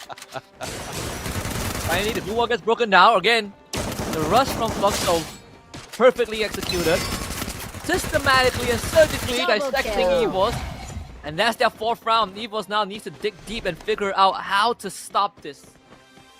I mean, it's tough though. It's tough to make that call. Especially they lost out a few of the skills that they were using, taking advantage on earlier, which is Iris. And that's what MT7 is using right here. So this advantage is something that shows why the draft is important, why the unique skills is important as well. So I guess Fluxo really studied how Southeast Asia has been playing Clash Squad is bringing on here. And the adjustment that we were talking about earlier, after that loss, they want to bring this home and stretch it over to a game 3. As we look into the flank, Evo's Divine, Ray just heading straight, and I don't think that would work anymore. Suya from Ray. Needs a knock if he wants that reset. Able to find it on the Butcherson, but he also gets traded back. So unfortunately, no reset for him. The collection on the Butcherson. If they can retrieve Ray, that would be great. Bobs, the firewall being knocked out. Abax with smoke screen takes out Bobs. Ray gets collected. Members of Evil are pretty down in the Ray. MT7 again comes out huge with the long range shot, but this time he is left with his own devices. Kochu knows where it is. MT7 on top of the roof. It's him against Abax and Kochu. They can still bring Rasha back up. MT7 will not have to deal with the rest of Evos. Yeah, it's tough though. Not quite sure how quick you can recover, but there you have it. Rasia and an Abax follow-up is just working for Evos. And just in time though, because Evos will be left behind, and like Fluxo will be at match point. So they don't want that much pressure against them, and this time they have a good chance of coming back, still maintaining their economy, and then giving or making Fluxo lose out on all the weapons that they have available earlier. Fluxo still have the lead. We've seen Fluxo catch up to make it 11 rounds in the previous game. This one could be no exception in favor of EVOS. Bob taking first contact. More than that, Wave takes it. EVOS and First blood. Fluxo finds the conversion. ABAX and Kochu both go down. Russia doesn't have a clear angle. Butcher's in with a good glue wall to make sure that Double Kochu gets kill. collected, and he puts himself in safe hands. Ray now gets ran at. That blue wall is only been protected for so long as Fluxo tries to overwhelm him. Butcher's in takes first contact again with a bait and switch in and out. Ray can only survive for so long. Takes out Jiu. Ray needs one more. Russia shows up more time! And the Wonder Kid tag teams to bring EVOS to a 4-4 scoreline. Now at that point, that moment is where the adjustment in the M590 is showing up. Because at some point, a 2-man on the M590 could have cleared Ray at that point, but no. He managed to get away from 2 shots, and then the follow-up from Rasia. The timing was just pristine, and they're all tied 4 right now. And that is the morale boost. See high fives and dabs all across the EVOS lineup. ABAX taking some chip damage for start, but if EVOS can keep this up, it can give them a good entry. Close on the round is firewall. Absolutely massive. The health bars of EVOS suddenly disappear into the wind. Ray and ABAX stood no chance. First blood. This has been the modus operandi of Fluxo the entire map, and it is continuing to pay off and convert into more than EVOS would have liked to handle. Kochu able to find boss, but MT7 needs to be removed from the equation before Kochu can breathe a sigh of relief. I mean, that Amaterasu blame really changed the game at that point, quickly damaging EVOS, and Rasia is the only one left. Though he does have the AWM-Y, but needs to deal with MT7 who's getting too close, and then as well as 2 more players. So not so much of distance to work with. If only he can head onto the top, then he might be able to shoot them one at a time. But nope, there's not so much that can be done. Rasia heads in a little too close. GU, but no takedown just yet. Santino shaped litter can be used, and he managed to take down Butson. Up close and personal, there's no chance of losing, but GU with an M1887, 2 shots on against the sniper, made him lose that. I'm telling you, if he wasn't holding an AWM, if he was holding on to maybe the M590 or even the revolver, and it was a 1v1, that could have been the clutch of the day. Still, Russia try to make it work. Let's see if they can find that 5th round and end it close again. The economy is in shambles for both teams. Unlike the previous round where we head into round 10 and EVOS has more than 20k net worth to spare, they have 1 less 0 this time. That Ignis from GU has been a pain to deal with. It's a pain, really. I mean, that's a game changer. We've seen that overall, but let's see how it's going to work. Rasia has been waiting in the ground floor, managed to jump up the stairs. GU now outsmarting Ray on the flank, M1887. And this is what I'm talking about. Rasia will need to utilize or learn to use either a shotgun or close range a weapon, just to make sure that it will not happen what they did earlier. But it's a good thing that the rest of EVOS is fighting back. Kochil, though, has been knocked down, and Rasia will need to recover that quickly. ABAX, though, also pulling out some shots from afar, but it doesn't work. It was Bops with an AWM to finish them off, and they tied it with EVOS Divine for that booyah. If you ask me, I think this Ignis might have to go. It has been the bane of EVOS the entire match number 2. They had no solutions to it, and even in games that they had solutions, it had to come down to clutches from Ray and Rasha. in round 9, but in rounds that the Ignis takes over basically every other round that Fluxo won. So either they ban it or they come up with a different way of dealing with it. Because this Santino for Russia didn't really had the value that he thought it would. Sure, the switcheroo is pretty fun, but if the rest of your team were dead, then it really doesn't matter. Yeah, exactly. I mean, it's quite tough. It didn't work from the spring season when he was using it in a Clash Squad, and it didn't work for that round. Iris, though, is a smarter move for them, but I guess it's because of the draft phase. He doesn't have that chance, and then the throw-off as well would be that Ignis. So they didn't ban it, but the risk is, if they ban Ignis, A124 will be opened up, and I think that would be more troublesome for EvoZivine if in case Fluxo managed to pick that up. That is true too. We gotta see if they are first or second pick in the next map. I think that would really decide it. We're going to Kalahari, so that is something that I think Evos could be a lot less worried about, a lot more comfortable, right? I say that. I mean, Fluxo is also not too shabby on Kalahari too, but again, I personally think this Ignis was a big problem for Evos, and Fluxo played around it very well. The Ignis plus the Oscar. I mean, good luck trying to put up blue walls, right? The Oscar itself is already enough, and you have a Ignis to cover the offense. Evos never really felt ready to accept the hit. Yeah, exactly. I mean, there's not so much that they can play with, especially if they're like only 3 in the front lines, and they know for a fact that Russia will be so far away. And looking at this, Abax managed to top up against Russia, and even Ray managed to do it. Even Coachil.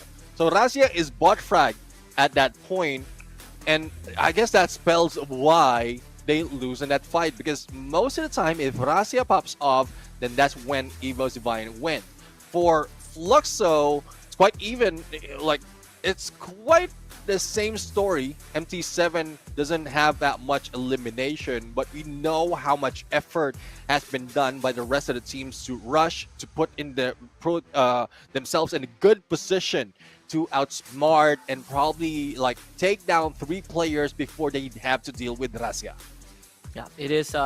Again, so far this has been incredibly close. 6-5 on Nextera just now, 6-4 in Bermuda. We're going to Kalahari next for our last map of this best of 3. Honestly, like for the entire, I think, match 1, well, this start of the Swiss stage, I would think that RQ and BRU is going to be the closest, but Fluxo and Evos have surpassed that expectations. Not only bringing us to a game 3, but also giving us such a close one. MT7, the MVP of this game, with 5 eliminations and a whopping 5.4k damage. This is just mind-blowing. Earlier, we saw Russia with 7 elimination and around 4k on the damage, and that's less from the other MVPs that we've seen. Now, this is even lesser on the elimination, but damage overall is just astounding. He's just making all those shots count. It might not have been an elimination. It might not have been a confirmation, but most of which, if we look at the knockout, if we do have that numbers, most of it is coming from MT7. It really is. Of course, as we update the leaderboard for elimination, at least for this one, is a GU with 10 eliminations. More names of Fluxo on the board this time. Buchasin and Bobs also joins the ranks. We got Ray and Rasha from the side of Evos. And this is signs of life from Fluxo. Again, we said that the record against Evos in a full 4v4 isn't really too shabby. They just didn't have much chance to meet on the battlefield when it comes to a battle royale setting. But from the very minor sample size data that we have, we know that Fluxo can pull it off, and they certainly have pulled it off with the right composition. Yeah, definitely, and hopefully they still have that chance on this next round, on this next draft, because if that's the only card that Fluxo has to go against EvoZivine, then it's already done for.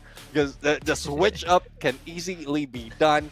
If I would say Iris will be taken out from Fluxo, then that's already a loss, because EvoZivine can use that in the advantage. If Ignis will be banned, then that is something that would throw off the game. It would be different game style compared to what we've seen in that match number 2. So I'm pretty sure there's still a few more plans for Fluxo, but hopefully it's strong enough to counter Evo's Divine, and especially with that loss, it would be a prompt for them to do even better.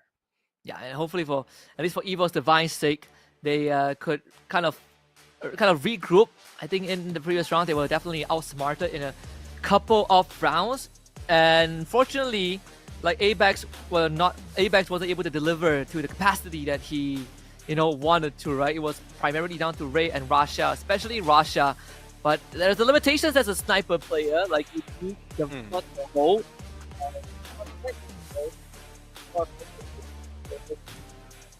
And that's one thing though, I mean, we've been suggesting this for Rasya, and I know he has the accuracy. It has been done before, but it's just tough to really switch guns, especially if you're used to AWM, and that is one thing that he can utilize. Around the map, around the game, especially in Clash Squad, you can pick up a shotgun and you can just go guns blazing, especially if you have the accuracy of sniper like Rasya. So that's one suggestion that I would have, but I don't think he can take it as quickly as this because it's the last game. It's the last game for the series, and I don't think they want to try that at this moment. If it was the first one, yes, they could have done it. I agree. I think a lot of times when push comes to shove, when you are in the situation, you are looking for comfort. You're looking for what makes you feel good. Again, in Fluxo, they have the first ban. If the Ignis does get given over, it's most likely a second pick for Fluxo.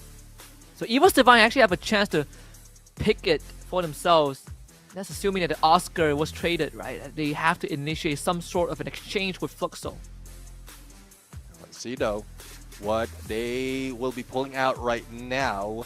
Again, first ban would be crucial. So it's either they take out Ignis to take out that potential of not only the damage or not only the visual impairment, but also the damage that has been brought in by that skill. So again, they're still on discussion. They're still waiting for the opportunity to show us what ban they will have. Taking the time with this one. It's a very important choice to make if you are Fluxo. Especially when you have to take into consideration that this is Kalahari. Maybe the Ignis is always going to be a good pick, but who do you prioritize, right? Do you prioritize the ability to be in the face of Evos, or do you try to focus on MT7's delivery and kind of replicate and carry on the performance that he has put out on map number 2 on Bermuda? Yeah, let's see though. I mean, we've been waiting. Let's see what draft there are going in, but there's a lot of discussion. I think they will have to decide as quickly as that what they have to ban. So and they don't want to let go of Ignis that well. So it's either they ban it or they ban something that would definitely make sure that what do you call this? That Evo's Divine would not pick it in the first. So it's just up to what it would be. I love it. I love when the crowd is having fun. Of course, with Fluxo, a lot of discussions happening. Also check out, make sure that lobby and everything is up and running and fine. We see that the players are still at the menu. So again, need to make sure that they in the optimal position to play the game and make sure that there's no complications. Wow, big tablet on the hands of Aim God. Has he always been wearing chains? Man, winning EWC does change you. I mean, if you want that amount, definitely you yeah, but I don't invest. I don't think you receive that price pool that quickly. He's wearing chains, he has an earring. think he wears jewelry before that. I don't know. Maybe it's a world champion effect, you know? He's living the life for sure. Probably bought himself a house with the next paycheck.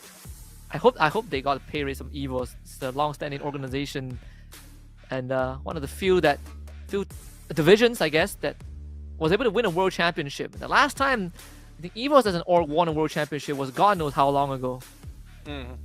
Yeah, I mean, EVOS as it is, not the EVOS Phoenix. Yeah. Because EVOS, you did mention that earlier. It's EVOS from Indonesia, and then we have EVOS from Thailand. So I mean, either way, they have approved that they are organization that can bring champions. So the same goes for Fluxo though. Like Magic Squad, they grab a champion. Now Fluxo, they managed to do so, but it takes a while. It takes a while for them to really turn things around. But I guess the ban's already has been done. So Santino has been banned. So that leaves Iris to be pulled in by EVOS Divine. That is the play, unless they change it, they switch it up and pulls out that Ignis early. Wow. And that is something that they can use, but no, EVOS Divine is going in for the usual rusher plus support build. I'm not really sure about this. I can see Cassie Tatsuya. It's a classic combo, but this is a very daring trade from EVOS Divine. I was thinking maybe they could go for a Cassie Ignis or Cassie A124, but they give Ignis an A124 over. So this is gonna hamper Tatsuya's ability. Sure, you have the Steffi with you. That's gonna be one of the ways to deal with the utilities coming in from Fluxo, but it comes down to timing. If you're Fluxo right now, I don't know, Coda seems pretty juicy for them. Yeah. Coda, Zane, Ignis, A124. You don't have the rush potential, but you sure have Intel Gatherer. Clue also works pretty well with the tracking. I guess the Clue makes sense because what you want is the general location, so it shows up in the minimap compared to the Coda, wherein yes, it does pulse, gives you like exact location, but there's a counter to it. You need to be in a certain position, or you need to be in a certain position just to get away from that Aurora vision. So let's see though if this is something that could work, two of which is already worked from a previous round. Ignis as well as Clue. A124 in addition can disable like the Steffi. It can disable even everyone right here in a specific moment, the perfect moment, if it comes to those crucial moment, then A124 can bring it on.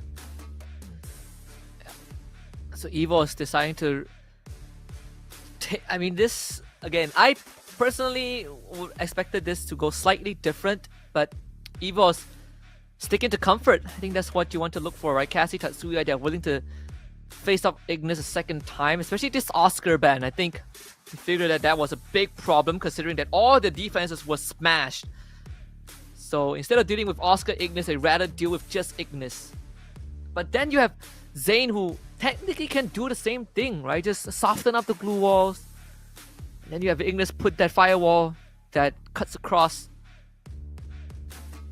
And you're relying a lot on Rashaf to play long range again. Yeah, I mean, I don't know. The reliance on Russia using that Iris probably throws up this draft pick for EVOs. And it looks like it's more viable for Fluxo right now to take advantage, to just utilize all this. Unless this is something that they are intended to use overall, regardless of which part, whether it's beginning or this when they lose it out on the first one. But we'll have to see. There you go. High fives all around. I guess we are set. We have the draft already set. We have assumptions on what might work. But it's up to the players, it's up to the teams right now to really make that play. One last map on Kalahari to determine who moves on to the 1-0 Swiss round. And has to play later on. It's definitely going to be a lot more tiring for the winners, at least for today. But the trade-off is that if you win, you get the shortcut to playoffs tomorrow. Instead of having to play 2 rounds tomorrow and then the playoffs, and that would be incredibly rough, honestly, in a single elimination format. And the playoffs is best of 5, so no rest for the wicked. Must win for both Evos and Fluxo as we get ready to hop in. We could go another 11 rounds, or it could be a blowout as the fatigue starts to set in. It's 9:15 p.m. over at Highland, but the party keeps on going at Central World. Yeah, I mean, it still is continuing. There's a lot more to be seen, and we're only halfway through this day. So it is a stretch overall, but again, we are loving the trade-offs in terms of points. But Fluxo right now, we've seen this before. Butson as well as GU up front, but Coach Hill and Abax slowly breaking through. And the increase of distance with that electrotherapy, with that basic therapy, is really something that would help them. Quick recovery as well by Abax, but another hit being done, and Coach Hill cannot do anything about it. Butson just takes down Abax, and despite of that connection using that Kazi, they couldn't fight back.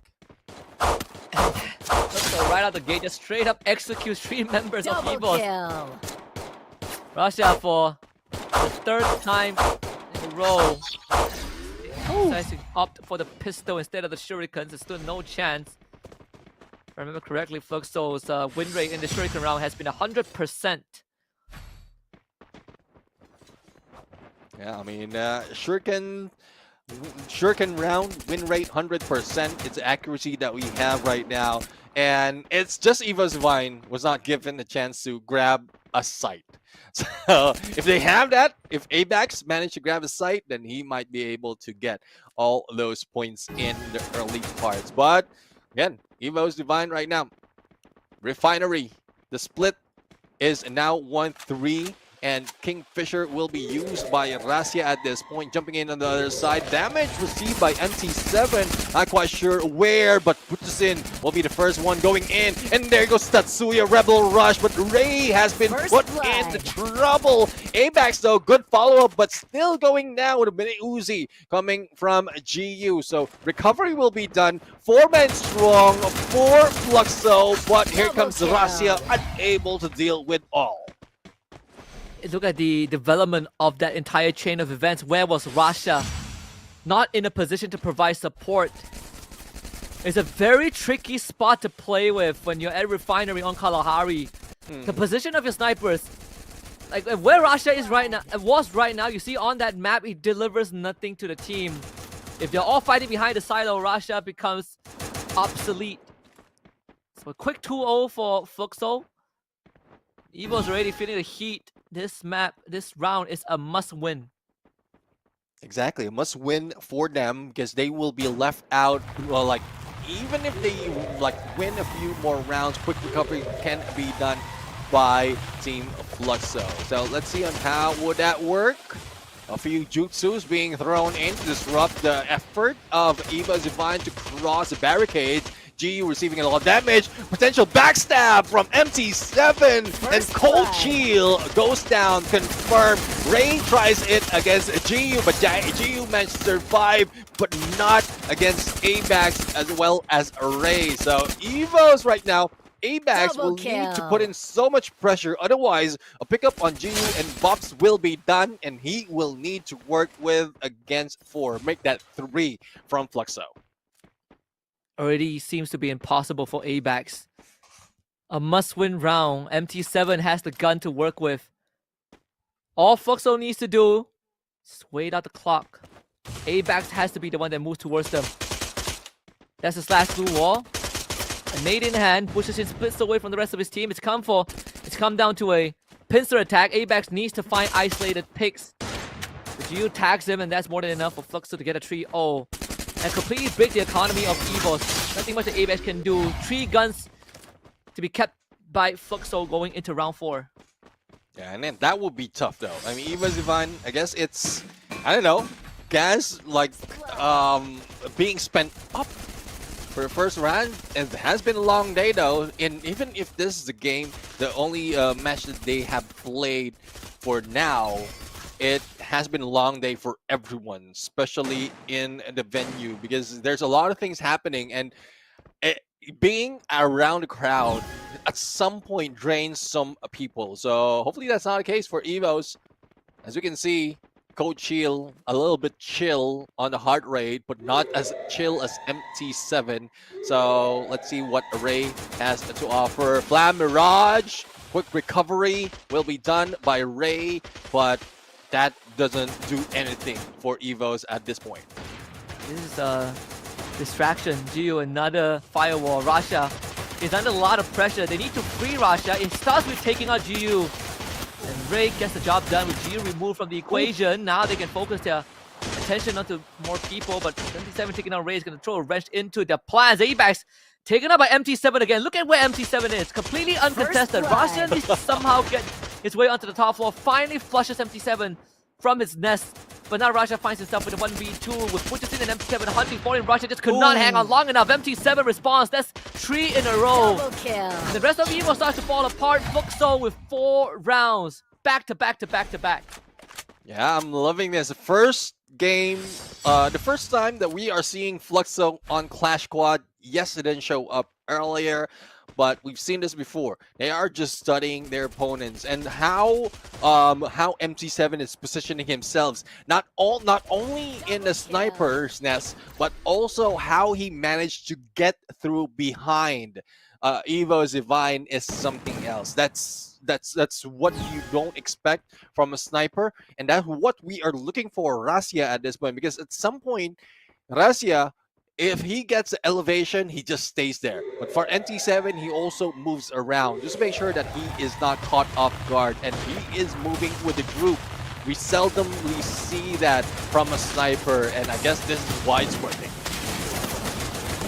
A lot of heat. Oh, Evo is not looking too good. All their health bars are getting burned down. This Ignis is causing too much problems. And there's no way out of this. It's a death sentence signed by Evos the moment they decide to take that gamble. Comfort does not be effective in this case. Fluxo looking for round number 5. And making it flawless as possible. Focus down into the blue wall. Koju finding his knockdown on the pass. Unfortunately, MT7 finds another trade back, and the Wonder Kid left to his own devices. And Fluxo cleans up house. Another flawless round. 5-0. Oh my goodness. I mean, 5-0. And we thought that Fluxo is like not that well in Clash Squad, but they prove us that they can fight. And the moment that they fight, they just like disrupted what Evos has to do, especially with those draft picks. And the draft is just working to their favor. They might have lost at Iris, but still have that Ignis and information as well by Clue, disruption by 8124. It's just working pristine for Fluxo right now, and ABAX might be the first one to go down once again after Cold Shield. But no, Purichian would be the ones going down from M590 from ABAX. It's now a 1v4 as quickly as that, and there we have it. This confirmed. It is Fluxo moving into the next round. A blowout in the final map on Kalahari. 6-0 was definitely not the expected result. We knew that Fluxo had a chance to win this against Evos, but not in this fashion. This is definitely a bit of an upset for a lot of fans watching. Evos not able to pick themselves up.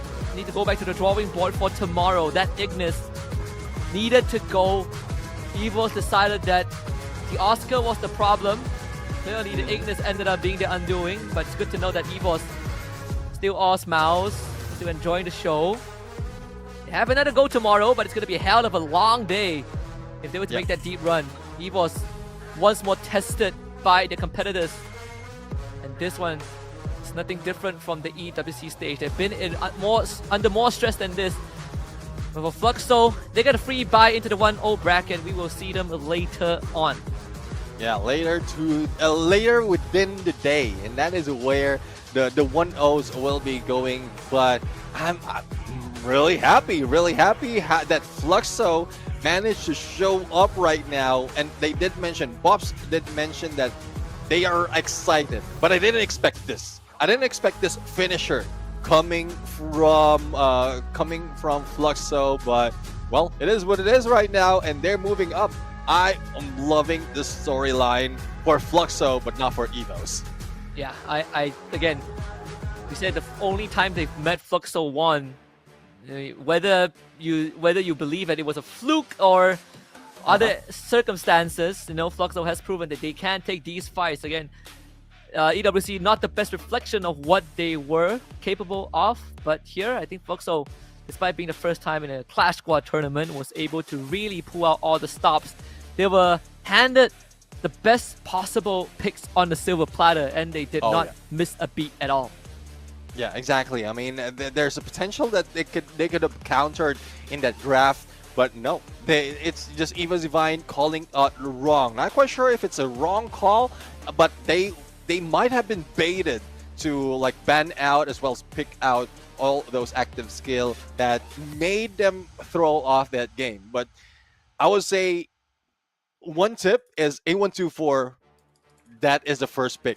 Ignis would be a second takeaway. If in case it's already been banned, Ignis would be the next one, because yes, you have that potential of blocking the view as well as putting so much of damage, but the disablement of the skill, I guess that is what worked well for Fluxo.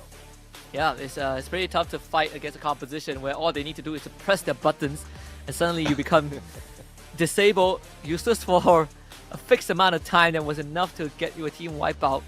So Fluxo, once more, they were handed the optimal picks. They made good use of it, and they took advantage of Evo's just trying to find a different solution to a problem that they could have fixed from the draft itself. Either way, congratulations to Fluxo with that booyah. They make it to the 1-0 bracket. If they win again, they're going to make it into the playoffs. And honestly, looking at the 1-0 bracket, the worst case is that they face up against BRU, but after that round against Evos, I think Fluxo have a pretty good chance, because that's another rivalry waiting to unfold. Definitely. I mean, rivalry has been showing up all throughout this day, and I would love to see that happen. There's so much of promise right now, especially with what's going to happen towards the final match of the first round. But before we go there, there's one KOL matchup that we're going to see later on. So everyone just have to wait for that Lost and Falcons battle. But as well as, I think there's some interview that will be happening, or the highlight that will be happening in that interview, or probably a break before we get there. So those of you who are in here hanging back, thank you very much for staying with us. It has been a long day, but it's getting more and more exciting. Yep, we've got 4 more series coming up. 1 show match, the last 0-0 match of the Swiss stage, the opening series, and then 2 1-0 brackets. So plenty of action coming up. We just have to see who comes out on top. 2 teams will qualify to playoffs today. The other 2 will have to wait for tomorrow in 1-1 bracket for qualifications. We'll go on a short break and we'll be back for more action. Yeah, definitely. I mean, a short break will be happening once we have in here. But again, I'm really excited what's going to happen. It might have been a long game, but who's winning at this fight?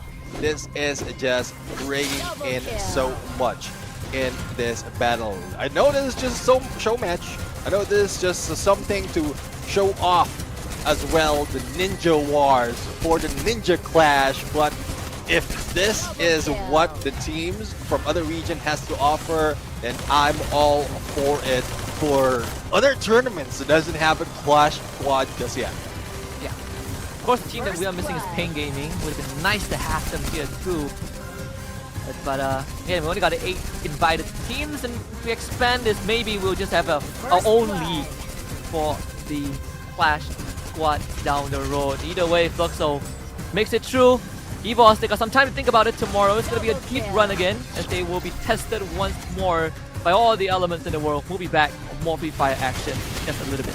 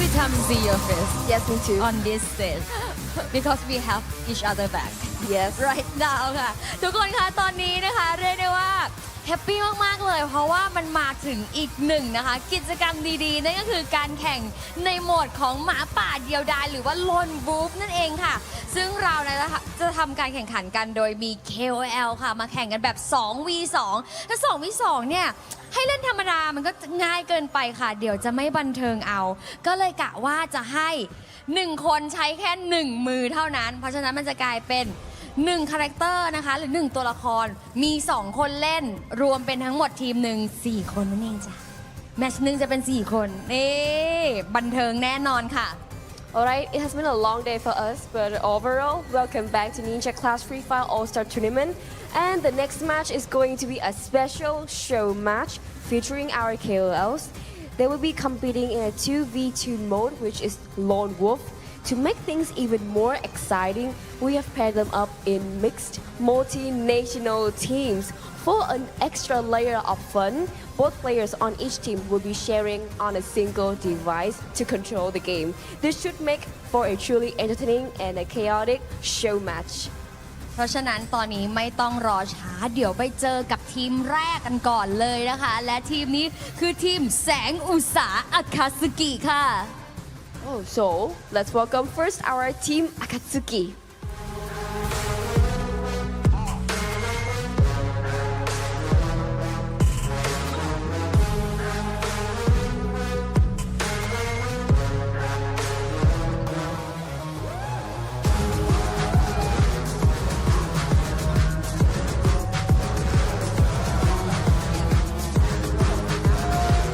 Welcome, Chonti Xkan. Our left hand will be the control of India and the right shooting will be Vietnam. มีอินเดียเวียดนามแล้วก็อีกคู่หนึ่งจะเป็นอินโดนีเซียกับลาวนั่นเองค่ะและในตอนนี้ค่ะมาอีกหนึ่งนะคะหมู่บ้านเขาส่งตัวแทนมาค่ะกับทีมโคโนฮะค่ะ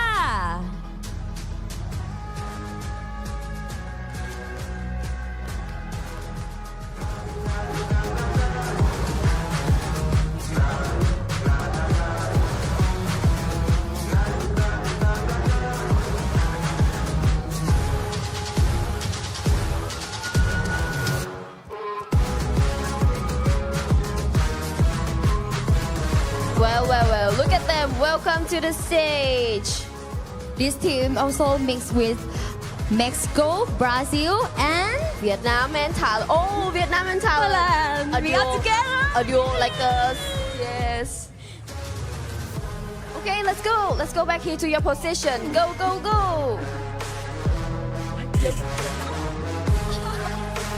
โอเคค่ะ แค่เห็นเปิดตัวเนี่ยก็บันเทิงกันมากแล้ว จริงๆ น้องๆ อยากเข้าโพสิชันแต่เราต้องห้ามไว้ก่อนใจเย็นๆ วัยรุ่น อย่าเพิ่งแข่งกันเพราะว่าอะไร เราจะทำการจับมือกันก่อนนั่นเองค่ะ แล้วค่อยเข้าโพสิชันเพื่อเตรียมการแข่งขัน แม่ไฟแรงขนาดนี้ งั้นเดี๋ยว let's shake hands. Okay, it's time to shake your hands. Meet your partner. Yay!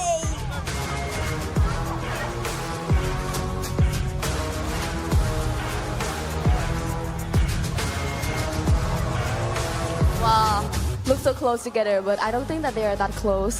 But the enemies. I think the next match will be chaotic. It is like you have to like two-person control one game. Oh, if we are in a group in a team, will you use like? Do you want to attack or do you want to control the controller? Attack. Attack. So I will be the controller. Okay. So I will be the left hand. Yeah. And then, like this. Okay. I'm holding my mic, but still, I think I will be a good attacker. และแน่นอนค่ะทุกคนค่ะจะให้เราสองคนมานั่งเล่นกันแบบนี้ก็คงแบบจะไม่สนุกเนาะเพราะฉะนั้นไปดูนะคะแมตช์ปั่นๆจาก KOL ของเรากับโหมด Lone Wolf กันดีกว่าค่ะ Yep, and I think like there's a little bit enough for our pro scene, so let's chill, let's have fun with our KOL show match. Head back to the caster with the Lone Wolf mode. Let's go!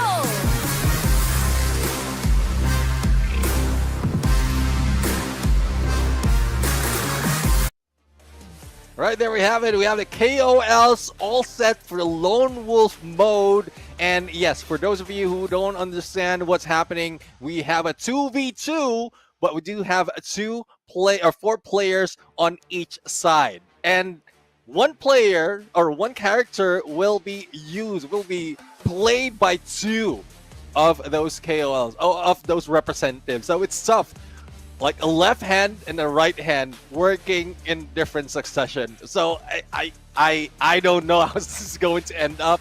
I'm pretty sure there's a lot of misses right here, or probably no movement at all, just to make sure that the accuracy is on point.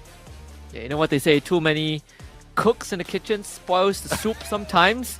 But this is a rare moment, right? I don't think we have seen KOLs from different regions come together for a show match or any major festivities. Maybe in SCA, but we've gotten creators from Latin America, we've gotten creators from Brazil, and now I thought they only brought in the Crow streamers. I didn't expect them to also bring in the KOLs to team them up and have them bond over a couple friendly rounds of Free Fire. Yeah. I mean, it's good as well that we're going to see him. Especially we saw John T. I'm pretty sure there's a lot of fans out there in chat and other KOLs as well. There's a lot of potential, a lot of fun moments that we are going to see right here in this game. So this is, after so much pressure, after that 3 pro games, this is chill mode for us. All laughs and giggles, I would say. So don't take it against us if we're just be laughing along these matches, because definitely it would be funny in how they play the game. Yeah, we have before. It's just a good checkpoint. Like your first dessert in a 10-course meal of this omakase before we head back into the serious matches between the pro teams. And it's also a bit of a relief, right, for everyone to just lighten up a little bit. Sometimes when you get into the late night show, you want to watch some comedy. This is one of it, and it's a good time for everyone to just unwind a little bit. I want to see the chaos that Garena has planned. Can they stir up chaos between these creators, right? How are they going to work together? Most interestingly is also how, because they're from different regions, how are they going to communicate? Are they going to do it blindly? What about the language barrier? This is going to be fun. Exactly. I mean, we've heard some games listen in from the pros, and at some point it's less words that's being used, but we're talking about KOLs, and you know how it is when you're streaming, when you're creating content, use full sentences. So that would be tough to really make it work. Control 2 minds, different languages, that is something else. But I guess they know they know overall the mechanics of Free Fire, so it's easy to just understand where they're heading, where they're I would say aiming at, or probably just pointing out. But dude, they're even on a mobile phone, so it makes it even more difficult. Yeah, you can see the dedication of tasks. One guy is moving around and doing the action. The other one was controlling the radar and the field of view, where the character is looking at. But again, teamwork is imperative, and of course we need to employ, I believe, some of the translators too, so they start working together. They have already locked in. They're serious. They're here to win. I hope. Feels like it. 2v2 after all. Of course, you gotta get used to each other's settings. Everyone has their own preferences. In game, the dynamics created on the spot is also going to be quite interesting. Some people are gonna click well more than others, but I want to see how that plays out. Right? Are we gonna have a pairing that is down for the chaos, a pairing that is locked in, that wants to get the W, or a pairing that's just there for the giggles? Yeah, I mean, either way, this is going to be fun. It's going to be tough, but it's going to be fun. So I guess they are doing some practices right now in game. But we're seeing John T, just all smiles, all chill. I guess there's no pressure for him overall. And this is what we want to see. And I thought it's tough from what we've seen earlier, even in the PC. But this is even tougher. So there's a lot of excitement, a lot of fans waiting for this to happen, and I want to see how they're going to make this work. If not, then it will still be fun though, seeing them struggle. Sorry, but this is like the perfect term. they might be struggling at this point, and it will still be fun. Yeah, and I think that's the whole point of things, right? Just have them enjoy the best they can, but we know that everyone's gonna get a good laugh out of it. Yeah, as our admins, our marshals, make sure that everything is in place, get the rules explained to our KOLs, make sure that everything is communicated perfectly. For some of them, all of them are pretty much gelling pretty well already. Just no rubbing their hands. It's time to get down to business. Gonna be fun. I mean, 2v2, which means that there's lesser room for errors. It's really about teamwork, right? Are your enemy your enemies, or your partner becomes your enemy? I think that's the question that you need to answer as well. Now let's see though. Let's see and how this is going to work for them. Lone Wolf, for those of you who don't know or just new to Free Fire and interested, this is a smaller clash squad. So it requires you to go into smaller map, and there's also a pick on specific weapon. So I'm not quite sure of how that works, who goes first, who gets the first weapon, but there's a trade-off. 2 rounds, you get specific weapon chosen by your opponent, and then after that, it's your turn to pick the weapon. So let's see on how this is going to play out, going to pan out right now. We're seeing them all set already, some already hyped. I guess communication would be less of an issue because we're seeing some of them already talking to each other. So they have their plan all set right now. We just want to see how it's going to work with left and right hands working together from these players. Yeah. Maybe the game instincts is enough to kind of carry its own weight, right? Sometimes little words needs to be, communicated as long as they are on the same wavelength. Because we got 2 factions, the Hidden Leaf Village and Akatsuki. I actually wasn't keeping track. I'm not sure if Akatsuki won more or the Hidden Leaf Village so far. Fluxo was Akatsuki and they won. BRU was Akatsuki and they won too. So I guess the villains so far have been gaining more ground in this Free Fire universe.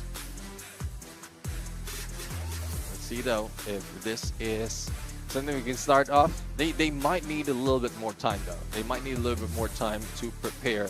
But we are I'm really excited. I'm really excited. Now the fans out there, there's also going in some of the chats already giving out support, especially John T.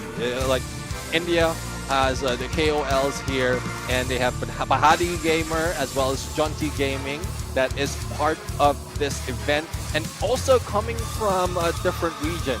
I do have a list right here. KOLs, so we have Chica YD, we have Minato from Brazil, John T Gaming, Chubudoy FF2K from Thailand. But no, I guess the battle's about to begin right now. This is a 2v2 Lone Wolf, and seems like the movement doesn't look like it's coming from 2 players. So they are quite well in going for the rush, but the ones who rush in a little too quick are the ones who fell down quicker. FDway given a good old smackdown. One of the few ID KOLs. Has been a big name. Of course, FDway and John T on the same squad. Always love to see it. Let's see if it's going to be any different, right? Just now they ran straight into his crosshairs. FDway clearly having fun with the UMP of all things. And it's kind of a miss. This one, well, not really landing the mark, but clearly they have switched up. No, I'm trying to look at the cam, but not really much communication, at least not on the Hidden Leaf Village. Yeah. Alright, so Zar and Pam, Gunty and Tan on the other side. There goes FDway, level 3, but doesn't put so much of damage. The MP9, and there goes John T being taken out as well. And that would be a trade-off. 1-1 the scores right now.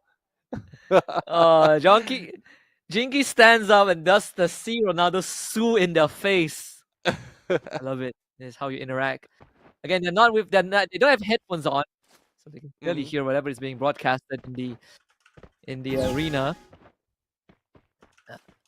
Having a blast at it, a central again. Okay, round 3. The objective again is to get 6 as always. Big flashbang. Oh boy, that blinded us as well. So, guys, for those of you wondering, this is not if they win 7-2K on camera on the left side. It is Jonty who is playing, and on the other side is not Genke and AVG as well. But as we are looking at it, quick work being done by Samurai and White Toxic. And that is what they have to offer, back-to-back gameplay. And they don't have to move that much, though. All they have to do is to have them in position and shoot them down. M1887 has that potential to really bring down the player, the opponent, that quickly if you have a good angle to take. Give it a good old fist bump, too. They are definitely having a lot of fun. Definitely seems like, at least for the Hidden Leaf Village, they are coming together. It's a lot more synergized with the calls. We haven't seen the Akatsuki side pull off much of a play just yet. Still trying to get used to control and make sure that they don't start running in circles. Weaponry have definitely changed in this case with the M1887. I mean, it's tough though. At this point, his weapon needs you to get up close, and no one's getting close. It's tough though. But there goes the Rebel Rush right now. But Time Turner saves a 1, and they can turn things around. Minato and Cañado goes in for the hit, but no, Jonty and Khan managed to beat them.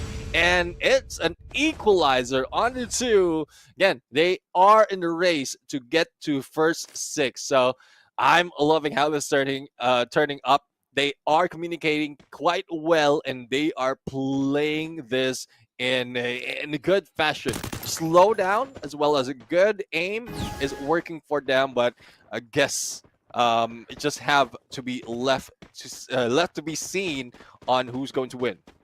Yeah, as much as it's for fun, you know, it's still a hint of competitiveness. Oh, that was pretty close. Ooh. Tracking not really in place, but still end up getting a 1-for-1 trade. This will be a clutch out. Stay away on the lower ground.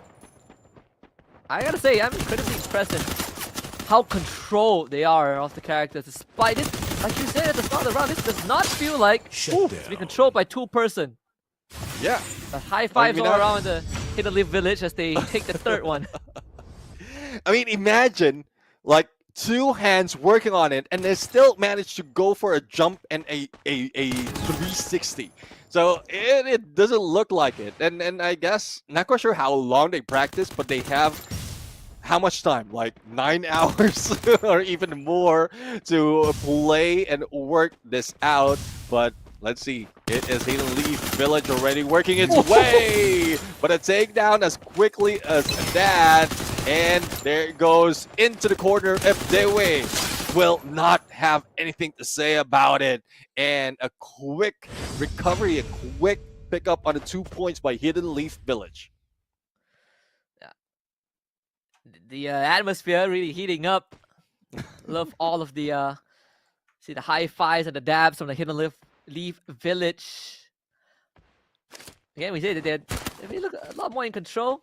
Come on, Katsuki, give us something. Good old Tatsuya dash of Dewe leading the charge again has been the approach so far. Jonty being the trusty right-hand man. The A124 connects and Dewe forced back again, forced to do wall his way out of this one.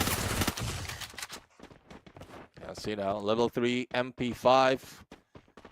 Hands of White Toxic and Sam. Spray is working, no recovery. And there you have it. Minato as well. Cañado was able to go in for that finisher and end it for the first round. Was it the first round already? Oh, not yet. Yeah, well, pretty close to it. One more round, the Hidden Leaf Village scores. Yep, the first round. Even talking to the camera, they sure know how to entertain the crowd. Okay, all right, I think that's a blowout. Should be 6-2. Just like that. Hit Live Village takes game number 1 and celebrates as if they won the World Cup. They might as well have won the World Cup in the first ever inaugural 2v2 one-handed Clash Squad tournament. We need a better name for This is that. something else. This is something else. I really am loving the concept. Whoever thought of this is insane. I mean, in front of the crowd, and then you're controlling one device, a two-player being controlled by one device. So it is something else, but again, one team has to win, and it is a Hidden Leaf Village who has managed to grab that first point, that one game. Not quite sure if there's something following it, but it's already tough. Like playing that, it takes so much energy just to communicate with your partner as well as play the same round compared to just playing and being silent. Yeah, I mean, talk about, just talk about having fun, right? Talk about just enjoying the moment. I mean, whoever came up with the idea, I agree, it's pretty fun. I feel like with enough time, with enough experiment, we could do a full 4v4, and with 8 KOLs on each team. That would be ultimate fun. But for now, I think we definitely have seen the potential of what this could bring. The KOLs enjoying every single moment on that stage. All fun and games. We got one more round coming up. Potential for 2 more if the Akatsuki wins out round number 2. But for now, the KOLs continue to. Are they switching? Oh, they're switching seats. Oh, they're switching hands. All right. Oh, only like one it. set though. Only one set is switching. So I think AVG and AVG and this Genki will still be the same. The same goes with Jonty and his partner. So it's only like they already won. So why not switch around to give an advantage to the opponent? That's what I'm thinking of. Yeah, they're so comfortable in this partnership.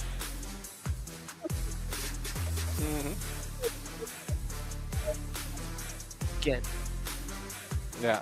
Well, let's see though. I mean, there's a few disappointments I was seeing, but I guess the adjustment is quite fun. As long as they make it more entertaining, similar to what we've seen already, it is all good in the hood. So this is the 2v2 Lone Wolf battle between the KOLs. Again, there's a lot that has been in play, and I was talking about earlier, when you're a streamer and you're playing in front of a crowd or even the viewers, it's already difficult, but this makes that difficulty level times 10. It is. I can't even play the game alone, let alone having to work with someone, right? That's I think a lot more pressure, but again, gotta make sure that the players are well hydrated. Everyone has to be well hydrated, of course, as the heat intensifies in the arena at Central World. We are still we're just halfway through today. Can you believe it? We started bright and early in the morning, and right now we aren't even done with the official matches. He said, "Oh, it's getting geared up once more." I don't know. If you like, how many hours more? We were expecting. We'll probably have like 4 more hours here. Get ready. Get ready to go deep into the night. The mall might close, but the party continues. That's how it is in Thailand.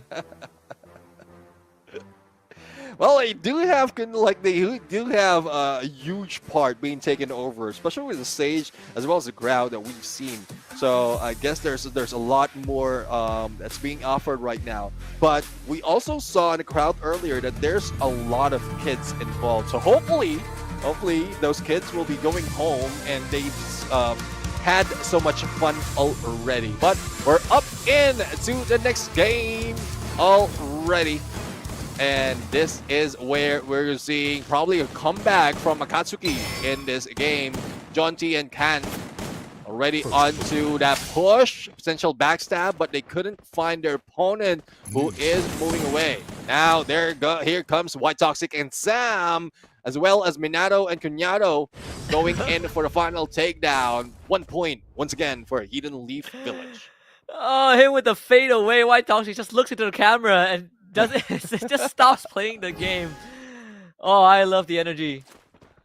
This is definitely an unexpected collaboration. White Toxic and Feast Note 1. I think having a hell of a time there. All right, see if this continues in Leaf Village so far with all right, that round has ended pretty quickly. So far, it has been going the way of the Hidden Leaf Village for sure. Tatsuya dash. And the dual wall. Come on, those shots needs to hit. It's Itachi against Naruto. Oh, story. Oh, Time Turner saves him. No hits, no takedown. And there goes another rush. I mean, they're just playing with time. And there goes a that way. Managed to go in for a takedown. Now it's similar story or similar scoreline that we've seen earlier though. So yeah. I don't know. I don't know if this is something that they can win out that easily. It looks across the table and gives a thumbs up. It's like, good job, guys. Good job. Yeah, it's definitely made something happen. A bit slower than they would have liked, but at least they never in the A1 to Fortuna pretty early. And what was that? Somehow ends up a 1v1 trade despite FDW being late to the party. The last help. Come on, around the corner. This should be easy. Shut down. FDW scoring it. Fists up in the air. 2 rounds in a row. Quateri kill. And 2 rounds in a row. Guess they're getting a hang of it. I mean, I know it's difficult, but they're getting a hang of it right now. And this might be what they have been waiting for at this game. Now, position-wise, they are just hanging back, looking for the opponent's throw balls being used right now. A little bit short, though, on the other side for the Hidden Leaf Village. More of a hit coming from Akatsuki at this point. And, yeah, they are just waiting for that opportunity.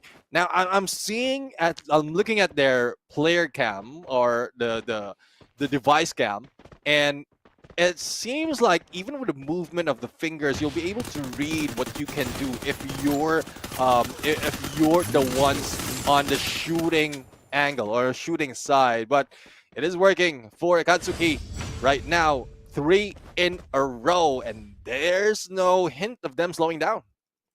Yep. Again, like you said, that they are starting to get the hang of it. FDW is really putting in the numbers in this tournament. At least in this show match. 4 eliminations out of 6 total for the Akatsuki. Really has been leading the charge. That partnership is working out well for them, of course. FDW once more. In the front lines, double ice grenade being thrown out. Only buying space and time, but realistically not really getting much for Konoha, at least in this second match. Yeah, I mean, they will be stuck in one corner, and hopefully this is something that would work for them if Akatsuki will be rushing in. But no, they are just buying for time right now, and they're just waiting for, again, this is a test of patience for both sides. And if Hidden Leaf Village or Konoha will be rushing in, that's what Akatsuki has been taking advantage of for the past 3 games. Definitely taking it one step at a time. Information pretty much given. FDW trying to go for the wraparound. Here comes the pincer attack. The Time Turner not enough to protect his teammate. Sadly, Hidden Leaf Village about to fall. FDW now in a prime position. 2v1, 1v1. Same spot as last game. The clutch. And that's the dab that we've been waiting for. Hidden Leaf Village sponge the bleeding. They staunched the bleeding. They didn't have a fire jutsu to do so. All they had to do is one guy making it work against 2. That clutch would be very, very well. But M590 right now, I mean, it would be much more difficult, especially with the reduced reload time for this weapon. But they are trying to make it work. Even the movement doesn't have to be that fast, though, to make those shots. And White Toxic and Samurai making all those throw balls, but I think it was a little bit of an overshoot for them.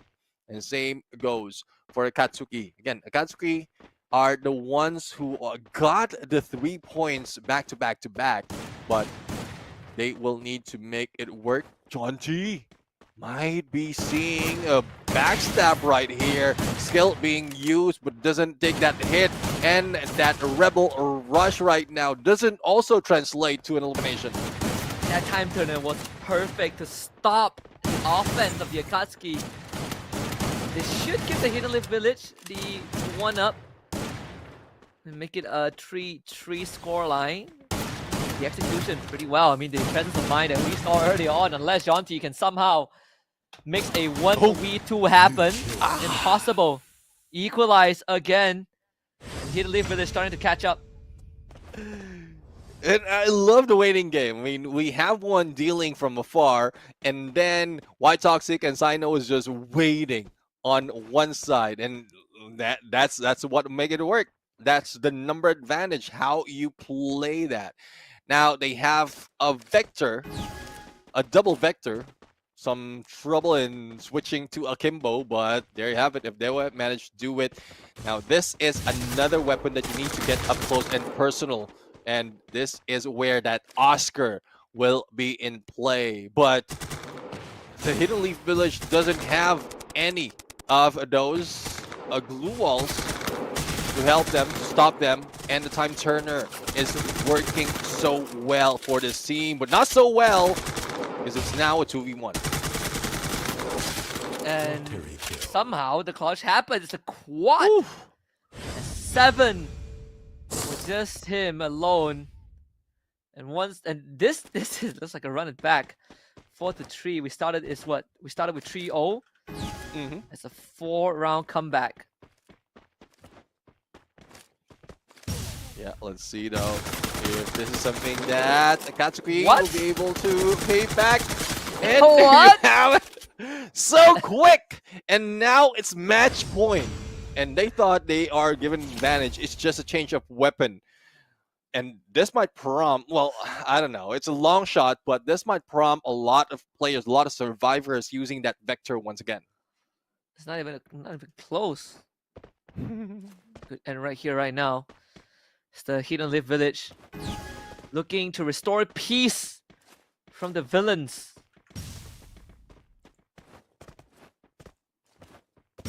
Ice grenade tossed over the plane. There's, again, no connection. So far, FZW has really been struggling. He's always the first to make the contact, but him alone is not enough. Quite toxic. Here he comes. Whoa! Right at the dome.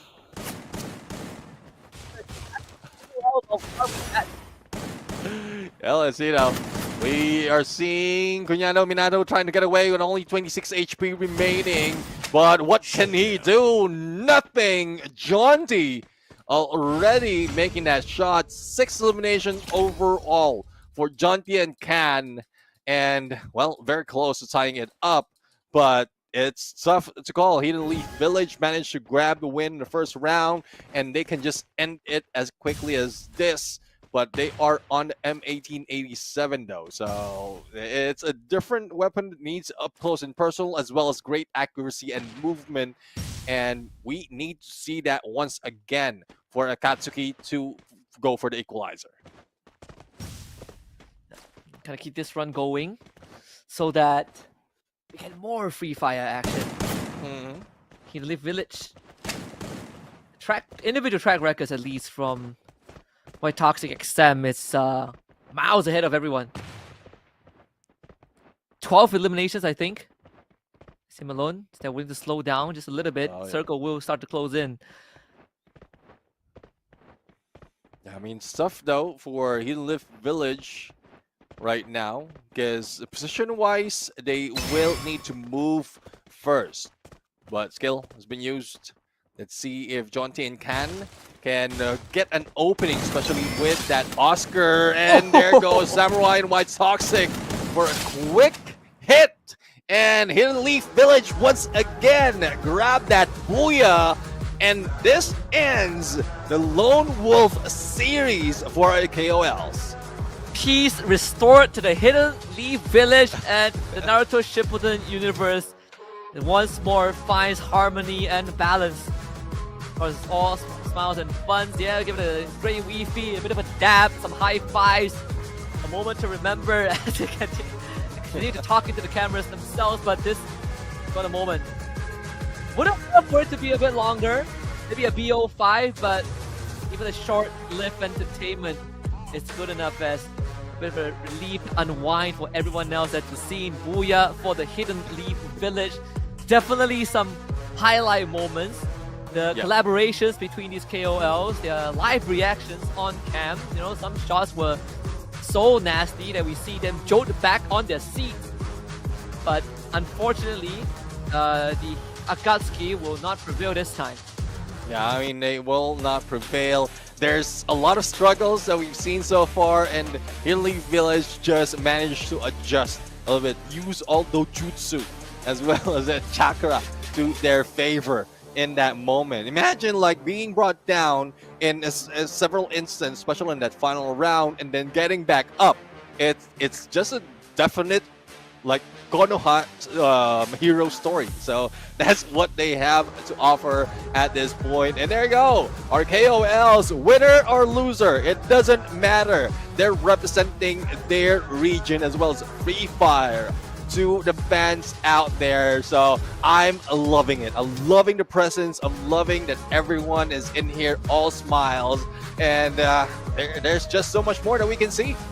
Yeah, I mean, they have been the cornerstones of the Free Fire community, right? They believed in Free Fire when a lot of people didn't believe it or didn't know what Free Fire is. They've been there then, they're still here now. I'm pretty sure they will be here many, many years down the road. And I think without them, we probably wouldn't even have the exposure that the game probably wouldn't have the exposure that it has now. So this is our way of giving back to them and making sure that they give back to the people that have been supporting them from day one. And I'm pretty sure that we will keep seeing more of them down the road and have them be involved in a lot more of these fun activities.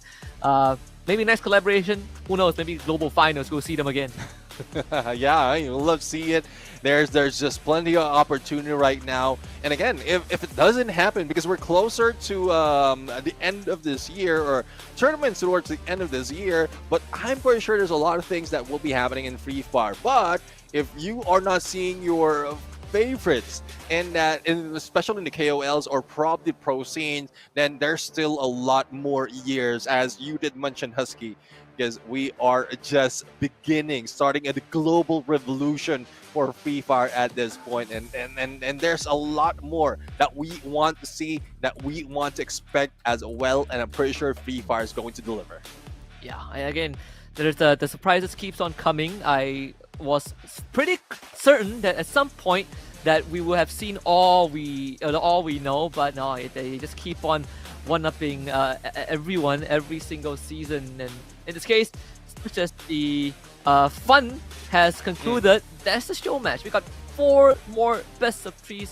No, 3 more best of 3s coming up. 1 more for the opening of the split stage and 2 more in the 1-0 bracket. Now take a short break. When we come back, Free Fire action resumes.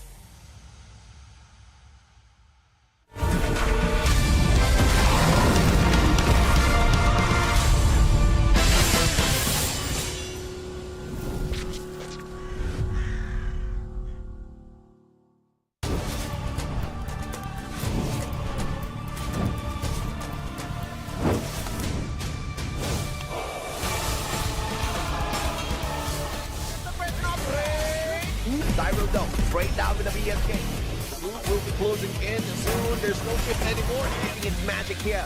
Bumping up the road. Limit gets the knock up to Wasana as well. We'll see the final duo goes down. For the stop is going to bring it home. Only 1 remains.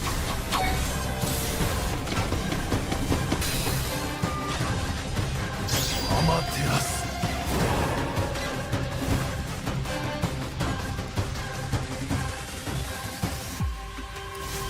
The Free Fire Ninja Clash Squad Tournament begins with a Swiss stage featuring 8 teams competing for 4 spots in the playoffs. In this stage, each team must secure 2 booyahs to qualify, but any team that loses 2 matches will be eliminated. All matches in the Swiss stage are played as a best of 3 series. Day 1 kicks off with round 1, where no teams from the same region will face each other. Teams that lose in round 1 move to the elimination round on day 2, where they will still have a chance to claim one of the last 2 spots in the playoffs if they can survive from this round. Once the Swiss stage ends, the 4 teams with 2 Booyahs advance to the playoffs, which follow a single elimination format with best of 3 series matches. The tournament concludes with a best of 5 series at the grand final to determine the champion.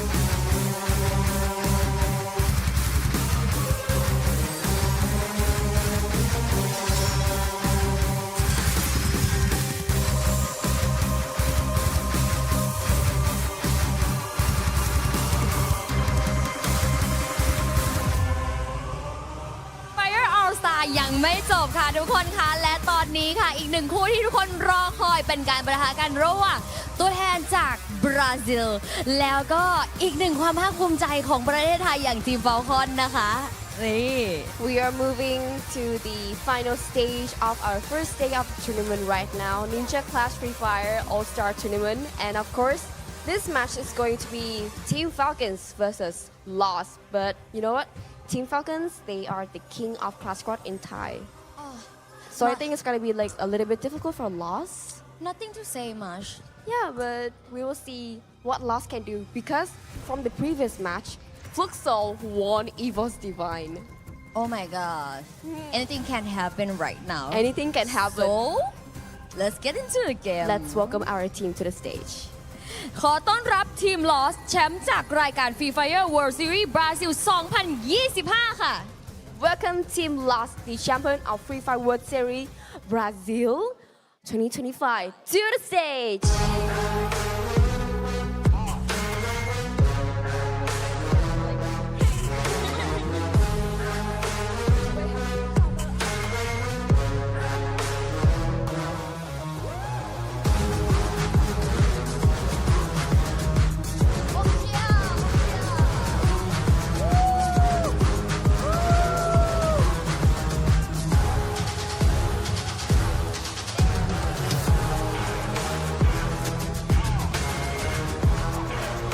และทีมต่อไปคือแชมป์จากรายการ Free Fire World Series Thailand 2025 Fall และนี่คือทีม Falcon Team Falcons, the champion of Free Fire World Series Thailand 2025 Fall on the stage.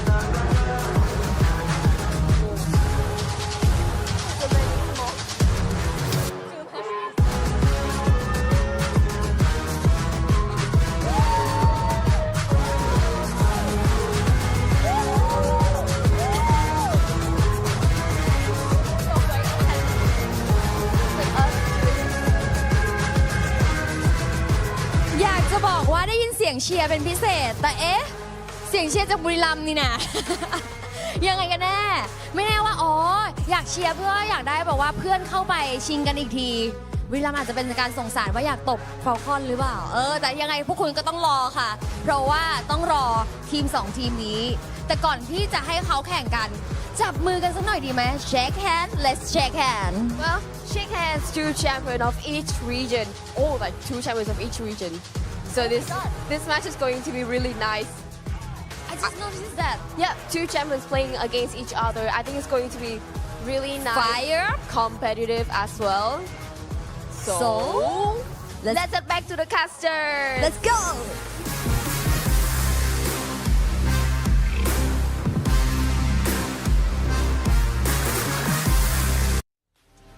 All right, baby, it's time for Los and Falcons. Well, Lost and Falcons. I mean, Team Falcons, they have been champion in Clash Squad mode in Southeast Asia. And this is just something that really surprised me because they are playing slow, but how they recover is quite quick. But one thing, though, that I'm going to give Lost is in CQCs, even in Battle Royale, and we don't see them in Clash Squad yet, but even in Battle Royale, they are quite great in CQC. So this is what is needed right now for Clash Squad mode. So I still couldn't tell who's going to win. I can't either. I think after Fluxo and EVOS, I feel like anything can happen, right? As much as we say that Falcons is the kings of Clash Squad, and I still believe that deep down in my heart, but we both established that Lost, they are a piece of work as well, right? They have shown it across 2 EWCs back to back, and even in FFWS Brazil, that they are a force to be reckoned with. So I would not be surprised if this is where Brazil makes the statement with Lost and Fluxo going into the 1-0 bracket. I mean, given that, if in case Lost and Fluxo will be in there, I'm pretty sure the randomizer on who's going against each other on that 1-0 would be messed up if they are matched against each other, if Lost wins. But again, if Team Falcons is the ones winning, then it would not be a problem at all. But you know how round 1 is set up. No one from the same region will be going against each other. It's only to that next level that there's a possibility that they will be fighting. And that's what I want to see. No offense, Team Falcons. I want to see Lost going against Team Fluxo on the Clash Squad, because apart from us not seeing, not having any data on it, I'm pretty sure they're excited as well to feel how they go against each other. Yeah, I mean, to be fair, they could still technically meet in the 1-1 bracket as well. It depends on which part of the competition we want them to clash. If Lost can beat Falcons, then yeah, there's a good chance that we see the 2 Brazilians meet. But if they don't, they might be in the playoffs. There's a ton of possibilities that could happen. But for Team Falcons, I think compared to Lost's track record, Falcons definitely are on the down low in recent times. Oh yeah, I mean, it's not a performance that we're expecting. The EWC qualifier, though they're already part of that because of the championship that they have, they place 9. So, and even from like EWC itself, they didn't show up that pristine, that well, compared to what we expect them to be. But as we look at the map right now, we are going to start it off with an OG map, Bermuda, followed by Nextera and then Kalahari. So for both teams, I guess Kalahari would be crucial if they get to that level, if they can stretch it over to that game number 3, because of the snipers, how well the snipers are from both sides. We have Limit and if I'm mistaken, Nando, who is quite great on the snipes as well. So we would want to see them that in that fight. But why wait for Kalahari? Why not bring it to Bermuda? Because there's a lot of potential for snipers as well to make it work. But with Rigby part of this team, it would be a huge advantage for Lost, especially in that close range. Yeah, it has been, right? Like, Prox was with the squad previously, and of course now he has moved over to Fluxo. But it doesn't. But Lost continues to really level up. I call them late bloomers, but they say better late than never. That's kind of Lost's story at EWC, where they had good chances to close out rounds. But it was destined to be an SCA affair in the very end. Almost kind of the same ending that we saw last year, where Neshu Miners made a deep run, 2 back-to-back Booyahs in round 4 and 5, and then we head into round 6. They make it to final circle, top 4, only to fall short to the Falcons.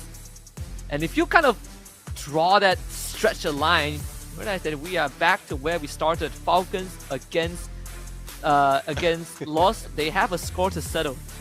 Oh yeah, I mean this is a time for them to settle it. This is a chance for them to, well, not really end that story, but show up and probably have some retaliation against Team Falcons, because in their hearts, in their minds, I'm pretty sure they want to win this game. Just show up against Team Falcons, but Team Falcons right now is chill, and we're going to see how chill each player is. Can anyone beat the heartbeat of MT7? Because he was just cool, calm, collected overall, not even exceeding 100 in that heart rate monitor. And this is one thing that excites me as well. Like, it's not just the numbers, it's not just the facial expression. You are dealing with physical and mental prowess that everyone's looking at. And this brings a whole new story on what makes a champion tick. It's this saying that it's hard to get to the top, but it's way harder to stay at the top. Right? Like what goes up must come down, and we've seen that happen. Funnily enough, across the past 4 years, right? BRU up to the top, then Fluxo, Magic Squad takes over, then became Fluxo, and then they started coming down. And even Falcon's reign wasn't long-lived too. So how that turned out for EVOS earlier on, they were completely dismantled in Clash Squad, albeit being a show match. Let's head into the draft this time. Falcons being on the Akatsuki side, and Lost gets to play the Heroes on the second pick. Now let's see though, Cassie already being taken out, so well, there's a little chance of going in rush recklessly because you don't have that basic therapy connecting you and that quick recovery being done. Now let's see what would be the ban on the side of Lost right here. And it is Oscar. So I can remember any player who potentially used Oscar for Team Falcons that made that winning moment. But I guess it's a good start for them. Ban it right now and pick it later on just to make sure that they have that opening if in case they need it. Oh yeah. So we take the Zane first. We've seen how that works without Cassie, Tatsuya. So it's gonna be Ignis. I mean, if we're looking at Indonesian teams, they would first and second the Iris, but pretty sure how Lost can play this up. Yep, Ignis. Just making sure that the playbook is almost the same as what we saw from Fluxo earlier on.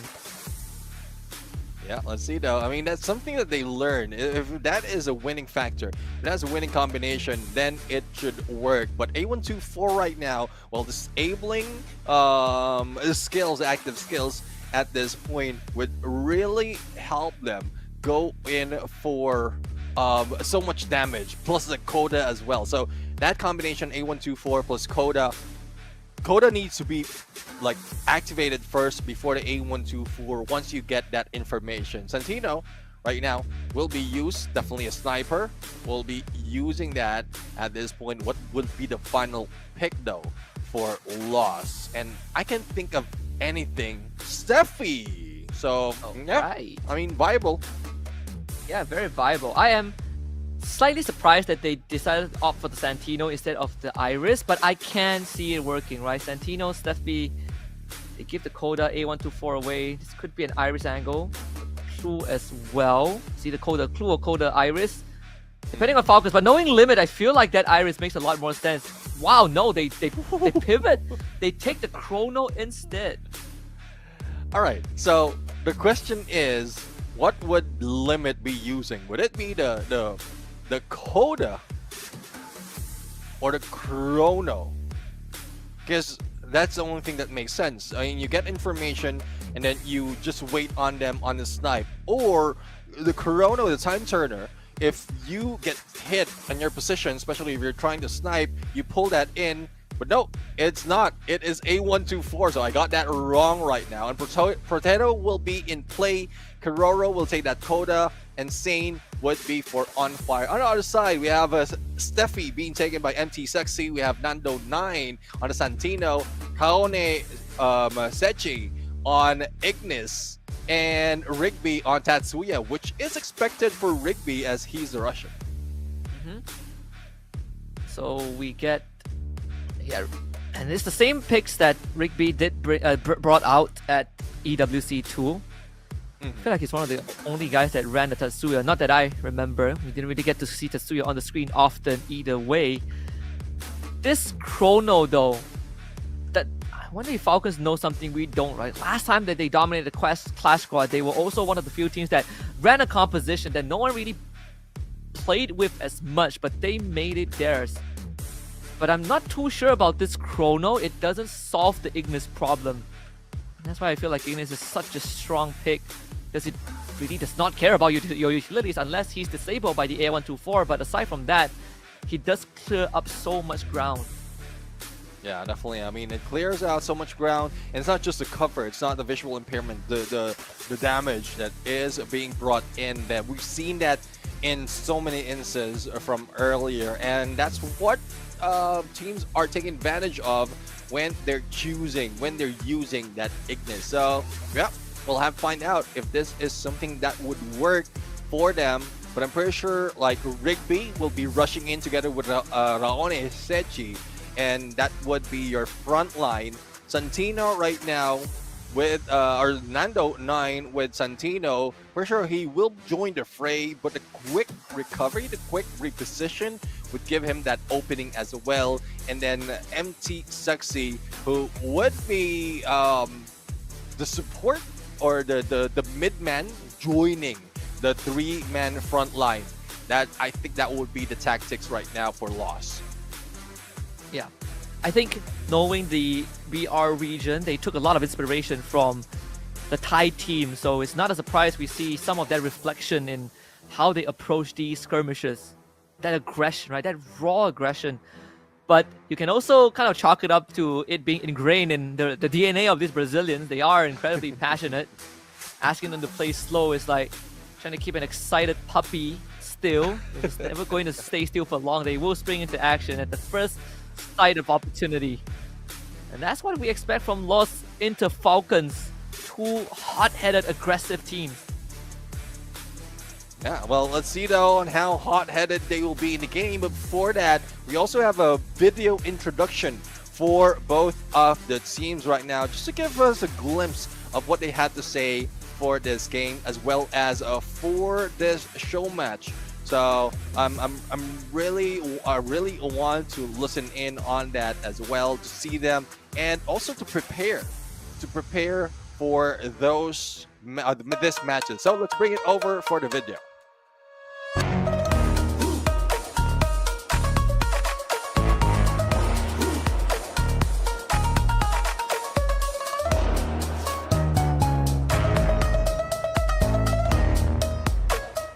นารูโตะครับเพราะว่าผมอยากแยกร่างได้เหมือนนารูโตะนี่นาโตะแล้วกันครับตัวละครคาแรคเตอร์ดูฟูเท่ดีครับฟินิชเชอร์ภายในเกมก็ไม่ได้แนว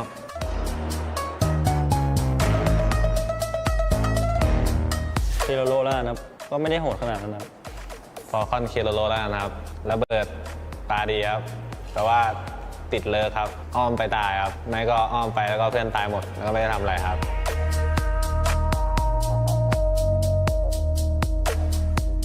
เซเว่นครับเพราะว่าดูจากการซ้อมแล้วก็ไม่เท่าไหร่ครับคิดว่าไม่มีนะครับชนะสบายๆเพราะว่ามันระดับเวอร์นะครับถ้าได้แชมป์ก็อยากได้แชมป์ให้มันสมศักดิ์ศรีครับ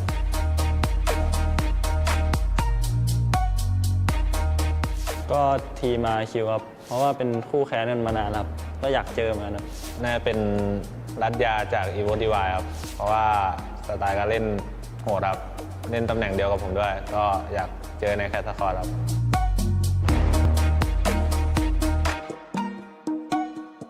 ก็อาจจะไม่ง่ายเหมือนที่ผ่านมาเพราะว่ามีทีมจากบราซิลมาด้วยครับคิดว่าไม่น่าง่ายครับเพราะว่าทีมเป็นทีมระดับสูงทุกทีมครับน่าจะยากอยู่แต่ก็จะพยายามให้ดีที่สุดครับ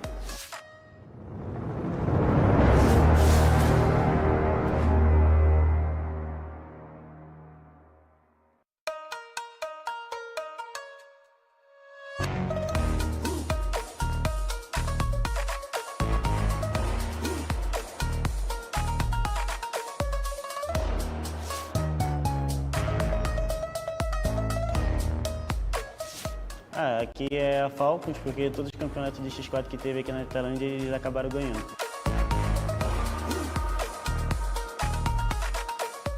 Bermuda, porque é o mapa mais antigo do jogo e sempre que vem esse mapa a gente ganha.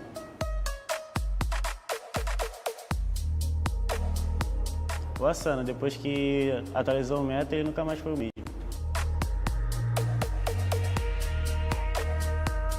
Meu personagem favorito do Naruto é o Itachi, porque desde o anime como no jogo, a skin dele tá muito da hora, as habilidades dele estão muito da hora também, e é isso que faz ele meu favorito.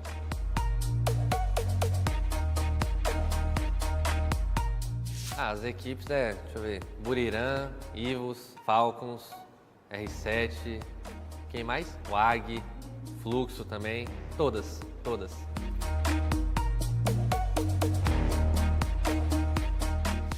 Um jogador que não deveria estar aqui era o The Cruz, da Buriram, porque, querendo ou não, já tá aposentado, não joga há muito tempo, então, mano, já deu, né?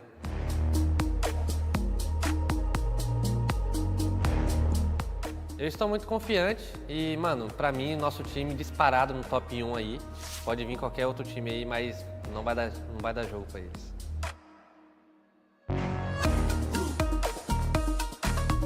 Eu acho que talvez tenha um pouquinho de dificuldade, porque é um modo que a gente não é acostumado tanto a jogar assim. Mas creio que a bala, a mecânica e tudo vai surpreender todo mundo aí.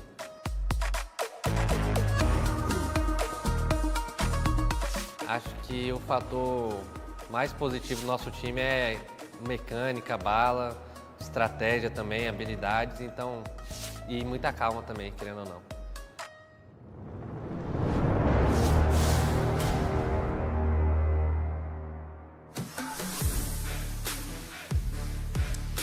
We're ready to hop into the action. This is the last series in the opening Swiss round bracket before we head into the winners one and figure out who will get into the grand finals tomorrow.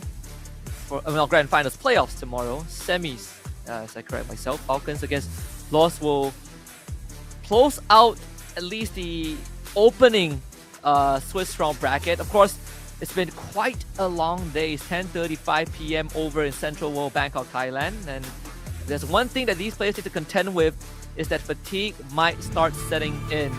And the job is not done just yet. Whoever wins this plays afterwards, after a short break. So this is no longer just about skill. It's starting to be about endurance and that mental fortitude to push through the night and survive the red moon. Exactly. I'm pretty sure like they spend hours playing, practicing as well, but this is different. Once you are involved in tournament, there's a lot of stress involved and it drains you. So hopefully they have that mental fortitude as well as like vitality to be able to survive a little bit longer, or fight a little bit longer more. But speaking of fighting, On Fire right now will be isolated and will be chased by the other teams. While Lost and Limit X7 doesn't have that much of an opening to go in for the damager. Two Ignis Flam Mirage already used, and Limit is the first one to go down. Nando9 and Rigby both score one for themselves. Empty second from behind. It's between Ham and On Fire. The Uchiha fight. So Madara wins out that one. Unfortunately, cannot beat the copy ninja by a skin on the team. Nando9 scores the first round for Lost. Oh, Nando9 already. That is something. Now, I didn't expect, I mean, after the 2 or 3 takedowns, we're expecting that it could have been a Team Falcons, but you know how it is. Up close and personal, Lost can go in for the fight. But speaking of fight, let's see on what they can do right now, because we are seeing 3 of that Kingfisher and 1 Parafoul for the side of Lost, and then a Deagle, a Kingfisher, as well as 2 Mini Uzis for Team Falcon. So they just need to get too close for that Mini Uzi to be viable. Otherwise, it will just be a long-range fight by Lost. But despite of the long-range weapon they have, they're going in up close. Yeah, and Kiroro with the Deagle catches Haone off guard. Empty Sexy instantly aggressive wall. Kiroro, what a shot! From that range! First blood. The Falcons have found the opening. Through the back line, front and center onto Lost. Rigby needs to somehow hold the fort. It's him 1v2 against Keroro and Limit. Rigby has the rifle, of course, but Keroro has shown that he can work magic with this handgun alone. Rigby with the nade in hand. It's a double up on the side of Team Falcon. Keroro close it out. A 3-piece for this man. 3-piece indeed. I mean, good payback to balance if we go for the equalizer. And let's see though what they can do. Now that they have a good chance to upgrade their weaponry, but I don't think they will be doing it. They have grabbed already most of it, like the 2 Kingfishers as well as a Powerful from Lost right now, and they will be saving up. But On Fire already brought in 3 glue walls. Oh, actually, most of them has brought in 3 glue walls with the winnings that they have. So they have more advantage in terms of protecting themselves, but how can they do so if they have that Ignis in play? Yeah, sadly, Lost let that round run away from them, so we got a whole lot closer in terms of the round state in game 3. Here comes the Ignis wall. Potato being stuck. Toto actually working out for him. Potato is on fire so far. Same as Keroro. Double kill. Rifle conversion of MT sexy. Falcons getting the second round for themselves. And I love the follow-up that's being done by Team Falcons. I mean, it's not just one playing against the other. It's just them making sure that they have each other covered in the gunfight. So I guess Team Falcons, despite of losing that shuriken round, they are bringing it on. And I won't be surprised if they can get 2 more before Lost can manage to get back. But looking at the weaponry, 2 P90, 1 UMP, and UMP right now, great fire rate, not so much damage though, but we know that MC Sexy has that accuracy, plus Nando 9 will have that AK-47. So let's see on how well they can go, because Limit 7 already has that AWM, and that would prove so deadly in the hands of this sniper from Team Falcons. This long range definitely has been in favor of Falcon so far. If they could do that with just a Deagle, imagine the destruction they could bring forth with a proper rifle. Limit perched up on top. Because Mini Uzi in the hands of On Fire. They need to take that CQC. Potato right beside him. And for Lost, they are trying to find a way into the building, but with Nando 9 already having to expand that medkit, that option becomes a bit more constricted. And all these choke points being very well guarded by Falcon. Keroro somehow with the Deagle just pops Nando 9. You cannot let him get away with that. Blood. Yeah, I mean, like that Deagle right there, gameplay by Keroro plus the flank is really working for Team Falcons. Now On Fire right now going for the rush, but it is as Kunai, the exploding Kunai, that will finish them off. So it's 3 points already, and they are up in peak. So compared to the previous maps that we've seen, there's not so much of opening in peak. So this can be an advantage that Lost can use. Unbelievable. I mean, Keroro is he is really having a good time. Can't even get away with all these Deagle shots. Has a P90, but decides to go the good old-fashioned way and just pistol whips his opponent. Lost needs to shut him down, or Falcons will run away with Bermuda. Yeah, one thing though, I mean, he's using that Deagle as a primary and the P90 as secondary. It's just something else. Now, let's see though, up close and personal, but that Divine Tree already being picked up. Rigby being shot at by Limit in that small angle, and On Fire follows through on One Sechi, and there you go, steamrolling across the board. Lost right now is a little bit lost, only Nando 9 who will be available at this point. Can he fight against the 3 players, make that 4 players now of Team Falcons? Yeah, not even a chance this time. Keroro didn't have to pull out the good old Deagle. The rest of the team has already done the heavy lifting. Okay, I say that, you give him another pop to the head. Keroro, starting on Lost right now, and starting to look very, very unfair. Dude, I mean, how many elimination that Keroro has done with that Deagle? There's just a lot. There's just a lot. But we're going to pause the game right now and wait, give them a little bit of chance to breathe easy. So that they can recover at this point. I'm not just talking about loss, I'm talking about both teams. But Kiroro on a Deagle, how many elimination has he had already? Was that 5 Seven. already? I think it was like 6 or 7. Yeah, I would like to assume that all of it was done by the Deagle because I have not seen him do it with any other weapon. Wouldn't be surprised if Lost calls a pause and be like, someone check Kiroro's phone because this guy is hitting too many shots with the Deagle.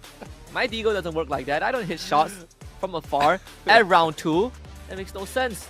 It's hitting moving targets with the Deagle. If I'm the opponent of Team Falcons, I won't be complaining because regardless of what weapon, I won't be making any of those shots. That's why I'm the support player when I play Clash Squad. So as long as I have that Cassie, as long as I have that Diva, as well as that Olivia, I'm good. I can pick you up, I can heal you up, and help you as much as possible. Probably in some assists, but not on the elimination, especially not on the Deagle. Yeah, I think it's gonna make some of the legacy players proud. The only, player that has done something more than the Deagle in a revolver in this case, hitting a moving target in a vehicle, that's Buffalo. It's the only guy that has done it. The only guy that refuses to give out double revolvers when everyone has moved on to rifles. But it's good to see the Deagle back in action. Yeah, I mean, definitely good to see them in action. Now, we are just waiting for some players to get back in play. There's a technical difficulty, and it's not for loss. It's for the side of Falcons, I believe. And this is what they're fixing right now. But yes, it's showing 0 for both of the teams, but the lead for the first round is being taken by Team Falcons, especially with the prime work that Guerrero has been doing with that Deagle. And I don't know. This is just like Team Falcons rubbing it in the face of the loss right now. Apologies, loss, but that's how it looks right here. Yeah. Of course, loss still has a chance, It's currently 4-1. We've seen the run it backs in previous series, so it's not impossible. And this is a good time to pump on the brakes and start digging deep. And how are we going to stop Falcons from getting these insane shots because they are out mechanicking loss? Yeah, it's not. It doesn't look like it, but yeah, I mean, there's a lot more of potential opportunities because we are looking at their active skill as well, but they're not using it to their best advantage. The Flame Mirage coming from Ignis is being triggered a little bit too late. Most of the time, that is used with only a few HP remaining for the opponent. So if they're hiding out, especially if you have a Dreki on you, you would know that an opponent is healing up. So just trigger that and instantly you might get a knockdown. And then the follow-through will just happen. So just a few tips from what I've seen this game, these players do in a game, but I guess a loss can make that adjustment. I think it has to start with how they utilize this Ignis, right? The difference between how Fluxo did it was that Ignis is essentially serves two purposes, well, 3 purposes. First, to take down utilities like Blue Wall. Second, to cut off line of sight, but also to facilitate a rush. I think Lost, they do it differently, right? They use the Ignis Firewall as a buffer in between those ability cooldowns before Falcons make a move, but Falcons have been catching them off guard, so it diminishes the value of what this firewall would have provided if they just use it in a more aggressive manner. But they have time to work it out. Gotta make this one work though. The economy is not looking good at all. Yeah, let's see though if they will be able to turn things around. Not so much of a movement needs to be done, especially in this area, but Kiroro right now, another flank, another backstab, and this time against Rigby. Now that guy is the one that you need to disable, but Potato will be taken down as well, and not quite sure if pickup is possible, but Lost is already rushed in. I get that. The rest is working for them, but not so much. Nando 9 will be left alone. Rawane Sechi will not be picked up that easily because of distance that Nando 9 is. But the next 7, the moment he moves, he might be taken down, but Nando 9 is already feeling the heat. Doesn't even give Nando 9 the opportunity to go for a peek. He is just straight up spamming that area. Well, this round is pretty much done and dusted. Lost not given any time to re-strategize. And this is the kind of pressure that can really mount up. Double kill. And it starts to become painful for the losing team because you feel like you are constantly under the microscope. Falcons know how to not just put on a show, but break their opponents and not let them have any time to compose. And you only have like 15 seconds pre-round to get your thoughts together. But once chaos ensues, Falcons start coming out on top. You see Lost fall apart at the seams. Yeah, I mean, and it is really tough right now for Lost. And one thing I forgot to say, because we pointed this out in Vietnamese United, is they are in home ground. So that's one reason as well that they're so comfortable in playing this game. Not only are they the CS champion for Southeast Asia, but they're also in their home ground. So the energy is still prime for them. And this is what we were talking about. Ignis Flam Mirage was triggered a little bit too early and not even that advantage for damaging Team Falcons. And that is what happened. Nando 9 being left behind once again as a sniper. And even if he has that elevation, doesn't have that opening to go in for quick elimination against 3. And this is pretty much the end game for map 1, Nando 9. Again, not even given a chance to think about the next move. It's just relentless pressure from Team Falcons. And a booyah 6-1 on Bermuda, making it look easy. It does. And that is props to Kiroro, who has made so much of progress in like initiating those fights. So I think Kiroro did get, if not 9, 10 elimination at that point, and he is just one grabbing that first blood. So that's one thing that they need to work with. Just block off the approach of Kiroro, as well as probably utilize the active skill in a better way for Clash Squad, because it's quite different when it comes to Battle Royale. And I think they need that first loss for Loss to be able to recover and make those adjustments, similar to what we've seen Fluxo did. I mean, talk about being shell-shocked, right? Like, you can see the round ends, the lights were flashing, but Lost deep in thoughts on that stage. Really not knowing what hit him because the rounds ended so fast. I don't think there's even enough time to process what happened in round number 2, let alone the end of map 1. But that's how the cookie crumbles. Falcons still has it, that chrono somehow paying off, but majority of that win really just came from the individual mechanics of Falcons. There really wasn't much depth to it. They just sort of outgunned everyone on Loss.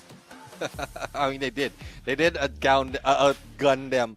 And well, we'll have to find out if there will be any adjustment. I'm pretty sure there will be some changes in terms of active skill pick for both sides, but less for Team Falcons though, unless they still have a lot of pages to pull out from their playbook, and I'm pretty sure they do. But for Lost right now, like, they can stick with the same or probably just change it. Like, if Nando 9 can utilize that Iris together with a Flame Mirage and just let go of the Steffi. I don't think the Steffi has made that much of impact in this game. Yes, you will be disabled by the A124, but throwables is not so much available for everyone that it's being used that often. So they can choose a different active skill in replacement for that Steffi, and even that Suya can be replaced as well. Yeah, I think for Lost, I feel like the Ignis still wasn't utilized to the way I wanted it to, but then again, I think Falcons just struck them fast and hard, right? So if you want someone to slow down Falcons, I feel like you might have to consider taking the A124 for yourselves, or the Homer would be a good second choice. Yeah, it's more of an Indonesian team thing. I'm not sure if Lost has practiced much with that, but this 6-1 scoreline on Bermuda is definitely an opening statement for Falcons. Yeah, definitely. I mean, opening statement that they want to close it early. That is what they're aiming for.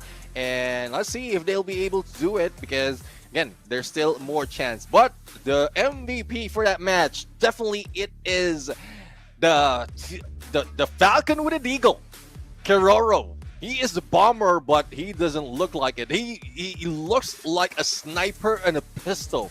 With that Deagle, managed to bring in 9 elimination, 4,226 on the damage. And, well, this guy, the acquisition of this guy, is proving to be worth it at this point in time.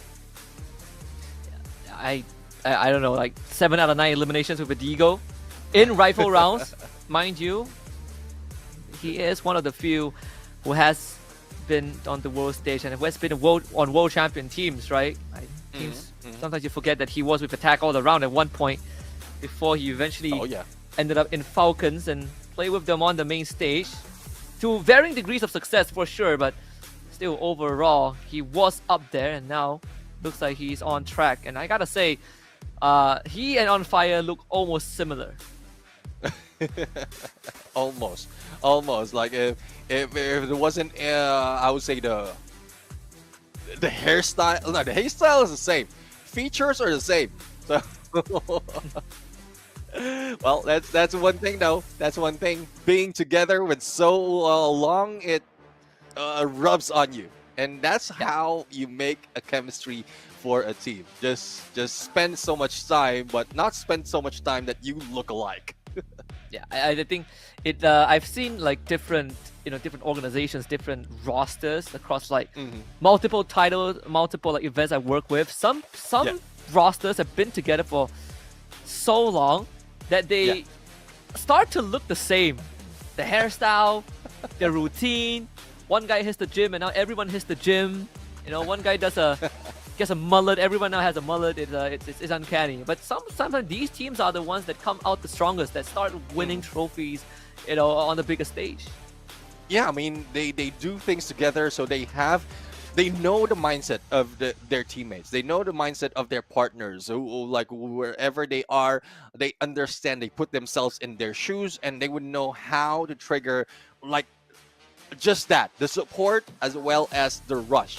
You don't have to even talk if you spend so much time together. The situation itself, you know specifically what the other guy needs to do, and you just do it. That's just bro codes overall. Bro codes being broken by bros.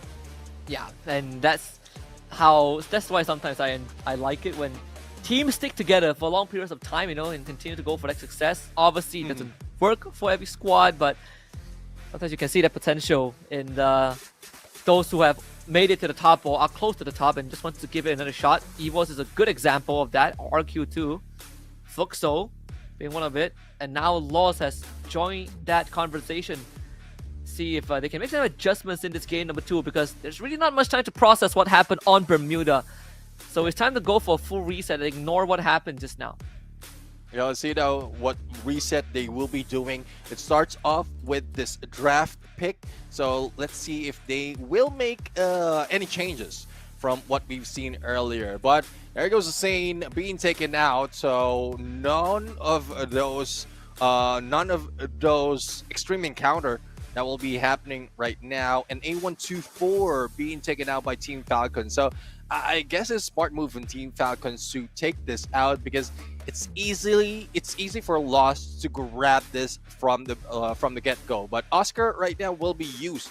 So I guess instead of the Flam Mirage, but they can still pick it later on, they can use this as a rush build to break down blue walls, knock them back, and then let the rest of the teams follow through. So we get a Tatsuya grab for Team Falcons. They trade the Oscar. So no Zeno A124. Cassie is the obvious choice for the Falcons. Let's see if we get that Ignis again. It feels like Lost might go down that route again, but this time with the Oscar, it does feel a lot more manageable.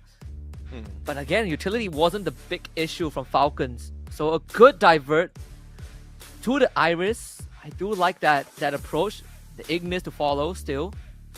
And now we're talking, Lost have a lot in their arsenal to break down the defenses of Team Falcons if that comes into play. But Falcons, they're going to start with Santino. That feels like a limit ability for sure. Yeah, definitely. I mean, Santino, and then that Chrono. So it did work well from the hands of Potato, and it might work even better this time around. But expectation needs to be changed right now, because I'm looking at how Lost is playing this. So we still have the Ignis that hasn't been used to its best advantage, but they do have two information.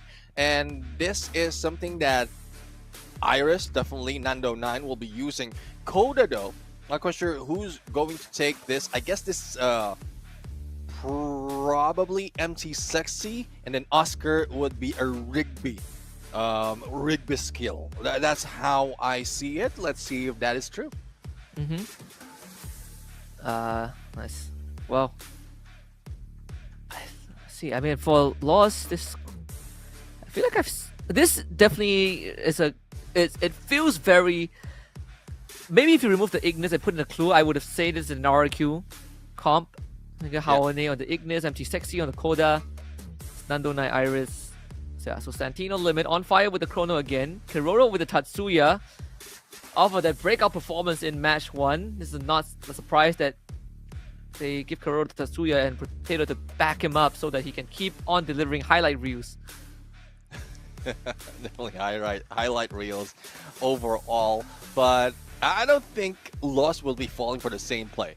I'm pretty sure they will be keeping their eye on Kiroro, especially with the flank. The flank that has been done by Kiroro is just insane. That you would be more insane if you fall for that again. It would be, but sometimes the same trick might work twice, depending on the recipient. Again, Lost, they didn't have much time to think about the strat, but they definitely have switched up the comp. See if this is going to be enough to bring them back and keep them afloat in the running for the 1-0 bracket. Because we're heading into map number 2. It's Nextera time. Falcons and Lost. Yeah, and there you go. Start of the game right now. The flank is a 3-1 split. Limited 7 will be taking the longer side, but the Kiroro right here is being the bait at this point. So On Fire would be the ones that has the potential of a backstab, and Potato being chased by that Flam Mirage would not be harmed, but Rigby is the first one to go down with a heavy shuriken coming from Limit, and On Fire just finishing them off with a sight. First blood, double kill, triple It's really kill. gone downhill from the beginning. Doesn't feel like Falcons are under any pressure. See, even Limit casually having fun with his team. It's all serious expressions on the side of Lost. They need to somehow pull it back, and yet they have yet to find a solution. This second round most likely will go in the favor of Falcons, judging by the trajectory. Look at Falcons' bank. Kiroro just got himself a deagle again.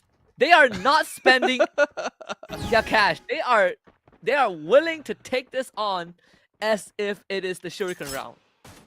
Yeah, I mean, they just want to make sure that it is even between them. If in case they lose out, at least they have something to work with. And MT Sexy right now, Mini Uzi will not let them get away. But On Fire will be taken down as well. So MT Sexy, 2 in the board already. And Kiroro, Limited 7 just backing off in one of the tower. Santino has been triggered. Shape Splitter right now, just to make sure that Limit has some backup. But Limit X7 from the underground managed to get across and meet up with Kiroro. And this is what I love about this. There's a lot of a zip line that you can use to get you to the other side. Not gonna lie, at least Lost doesn't take this disrespect lightly. So I would say even if they win this round, Falcons will have bank to work with for the next round. That's where the big guns come out. But they sure as heck can still do damage to Lost. Take away that Mini Uzi. That would be ideal. Limit makes a gun for it. Haone just pops it with a deagle. And this time Kiroro is not going to win this 1v4, is he? As Typically Village finds the equalizer. It's 1-1. It's 1-1 right now. Now let's see. If Team Falcons has decided to bring in the big guns, or will they stick with a deagle play? Because I saw Kiroro already picked up a deagle, so that's no question. That is what's going to use, but I want to see more from the other players of Team Falcon. So we have a VSK for Limit, we have a Mag 7 for both On Fire and Potato, and for Lost right now, we have a Woodpecker that we've seen Nando 9 use, as well as an MP5 for Rigby. So all rush overall can be used. It's a level 2, I believe, but there goes the fire jutsu. And Potato and On Fire will be taken down. One with the MP5, another with that sight. Good cover with the firewall. Here comes Kororo in to bring it to action again with the Deagle. Good response from Nando 9, not letting Kororo get away with daylight takeouts this time. At least for Lost, they find themselves a second round guarantee this time. And Falcons definitely realizing a bit too late into round number 3 that Lost has had some of their tricks figured out. Let's see now, Rigby using that portal to get behind Limit X7. There's not so much that you can do, especially the fire rate of that MP5. And he is grabbing a sniper just to give out to Nando 9. Now let's see if this is something that they can turn around for Team Falcons. It's 2-1 already, and well, I guess this is where they decide they need to bring the bigger guns at this point, or probably a bigger tactic. Finally, Kororo brings up the VSS. Playtime's over, he says. Done with the Deagle shenanigans. It's time to get the show going. They realize that if they lose this round, the bank is going to break again. This save out in round number 2. But it's time to get a bit of a lead at Firewall. Doesn't do much. Here that Sharingan being used, so the ability getting copied in favor of the side of Lost. Rigby getting tagged, empty sexy as well. On Fire, needs to take advantage of this situation. Good ambush. Right on the money onto Rigby. Drops the chrono as well. Give him that knuckle sandwich. Instant takedown. That Firewall is not going to do anything. On Fire to the wall and gets a twofer. There you have it. I mean, On Fire, really on fire. But there goes another copy. But it doesn't work against everyone right here for Team Falcon. So they are going for an equalizer right now, 2-on-2. And with the bank slowly being filled for Team Falcons, they might be able to grab another one. But this is the replay, the highlight that we have for that finisher, that jump coming from On Fire. And he was literally on fire with that Flame Mirage, but still managed to get another one.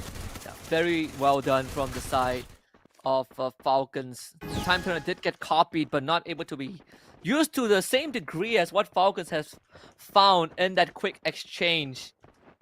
That's the Falcons' aggression.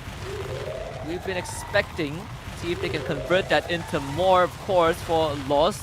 Fireball Jutsu takes out all that glue wall, but On Fire still manages to park himself in the interior of this building. See though, there we have it. Flame Mirage once again, not even the damage. And oh my god, Shadow Stitching slows down On Fire, couldn't even move, and there goes the takedown onto On Fire. But follow-up is that quick from Kororo and Limit X7. And they survive. All of them retain their weapon and economy. The Kagemane no Jutsu stitched onto one guy. We see this with On Fire at Empty Sexy, but it ended up forcing Lost to cower together and made them living targets for the rest of Falcons who swoop in. It's a 1 for 4. Buy one free 3, as they say. And just like that, Falcons make a 3-round run it back. Now up 3-2. Let's see though. Nando with a takedown against On Fire, but Hody Sechi will be taken down as well by Limit X7. And a Fire Jutsu to start up the damage, plus a follow-up by Limit. And again, another quick round brought to you by Team Falcons. You can see the pressure starting to get to Empty Sexy as he clenches his fist a little bit. It is starting to mount. Almost the same effect as game number 1, where Falcons power up the pressure and Lost just could not adapt to how fast Falcons were going. It is starting to get frustrating. I mean, this is something that they should have, they could expect, especially with the champions of Southeast Asia Clash Squad. But again, there's still hope for Lost right now, and One Sechi will try to go into Resident Teams, but Rigby is the first one who goes down on fire. Finish off empty sexy. Nando 9 being left alone, and One Sechi would be taken down with a sliver of health. But it's a 2 knockdowns being done. Liminex 7 will be finished off, as well as Kiroro.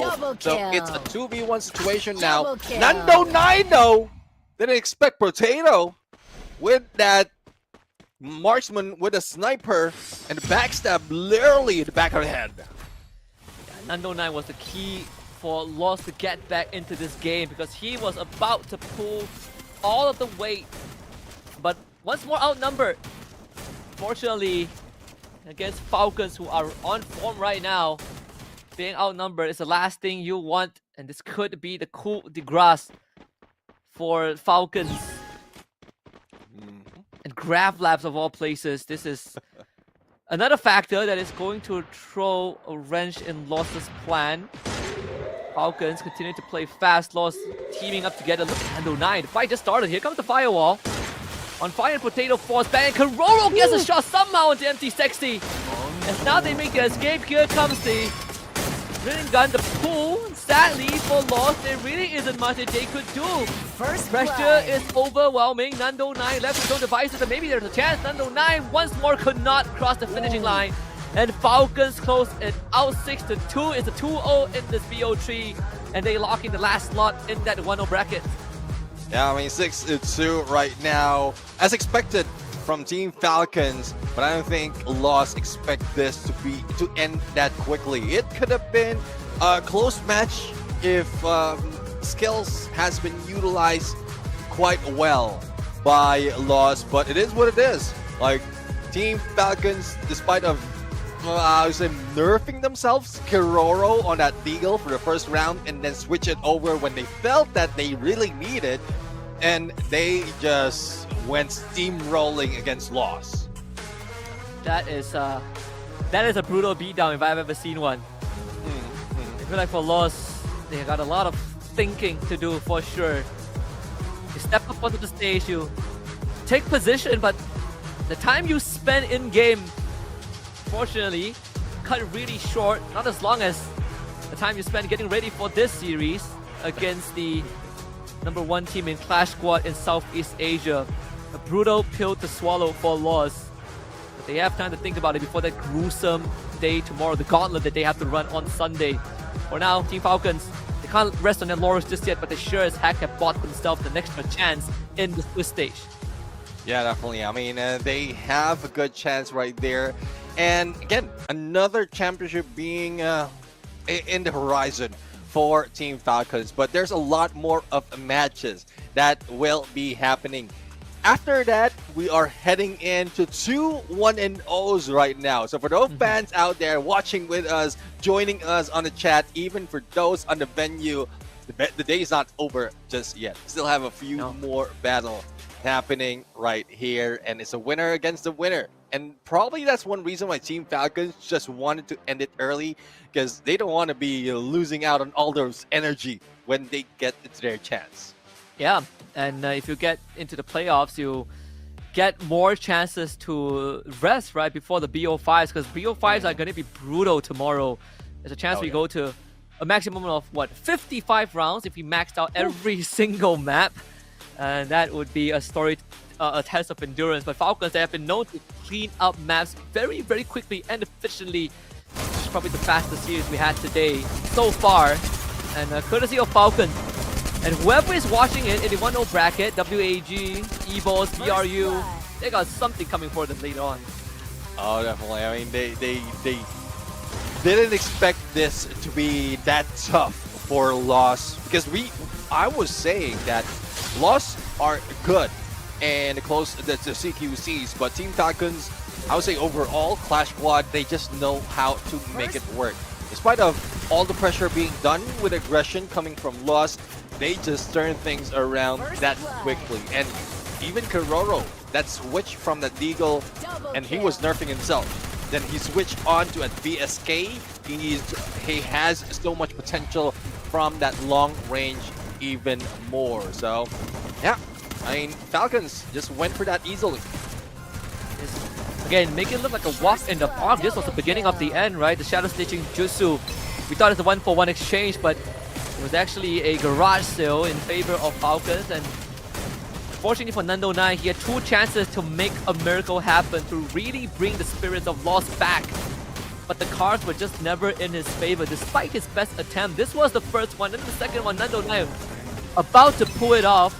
But unfortunately, Falcons were just a lot more solid coming into this opening Swiss round. We'll go for a short break. When we come back, it's time to see which team will be the first to lock in the tickets to playoffs tomorrow. We'll be right back.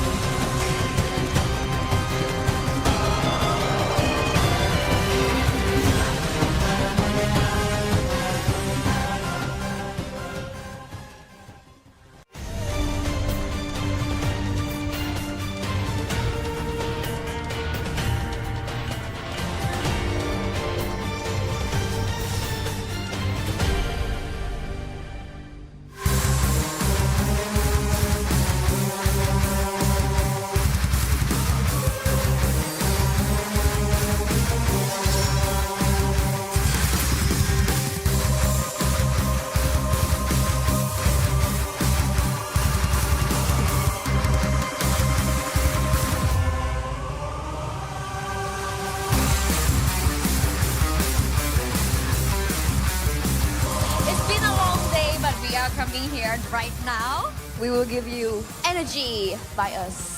และตอนนี้ค่ะทุกคนคะเรียกได้ว่าเป็นเวลาที่ต้องพูดว่า ไม่อ่อมจ้าเพราะว่าอะไรแมตช์ต่อไปเป็นแมตช์เรียกได้ว่าแมตช์ใหญ่แมตช์บิ๊กแมตช์เลยเพราะว่าเป็นไทย versus ไทยไม่ธรรมดานั่นคือการประทะกันระหว่างทีมฟาลคอนแล้วก็บุรีรัมย์ยูไนเต็ดอีสปอร์ตค่ะ Why does the grand final has to start this early, you know? Because Team Falcons and Buriram are both very strong teams and they have to conquer each other right now. I thought like it's going to be something else, like for example WAG versus Buriram, you know? We'll be more excited, but this couple, I also highly rated it. But this is Free Fire, anything can happen. Yeah, so just follow it anyway. So we're gonna invite the teams on here again. Between Buriram and Falcon, what team will win, in your opinion? Just pick one. Falcon. Team Falcons. Yeah, me too. Team Falcons. My pick is Team Falcons. Why Team Falcon? Because he says Team Falcon, so you pick Team Falcon? No, they've always been the champion for the Clash Squad mode. Oh, okay, I see. Yeah, I pick Team Falcons. I will pick Buriram. Okay. If not, I will give you like maybe a drink that you like. But I already roast to you the other match before. Yeah, I saw it.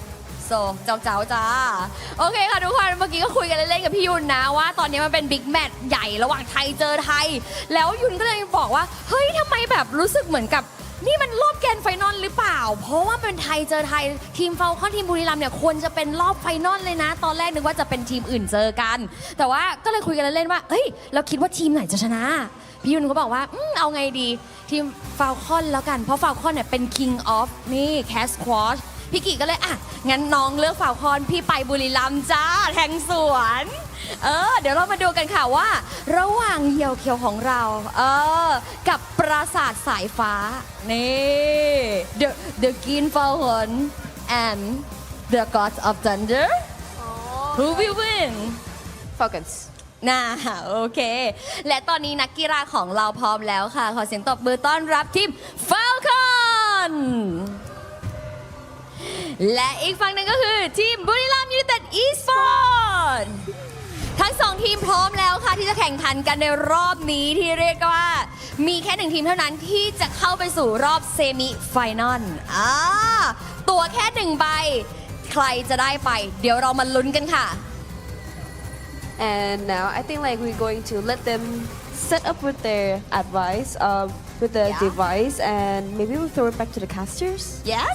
Alright, then we will invite you guys back to the head shoutcasters. Let's go!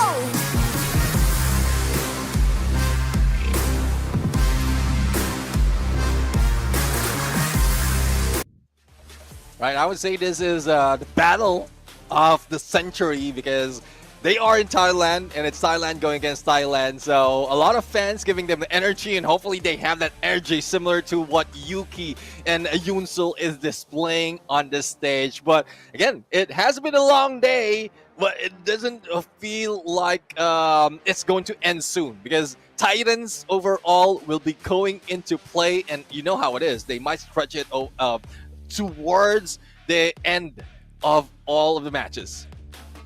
And like Yoonsu said, we didn't expect the grand finals to happen now, but to keep everyone's less disappointed, this grand finals reenactment might happen tomorrow again in an actual grand final. So we don't know. It is just a preview, right? Last time Falcons met BRU in a Clash Squad, we know how that went. Falcons essentially just smashed BRU. We saw them destroy Lost. That the same thing could happen.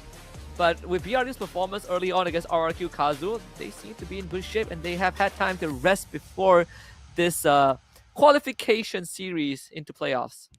Yeah, definitely. I mean, just a recap of what happened from spring season where both of these teams face against each other. Again, it was 3 matches being taken by Team Falcons and the scoreline is for Buriram United. The losing team is 4-3, or was it 2-3 and 4? Respectively. That is what they have done. So slowly they built up, but they didn't manage to get a win against Falcons. So hopefully that's the case right now. It's still a best of 3 series. A 2-0 is potential, but it's been a while. It's been a few months already, and I think Buriram United has learned a lot. Yeah, I'm pretty sure they have. Again, we have seen the way both Falcons and BRU approach Clash Squad vastly different. We thought that BRU played it in a very fast manner. Fluxo played it pretty fast as well, but Falcons played it to a different pace in terms of fast. They literally embody what BRU would have been in Battle Royale 2 years ago, where it's just run at you, give no quarter, take you down before you realize it, and then leave the battlefield as you still try to piece together what just happened. I mean, that shock, that war shock, I would say, that's being felt by the teams being taken down by a very strong squad. Now, this is the map that we have: Nextera, Kalahari, and Bermuda. Now, looking back into what I did mention, they both met up on Bermuda and Nextera, and one of the maps was Purgatory. He's not in the map pool right now, so Kalahari will be one of, I would say, the game changer if in case they studied the past match that they have. But given the fact that Team Falcons worked their way against Lost, and Buriram has similar game style, play style, so aggression often in Battle Royale is being brought in by both teams, but in Clash Squad it's quite different. Team Falcons looks a little bit stronger this time. Oh yeah, if anything, this is going to be the test, the true, I think, gauge of how strong Team Falcons actually is. If there's any translation from what we saw in the previous match against Lost, if they could take down BRU in the same fashion, then we've got one heck of a playoff runs coming. Santino ban out, BRU making quick adjustments, making sure that Limit doesn't get that luxury, but Tetsuya will be the response from Falcons. Let's see though what would be the pick by Buriram United, and let's see if it's something that they've used before in this game. But they know they want to take out that Tatsuya from Buriram United just to make sure that they don't rush that quickly. But Cassie will be taken by Buriram United already, so definitely this is a get high pick. And question is, what would be another pick? So Oscar and Zane, just take it away from Buriram United. You don't want Wasana wearing that Zane. We know for a fact that because of the Tatsuya ban, and if BRU takes the Oscar first, it opens Cassie, Zane, and that's not the risk that they're willing to take. But BRU willing to make compromises. They take Chrono, and of course the clue for themselves too, eliminating 2 potential picks for 3 potential picks that I feel like could have went over to the side of Limit. Coda is a no-brainer. Limit still has Homer, Skylar, I guess, if you really want to go down that route. Yeah, I mean, Iris actually is still open. Yeah, Skylar is rarely used in Clash Squad. Not quite sure why. It is potentially a viable option, but Iris is more of, like, gives more of that sniper vibe. But Ignis, now this is a squad that knows how to use that Flame Mirage quite well. So Ignis definitely seems like a Wasana pick, or probably a Jonah pick, and then Chrono would be for Wasana, just to make sure that they still have that extra defense if they go in for a rush together with Get High. Yeah, it definitely seems very possible, right? I mean, Clue is definitely going to be a Moshi pick. That's as far as we know. I can see. It's the toss-up between Ignis and Chrono, but I agree with you. I feel like Chrono is more of that Wasana pick because he wants to get up close and personal with Get High on the Cassie behind him. But Coach Deck Long making sure that he drills it into BRU. They've done this many, many times against Falcons. Of course, most of the time Falcons come out on top. This could be different. All right, so Kuro with the ones using that Coda, and with that performance that we've seen earlier, I know it doesn't work that well for Buriram United compared to Lost, but it's still viable that he can go for a solo flank. But this time around, Kororo plus Potato would be the duo for the rush, and then On Fire would be their third person. So let's see, coach's handshake as well as the game's about to begin. Now we want to see this start off as quickly as possible so we can identify how well the adjustment will be done by both teams. They are going against each other, and again, this is not this is the first time that we've seen them play. There's so many history, especially as they're coming from the same region. Has been building up since the earlier days of 2023, and that time Falcons wasn't even Falcons yet. C-Triple-G was the name. It goes way back when Lin was back with E Arena. That itself has already set him aside from everyone else, beating BRU at the Invitational, the first and the last one that we have, and that was when E Arena won the finals in 3 rounds, and him getting the MVP afterwards. Of course, C-Triple-G was kind of what kickstarted the revolution for this squad before they got picked up by Falcons, win Spring, and then EWC24. Oh, yeah. Firewall getting pulled through, and Falcons make contact. Ooh. There you go, Wasana for the first knockdown, and it's just Team Falcons going down one at a time. It's tough to go against this guy, Wasana. He can move, he can defend himself as well. Remove the Saint from him, he has a backup plan, and he does have that accuracy on him. So let's see though, that was just shuriken round, and Jonah as well as Wasana has grabbed 2 each already. The Deagle in the hands of Kiroro get high. Moshi and Jonah also having theirs too. Falcons more willing to invest a little bit in guns. BRU is a different beast that they have to handle. 2 mini Uzis, one on Fire and one on Potato. But if Kiroro is still sharp with that Deagle just like he did against Lost, this could be that turnaround point. Very cost efficient buy. Couple of pops would do to turn the tides in their favor. Get high will hold the stairwell.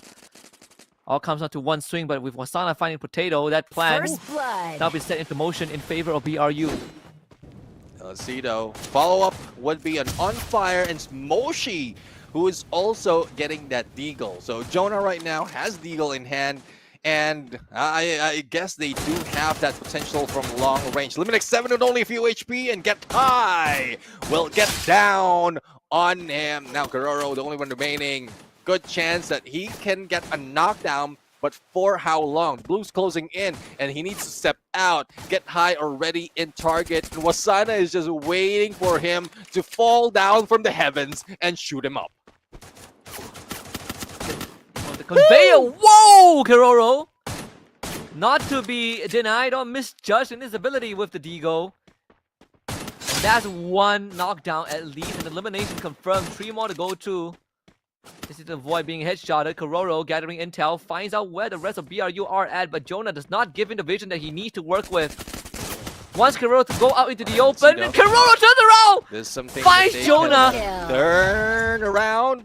I don't think so. Grim United already have the man advantage, and Wasana will be able to go in for that pickup as well. So 3 retain their weapon, but the Deagle being taken by 3, I think they will need to change. Otherwise, they can just add a few more to their arsenal. So Get High pulls that. I think he was about to get that Mag 7, but changed the Mini Uzi. I want to save up a little bit more and go for utilities before bringing in the big guns. It was a universe that Kiroro would have clutched that. If that was a 1v3, that would have been a touch of the day. Deagle is still paying off. Let's see what can be done. Yeah. And there goes Get High being taken down. Wasana goes down as well. Mag 7 domination. Yeah, and Kiroro with sliver of health will be going down left to Potato. Double kill. Yeah, it's quite turnaround. Potato in a 1v2. Jonah and Moshi basically full health to work with. We'll see if Potato can kind of clutch this out. It's a tough feat. Jonah on the low ground, Moshi on high. Potato needs to pick his poison right now, but They're not giving him any room to work with. All right, let's see though. Potato with only a few HP. Moshi on the jump, and there you have it. Moshi finished them off 3-0 against the Kings of Clash Squad. This is something else right now. Team Falcons really not showing up as expected. Yeah, not really. Again, there was a universe where Kororo would have made the difference. Still, rocking that Deagle, this time as a secondary. Proper respect given to BRU. The bank somehow not broken just yet. They had time to refresh the economy. Just to run it through the cycle with how they've lost 3 rounds in a row.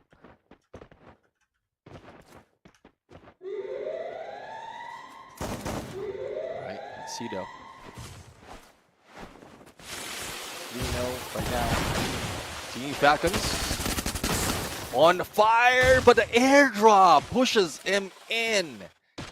That's tough though. That's a position that you don't want to happen. The airdrop knocking you out, but there's no damage to the HP though. Just throwing you off my feet. Oh yeah. I think for the side of Falcons, they're somehow able to slow this down. Potato will be taking first contact, if anything, from Akatsuki on the side, or in this case from BRU. It really comes down to what Falcons want to do. They have control of the structure, but BRU somehow is the one that's going to dictate how this round goes. On Fire will be the first one to take initiative and try to gather intel from around the perimeter. If they can spot Jonah out, that would be a boon for Falcons. But if they don't, maybe BRU can spring the trap on Fire very deep into enemy territory. This backline very much exposed with Kororo getting first drop into Wasana. It is the call for Falcons to spring into action. Potato on the get high, takes him out. Wasana gets brought back up instantly. Get high needs to be eliminated, and Potato delivers 2 in a row again.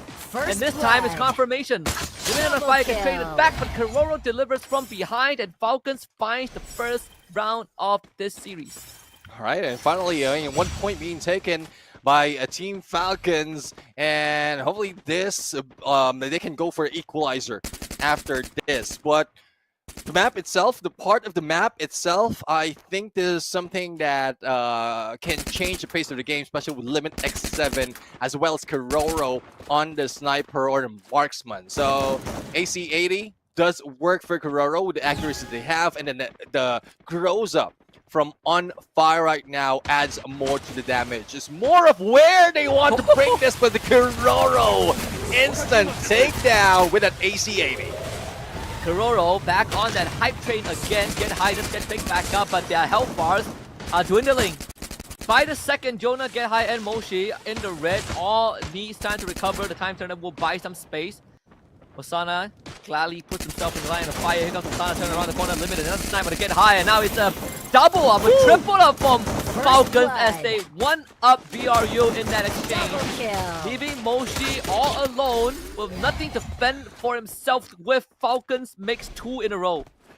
Now, this makes Team Falcons a little bit more deadlier. I mean, most of the time, they're dependent on Limit X7 for that snipe, but they do have Kororo, and these two have history. I mean, history from their previous team, and they're still carrying it over at this point. So, let's see if I think this is the equalizer that is needed for Team Falcons to bring it against Buriram, but Grab Labs would throw off some of those accuracy, but hopefully they just stay in one corner and just target Buriram United so that they can take advantage of that.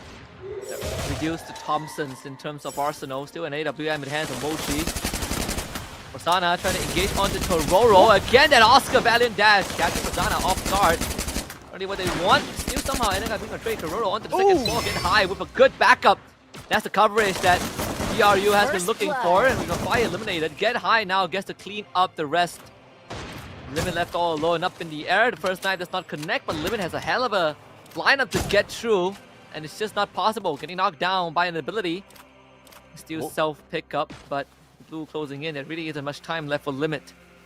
Yeah, Moshi has angle already. He's healing up. Everyone's healing up. And, well, this might be it. There will be no chance for Limit to get away from that fight. 4-2 in the score right now. And we'll have to find out if this is something that can be turned around. Bit of a pain to deal with.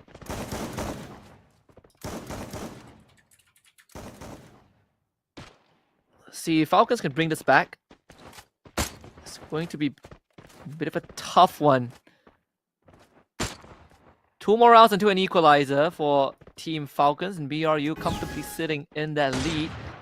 Able to recover the economy as well. We saw Thompson in the previous round in Graph Labs, but with that win now, the bank builds back up. Flip Chandler is going to force Jonah and Wasana away from the ledge. Drop the Ignis Firewall, get high onto the low ground, on fire, eliminated by the ability 4, and instantly Wasana converts that. They get high with the follow-up, Jonah with the deagle to the head of Limit. Falcons getting dispatched. And instantly, this cleans up house. 5-2 in favor of BRU.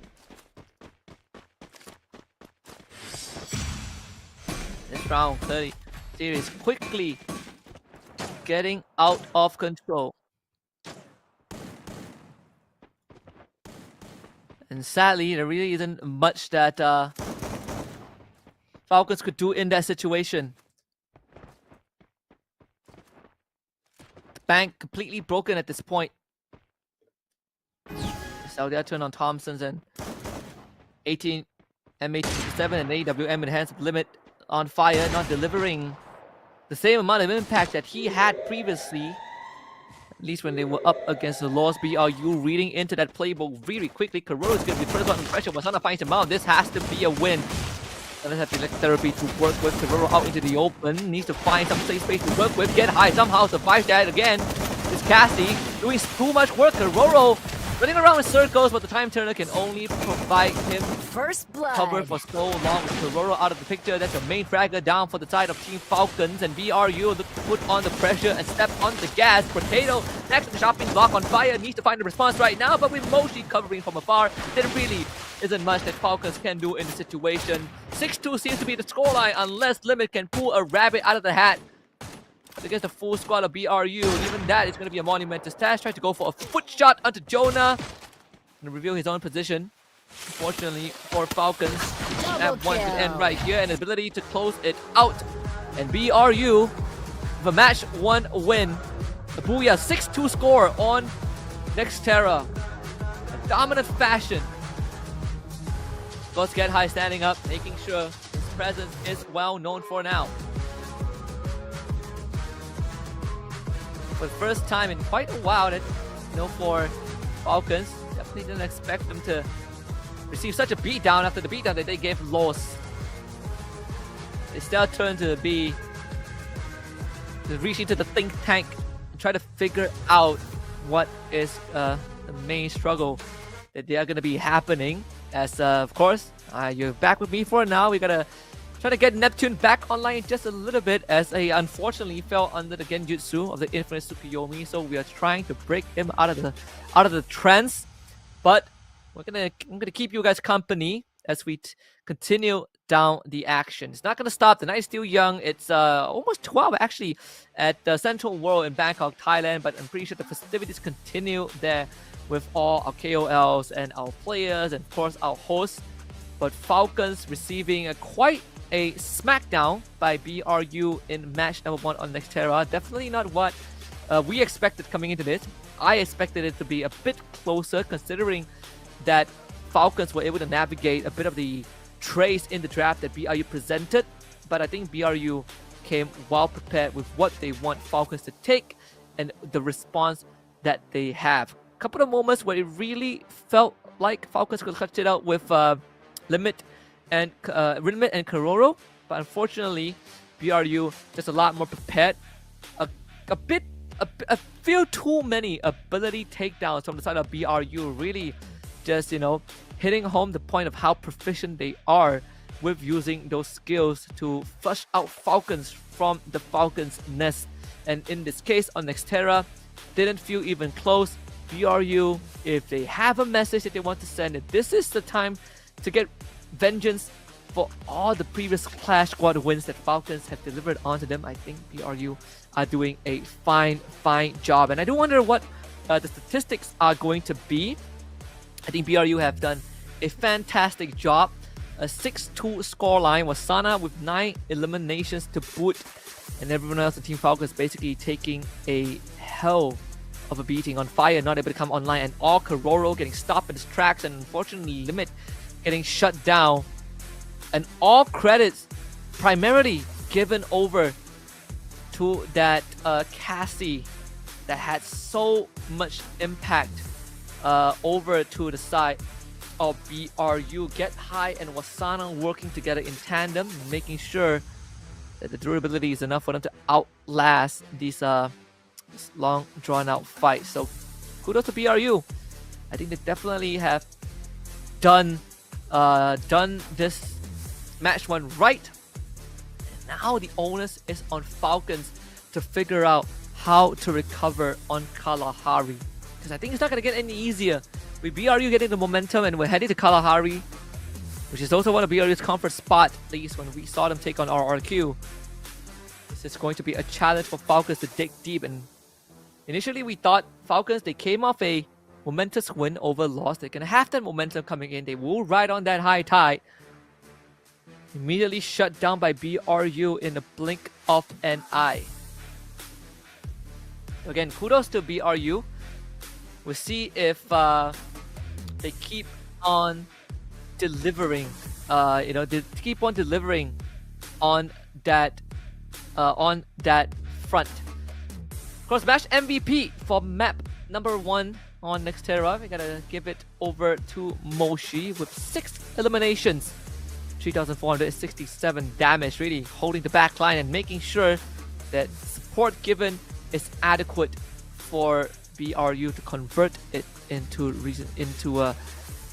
meaningful takedowns on the side of Falcons, and really giving no quarters.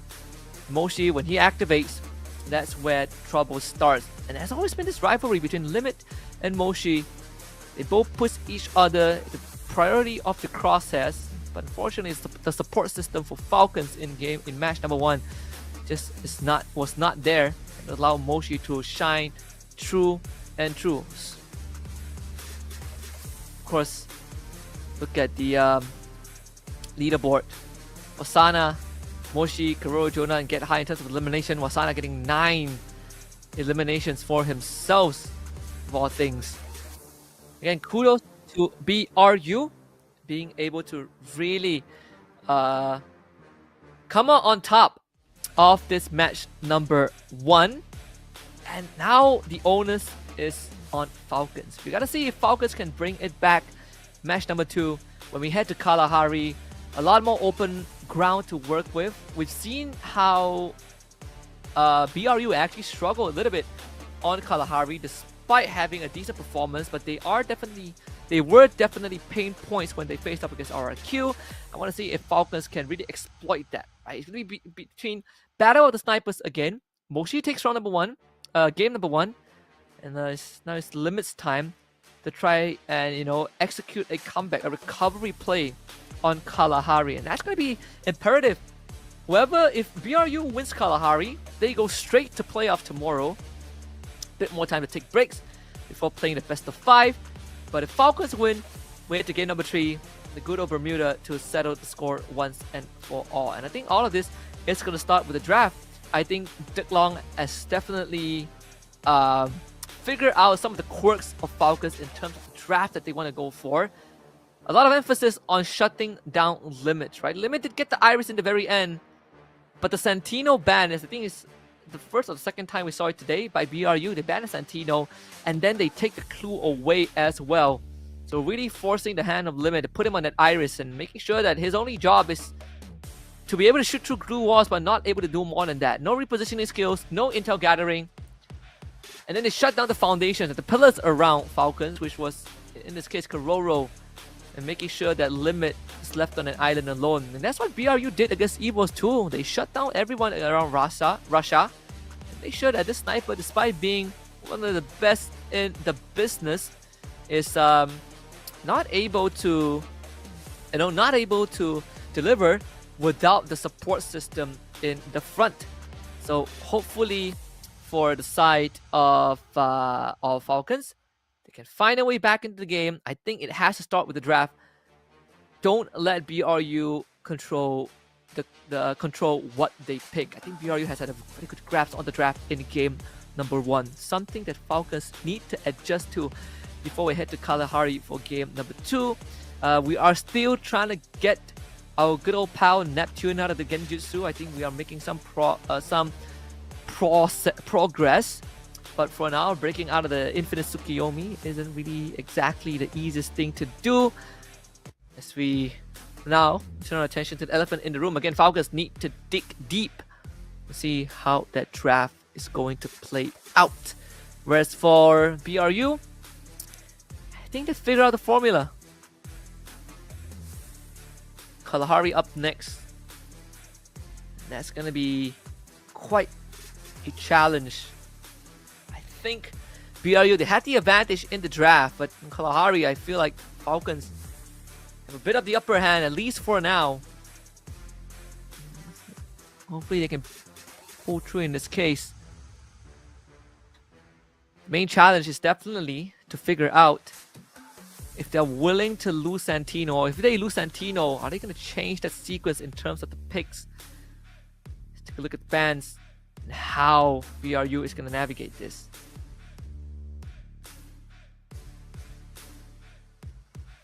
So last game we did have the ban, I believe, on the Santino from BRU. Could be potential A124 and a Cassie ban. Falcons opting to go for the Cassie. They banned a Tatsuya in the previous game, if I remember correctly. The Cassie ban is a bit of a switch up for Team Falcons, not really wanting the electrotherapy. It did cost them a lot of problems. BRU willingly trading the Oscar. Now Falcons have to decide. Tatsuya, Koda, Zane.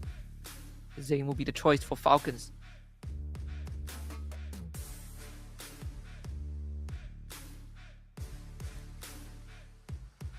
What is BRU's response? Let's see if they're gonna go for the Tatsuya was an option. Some teams are going to go for, but they will opt for the Ignis instead. Ignis Clue, Ignis Santino, Ignis Chrono. Okay. Chrono. Damn it.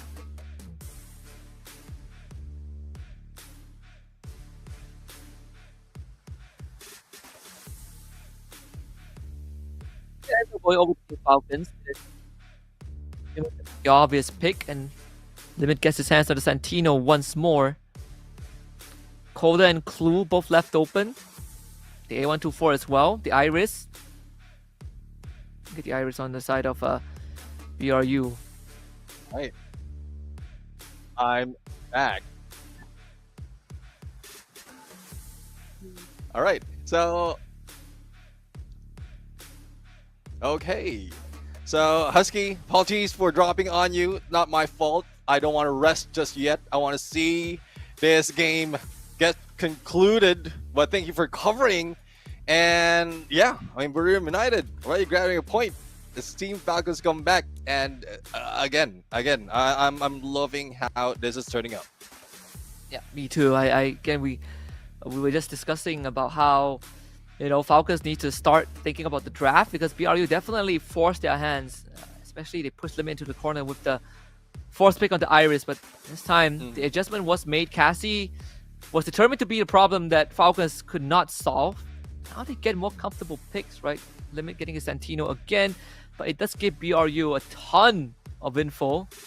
The Clue, the Iris, and a lot of utility to really, really stem the bleeding if Falcons get a bit too aggressive.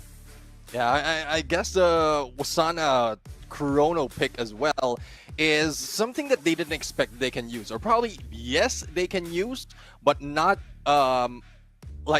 not after their potential pick has been banned earlier. So good backup plan for Brave United, and now Team Falcons will, I don't know, they just need to be a little bit more smarter, probably not just in active skill picks, but also overall in how they play this, because Kuroro flank doesn't work anymore. Liminix 7, yes, he has that potential, but he needs more backup on the long range.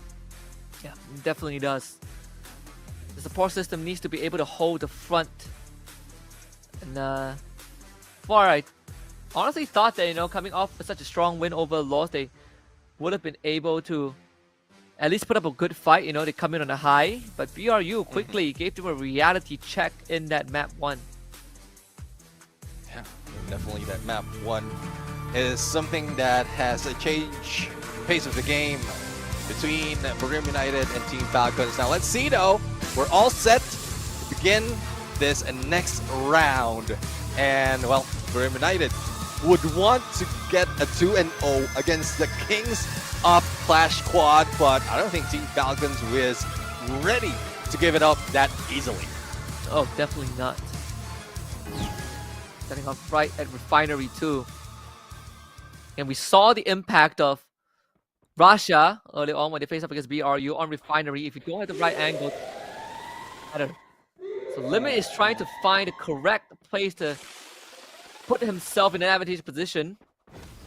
Utility being thrown already, no chrono time turner. That one was used, out on fire, just cuts down 2 players of BRU. In an instant, he's done playing. Jonah able to escape the side, but not Potato Shuriken, and Falcons off an explosive start. Explosive start indeed. The site really changed it, and that opening on the airdrop, especially in the pistol or shuriken round, is crucial to get all those loots, not only just the site. But heading over to this next one, the site would or might not work, especially as they have a chance to bring in that mini Uzi. So more firepower coming from Brim United, but let's see, Keroro back in Deagle and Limit X7 with that Kingfisher. So this is another game changer if Brim can win this fight. Time to find a recovery is going to be this one. Falcons. Let's see if they can stretch it up to a 2-0. Because they did go for econ buys in the previous match. That didn't work out on Nextera, sadly. There were promises on fire right in the face of Wasana, and that is exactly what you want. Quick reactions and quick execution. Wasana didn't have a chance to react to that. Keroro does end up going down. Moshi once more from long range. Equalize the playing field. On fire now, needs to somehow retrieve his teammates. Potato from behind gets the dash, and somehow Moshi backs his teammates up when is needed, but with Limit finally pinpointing where Mochi is, it's down to Get High to keep this run alive, and Get High gets on fire. A bit of footsie work on fire.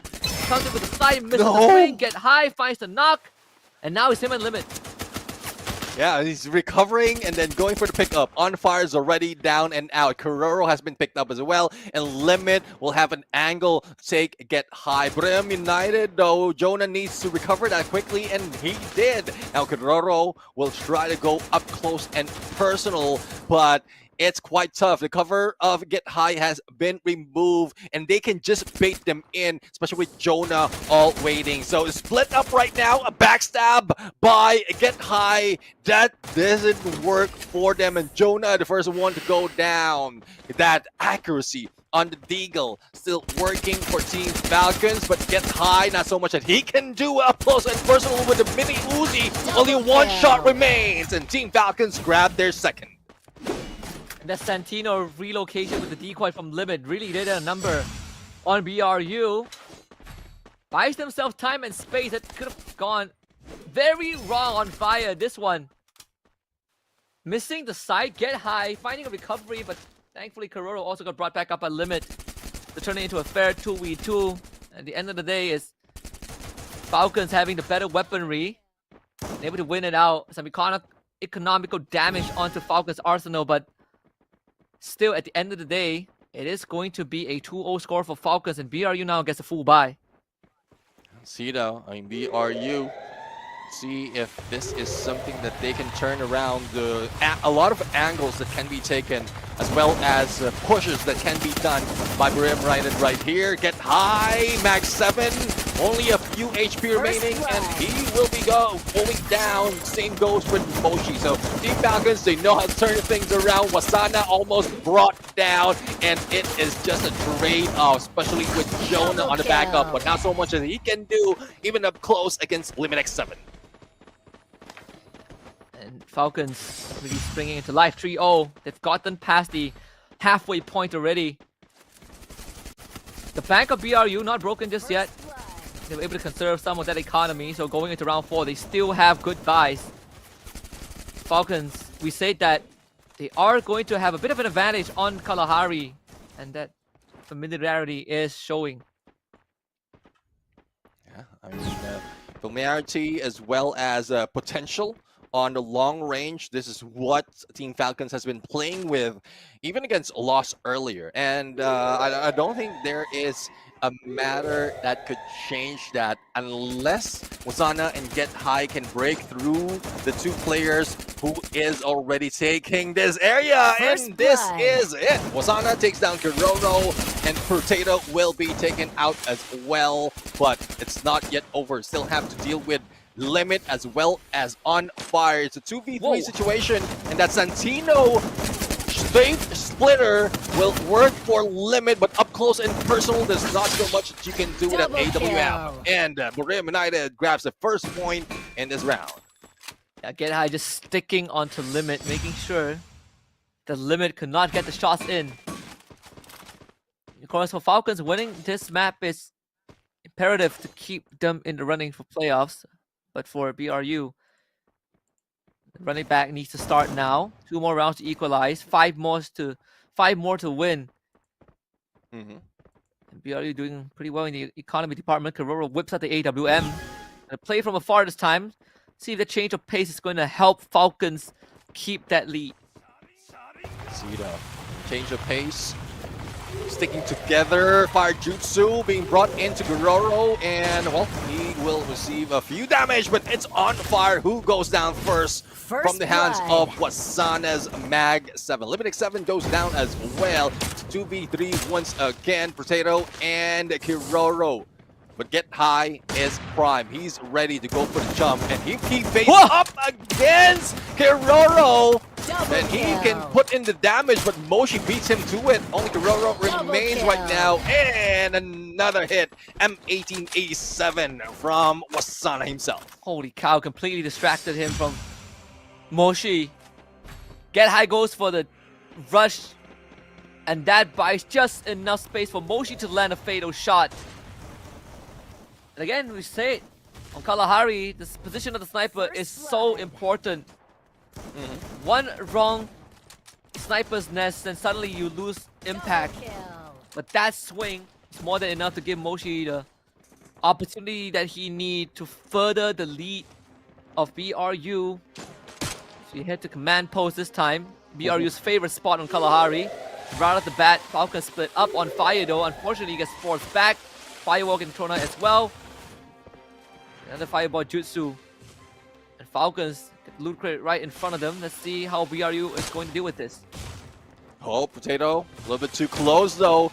And it's a Mag 7 against Mag 7. Jonah goes down first, hands of Potato, and Wasana pulls out the time turner. But I think this might be it. If he can turn things around. On Fire though, Dragon has sliver of health and will be able to finish them off. Kiroro not even moving an inch while that is happening. And Team Falcons managed to take back a point despite of losing a lot from the earlier game. That was unfortunate. Wasana was 1 hit away from getting the lockdown. That could have changed the entirety of the ties of battle at command post. This was it. If On Fire went down, Wasana would have been able to win for the recovery play and bring BRU back into this match. And On Fire escaping with 12 HP before Wasana gets knocked out by an ability with support from Kiroro from afar. Unfortunate circumstances for BRU.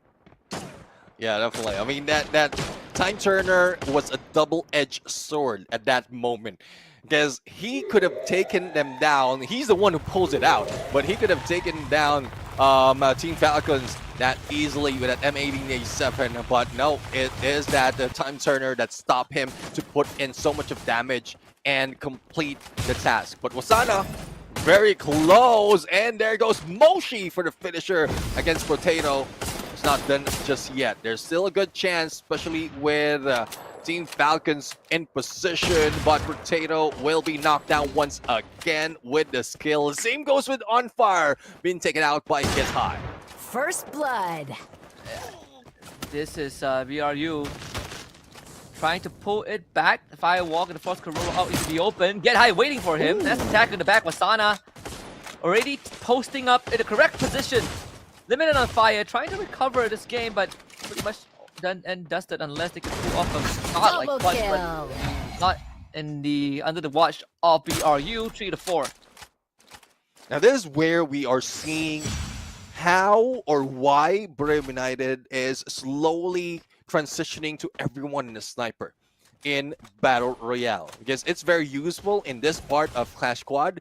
If everyone can get those snipes, and we've seen VSK from Get High as well as Moshi, and then the Woodpecker coming from Wasana, that would help them take them out from a distance, not even getting close. And then they have that secondary or the backup they can use if they want to go up close and personal. So that makes Brem United more deadlier at this point, but they're still down 1 point.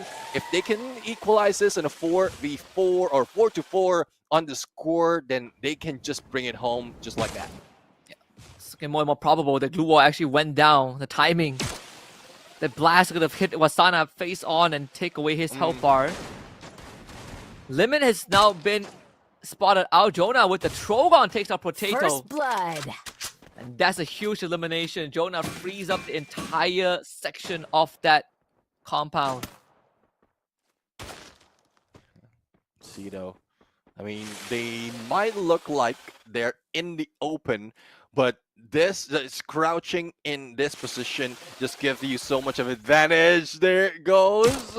A trigger on a Jutsu, but On Fire will be chased. Not quite sure if this is just a bait, but that Ignis will definitely help them. And On Fire pulls out that Chrono. And let's see if this is something that they can work in right now. He's able to bring his teammates back out in time for the Firewall to deploy. Ooh. The timing could not have been more immaculate. Wasana reading the situation just right. Now we are in dangerous waters. BRU finding an equalizer, and all that effort that Falcons put in happened nullified. Started with this, On Fire, able to clutch it out, finds the exchange. That glue wall work in detriment of Falcons instead of helping them out. Corona did not have line of sight to stop that pickup. Yeah, as it goes. We have an equalizer right now between these two teams, and just jumping into Council Hall. Now, this can be a part of map that can be taken advantage by Limit 7 as well as Kiroro, the two snipers, and then they can just let On Fire and Potato roam. But they are being faced by Get High as well as Wasana. But Get High is the first one who goes down from the hands of Potato with M590. So all they have to do right now is rest well and recover. Copy Jutsu will be used so that the Chrono can also be put up. Oh!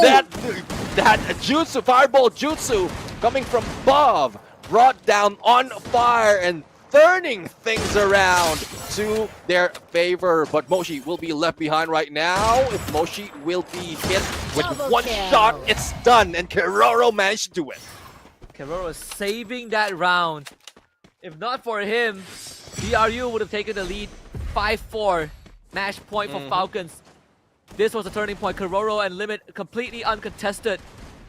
And that was more than enough. Jonah somehow running into the open, thinking that he could make a difference without checking with Moshi. Some careless, I think, maneuvers from BRU. Not really sure what the exact call was.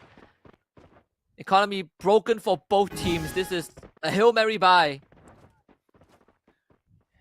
You know, we're seeing Team Falcons stack up on weaponry right now, but Potato staying behind, and On Fire and Limit 7 going for the flank. This has been expected. Thus, Wasana is already going in for the rush. M18A7 in hand, but On Fire will try to fire back with M590. But this is quite crucial for Wasana He needs to make this play. He needs to make this shot. Otherwise, it will be a takedown by Team Falcons. Glue Melter will be used right now, and there's not even a glue wall that is being put out, but the damage is now being felt by Wasana. Fireball Jutsu, and Wasana might be going down, and he does get high manage to respond against Limited 7, and 2 down for Team Falcons already against the 3 players of Burim United. The Chrono brought enough time for Wasana to hold on, and the rest of BRU to come in to provide the backup. Wasana didn't even end up going down.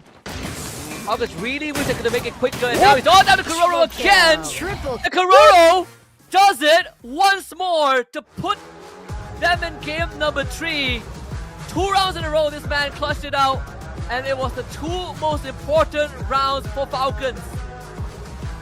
Oh, definitely. I mean, that rush right there, that rush that has been done, that turned things around, that could have been ended with Burim United getting that win, but no, Kororo is the guy who does it, will make this work. They grab the Booyah right now, tying it for the series. And that means we are getting a treat. We're going to Bermuda for the last match of this series to see who is the first team to head into playoffs. Kororo deserves a medal for their recovery. So this match is not ended just yet. We knew that Falcons are a lot more comfortable coming into Kalahari, but the match coming down to a 2-round back-to-back clutch from Kororo himself, definitely not on my bingo card. And quite surprising. I mean, we are expecting a lot from On Fire, from Limited 7, but it's just Kororo who made it work. I mean, first off against Lost, now against Burim United, but there's still a long way to go. Another set of rounds that they need to overcome against Burim United. And I know it's not that easy from the first round that we had for the series.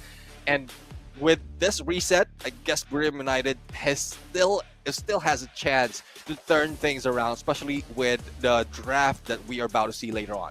Yeah. And you can see even when the round ended, Wasana was like, what just happened?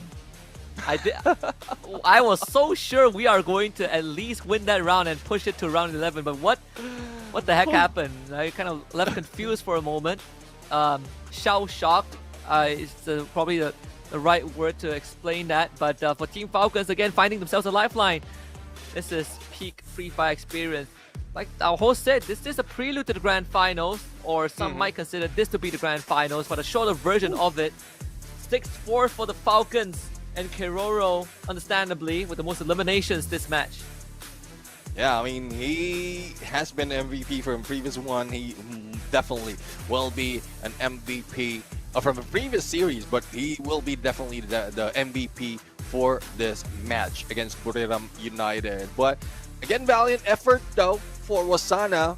Bringing that time turner with a chrono does change the pace of the game, but we've seen some crucial mistakes that specific skill has brought in. I did mention it's a double-edged sword in the hands of Wasana from some moments wherein they could have done a takedown one player, but because he pulls out the time turner, they couldn't get those shots in.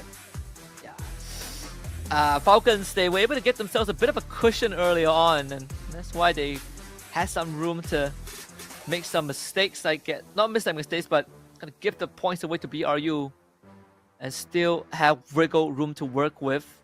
A lot more closer than that game 1 with BRU just steamroll Falcons, but we expected nothing less from a world-class team to be able to adjust and adapt. And I say so far, Falcons' top performer this entire day, from Lost until BRU, has been Kororo.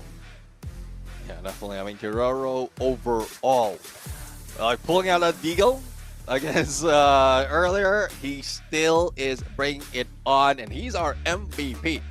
42-80 on the damage, 10 elimination from what we've seen earlier in the match result, and Kororo is just this guy that is proving himself a viable factor, a viable weapon in the hands of Team Falcons. And this is just Clash Squad. What more can they bring in once they have a bigger prize pool and a bigger league to fight?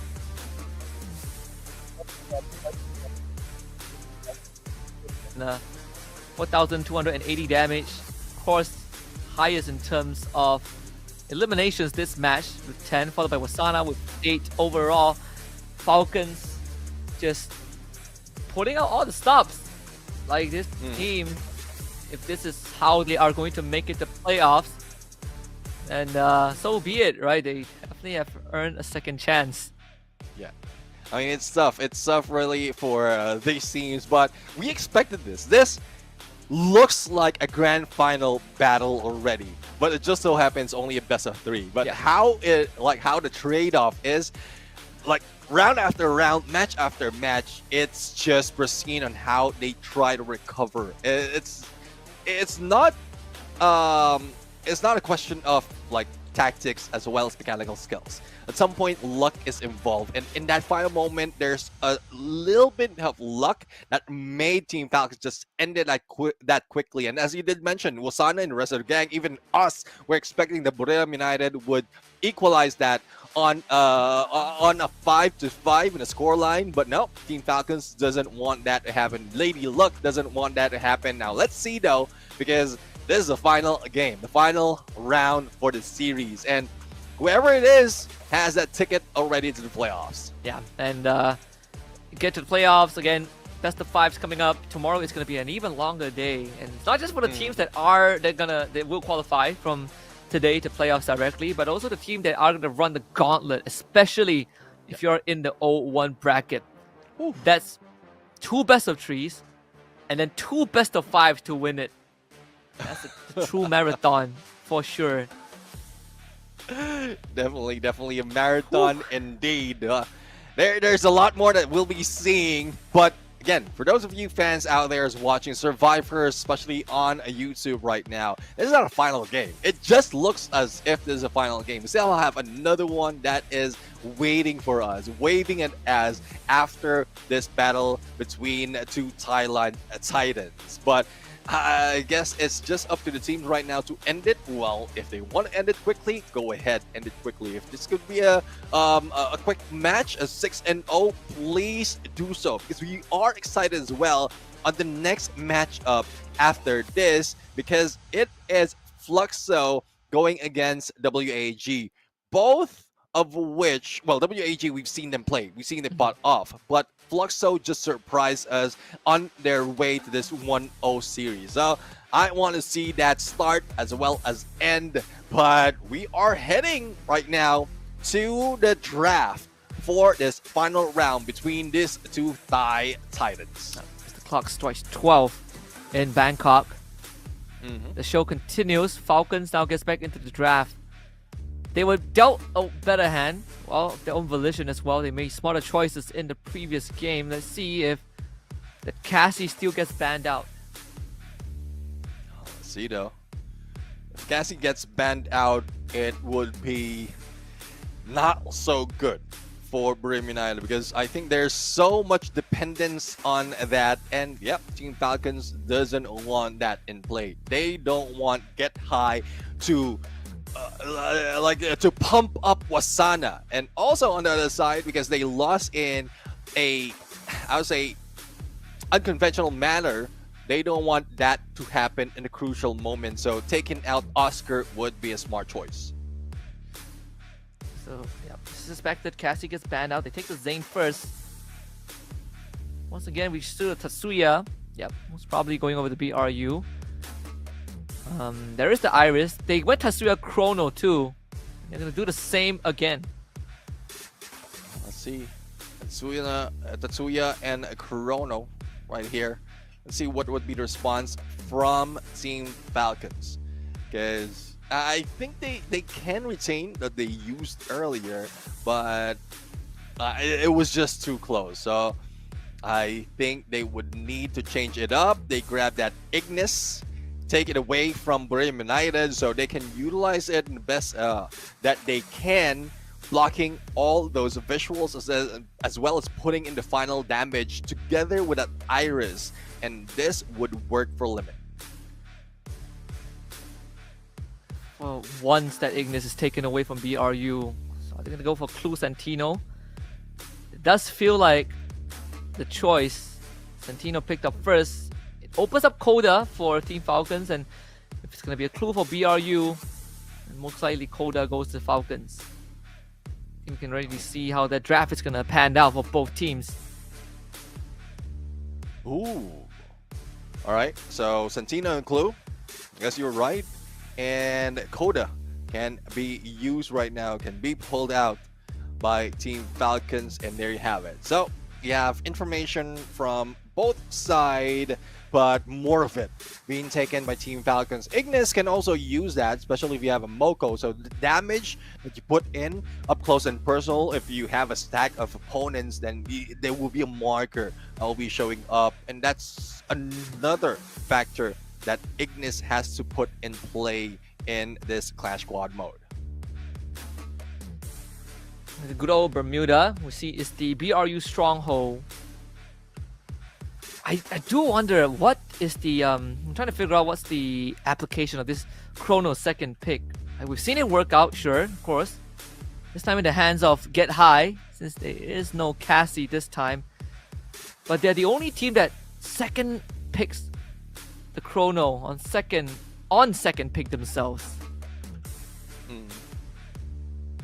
I don't know, no, it's a tough call. Probably it's because it probably didn't work for Wasana, so Get High can use that, and Wasana can just roam free, trying to chase everyone out with that Rebel Rush. So I did mention it was a double-edged sword earlier, and they don't want that to happen again. So they don't want the same thing to happen, and they just want like their ace player, which is Wasana, to be able to land all those shots.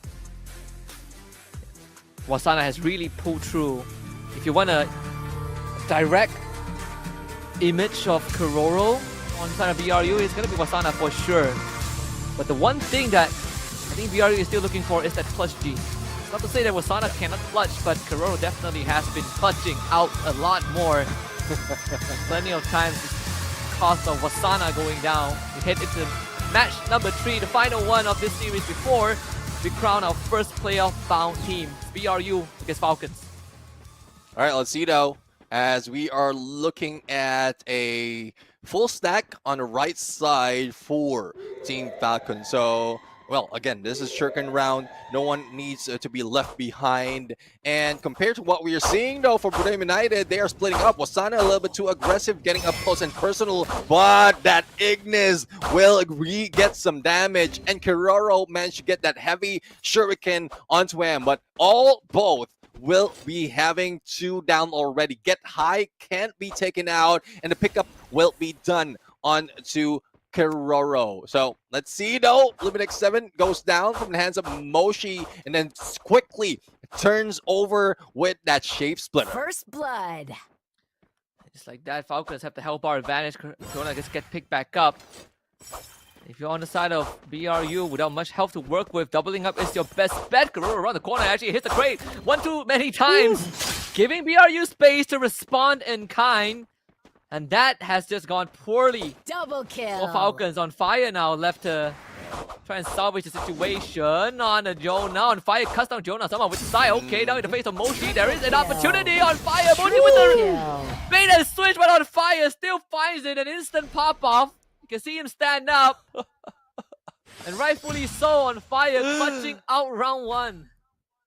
Oh my goodness. I mean, quick turnaround. Similar to what we've seen earlier, that could have been the Buram win already. But Team Falcons just couldn't let it go. Now, this is just a replay. This is just a preview. That side gameplay, especially in this part of the round, that is very crucial if you get into the airdrop and grab that weapon. Now, as we look into round number 2, split up will be 1-1 for Buram, and it is just a spread for Team Falcons, but a meetup on one side might happen. And you can see one player as well from Team Falcons moving left and right, or up and down, I would say, on the minimap, just to give a little bit of coverage as well. But a 1v1 on one corner is bound to happen. It will be happening in a few seconds. Taylor does see Moshi too crossing by. Deagle in hand. With Jonah going some bit of a light bite on fire with the mini Woozy into Wasana's face. That's already a takedown. First blood. Wasana gone. We saw the decoy earlier on.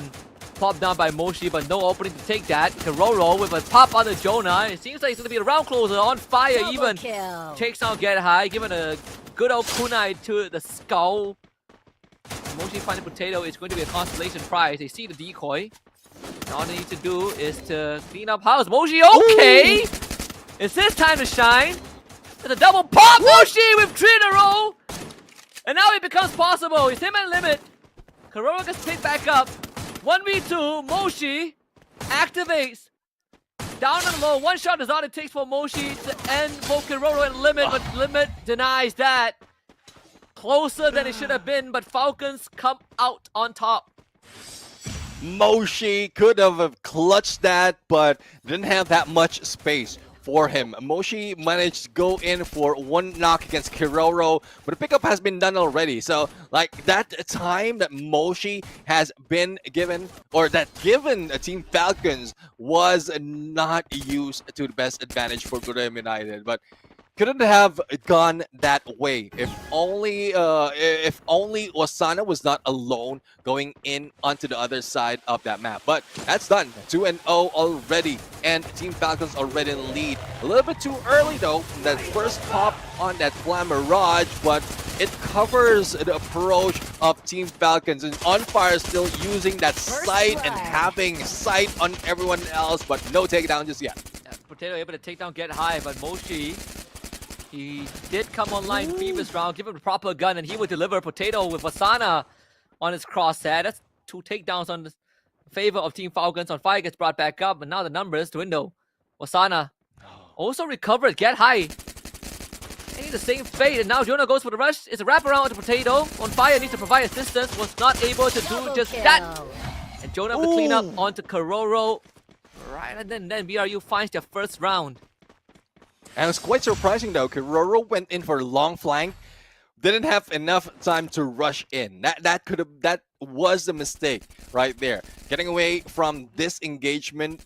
There goes Kiroro trying to go for the backstab. Get High could have been taken out, but he managed to hide away into that small shack, into that one corner, when everyone else from Team Falcons is already going down. So that's 1 loss for Team Falcons, 1 win to go bring it to a 2-1, and this advantage in terms of numbers as well as economy can balance it out on a 2-2 later on. But On Fire is just recovering. Kiroro, another flank, another backstab potential, but Get High has got a sniff on what Kiroro is attempting to do. And then Get High is calling for help right now because On Fire has an angle to come from behind if called upon. No. Surprisingly enough, they're not going for the aggressive move just yet. They need more intel on the side of Falcons at least.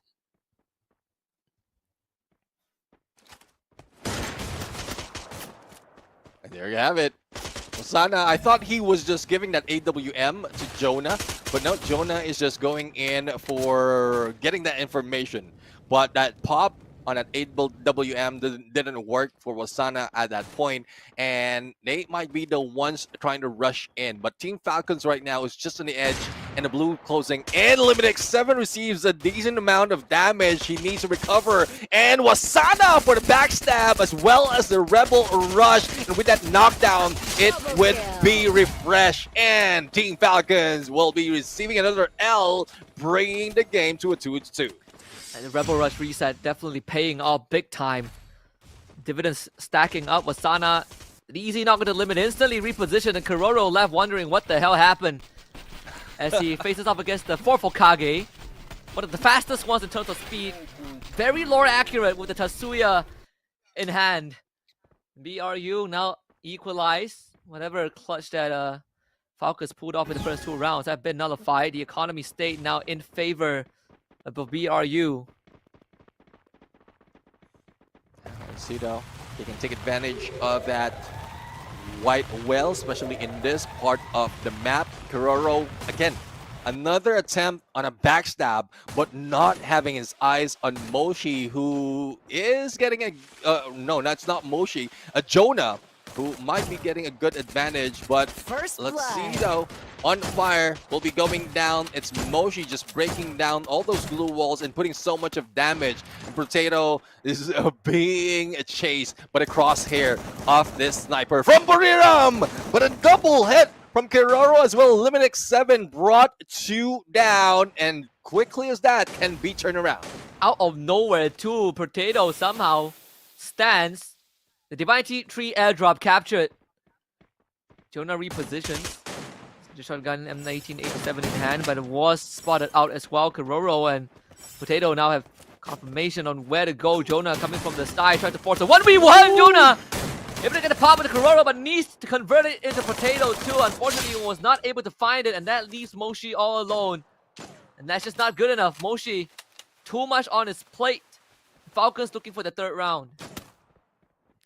And trying to recover, but what can you do? If Potato takes that 2nd floor, you will be done for. And there you have it. The split from Team Falcons, as well as the distraction from Potato, just made it work to take down the final battle, or the final player from Buriram United. So it's a 3-2 the score right now. And that's what I'm talking about. But Kiroro can easily probably take them down, but they have like that chemistry. Kiroro and Limit can go in for the shot simultaneously and go for a double. Of course, this one, a good bait and switch from Falcons. It was a done deal anyway, so they do make it look cool sometimes. BRU put on the back foot again. Full speed ahead at Shipyard. Plenty of containers to work around. Wasana puts himself in a very dangerous position. High risk, high reward. If he could get a conversion there, it would mean the world to BRU. But that firewall, it's going to isolate Wasana from the rest of his team. Falcons trying to double up. That's the glue wall. Wasana escapes with the Tatsuya. The glue wall a bit too late from on fire, and get high with the punish. Jonah up against Kiroro. Another angle of the containers to get the double up with the help of Potato. Jonah will be the trade. So, you know, the trade will be crucial for them to make it work. Wasana goes down already, and Get High trying to fight back. Mag 7 though, but we're only a few HP. Moshi right now a little bit too far onto the other side, and pressure from Team Falcons. Kiroro and M1887 just bringing everyone who is coming across